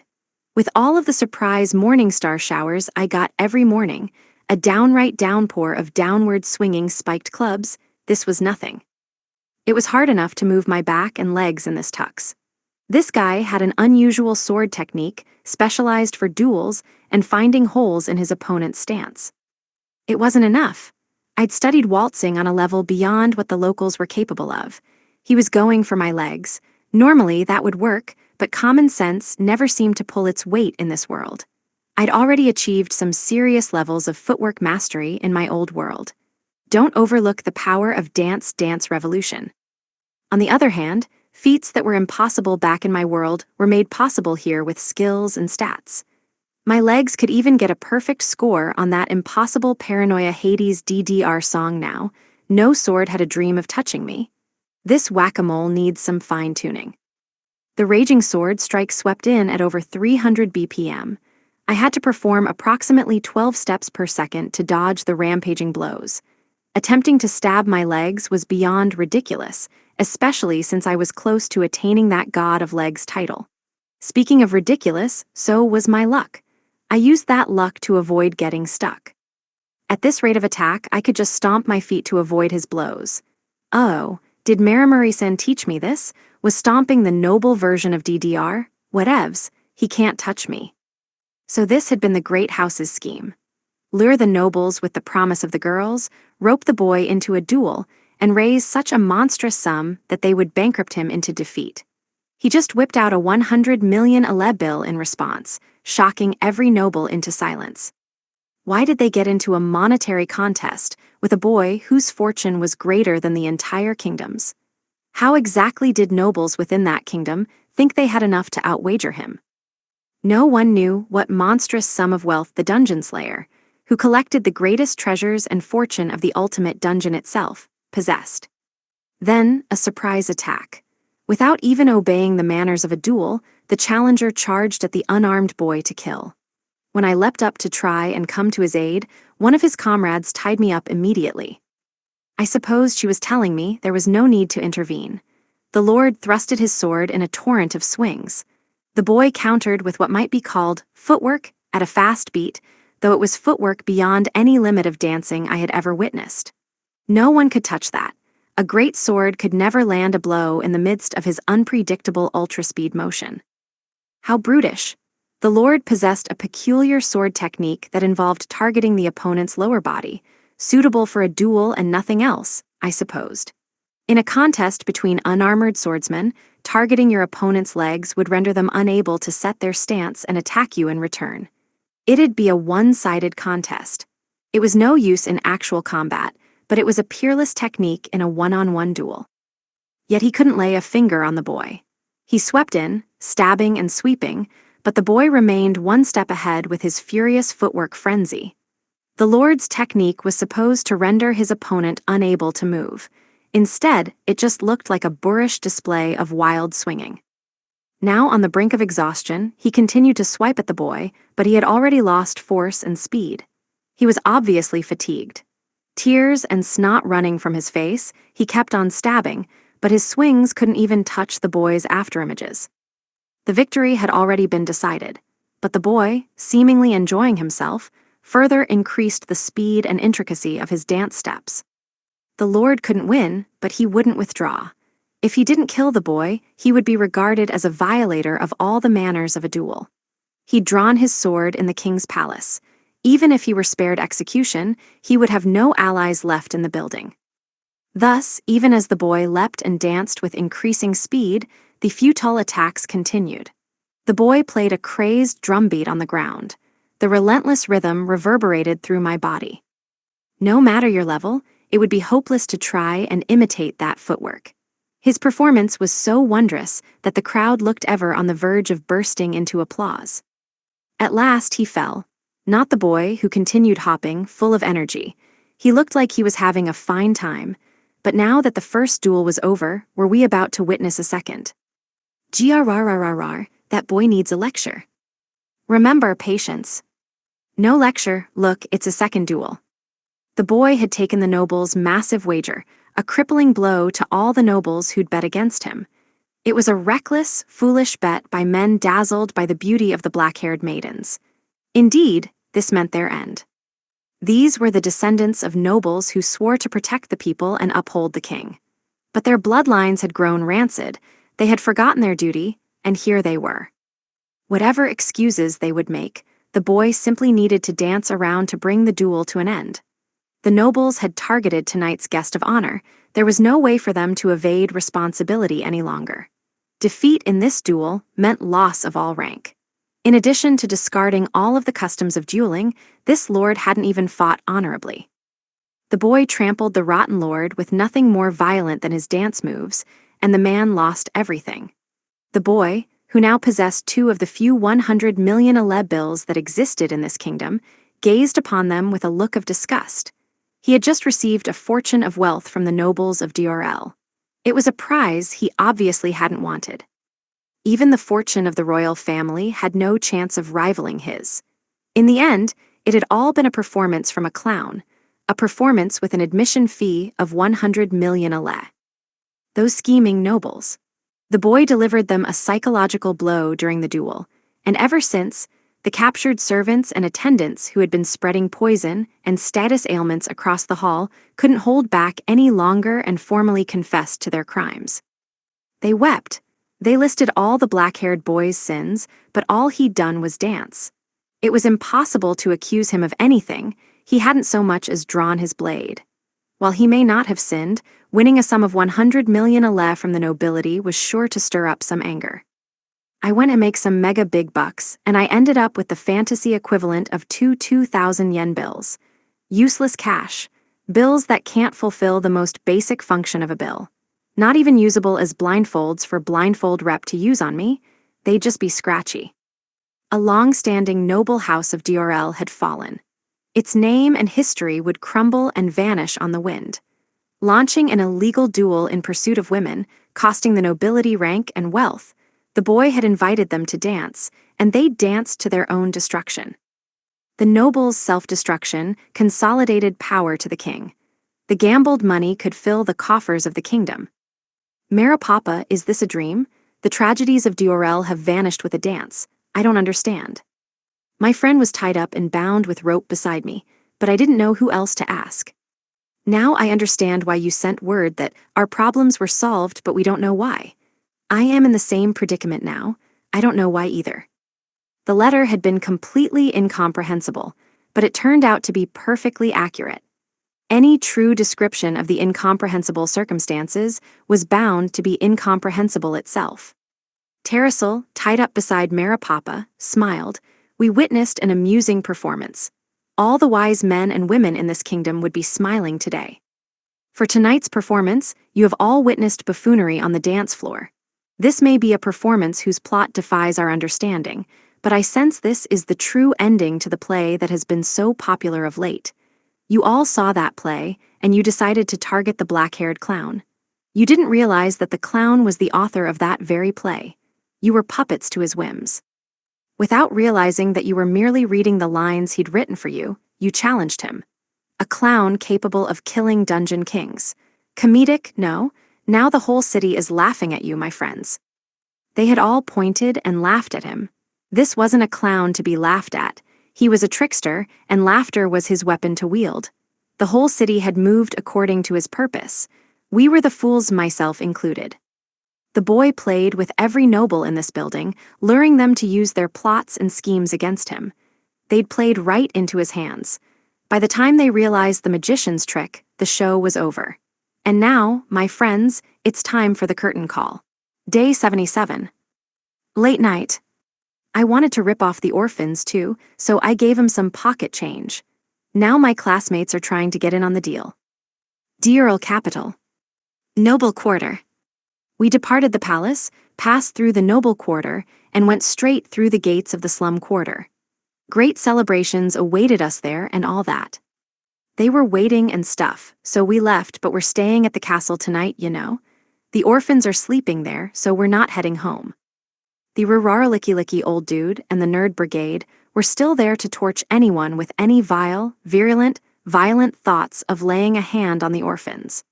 Torching that kinda scum to dust would be such magnificent scenery that even Heidi would start yodeling haikus. Since we came all the way out here, are we sure there aren't any sexy female knights waiting for me? I'm happy to get captured for an extremely thorough cross-examination. It'll probably be more pleasant than the so-called training I go through anyhow. I'll just get myself examined by some babes real quick. No matter what they ask, I'll answer with my mouth, lips, and tongue. This is a one-time offer, folks, so don't delay. I mean, I'm not asking for too much. Just a sexy torturer babe. Whenever I ask anyone to go easy on me, that's the last thing that I get. Being hard is definitely better than being easy, so we can just open the door on this new kink to explore, you know, with the "Shoo, what up, you do realize how creepy you're being right now." The girls ruined my carefully constructed speech. I thought I was finally getting my chance to shine. I suppose it wasn't right to open doors that were better left shut in front of high school girls. Miss Armor Rep with a whip was a lot more dangerous than any torturer babe could ever be. In the most predictable development of all time, we went strolling around the noble quarter only to find the streets teeming with endless obnoxious old dudes. They never stop spawning. Pretty strange they've been waiting all night. The least they could have done was prepare some pretty old dudes for us. Wait, you. No thanks. These dudes were some nasty losers. The moment they saw a kid in a tuxedo and a bunch of unarmed girls in dresses, they surrounded and attacked us. They were aiming to either kidnap or kill, not that they had a chance. We were already knocking them out. Keep your distance. Leave it to me. Release your stress. I could hardly hold in my urge to diss Haruka-kun all night. Challenge. I didn't know if they gave up on their kidnapping plan or what, but they started to fire arrows and spells at us from a distance. There was nothing strong enough to hurt us, though. The girls were going all out. They're trying to kidnap the orphans, so now I'm pissed. The girls had been getting hypnosis and seduction shot at them all night, so they were mega pissed. If they hated it that much, why didn't they just let me release servitude? The ball had made the resurrection of the royal family clear for all to see. The nobles had the choice to either get crushed or surrender peacefully. Right now, they were choosing the crush option, so there were armed militias currently getting smashed by girls in gorgeous gowns. Their defenses were so strong they didn't even need to dodge any attacks. The swords, spears, and arrows all bounced off their dresses.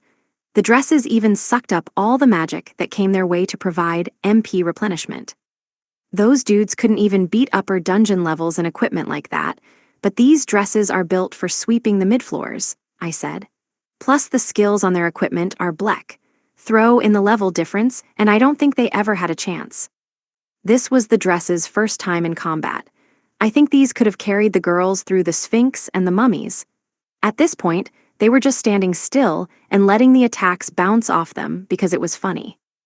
Understandably, the old dudes were starting to get hesitant about attacking these invincible dresses. Dancer Girl sealed off all escape routes with her chains. We were in the noble quarter. I wouldn't mind if we destroyed it to make way for a little remodeling.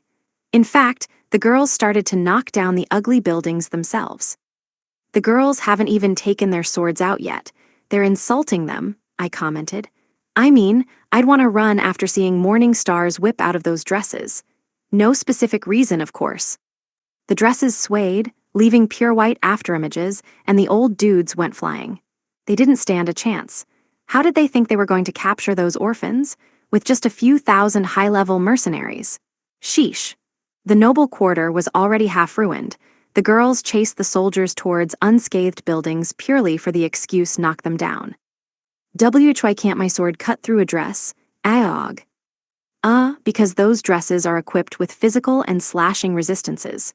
Yup, I wove the effects into the fabric, layering magic in to create dresses sturdier than heavy armor. Our arrows aren't doing anything. What in the world are those dresses? The arrows just bounce off of them. Gwog. I used iron thread powered up with mithril. Arrows weren't gonna pierce them, duh. Those dresses required a minimum level of 100 to break through their resistances, for heaven's sake. They were heavy. Retreat to the estate, wait the estate. It's Uruk.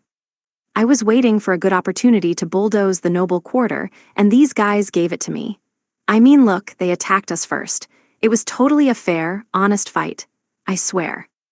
Even after they spent the whole night sending assassins and trying to afflict us with status ailments, their blades and magic stood no chance. So why did they keep attacking? Old dudes never learned from their mistakes. They spent so much effort preparing assassination traps and surprise attacks, but instead they're getting a mouthful of white cloth and bloody morning star. I guess regular armor could have done the job. Hey, why are you girls averting your eyes? At least they didn't have any excuses anymore. This should be the finishing blow on the defeated nobles. They'd have no choice but to give in and listen to whatever the king said from now on. Still, those girls were going a little overboard. They'd already taken out half of the enemy force, but you'd find no mercy from those maidens. We just wanted to get back to the frontier. The girls needed a chance to let loose after going so long without a dungeon raid. They were also probably short on cash. Do they know that old dudes don't turn into spellstones? Even though the girls could have wiped them out in an instant, they took their time, slowly closing in, letting all the attacks bounce off them, and destroying one mansion after the next. They destroyed the nobles' mental fortitude and architectural integrity, all at once. The soldiers might have been after the orphans as hostages, but even if they got past us, we had quite the force assembled between Slimy, the cherry stem twistin', old dude, and the nerd brains. Princess Girl, Maid Girl, and Marimari-san ended up joining us, but they were just extra. Even Elf Girl was damn strong. I had been in a fantasy world for a while, so why did it feel like this was my first time witnessing an actual, proper mage? She was doing something different than magic entanglement, but it looked pretty similar to my eyes. She activated a surge of wind magic around herself and used it to send the old dudes flying. She makes it look easy. Why do lascivious and sex god always make things harder for me? I had no regrets about any of this, though. The only people getting injured here were old dudes, and that was no concern of mine. Injured or not, I'd burn them until they lost every last hair. The old dudes charged in my direction to capture me and take me hostage, but the girls formed a wall around me. I ended up kinda standing in the center of them all, doing nothing. This must be Loner's fault. Ugh, I'm so bored. I guess all the dancing wore me out, so resting here wasn't so bad. After all, I got beat up pretty badly keeping up with Dancer Girl. I'd needed to observe her dancing with Jupiter Eye, record and analyze her moves with wisdom, and then automatically control my own movements with Blockhead. My body was tearing itself to shreds the whole time we danced together. Her dancing is totally out of control. With nothing better to do, I sneakily demolished the remaining noble residences, picking up everything of monetary value that fell out. Didn't expect to have to do so much bending over tonight. What a pain, I said. Ooh, there's some treasure. There were a few tough soldiers mixed up in the crowd, but I had a bigger problem on my hands. Look, we all know that high-level assassins and swordsmen don't stand a chance against dungeon emperors, right? They should really leave the dungeon emperors alone. Those two could easily wipe out everyone by themselves, but they seemed to be having a blast fighting with the girls. They knew how fun it was to work together because each of them had spent an eternity in solitude. They bonked the old dudes left and right, knocked over the buildings, laughing and smiling. They were having a good time, and I decided to ignore the sense of déjà vu that was creeping up on me. Okay, that's everything. What now? The nobles still have territory outside of the capital, don't they? The old dudes had all gotten knocked out. Of course, that was the only thing old dudes were good for, so all was right in the world. Seeing so many old dudes crowded together like this hurt my eyes, but it wouldn't be so bad after I burned their hair off. The nobles had lost their court rank and their estates.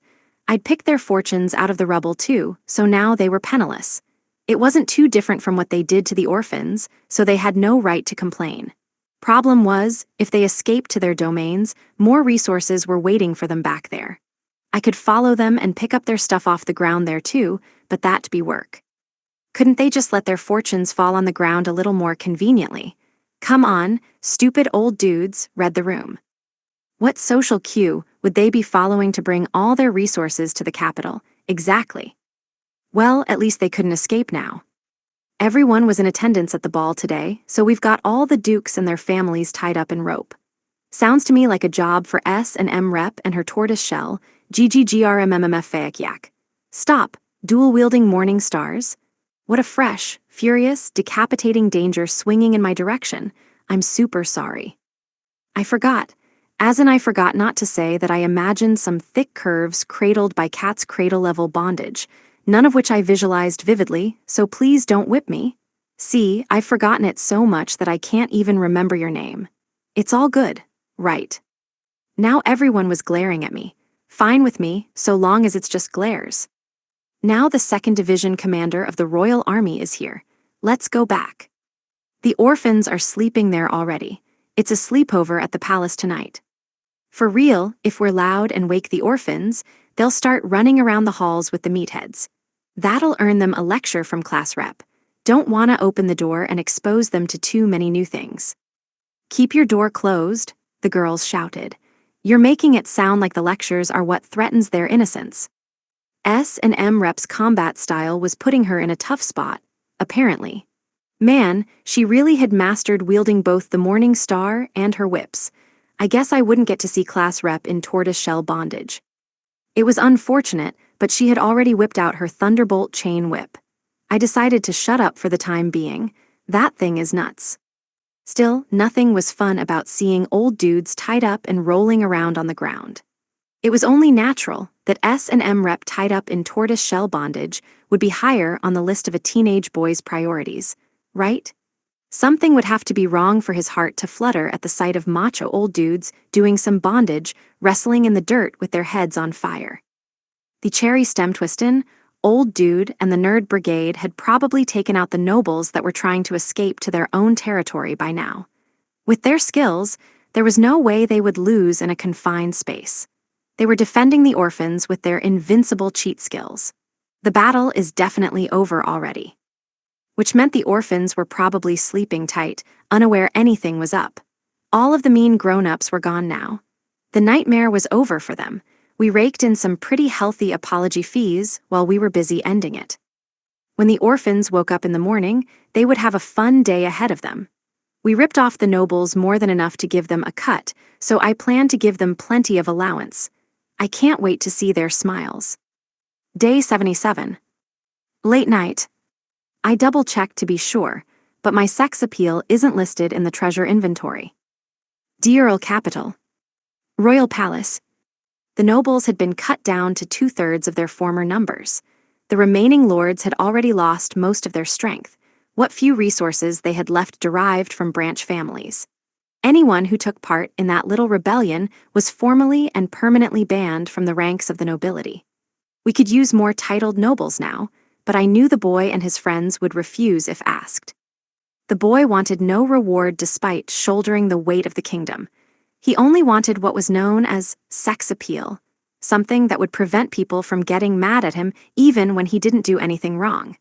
He had allegedly looked for it in the Diurl treasure inventory to no avail. I'd be surprised if he had found it.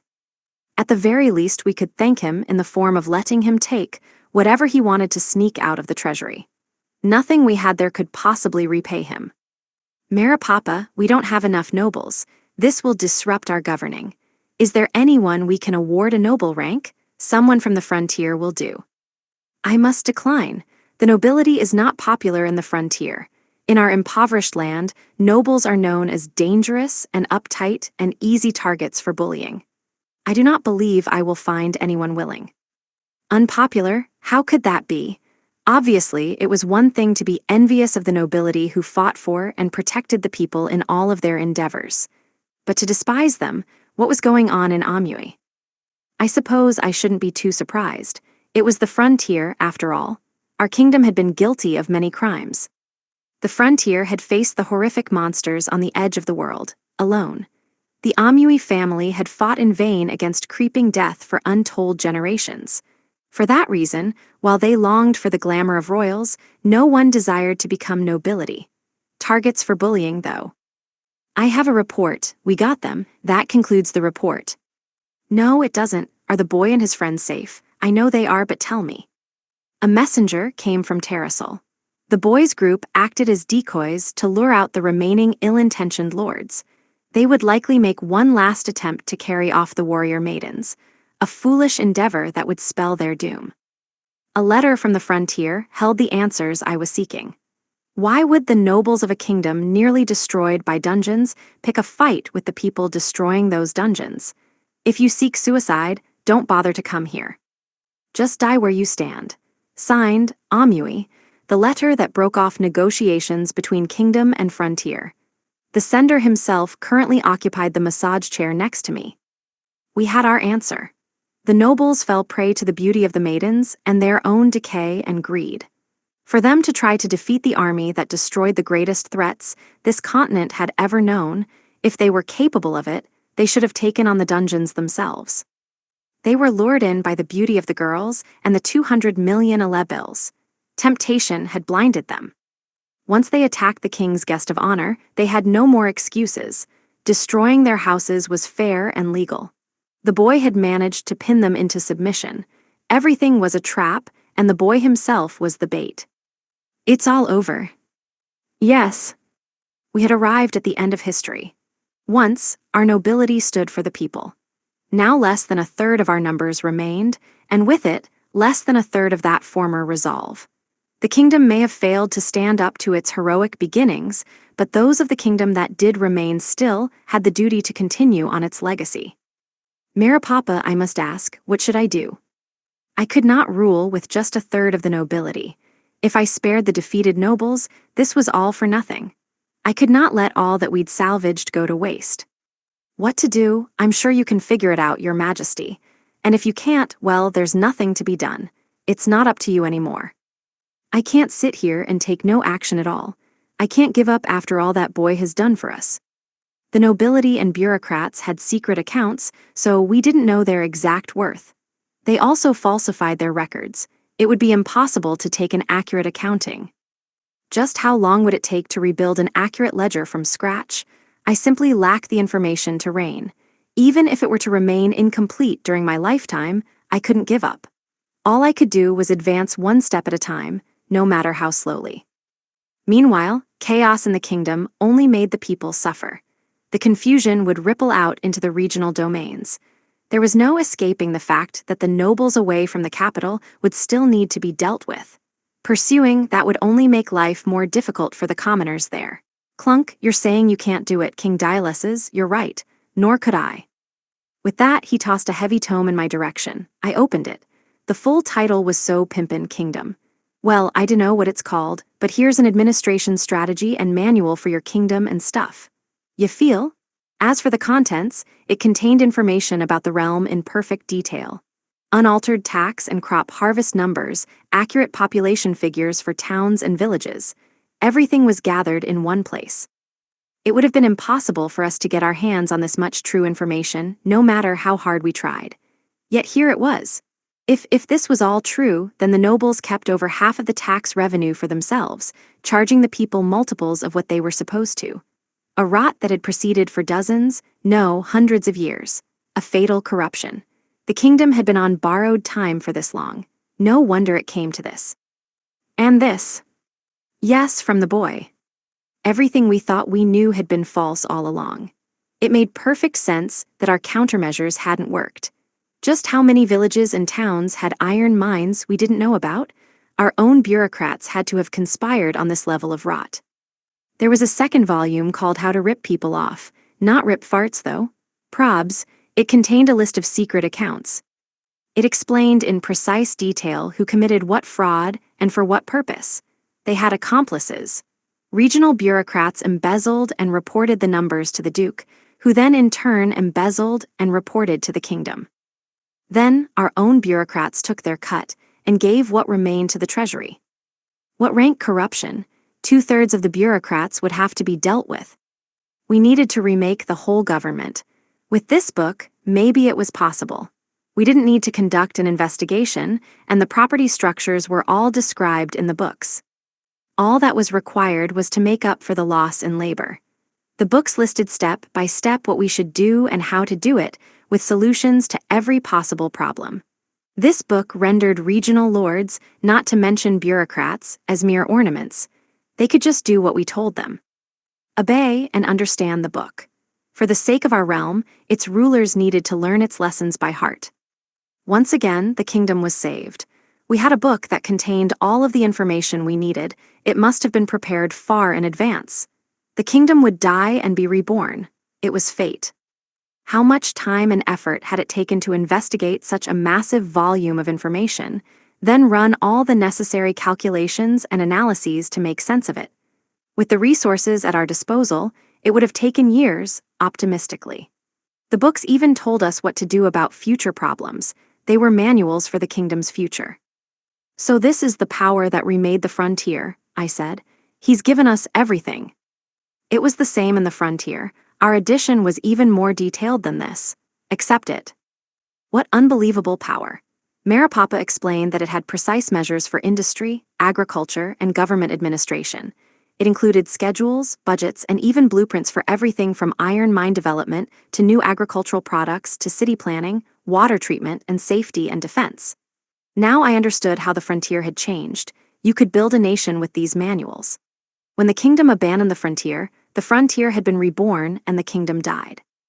A report, Your Majesty. The nobility's militias have all been captured and taken into custody. All titles have been stripped and fortunes confiscated for the guilty parties. Their properties have been flattened into vacant lots. That concludes the report. They had won then. Even if I decided to spare the convicted nobles' lives, they'd already lost their titles and their fortunes, just like the orphans. Was this his fury on behalf of those orphans? The kingdom, the nobles, were they all collateral damage in his scheme for revenge? Perhaps the books he'd given us was for their sake, not ours. Maybe he wanted a kingdom for the people, a future for them. We couldn't save the orphans before. Now, the boy had entrusted us with their futures. We would not fail. The boy had entrusted us with something truly worth saving. Day 78. Morning. A trim and ladylike exit doesn't necessarily remain that way. Dear Earl Capital. Capital. After getting back to our guest room, I faced a never-ending lecture. Yeah, the girls were high-key pissed. I didn't do anything wrong, so the source of their anger was incomprehensible, but supposedly it was because I'd written that play script. They didn't like being bikini Amazons, huh? But I made money. I was cashing out nonstop on the long-running, best-selling mega-hit show we were putting on. Think about this. There were no bras in this world, so the people here never developed a resistance to them. They were irresistible. That aside, the plays here had crappy production. All they did was stand around and recite the lines. They didn't even move, so they were super boring. Shows here had a long way to go before they even reached medieval levels. In those performances, they just recited the dialogue.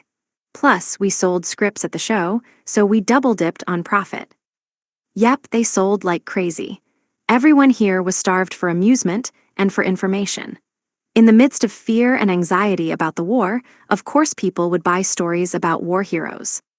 Which meant that familiar, popular figures served best as the heroes for the show, and the frontier and princess girl were as popular as they got.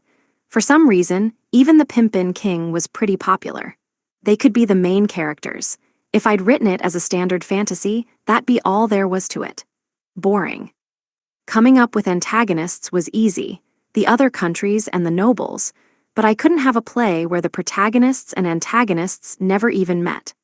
A play where everything happens with words just didn't have any excitement, so people couldn't get into it. For the exciting point of contact, I could use the king's old brother dude. He wasn't popular. I had to flip him on his head and make his stupid struggles hail and hearty heroism. That had shock value. Nothing gets people excited like inverting expectations. Last but not least, I needed a fool and of course some sex appeal. Definitely could use some of that. What's an epic without a fool and a teenage boy's life without eroticism? I wanted some wardrobe malfunctions as well, and the bikinis were a huge hit with the actresses. They rejected my wardrobe malfunction idea, though. Well, can't win 'em all. Plus, they would have gone ham on my ass with an execution-level lecture. Good thing I held off then, if only. We had a hit on our hands, so why were they so mad at me? Was it my I Red Heart Frontier bikini idea? I needed to appeal to the capital's citizens, and eroticism attracts customers. It induces reactions in teenage boys and seduces sales, so the souvenir shop profits were up.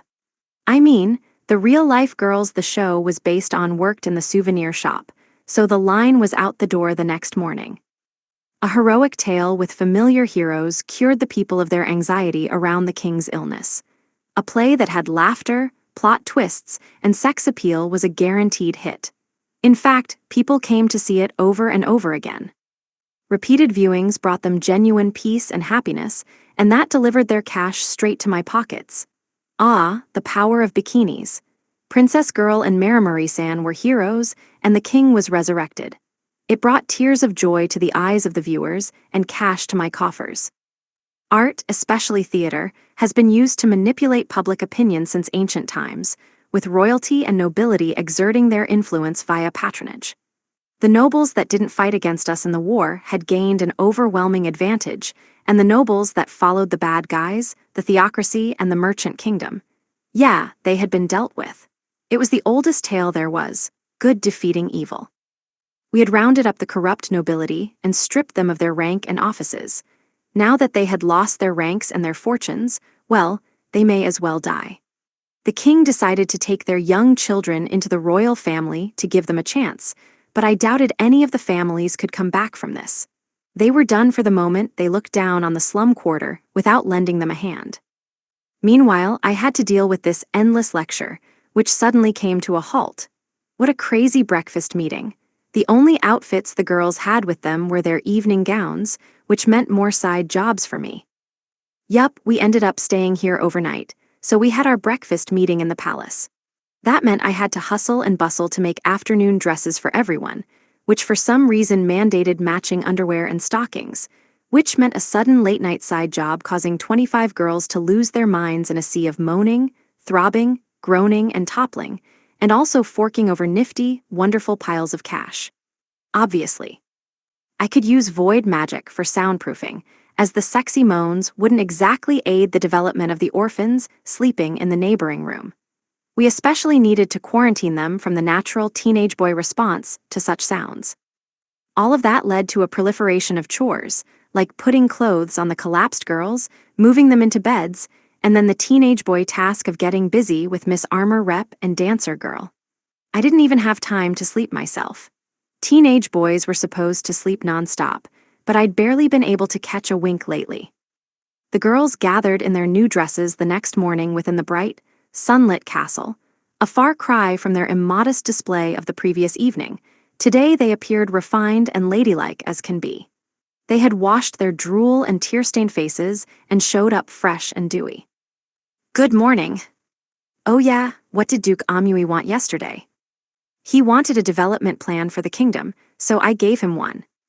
When I was doing my stalking in the castle before, I spotted some books lying around, so I filched them.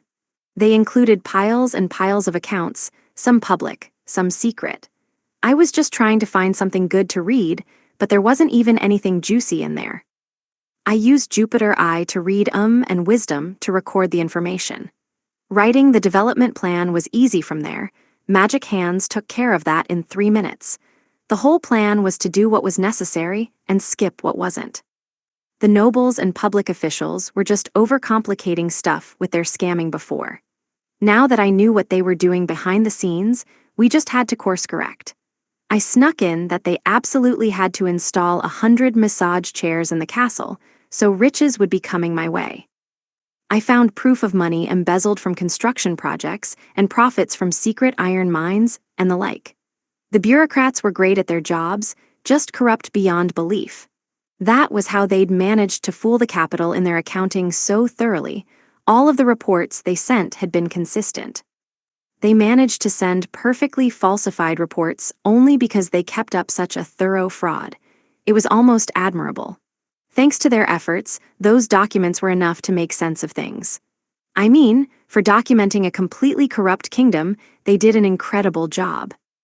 All they lacked were morals, but yeah, that's why I was up working all night. Good morning, everyone. Breakfast has been prepared. Please follow me to the dining hall. Dang, I was hoping for a maid, but it's another old dude. The orphans playfully went along with the group of girls in their simple dresses of various colors. And the dudes, who had to wear the morning coats I whipped together for them, set out for the dining hall looking grumpy as can be. The girls had rejected their proposal to go back to the souvenir shop to have breakfast. Everyone was pretty disappointed because the food back at the shop was better. Morning, Haruka-kun. I'm sorry about what happened last night. Haruka-kun, please, I want one of those massage thrones in my palace in the audience hall. Sir Haruka, I must invite you to my residence sometime, as thanks for the restoration mushroom you provided. Old dudes swarming me first thing in the morning. Meanwhile, the girls were talking with the noble ladies and girls.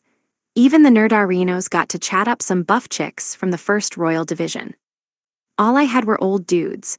I took a look at the noble women, note to self. Curling irons would be a surefire bestseller. 3 of the young princes were also in attendance, but I didn't want anything to do with princes or old dudes. Somehow, even old commoner dudes who I'd given some souvenir shop freebies to had showed up. I needed to defeat this old dude dungeon. Your Majesty, everyone has arrived. Just when I thought it was breakfast time, it was boring speech time. Mr. Merida didn't seem to be interested in it either. He completely ignored the Pimpin' King and prattled on about how he wanted a massage chair in his own throne room. The Pimpin' King then stood up on the podium and greeted everyone. This was first declaration on the dawn of a new kingdom. First of all, I'd like to give a toast. Let's get Lee it. He is the party king. I knew it, this kingdom is done for. Haruka-kun, when did you teach him to say that? The king talked. I just wanted to go check out the noble girls, but I was trapped in a hell of old dudes. My classmates got mad at me, and when I tried to escape them, the orphans flew at me as always. It was pure chaos. I could have used a more quiet and proper genteel breakfast, to be honest. Oh, and a 20-second morning battle, perhaps. After the chaotic breakfast meeting, everyone went straight to work doing what they needed to rebuild the kingdom. I knew the government was in a tight spot. They were short on manpower and needed to completely rebuild. Still, getting rid of the 66% of the nobility who'd interfered with governance was a start. With the correct governing structure in place, improvements should bear fruit quickly. At last, we had a nation.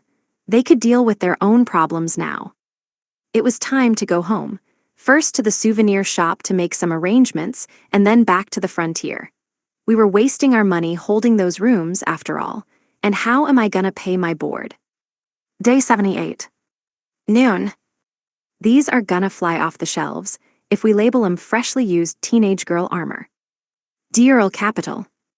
Royal Palace. As you might expect, the palace's treasure hall was spacious and full of stuff. They didn't label this picking up sesh as an official award from the king, but I was definitely gonna end up with whatever I wanted. Equipment was a lot more useful than honor or medals, after all. I didn't know what to expect, but trust me, I was gonna profit from this. You needed the king's seal to open the treasure hall, and supposedly the monkey prince wasn't involved with any of the embezzling. I'd waltzed on in with my magic key, but I was so busy stalking last time I was here, I just skipped it. I had low expectations, for one. The Chancellor and Princess Girl didn't have particularly good weapons or armor before I got to them. The king said I could have what I wanted, but I figured I'd be pretty lucky if I found anything worth keeping. Unfortunately, they'd already confirmed that my sex appeal was not, in fact, in storage here. I went around using appraisal. The equipment was low grade, as I'd suspected. There were a few good things here and there, but even so, meh. They did have some good but gaudy stuff hung up on the walls like Whirlwind Spear, Power Speed plus 20%, Whirlwind, Wind type attribute medium. That was the strongest item they had, supposedly a national treasure. Tough call. Rather than the high-level stuff, I decided to look for uncommon skills. Still, even rare ones like Fall Stopper, Adhesion Weakener, and Antinorganic felt pretty meh. There was a ton of stuff in there, but even narrowing it down, all the top candidates had some major flaw. The safest bets would be vitality or intelligence-boosting equipment. Given the size of the treasure haul, I really hoped to find something rare. This elf magic bow, elf only, power, speed, dexterity, intelligence plus 20% here magic arrows would be nice for elf girl, but I could make her something with better effects that isn't elf exclusive. What's the point? I knew that the best possible outcome would be one of the cheat items that could hold 7 other items within. Even after looking everywhere, I only found 3 with those capabilities. Even those could only boost by 10 or 30%, so I couldn't make much use of them. 3 100% boosting items would be amazing, and I could live with 80 or 90%, but I couldn't find any. Making an item that can hold others would give our class a major power level bump. But compound items for 30 freaking people. That result in array, endless eternity of side jobs well into my distant twilight years. Please, let there be something good in here. Jiggle jiggle. Combining high-grade equipment into a compound item created something worthy of a warrior. Sure, if it was too strong you couldn't control it, but I only made it this far thanks to my tree branch. Former tree branch. It had become a completely ridiculous, uncontrollable universe staff. Throw in the mithril power-ups and dimension blade, dimension slash, and all of its special effects, and you really couldn't find fault with special equipment like that. An enemy with dimension slash and God's sword would be no joke. I could probably find better stuff dungeon raiding in the frontier, I sighed. Isn't there some lovely item that can set my heart aflutter, like lecture repellent or sex appeal booster? Ooh, intelligence crown fits 3 items. Intelligence, resistance plus 30%, control boost, large, sorcery boost, large. Now that's a great find. I guess I'll try this headband thingy on. Wiggle wiggle. Seems good to me, I thought. This was good enough that I ought to give it to one of the girls, but I really needed the control boost. I needed to do everything I could to improve my ability to handle magic entanglement. If I powered it up with mithril, the boost would get even stronger. Those boosts would extend to the stat-ups and the sorcery component as well. I suspected that this item could really improve my ability to control my skills. Plus you could combine 3 other items into it. It was the best find so far. Can my other headgear fit inside? Maybe my black cap? Layering up worked just fine too. The girls layered up their bracelets and anklets for style, even in dungeons. I didn't know why. The only company we had were monsters, and we couldn't see the jewelry in the first place because of their armor. There shouldn't be any problem in layering a headband and a beanie. It was kind of embarrassing for a guy to wear a headband, you know. I could use a helmet with this too. Stacked with other items, this item really might help with my vitality deficiency.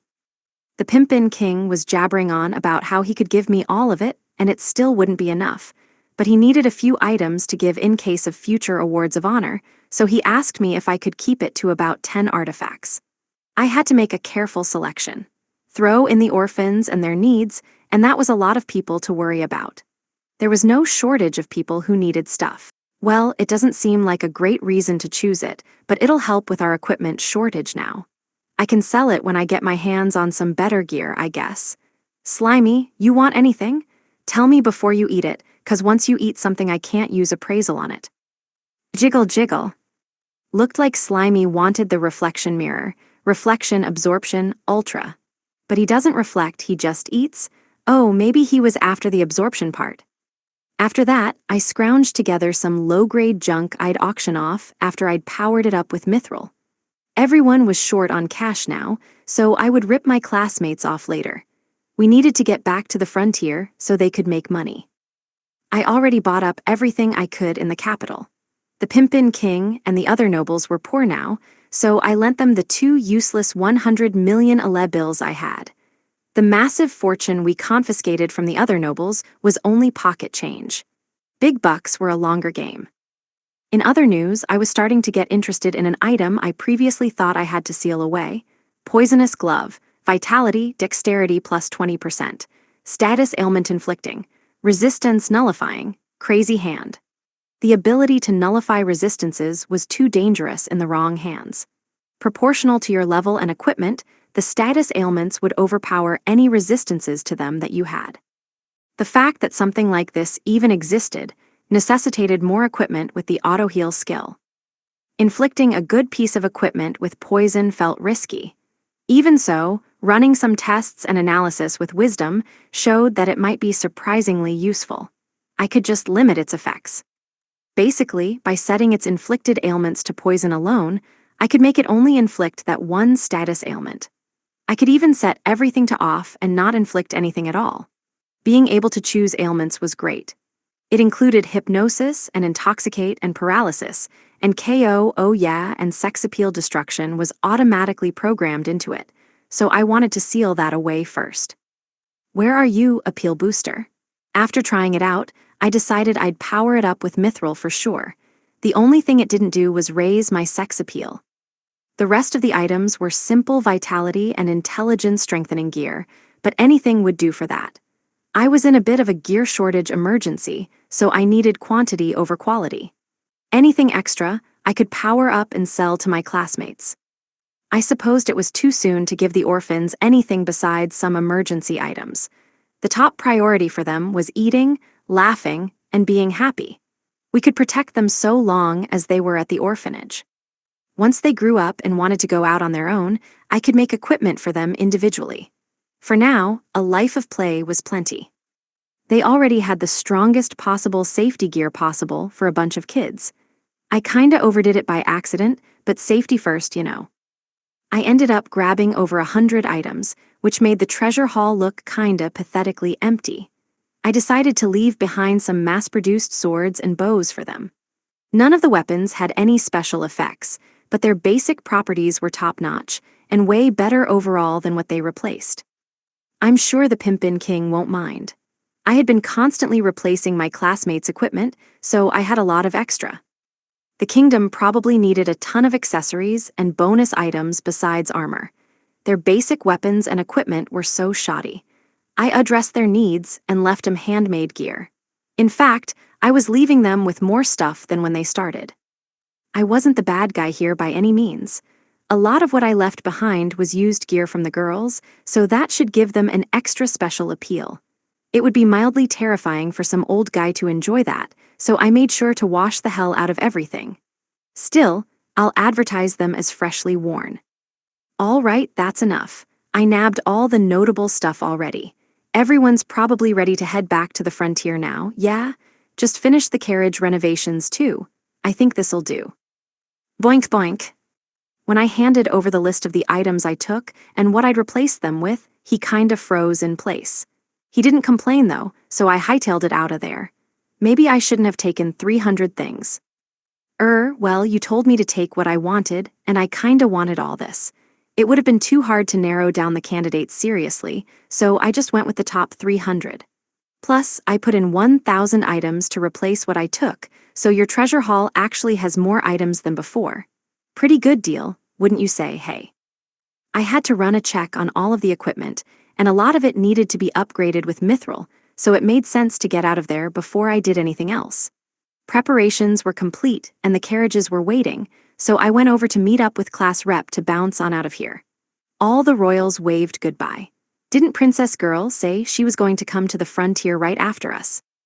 Now that the military dispatch system had been reorganized, it looked like Princess Girl would be leading one of the forces. Meanwhile, the Pimpin King was seeing us off with 3 of his wives. That pimping bastard. I'll burn his head next time. The cherry stem twistin' old dude also waved at us. He came to send off Elf Girl, since she decided to come to the frontier with us. The girls and the orphans didn't want to part ways. I think they'd get over it with enough time, but by majority vote, the class decided it would be better to stick together. Per usual, I questioned why I wasn't invited to participate in the democratic process, and why Slimy got way more votes than everyone else. Did Slimy's duplicates all get votes too? Were they his property? The buff chicks from the 1st Royal Division also came. Wait a second. Sexy buff chicks? I heard that the meatheads befriended them after doing some mock battles together. They were hot and the daughters of some of the great houses, but at the same time, crazy ripped 6 feet tall, yeah, definitely meatheads themselves. Meanwhile, the nerds stared longingly at their letters that recently arrived from the Beast Kingdom. Some of them were official letters of gratitude, but the ones that those otaku were rereading over and over again were thank you notes from the girls with animal ears. For the first time, they had fought to protect someone of their own accord. Now, they were receiving thanks for their heroism. They had at last achieved their dreams of going to a fantasy world and actually saving someone. So they reread those letters over and over again. Soon, I learned the deeper reason: the Beast Girls were super sexy. Burn in hell, nerds. Some salesgirls from the general store came over from the frontier to run the souvenir shops here in the capital. Cured from its corruption, it was time for the kingdom to thrive. The shops started to employ new workers from the slum quarter, secured channels for distribution with the frontier, and shifted over to being regional branches of the Frontier General Store. Now the general store could officially take orders from the capital, which meant that prices plummeted. Even new construction was cheaper. I had prepared an underground warehouse full of excess goods, so the store should have sufficient supply for the foreseeable future. Ready to go? I asked. Yeah. We took the same road we used to get here, but this time, the atmosphere was different. The carriage traveled to the far east, to the frontier. The capital grew smaller and smaller on the Horizon escape mission, finally complete. I managed to get out of here without them taking back the Eternal Trap and having recruited some sexy maids away from the castle. Now that's a win-win. Day 78. Afternoon. If the carriage doesn't shake on its own, then I'll shake it. Heavy tremors incoming. Kingdom of Diarl. Outside the capital. Carriage trip. I mean, we'd ridden them plenty of times before, but this was the first time it felt like the carriages were getting truly unleashed. In their carriages, it seemed like the nerds were getting truly worked up. Who knew what they were getting up to? On the other hand, who cares? I started the carriages off slowly to let the orphans get used to it. This was their first time riding anything at all, much less taking a full journey via carriage. They were just level 1 kids. They had some stamina-boosting equipment, but I was worried about motion sickness. I had mushrooms for that, but if they got sick, they wouldn't be able to enjoy the scenery. I looked out at the scenery for the first time myself. Wow, I literally hadn't been able to see the landscape before because of all of the high-speed travel I'd been doing. The frontier felt closed in, with its forests and steep, stony mountain ranges. Outside of the frontier, the kingdom had wide-ranging plains. There were some hills, but the land was mostly flat, so you could see incredibly far. The landscape felt like it kept going on, boundless outdoor wilds for some wild outdoor fun. I mean, of course not. They're glaring at me. With this much open space, it's basically an all-you-can-populate, you know. Jiggle jiggle. If people couldn't grow enough food for self-sufficiency, maybe I needed to introduce some of the frontier agricultural reforms to the kingdom. With this much land, it seemed crazy that people could starve. Start with potatoes, I suppose. The nerds had a special monopoly over the Norfolk 4-course system. We still hadn't solved the fertilizer problem, but I could definitely imagine these fields covered with wheat one day. I could make the nerds teach me, but I knew that if the nerds tried to grow one thing, something totally different would end up popping out. I had to be careful. Burning whatever abominations they produced would be a real pain.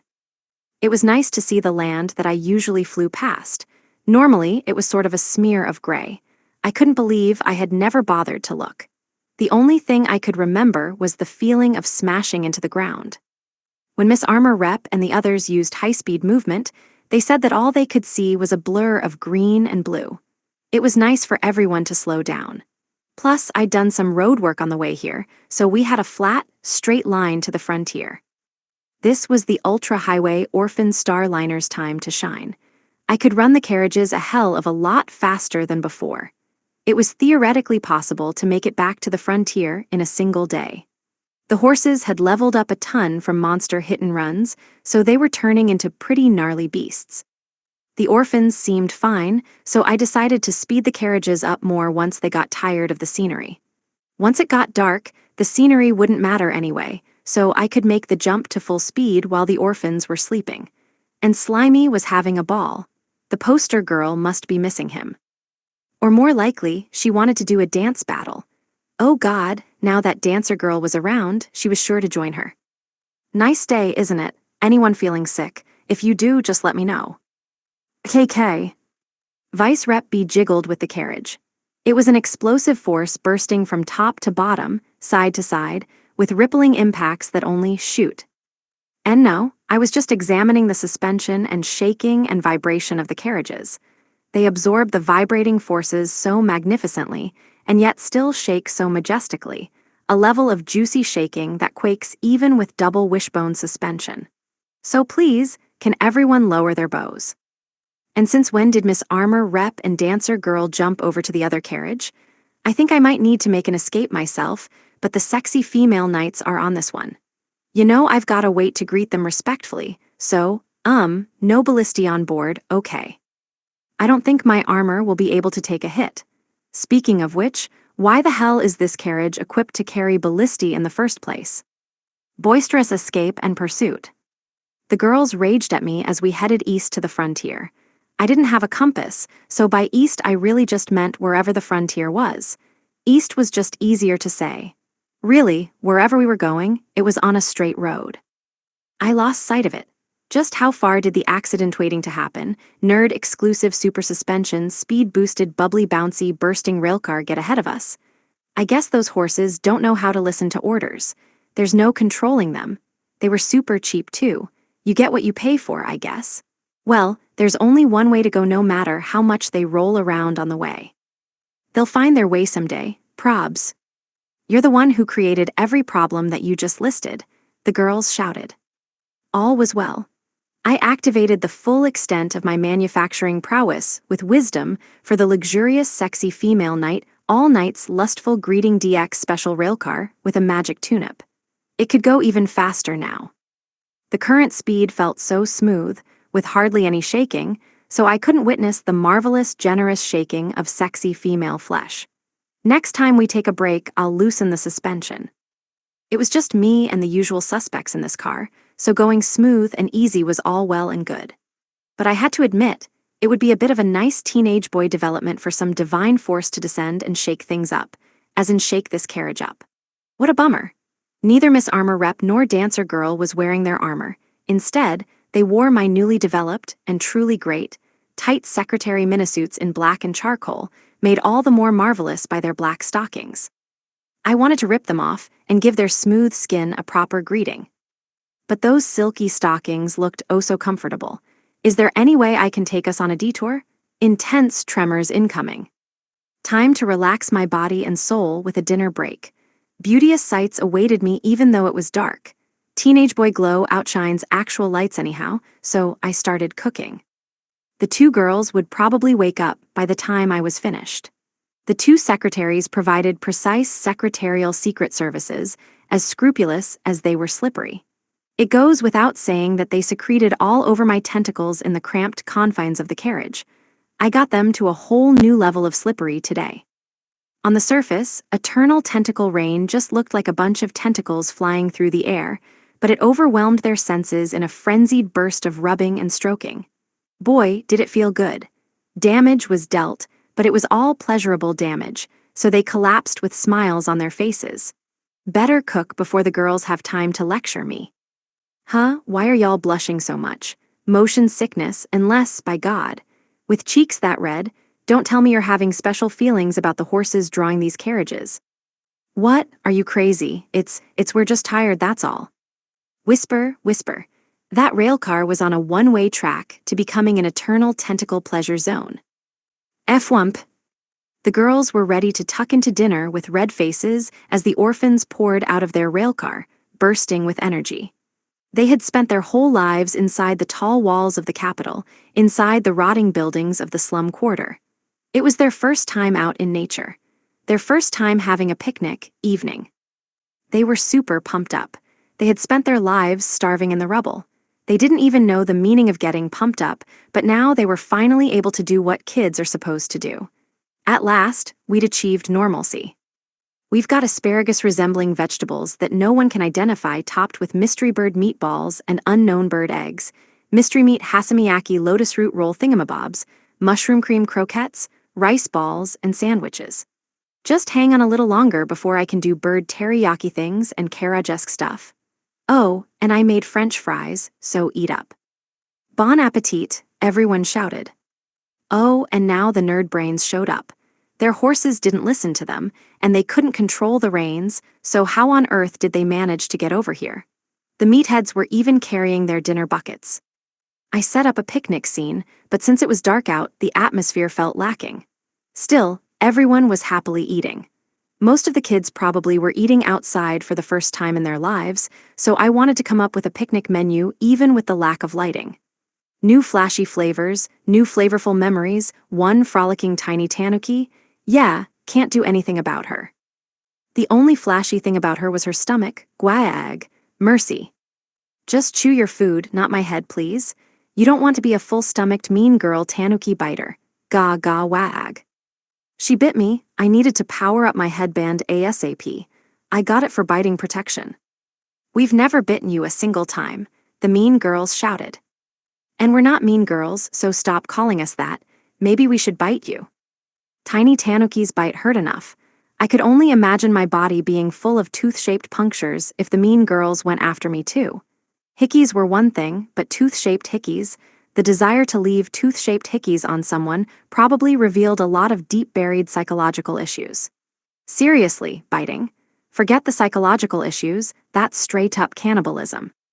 Of course, if a sexy lady walked up to me and said she wanted to eat me up, I'd serve myself up on a silver platter in a heartbeat, but I didn't want to get bitten by any mean girls. They'd chomp me up and spit out my romantic dreams of getting devoured. We took a rest after dinner and then got back on track. We couldn't see outside anymore, and after such a big meal, the orphans would probably be sleeping soundly. It was time to show off my carriage's full potential. We should reach the frontier by morning. Yeah, this is too fast. The back wheels of the car were shooting out sparks. I needed to find some rubber quick. Night had fallen, and it was time to steel myself. Two particular ladies were about to get revenge on me with their piledriver, scorpion deathlock level wrestling moves. I wouldn't be defeated, not today. Not on my teenage boy head, no.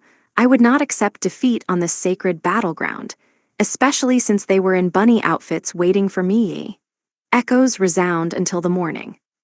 After experimenting, I discovered that the poisonous gloves indeed had destructive impacts on my sex appeal. The ladies were flat on their faces, butts twitching, gasping and groaning and fading into unconsciousness as if they had been devoured from inside out. All hail the conquering hero. Day 79.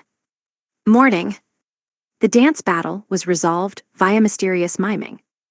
Frontier. Amui City. After the kids woke up, they disembarked from the carriage. We could see the town on the horizon over our breakfast break. Wow, we must have covered a couple 100 miles overnight. Ah, those gates I've longed to see, and the gatekeeper I wasn't longing to see at all. Sup, are these the only two gatekeepers in the whole frontier? I don't want to get my hopes up, but I suppose that inn is still called the White Loser Inn. Yup, I knew. I was the one who made the sign. Complaining under his breath, Haruka-kun stopped the carriages in front of the inn. The kids piled out and stared at the fancy inn, mouths hanging open. Considering how much taller it was compared to even the king's palace, their shock was pretty understandable. I.e. commoner girl with the posters. Sup, you been enjoying your civilian status? Oh yeah, the only local specialties in the capital are I Red Heart Frontier goods, so I'm not really sure how they would sell out here, you know? I did bring back the best of the finest, most fabulous items in massive quantities, you feel. Speaking of which, any rumors of those gobbling goblins or crippling kobolds of frontier legends around here? Ack. Poster girl went flying at Haruka-kun like a football, hitting him head first in a jumping headbutt. She knocked over the incomprehensible and inhuman sex god. It had been a while, so she'd given it her all. Tears clung to her face, she must have been lonely here. We're back, everyone called to her. Jiggle, jiggle. Now it was our turn to charge, ruffling her hair one after the next, as her face slowly brightened into a grin. WW welcome back, she sobbed. We went into the inn, relaxed by the familiar surroundings. The whole class was starting to tear up. Haruka-kun was stunned by the blow. His level was still so low that even ordinary commoners could hurt him. That headbutt had a lot of force behind it. Meanwhile, Poster Girl and Slimy were performing a mysterious dance to herald their heartwarming reunion, which Nefertiri-san joined. It was a very unusual mood. Angelica-san shook her head and sighed, but she looked happy at being back at long last. Angelica-san's first real memories were here, after all. This is where we all got to know one another. To her, this inn was home. We split up into groups of 3 and 5 to carry our belongings to our old rooms. When we got back, the locals had laid out a celebratory welcome home banquet for us. We dug in as a clamor of voices debated what to do next. The kids were also a bit petrified of the new environment, but before long, they became friends with Poster Girl and started to dance too. Really, what a bizarre-looking party. Who taught the orphans to mime like that? The plan was to have the orphans stay at the inn for a while, and then transfer them to an orphanage in town once they got used to it. Haruka-kun said he'd build them a new place, but I didn't think it was a good idea to keep them separate from the orphaned frontier kids. We could have the kids do work and other chores in town to make pocket change, and then we'd help them find their future. Most importantly, they could all go to school together. The new school system established by Duke Amui had opened up at the orphanage, which meant that all the local kids would be going. They'd have a lot of chances to make friends. In the end, we decided it was best for the orphans to stay at the orphanage here, although Vice Rep C was upset about being separated from them. If we went dungeon raiding, we would only be back at night. They needed to keep busy in the meantime. We didn't want the kids to work all day either. It would be way too dangerous to drag them along to the dungeons. Plus, the orphanage was close to the Adventurers Guild. We could always drop by, neither were far from the inn. I knew that everyone was going to be a bit lonely, but everyone agreed that this was the best decision for everyone in the long run. Even Vice Rep C didn't protest once we talked things through. Let's go say hi to everyone, I suggested. We need to stop by the guild to get permission to raid our next dungeons anyway. Good idea, should we split up? We needed souvenirs if we were going to greet everyone in town, but we firmly rejected the mushroom-shaped frontier pennants that Haruka-kun tried to push on us. Maidens couldn't hold pennants shaped like that. Think of appearances. The bastard who designed them was scheming to have some sort of mushroom pennant race. He needs a beating. Angelica-san and Nefertiri-san were awake again, which meant it was lecture time. For the first time in ages, we all walked through the city. The kids were over the moon about it. Normally, you'd expect disappointment at going from the top-of-the-line capital to a backwater frontier city. While Amui had fewer shops, the quality of products was overwhelmingly better here. In the brief time we were away, the frontier had continued developing. There were now more shops and foot traffic. The people in the streets wore smiles on their faces as they shopped and bought food. We protected this. This is what we fought to protect. Hey, it's a fried chicken stand. OMG. A maiden stampede was unleashed, dragging the kids along with us. We all got some pocket change from Haruka-kun, but I suspected it wouldn't last very long. Now there was a sweets factory. There was only one possible cause. The sweet red bean paste wasn't supposed to exist in this world, much less a store that sold imagoyaki bean paste pancakes. There were Western-style pancakes too. We all knew Haruka-kun had to be behind that. Are those hot dogs? Hot dogs, please. Compared to when food stalls first showed up in the city, this world had advanced so much. Too much. Haruka-kun was pumping modern world knowledge into this world at a ridiculous rate, all powered by the magic spellstone Industrial Revolution. We couldn't stop crying as we walked around stuffing ourselves. He just wanted to give us our old lives back and let us experience the joy of festivals. Everything we couldn't have. Hang on, is that what I think it is? What? It's fried balls of mystery squishy squirmy octopus-like thing. You mean TTT takoyaki. There weren't any bonito flakes or dried seaweed, but still, it was a genuine takoyaki stall. I knew how many of the girls had been keeping quiet about how badly they wanted to have these. The city streets had become a Japanese festival ground. We broke down into tears. We wailed as we shoved everything into our mouths. The kids started to worry about us. When we let them taste the food too, I saw the joy in their eyes. This was our return to Amui. We're home. Overwhelmed with emotion and deliciousness, and completely out of money, We made it to the Adventurers Guild only to find Haruka-kun still yelling about the bulletin board. Ah, that was a familiar sight. Why was he so committed to this particular bit? Seriously. The instant Haruka-kun left the building, he got stolen away by the general store lady. Apparently, he'd arrived here before the side jobs goods he had produced in the capital could be shipped in from the capital. The city even had new streets, more people, everything was growing, but it still couldn't keep up with him. Everything's like the same, in a weird way, said Vice Rep B. I know what you mean. We were finally back, and it was still the city we knew and loved. I mean, the culprit hadn't changed, reflected on his crimes, or learned one bit. It was time for the lecture of a lifetime. The guild receptionist seemed happy to see us. All the people in the streets laughed seeing Haruka-kun getting dragged across the town once more. I'll go get the dungeon report from the guild, so just hang out with the kids and do whatever in the meantime, I said. Rager. Rager? Don't you mean Roger? I didn't think it was wise to start a rager with the kids around, unless that rager involved someone named Roger, and it wasn't necessarily a good idea to party with strangers either. Roger in this context is a code word coming from the R, in received and understood. Really, anything starting with R would do the trick. In fact, Romeo was the standard, so how did they get from R all the way to rager again? By the way, nobody asked for this explanation to begin with, but Haruka-kun gave it anyway. Absolutely no information was received by anyone else. I'm so glad you're back. We haven't detected anything in the dungeons lately, but the monster forest is starting to repopulate. The forest wants to expand again. We'll commission Haruka-kun to restart his logging. The guild chief came down from his office ready to discuss business, but Haruka-kun was long gone. I was starting to see his point. He was popular with older men. Wherever he went, they seemed to surround him. Here are your permits to investigate the dungeons, the receptionist said. Aside from a certain non-registered individual, we've issued permits for your entire group. Please let me thank you for your efforts in advance. Great, here we go. Now we could make money. In the shallow dungeons outside of the frontier, the spellstones weren't worth much, and we hardly found any items. The whole class hadn't made much outside of working at the souvenir shops. The king issued us reward money, but even that was nothing compared to what we could make in dungeons.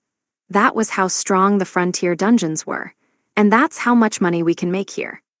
Since we were with Haruka-kun, the whole class could get unbelievably powerful equipment at ridiculously cheap prices. He basically had a national budget's worth of discounted weapons, each of them worth way less than they would have fetched on an open market, and we still needed to make an unbelievable amount of money to not go into ridiculous bonfire-ed debt. 2 dresses each had put the entire class deep into debt, and some of the thriftier girls had lost their savings too. We're in bad shape. Let's get started first thing tomorrow, I said. Let's do it. We needed to make enough to cover Haruka-kun's bargain sales, auctions, and dessert menus. His clothes-making ability was continuing to drastically improve. The dresses were beautiful enough to make the queens and princesses' jaws drop. And they were very, very expensive. Day 79. Noon. I served a mushroom bento box to my mushroom addict patient. It didn't cure her mushroom addiction. Amui City. Adventurers Guild. We finally made it. A day long in the making, a day that went just as I thought it would. For that reason, I needed to shout this dastardly truth to the world. I mean, I knew it was 100% inevitable as the sun rising, and an unshakable, absolutely certainty and all that, but the commissions still haven't changed. This bulletin board defies the purpose of all bulletin boards by its eternal unchangeability. You're just determined to leave this one as is, rejecting the very purpose of bulletin boards until the adventurers literally rise up in revolution to overthrow this tyranny of bulletin board boringness. How can a bulletin board boycott new postings, for heaven's sake? This bulletin board needs a place to post advertisements for new posts. God damn it? Rant continues. It still hasn't changed. My, you're back, I see. And as usual, you've charged straight into the Adventurers Guild, even though you are not an adventurer, and you've started mouthing off about the bulletin board as if you have any right to. I see now. I was looking forward to seeing how long I could hide this thing from you, but you've burst back in with a bang. It's far too early, so can you please shut your noisy mouth? These are jobs for adventurers. Rant continues. I finally got my fill of Miss Receptionist Rep's glares. She's leveled up her glares with a bit of flair, I see. Maybe she spent the time practicing? Both of us were testing the limits of our lung capacity, but that didn't make it acceptable.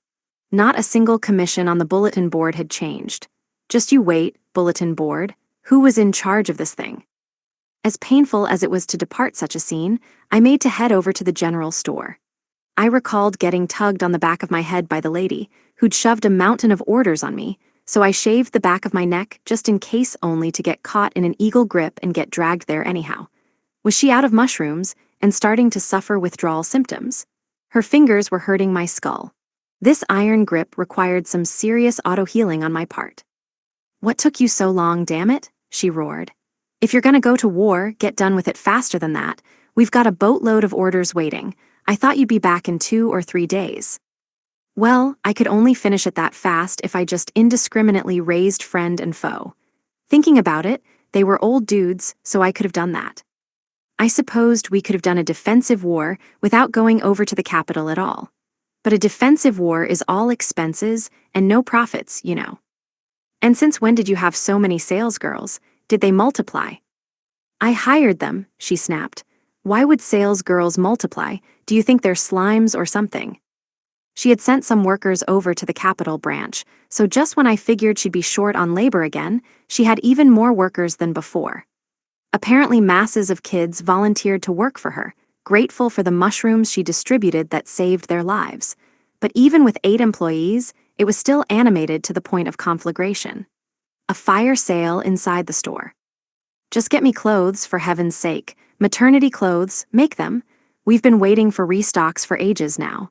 The factory isn't able to keep up, so do it already. She had a deranged look in her eyes. The housewives must have been giving her a tough time. Yeah, the champion warrior wives who had defeated a literal dungeon deluge. I wouldn't want to deal with them either. All right, I'll use my spell stones. And make it snappy. I went to the empty warehouses and started fabric production. I used holding on the cloth, sent in an influx of magic power, and flattened the material into uniform strips. It was an extra step, but it made the fabrics luxury items and harder to wrinkle as a bonus. When I started to cut and weave the fabric, the material didn't warp either. Thanks to wisdom, Magic Hand's technique and precision had grown considerably. I could make a massive amount in the blink of an eye, which was sorely necessary.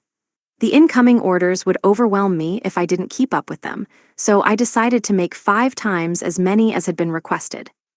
Making small tweaks to the designs along the way, I threw the clothes into an ever-growing mountainous pile. I also made some shoes and bags from popular lines while I was at it. So you're even faster, eh? She said. I've got the payment ready, so I'll leave it here. Oh, I got paid big bills over in the capital. Couldn't use the cash, though. Unfortunately, none of the food stalls had been able to give me change for my 100 million ale bill. Make some mushroom bento in advance as well, she said. Ones with my name inscribed on 'em, got it? Your mushrooms are something special. Their taste is out of this world. They even healed old wounds that time wouldn't erase. They're top-class mushrooms, aren't they? They're priceless, I tell you, priceless. Thanks, kid. The general store lady was incredibly strong despite her long-term injuries. With those, she didn't stand a chance on the battlefield. Still, I knew that if Muramuri Castle had fallen, she would have been first on the front lines, fighting without hesitation in a body that shouldn't be capable of it. I definitely needed to get this chick healed. Plus, these mushrooms were so rare and valuable that I couldn't sell them on the open market. Top-class items just spawned up in the frontier like air mushrooms. The monster forest had already started to expand in the brief time we were gone. That meant tons more mushrooms. What incredible reproductive force. An all-you-can-pick fest meant an all-you-can-bonk feast on gobos, goblins, and kobos, kobolds. Hang on. I made some for the purpose of solving your acute critical mushroom addiction. It healed your wounds, but not your mushroom addiction. Then, a price of 880 ale is perfectly fine. The top of the order sheet is all mushroom bento orders, marked as top priority with a seal and everything. This hasn't even made the slightest dent in your acute mushroom addiction. Mushrooms are just mushrooms. Get over it. I can't believe they didn't cure her. How much do you think those mushrooms are worth, kid? I gave one of your bento to Lady Murimer. Ever since giving birth to Lady Muriel, she's been forced to put down her sword. Thanks to your mushrooms, she's been able to accompany the adventurers as a part of the defensive parties again. Everyone refused the simple fact that these were friggin' ordinary mushrooms, insisting they were so incredibly valuable. I got them for free. There were tons of them in the forest. It's goddamn overgrown with them. Hence all the mushroom bentos. I also falsely labeled them with best eaten by stickers. That way, they wouldn't try to return the bento after picking everything out except the mushrooms. Luckily, whenever someone started eating, they had finished the whole thing before they knew it. If they tried to return the box, realizing what the mushrooms were, they would see the expiration date and end up eating it. Yes, the expiration date was a brilliant ploy. The girls fell for it every single day, and it was totally made up. It was boring to have to write the production date over and over again, you know. There was nothing better than having reserve fighting power, and Muramuri-san was over level 100. Same with the general store lady. I needed them to eat those mushrooms because it was better safe than sorry. Forget simple protection from monsters. I bet no one had expected the army of the Theocracy to make it all the way to Muramuri Castle. I needed to fortify both Muramuri Castle and our adventurers. Up until now, whenever the adventurers went monster hunting, they needed to import food, supplies, and medicine. It was a big expense. Now they could get everything they needed from the general store. That made mushrooms infinitely more valuable than any elixir. Don't you get it? Even if I failed, this frontier would be my fallback. The frontier was my fortress. More importantly, in the battle, all the housewives got some serious levels. Yikes, this town is done for. This was a town that could pull off a dungeon deluge of its own, be terrified of the housewives. All right, that's plenty, the general store lady said. I want to give some to my employees' families, now that they're properly working and all. Sometimes I wondered what exactly happened to Elf Girl. It must have been a powerful magical illness. Some kind of frontier sickness. A higher density of magic must cause all the mushrooms to grow. Those mushrooms should have been able to sustain a booming population. They would have if not for the monsters, which also ate those mushrooms. That was how the frontier turned into such a dangerous place, I figured. You had no chance fighting here without equipment or medicine. To put things a different way, with weapons and equipment, you could reduce the damage from the monsters, heal more illnesses with the recovered mushrooms, get more spellstones, and solve the rest of your problems from there.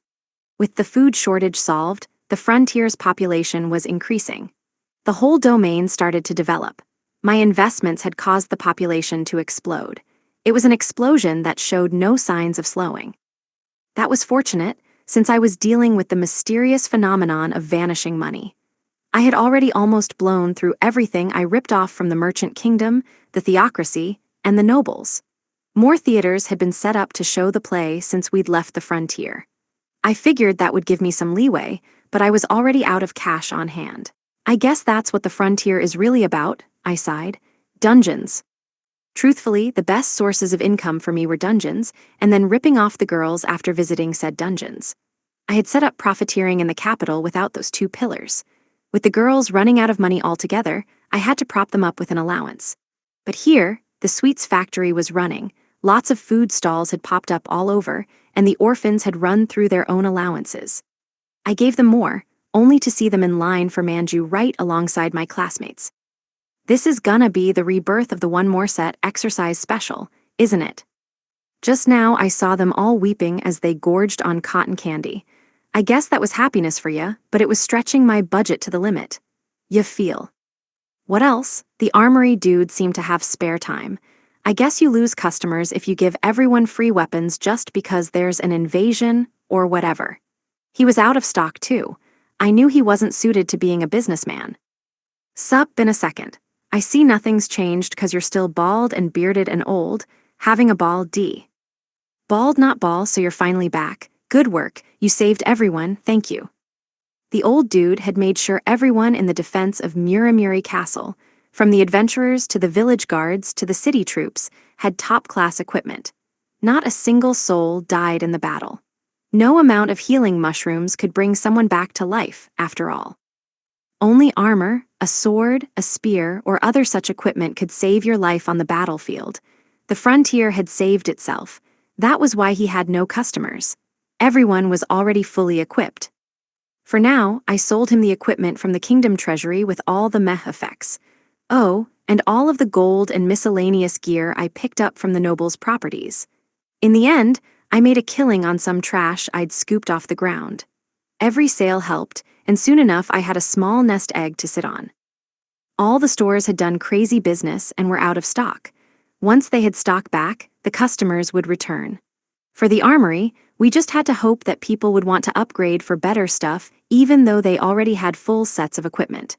The general store and armory alike had distributed their goods across the frontier, so both had empty shelves.